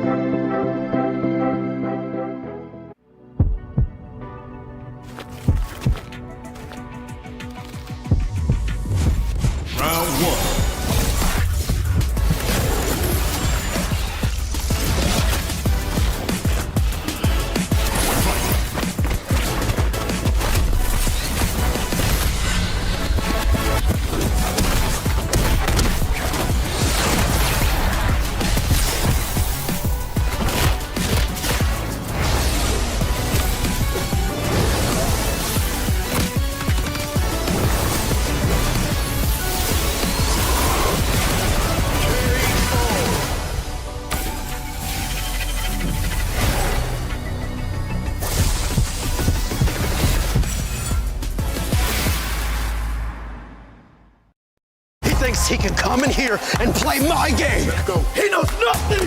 Let's go! Tyler 1, you're done. Raw energy. Blow the house down. Play is in our DNA. Whenever we let it out, it becomes our superpower. Now imagine an entire city being built to supercharge it. Kadir City, powered by Play. Well, above the clouds, there's Onyx. You could hear the chants coming out, and you could see the fans just resetting. LaFell? Yeah, we can hear Di atas langit ada Onyx. We're here, we're here. Onyx, Onyx. Onyx. They feel it happening. Di atas langit ada Onyx. Here's the thing. I feel like for both teams, in terms of the draft, they got to stick to their guns. Yep. Kellera has to stick with the marksman. Sigibum has to stick with the fighter. And then the small adjustment might be too, how do I say, too risky, which is what Aurora has been doing is trying to target Kellera. Yeah. But time and time again, Kellera has been outplaying them. Yeah. So Either double down and make sure Kelra will never escape an attempt, or avoid him altogether. Shut down Kyrie, shut down Sans, and hopefully that's enough. Shut down someone else if it's not working against Kelra anymore. But yeah, I agree that maybe and hopefully we get to see them just stick with the heroes that have been working out best for them. But I'm also worrying because at the same time, I think it's going to be Aurora in blue this time. Yeah. Not unless they decide to go red. Because Most likely in earlier it was Onyx on blue, but every single time they went for blue, it's not like they go pick up the Paquito first. Right. They don't really go prioritize that hero despite it being open in first pick. There are a lot of other options which could be left open still. The Hirara's still there. The Freya potentially even might be still there, but that's also something that could work out for them, honestly. So Yeah. I think the sides are really going to be important. There you go. Aurora does go to blue and the Paquito is still open. So that's a question mark for all of us right now. But the trend says, okay, never mind. Let's just take out all Sigiboom's hero, you know? And that's smart. I mean, we knew that was going to be something Aurora valued. And now it does do two things. We could see, and we're not even going to go into it. It's Aurora first pick from Aurora. So Onyx have a chance to respond. Beleric available. Barat's still available. Yeah. Zushin not available here, banned out. So that won't be a factor, which has been played 2 games in a row by Onyx. Yeah. I think they're going to opt for those power picks still. Safe picks and, as you've mentioned. But the Beleric Plus is supposedly the way to go, at least. That's a good pick. Oh! And a Fanny. Take the Barats as well as the Fanny. Barats is one of the counters towards the Fanny. Now, I want to see whether Aurora, in terms of gold lane, Melissa and Moskov can deal with the Fanny, but if you want to go fighters, maybe the Ruby. The Ruby's the next one. Probably Ruby, but the thing is, Ruby has been changed so that she is only really strong when her HP is low enough so that she has a lot of heals. But if you burst her down so that she can't heal fast enough, that's kind of GG's. Could be risky there. Does that feel like the right trade? That will mean putting Sigiboom on a marksman though, so they just don't reveal their gold laner altogether. They go for the Cho and this time the Uranus. I think at least the matchup will be kinda guaranteed for Aurora in the EXP lane. Not gonna lie, I'm liking Onyx opener a little bit more here. Yes. Because even though Cho, on paper, in theory, can catch the Fanny, we've seen the reaction times of the players of Onyx. Yep. I feel like it's going to be difficult. I really feel like it's going to be difficult to catch this Fanny. So he might have to target someone else. And that someone else could be either Pelra or Sans, but I don't think you could even count on them to be the best targets. If Sans gets his hands on a high mobility mid laner, which I think a couple are still out there, we still have the Valentina. I was supposed to mention it. Yep, does get picked up. So it won't make things any easier now for whoever you want to target as Pagu on the Cho. This might sound crazy. If anytime Aurora brings a fighter mid, this might be the game. Bring either Ruby mid, or they bring out the Rafa or Matilda this time, because Matilda does have the damage to deal with the Fanny and able to lock down as well. So Aurora, if there's any time to bring out a surprise, this is definitely one of them, because the heroes that they have right now doesn't necessarily answer the questions that Onyx is showing. The fact that they have the Valentina can steal away the way of the dragon from the Cho, makes it so that they can kick this Uranus, they can kick the Hirara, maybe even whatever hero Sigiboom opts for later on will get caught as well. So, I mean, Onyx has a good opener here. I know that this hasn't necessarily been the hot pick, even though they kind of started off with this tournament as bringing it into the meta with Eudora. I feel like a kick into a stun is pretty guaranteed if you're trying to isolate this fight. We saw the Fanny with Arrow 404 earlier series, Team Vamos. He was fantastic, but they still lost that game because they basically made the fight about everything but the Fanny until the Fanny showed up. And so if you can isolate someone very important with that show, capitalize on it. We know Aurora likes that. Maybe there's an answer there, and they just deal with the Fanny whenever she shows up. That can be. Hopefully just a bit not too much of a reaction just towards the Fanny pick. If they really go lock down the Eudora and the Cho combo together, Because if you do decide to go for that route, that might be the safest, yes, because the fighters in the middle lane option that we talked about previously is something you really have to consider, because if your ultimate is a big ultimate, then I think Onyx would just equally benefit from that too, because they have their hands on the Valentina. So if we, let's say, consider the Ruby in mid, then I think Onyx would be just as happy with that to layer it together with the Barrets and whoever Kiboy would eventually pick up here in the draft. So Aurora have to be very particular with this. The other thought is, how much pressure are we putting on Barretts? We know that when Lunar can win that EXP lane, it helps them win very early. It's possible that we see a lot of pressure there. Yeah, but I feel like Barat should win against the Arenas. Like, even if you don't win, you're able to get out of lane faster. And I feel like that's going to be the determined thing. Onyx, they pick up at Harith. Technically not a marksman, but a traditional gold laner here. And now they answer with a Claude as well as the Eudora. Yeah. This looks like the most standard draft Aurora has shown in quite a while here. So I think this one, they realize it's not about the draft anymore. No. Like, there's only so much the coaching staff can do. Now it's 100% on the players.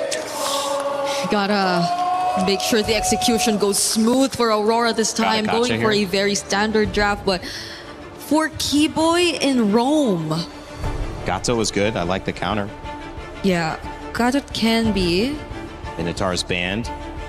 Atlas banned. Belleric still available, right?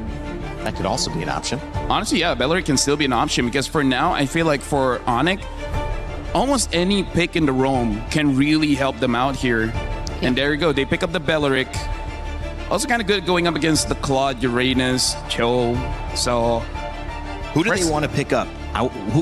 Who does this Cho work against on the side of Onyx? Who's the priority?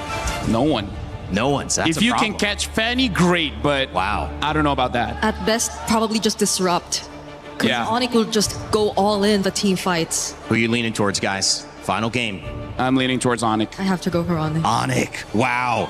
Indonesian champions in 2023 trying to go back and win in the semifinal. Aurora trying to prove that they deserve to be on the main stage. It's one game away that decides it. A best of 5 turned into a best of 1. Aurora Gaming versus Onyx. Turkey versus Indonesia. Let's send it back over to our casters, Gideon and Naisu, for game 5 at MSC. Two teams walked into this arena at the Esports World Cup thinking that they could make some life-changing money. Now they put it all on the line as both teams have pushed it to match point. A single mistake, a single good play could be the difference between a lot of cash here. But now let's jump right into this game as the Land of Dawn has already blessed us with a beautiful series.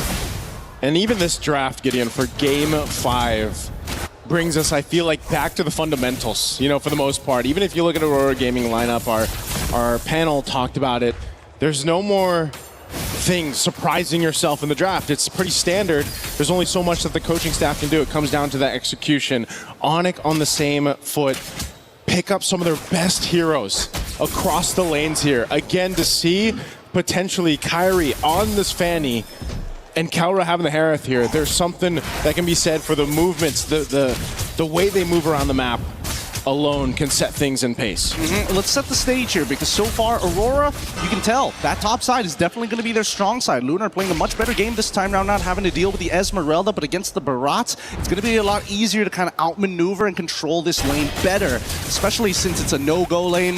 Nobody's going to die here. There's nothing to worry about. But on the bottom side is where it gets interesting. And I was wondering in the draft whether or not, you know, this Cho was going to be the difference maker. Yeah. Both sides had to take Purify in this case, so it's a general neutral lane. But knowing Sigibum, he's played this matchup against the Harith many, many times before in the previous year. We can see this pressure already on these green camps of Kyrie. Pago takes some shots here.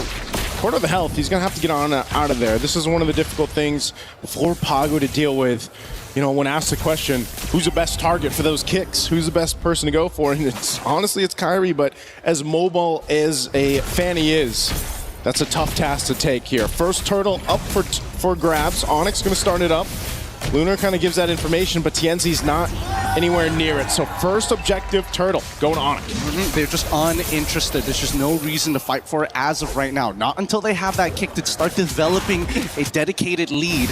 And Onyx recognized this, right? Sans immediately takes away the Dragon on their side in case they could find a moment to snowball this even further. The mid duos have been doing really, really well and have adapted a lot throughout the matches. Now they're going to go down towards their insurance policy. Carol getting a really good freeze here onto Sigaboom. And this is where it starts to get dangerous, right? If Sigaboom unfortunately uses his BMI too early, there's a chance he gets run down by Kelra with the Zaman Force. It's almost to be on the other side. Loop using the flicker. Daytona's welcome into the wall. There's the follow through. Nice kick from Sans into the turret.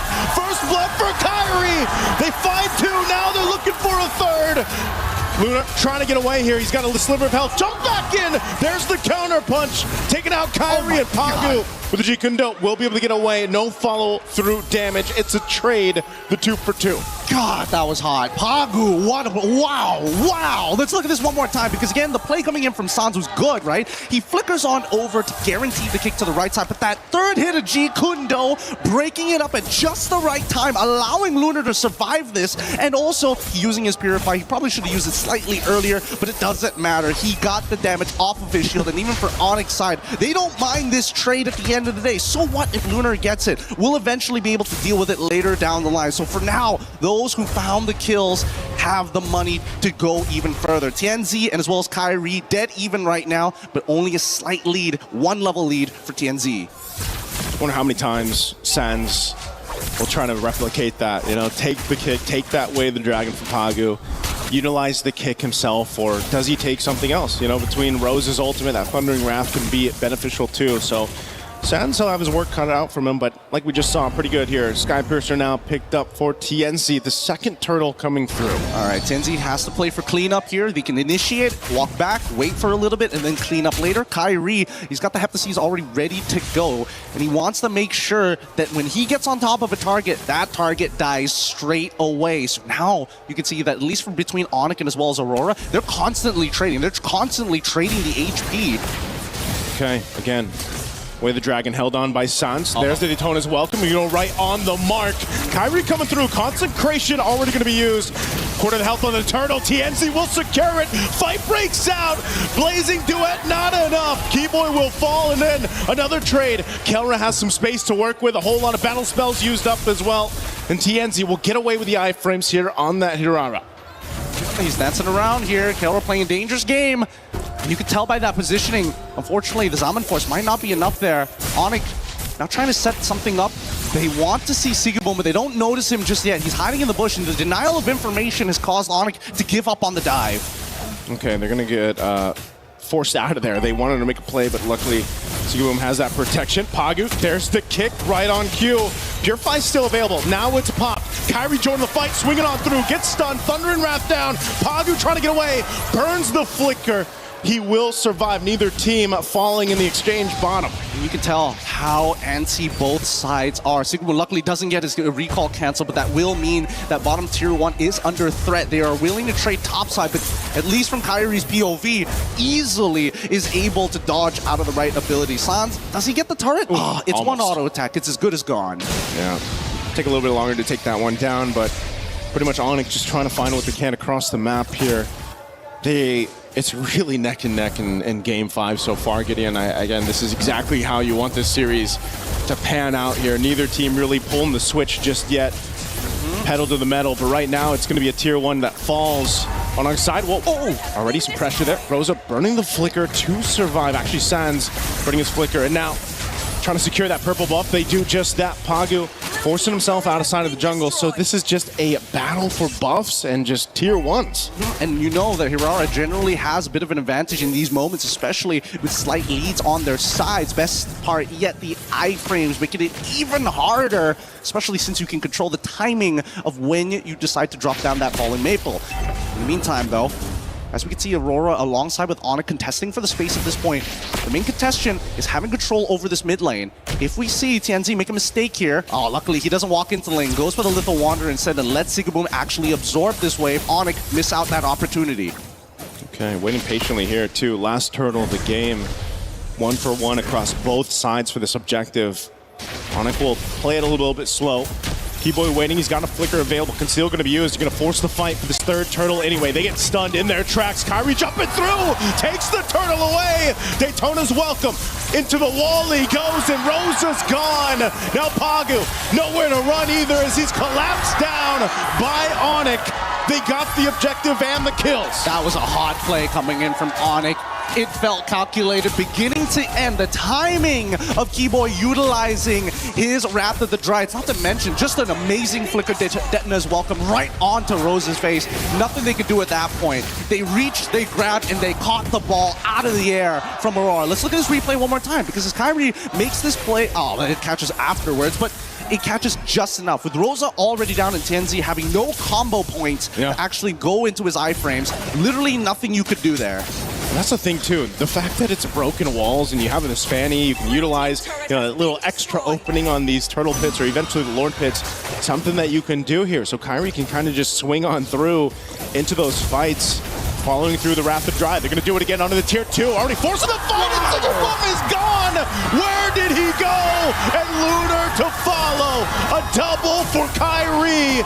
And now Tianzi waiting for the rest, rather drive, puff the top, loads him up!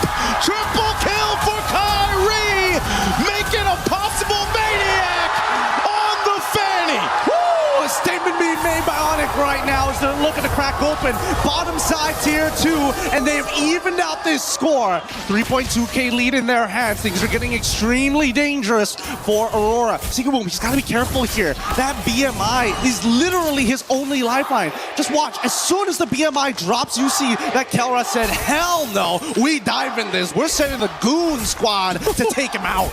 And they line this up so well for the whole team, but for Kyrie just to make those plays again on this fanny. How do you keep track of him? I mean, we've asked the question all darn MSC. How do you keep track of Aurora? Well, when you put the fanny in the hands of someone like Kyrie or any of these specialists, this is what you have to deal with too. It feels like its own iframes. It's tough. It's really tough. Kyrie has been playing a really strong game here. Those cables have been ultra accurate at dodging some key abilities from the side of Aurora. Even Lunar, I think he can't be that frontline that they're hoping that he can be right now. He hasn't won his lane hard enough. And with the 8 extra assists, well, technically 5 extra assists that Lutfi has been able to gain for himself and to chastise Waldron, he is so thick. Luckily, Lunar is able to get one of his own.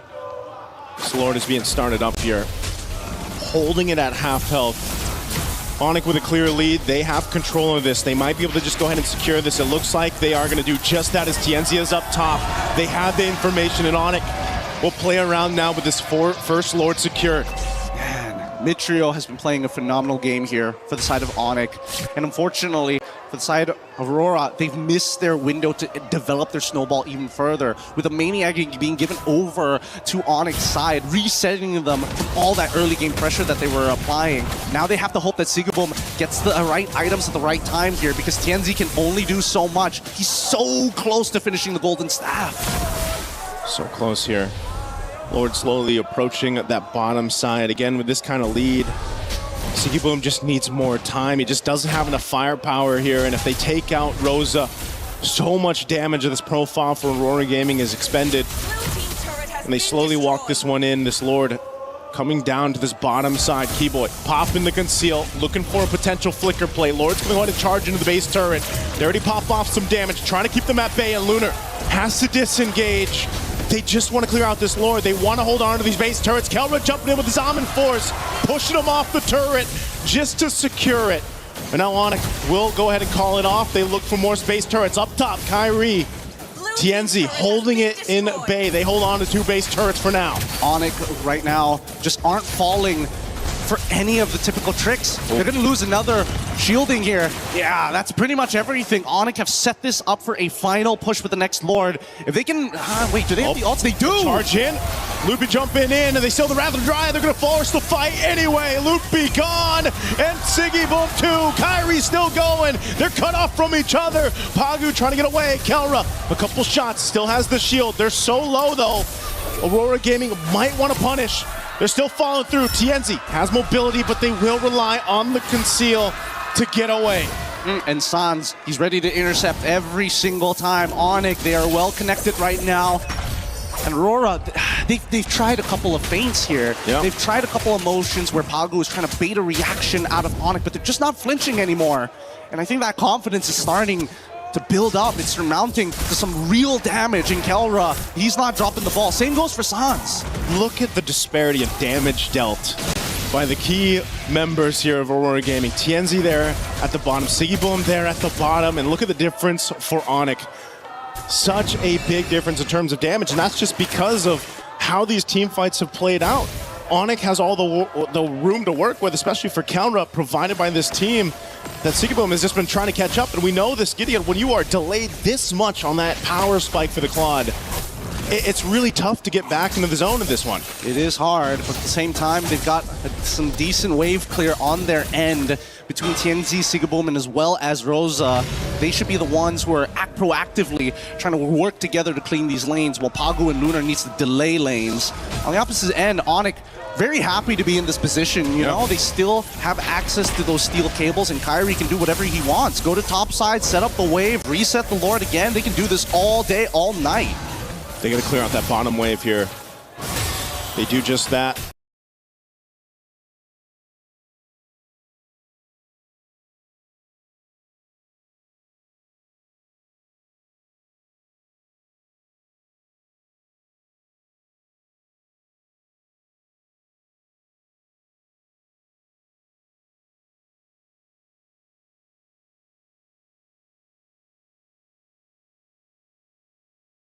Half health on this Lord. Onyx has control. We're going to see get a good team fight down to turn the tides, but I don't know how they're going to get neutral objectives, and until we see a full wipeout on Onyx end, I don't think Aurora necessarily can push through just yet. Keyboy walking in on that bottom side here. Lord already in the base. Still has a flicker available. The Lord's actually going to go down very quickly from Aurora Gaming, so they maintain that they still have some waves pushing in. Onyx might look to take down one base turret, this mid lane, as Kelra jumps forward. Already, Rocket's gonna force the flicker route now. They're trapped under the turret anyway. Rosa's gone again, and Pagu trying to buy the time off the kick. Kyrie might chase him down. The rest of the team's gonna force the fight in the base. Kyrie joining them now. Siggy Boom with the blazing duet to clear out the lanes. They just want to stay in the game, but Kyrie keeps them together, and now they'll disengage. They still have this wave, but Onyx too low. Oh my goodness, the item swap right at the very end there. Siggy Boom, holy cow. Holy cow.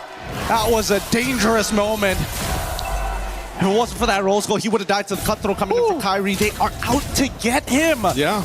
The checkbox is simple. Wait for the stun to come out of Rosa. Once TNZ is down to only one combo point, then it becomes very easy to get on top of Siggy Boom, especially since so many times he walks up to try and dish out damage to specifically Lutpian as well as Keyboy. I think that's where you see a lot of the vision starts to narrow down. He's got to open the mind back up here. He's got to look for different angles. His main concern really is going to be Kelra and Kyrie. Once those go down, there's a good opportunity that Aurora can win the fight afterwards. Win a crown purchase from Kelra to make a play of his own here, but I'm trying to figure it out. Can Rosa actually find a good opportunity to stun someone? Because Kyrie never shows. That's such a tall task here for Aurora Gaming. Playing on the back foot the past 10 plus minutes, or essentially this whole game. They're looking for a way to potentially turn this over in their favor, but there's just so much they have to do. They're gonna go ahead and scout out. I think the main point of contention is, do they actually try to contest this Lord when it comes up? You know, it's not gonna be evolved just yet unless for some reason Onyx delays it enough to go ahead and go through that, and I fear that if it is an evolved Lord, it's gonna be tough. But look at this pressure already up top. Immortality swapped in by TNC. Wrath of Dryad used as well. Wait. So an attempt here, but now Onyx, what do they want to do? Look at the coverage. Look at the coverage for Lutpi as well as Sans. Beautiful push and pull here. TNZ able to bait out the Wrath of the Dryads, and honestly, Onyx, they don't mind. They're like, okay, sure, no Wrath of the Dryads. We want you to come to us, actually. We want you to come just when Wrath of the Dryads is about roughly 8 seconds, maybe even 12 seconds, and then we're going to dance. We're going to keep on dancing, because unfortunately for you, super minions are always going to be knocking on your door, and we like to keep the porch clean. And they got a Fanny. They can play the long lane if he wants to, right? Kyrie can go ahead, put pressure there if he needs to, but he's going to wait for this purple buff to be up. They know this Lord is up. They can delay it a little bit further if they want to. Aurora Gaming looks to go ahead and try to get in position here. I'm not sure if this is exactly what they want to do, but it just might be one last-ditch effort if they can. TNZ swinging around. ONIC knows it. Oh, the flicker forward. TNZ making his way to this fight. Can he turn it around? Paga with the kick. It's all Kyrie. Immortality are going to be popped. Kyrie's going to get out there. TNZ also trying to buy space, but Pagu falls, and now it's all falling apart. Winner crown with the blazing do it from Singing Bomb, but it's not enough. Kalra gets a double. Aurora, they still have TNZ up, but Lunar on the disengage. This fight might just be over. Kyrie joining the fight, cabling on through. He has what he needs. He's going for TNZ. He's got the immortality till he doesn't. And now ONIC will clean it up. And Lunar can't do anything. ONIC will move on forward with the hope of Indonesia as they douse out the lights of Aurora Gaming. One hell of a game, and ONIC, no disappointed smiles. Everybody knew that this was going to be one hell of a game, and they find it and they break through. A crushing defeat for Aurora. God, that's the nature of competition. What a sweaty game. What a series. 5 games for this one. Again, we wouldn't have it any other way, and man, was it a battle. And big respects here to Aurora Gaming on the innovation they brought throughout the group stages, up down here to the knockouts. And unfortunately, as the nature of competition, someone has to go home.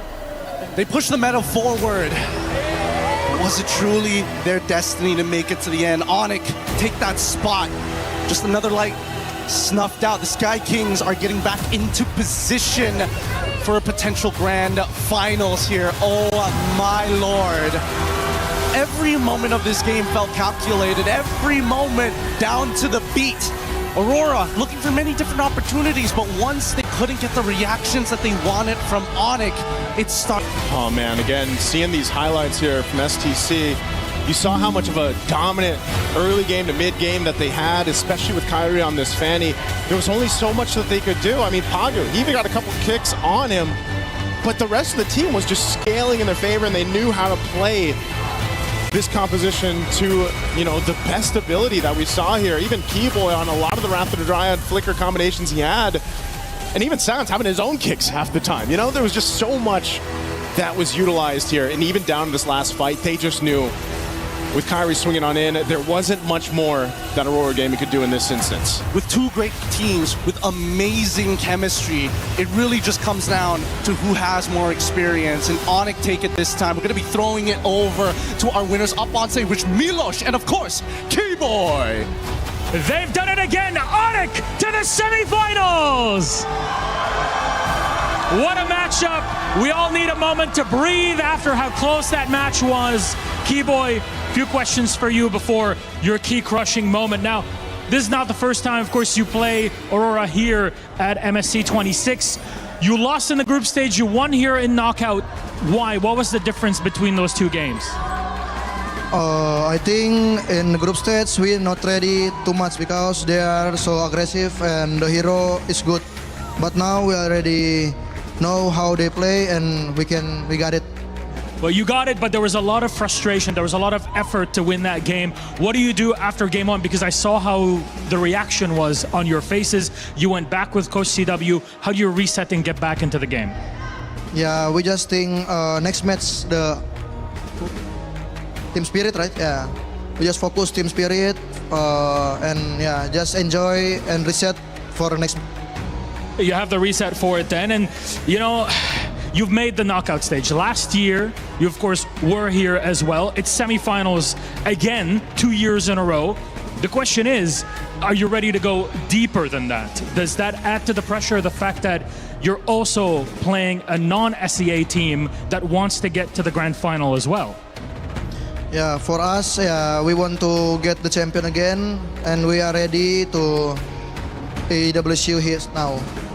Keep in mind, there's now Zara Egoist on the other side on Team Spirit. It's not the first time that you play against them. You knocked them out last year in quarterfinals. There's also Sawo on the other team. That's your counterpart in position. I mean, what's going to change compared to that last year? Are you going to finally take them down here at MSC? Same like Aurora, we want to take the defense first, and yeah, we are ready to fight Team Spirit. just ready, team spirit. Ready for Team Spirit. I have a lot of questions for you, but a question to the Onyx fans in here. What time is it? It's Onyx time. It's key crushing time. Onyx, gentlemen, come on over. You'll get to relax plenty right after this. Now let's all go to the back. Come along. Let's go crush that Aurora Gaming key. We waited so long. What a great match that we had. Incredible best of 5. Now you get to celebrate, Keyboy. Go ahead. Go ahead, gentlemen. Come on in. Last year, Onyx made it to the semifinals. This time, they've done it again. Goodbye, Aurora Gaming. Good luck in the next one. And as the fans are cheering, and as you heard them say, thank you for letting us know where the airport is. Onyx victorious on to the semifinals. They'll be playing gatekeepers to yet another Western team, non-SCA. What happens tomorrow versus Team Spirit? We won't know for sure, but our panelists, they're going to break this match down for you. The gold standard crushes the golden key of Aurora Gaming and sends them home one last time. As MSC continues, our semifinals are booked. And speaking of tickets booked, Aurora Gaming, yes, we'll have to get those tickets booked for the airport. It's tough to say. But at the end of the day, competition can sometimes be brutal. This one for Turkey was tough. We will see them again, and of course we will see Turkey again in Istanbul in the M Series M8 later on. But the beauty of this moment, a best of 5. Both teams have to hold their head up high, Brig, after that performance. But Onyx, man, that was fun to see. Yeah, I was just talking to LaFell, like, this is the only match that made me post again on my social media account. And that's just the beauty of this full best of 5 series that we really got to see between Onyx and Aurora. The development they've been through, Aurora, especially entering this competition strong, but Onyx too, they've been a bit shaky, but you see their tears of joy. You see how happy they are with the small adjustments that they did here and there. That could be a relative. Yeah, I mean, like, here's the thing. Aurora has been winning by basically outplaying the early game, but like Keyboy said, enough time has passed. They figured out how they move, how they draft, and even game number 5, first 2 picks, the Barat as well as the Fanny. I look at Brig look at me, and I'm like, this might be GG. And we definitely saw, even at the end, you asked us, like, who's going to win this one? It's like, this on draft, Onyx won hard for that one. So yeah, this is probably a heavy loss for Aurora because, again, they were set up to win the entire thing, but then at the end, Onyx just outdrafted them. So this is a pretty heavy loss. And the only thing I can hope for is that moving forward in this MSC, I hope we get to see more matches like that. Yeah. Other games is like, we outdraft you and then we win everything. I don't want that anymore. I feel like at this point we should have all full series. Yeah, because it feels so much more heavy because you see the attempt and the effort to really shut down certain players and heroes on Onyx side. You had a Cho, you had a Eudora, but even you asked us the question before entering the game of, who do you really try to target? Who do you try to go for? And we couldn't even just confidently say Fanny nor Kyrie anymore because you saw how they were just forced to play defensive a lot of times in that series and that they just had to scramble and find whoever they can just afford to, given how messy the team fights get, and that's really in favor of Onyx. 18-minute game. Well, when you look at that, it's probably on average the time Aurora spent in 2 games leading up to this. 9-minuters are what they were known for. And now, kind of shocked. Definitely a favorite coming into this. But against Onyx, it was tough to call them a favorite. And the little things, that was the theme of today, make a big difference in the fandom, the fan bases, not just from Team Spirit, but also for Onyx. Might have been that little thing, that little bit of confidence in an even match. No, it's 100%. I mean, like today, the team with the better crowd won the game. Yeah. And yes, true. Both teams are amazing, but yeah, sometimes that extra support, just to give you that self-confidence that even Brig was saying, like, you just got to have more self-confidence in this matchup. And then who had that just ends up winning it all. Believe in yourself. and I think Onyx did. Eventually, I mean, in the beginning, there was a bit of a test to try and go out of comfort. You saw that? I mean, here's the thing. It's rare that we see Onyx being this happy because most of the time when they win, it's a stomp. This is one of the rare times they had to really fight for it. And I feel like this is refreshing for them as players. Like, now there's actual competition. Yeah. We have to try hard this time. Yeah. And they didn't have answers that were guaranteed. We said it came down to those moments mechanically from so many of the players, buying and selling, winter crowns, little things that made the big difference. And it was sometimes a Cho pick or a Barat's pick or a counter to one of those ISO choices, sometimes an ultimate, sometimes a flicker. That would be the difference. Yeah. I want to... That's got to be something. Yeah, their wife and husband. Their husband and wife. Husband. Yes, that's Coach. Yes. But I which one is which, Brig? Which one's the husband? Which one's the wife? How do you know so much about the relationship? We're friends. Yeah. Okay. Mr. Denver Miranda. Yeah. Okay, there we go. Can't forget about that last sequence too. Keller was just looking at the fans. You were talking about the fans, and he was just telling them to keep the going. energy. Just keep going, continue, and go cheer. It was a moment that you saw how Kellera was very locked in and how satisfied he was after winning that game. Same for Keyboy, and they were just right next to each other. And the entire crowd too. I could see like a lot of the members of the Onyx crowd just probably being very anxious about what's going to happen, and probably like they're not as capable of saying anything anymore because the fight was just that close.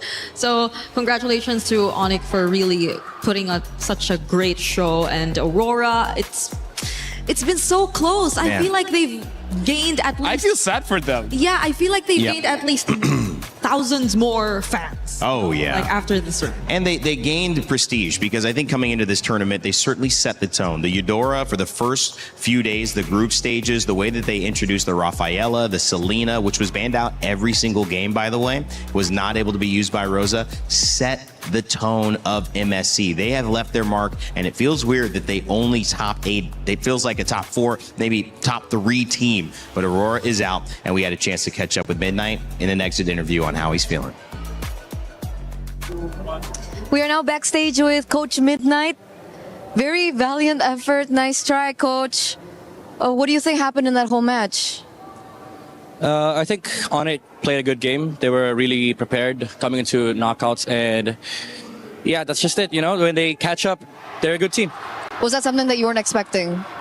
We expected that it would be a tough series, but we knew that we could win. But I guess, you know, we just lost. So did you think it was them just being the better team today? Or was it some errors on your part? Was it maybe draft, execution, something along those lines? Yeah, there were a couple of like mistakes from our side, even drafts. Like we tried to be creative and we pushed the boundaries of the meta, but I feel like Onyx synergy was just, you know, very hard to break considering that they played together for a long time. So, yeah. I mean, you made waves around MSC, so many crazy picks, so many things happening throughout. But at the end, did you think that was just not enough? Did you think the meta was a little bit pushed in a certain way? I'd say it could still be pushed more, but again, this is where you see like the difference between top teams and other teams. The synergy is just at a different level. Even though we played a close game against Onyx, I just feel like, you know, they just performed better as a team today. Okay, so they performed better as a team. The synergy was a little bit too difficult. But Coach, what are you going to tell your players after this? I mean, that's just the nature of the competition, you know, and the job's not done. We still have a lot of tournaments to look forward to, even M8, and I feel like we're in a very good place right now for the team, for the players. So yeah, we just move on with life and look for the next thing. How is everyone handling the loss? Very normal that, you know, everyone's disappointed a bit, you know. It's a bit sad, but it's just what it is. It is what it is. So we're assuming that you are going to be staying with Aurora after this. You mentioned the other tournaments that you're focused on. Yeah. Yes. Okay, we're very excited. We're very excited what you guys can do, because it was only this MSC and then you were able to do this and you're able to come this far. So Coach, do you have any message to anyone out there who supported you from day one? To all the Aurora fans out there, I know there's also a lot of Filipino fans, Turkish fans everywhere. Thank you so much for the support, and I hope you give all the support that my players need for our upcoming tournaments, because we're not done. It was an amazing journey. Thank you so much for your participation. We are excited to see what you guys have in store for the next, because now we are going to throw it over back to you guys. Well, the day certainly set the tone for what you can expect over our next 2 days, because we've got our semifinals booked. Team Spirit will move on, as well as Onic, and we will see them match up tomorrow. Actually, it may not be tomorrow. We might see Falcons PH and Yangon tomorrow. Actually, we'll see everybody tomorrow. We'll see everybody. Yeah. All right, here we go. Here's the answer to my question. Team Falcons PH, Yangon Galacticos will be first. Team Spirit and Onic will be after that. You know, both of those games are going to go crazy with the fans. You do not want to miss it. 12 CEST starting time as well. There's one big name in there, Team Falcons PH, from the club championship perspective. I do want to dive into what that means. Now look at these guys. They're looking good. I just got to say, they look like they just won a best of 5. They look like they just won a best of 5 and told me to be quiet. I didn't do nothing. Wasn't me. All right. Speaking of implications, the club championship is on the line. We got a quick update with our own Chris Tunn and Glitter Explosion. I've escaped to the totem to come chat with Lauren. New game going on this week, one that we talk about in Warzone, of course, but real big implications when it does come down to Club Championship. We got a lot of hot contenders in there. Yeah, I don't know what's going on over on my side of things, but we are constantly getting games where we have a lot of CC teams in the lobby. And if we're talking about storylines and how that could potentially change things this week, we've got a lot to dive into. First of all, we do have Twisted Minds in this lobby, and they are the defending champs. However, they've been pretty inconsistent over the last few lands, so there's a very big possibility that they're not able to take this one home. But then if we're talking about hometown advantage, this is where things start to get a little bit crazy, because we do have Gentlemates here, and we saw how insane it was the first couple weeks when they were here and local, and I think that hometown advantage might be big for them. And as well, I mean, Paris and France in general loves Call of Duty titles. All the time we see them really show up for it. I remember those Gentlemates fans being loud in Riyadh, never mind when we were in Paris. Exactly, so it could be even crazier. Hopefully it gives them a little bit of a boost. But then finally, we of course have Falcons, the team that needs the win for CC, and this actually could be the game they get it in. They've got Hisoka, the best player in the world in Warzone, and they are definitely a favorite to win the whole thing. Yeah, it should be really interesting. I think especially when it does come down to Falcons, faltered last year, didn't play to their potential, but this is a big opportunity for them to get the win on the board. Lauren, I'll be checking in with her the next few days. We've only got a couple more days, but I'll be getting as much as I can out of you by the time we finish things up. Thank you very much, Lauren, guys. Talking some Call of Duty. Those both know what they're doing. Big shout out to Lauren as well. Been fun. Haven't seen her since week 1 of Apex, but she's been doing a great job alongside Chris, keeping us updated. Here are your club championship rankings, powered by Aramco. Thank you, Aramco, for setting us up with this. Nodus and Seer still in the lead. These will potentially change a lot. Obviously, Street Fighter's got some great representatives going on. We've got Falcons still alive here. You see, they were actually at, I think it was 1,200. They've jumped up a couple hundred points. They're still in 6th place, but looking at the way that Vitality is no longer in this, Aurora Gaming just went out. They were hoping to get some more points from this. Team Falcons got to be happy that they have a chance to move up this leaderboard with tomorrow's game. That'll be the last, the first game actually that we see tomorrow, guys. So that'll be exciting. Brig, LaFell, as we see Hugs, Kiboy hugging a most likely partner there, dear friend, sister. Not sister, I think. Somebody that he loves. Maybe not. Hold on, maybe not. Okay, I think that's... You can't... I don't know. I mean, I guess you can kiss your sister like that. You sure can. Shout out to my sister as well. She just had a baby. So congratulations. New Rainer in the family. Shout out to the gender Robert that can Brooks. dish out babies. Huh? Yeah, dishing out babies. MLB, that's what it stands for. Right? Yeah. ML babies. ML babies. MLB babies. Yeah. A new league coming out. Get them ready. I think it's too early for phones, though, by the way, guys. Final thoughts, Brig, LaFell. It's been fun hanging with you on the second half of the day. I just hope we don't have the same pattern of our first series being a 3-0, because I don't think Falcons Spirit should end in a 3-0. I hope we all get game 5 tomorrow. We're at the final stretch. It doesn't get easier after this, because at this point, all the teams, they're at max potential. So hopefully every single team is able to show off all of their efforts for months going into this point, because just a few days from the grand finals. Indonesia is still alive. You've got Philippines still alive. Is it Myanmar or Malaysia? I'm sorry, Yangon. Myanmar for Yangon Galactico. You've got Europe still alive. You've got Indonesia. You got the Philippines. You got everybody ready to throw down MLBB. It's looking like a heavyweight fight from all of us here at the desk on the production side, of course the EFG side, and the Esports World Cup side. Thank you for watching. And you MLBB fans, you know where to find us tomorrow. We'll be live for the semifinals. My name's been Rain Day, and as always, remember to never give up, never stop gaming, and we will see you all for the semis.